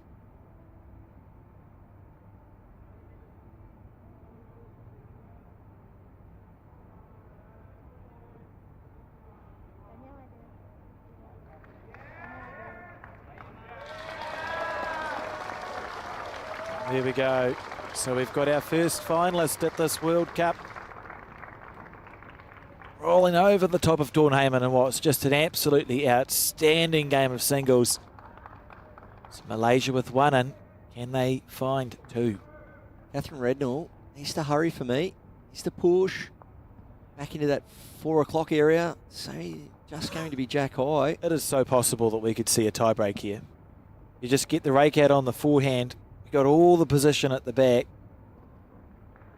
Kaka, once again, we see this quite often with this level of play. These players here up the front of the head. See there. Just visualising the result, visualising the path the bowl needs to take. Picturing everything before she gets back to the mat. It's going to be forehand with weight, half jack. And almost underneath the line. Run on for 2. So it's solid jack and half bowl. So ideally it's your collision bowl doing a bit of the work, because you'd like to hold a nice 2 here. Katherine Rednall's got a bowl to come, but what pressure she would be under. There is a chance with the right weight she could get down to sit the bowl and stay for 2. Absolutely, yeah. But I feel the jack's her best option. Just got to get the jack fairly solid down the line, run through with it for 2.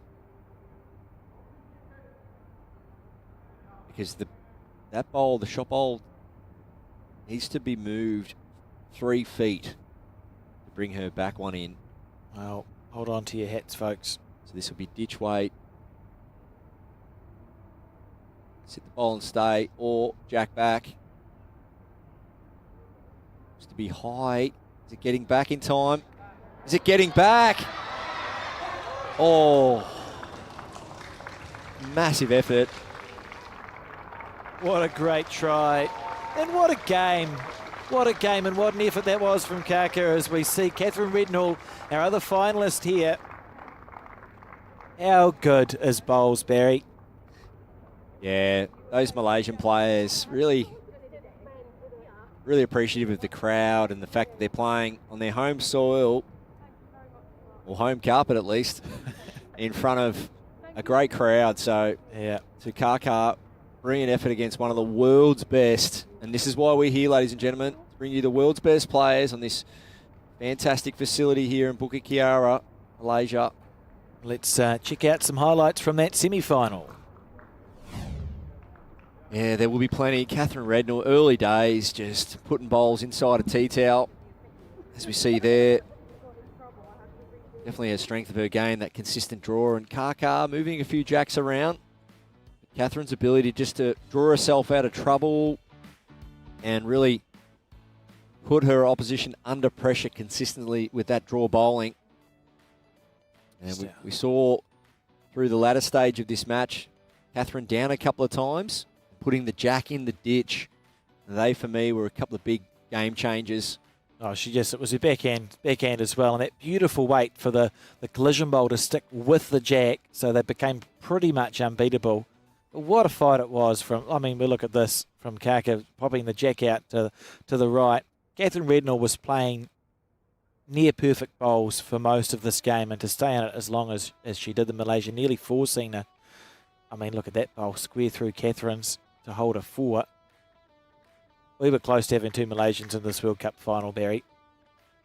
Yeah, and that just goes to show the development of the Bowls Malaysia, why they're here, why they're the host nation of this event, because their facilities are improving, their play's improving. Jack in the ditch, a couple of big weighted shots, Katherine, as Kaka started to really make a move. Katherine had all the answers. Here we go, another one. Weighted shot for Jack. Right in the teeth, Alex. It's just as good as it gets, really. Never looked like missing at any stage. What a second set. And that bowl from Kaka to pop the jack out the side. Keep alive. Look how often she was putting Katherine under pressure in the latter half of the second set. Great stuff. And we'll bring the final of this event to you on Saturday at about 2 p.m. It's scheduled to be. The women's singles final will be broadcast. And in the meantime, that's us for the day. We will be back at 8:30 a.m. Malaysian time with coverage of the Para men's singles. Thank you for joining us on Sky Sport New Zealand and the World Bowls YouTube channel. We will see you tomorrow.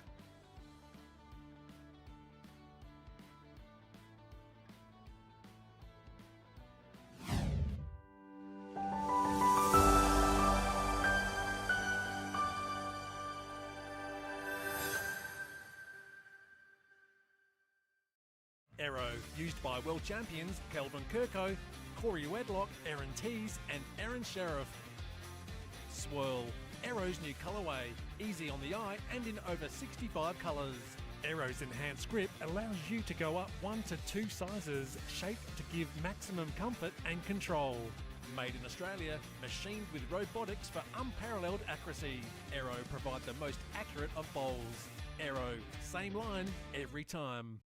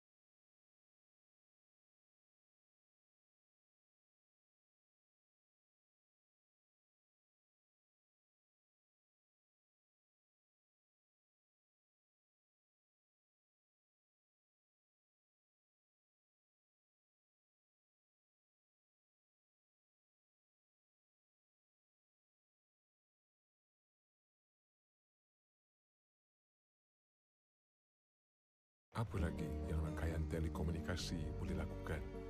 Bolehkah ia lindungi kehidupan yang terancam?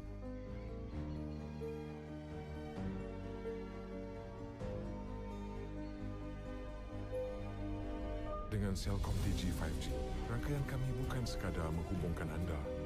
Ia dibina untuk mencapai impian dalam diri kita. Inilah generasi 5G. Bersama kita membina masa depan.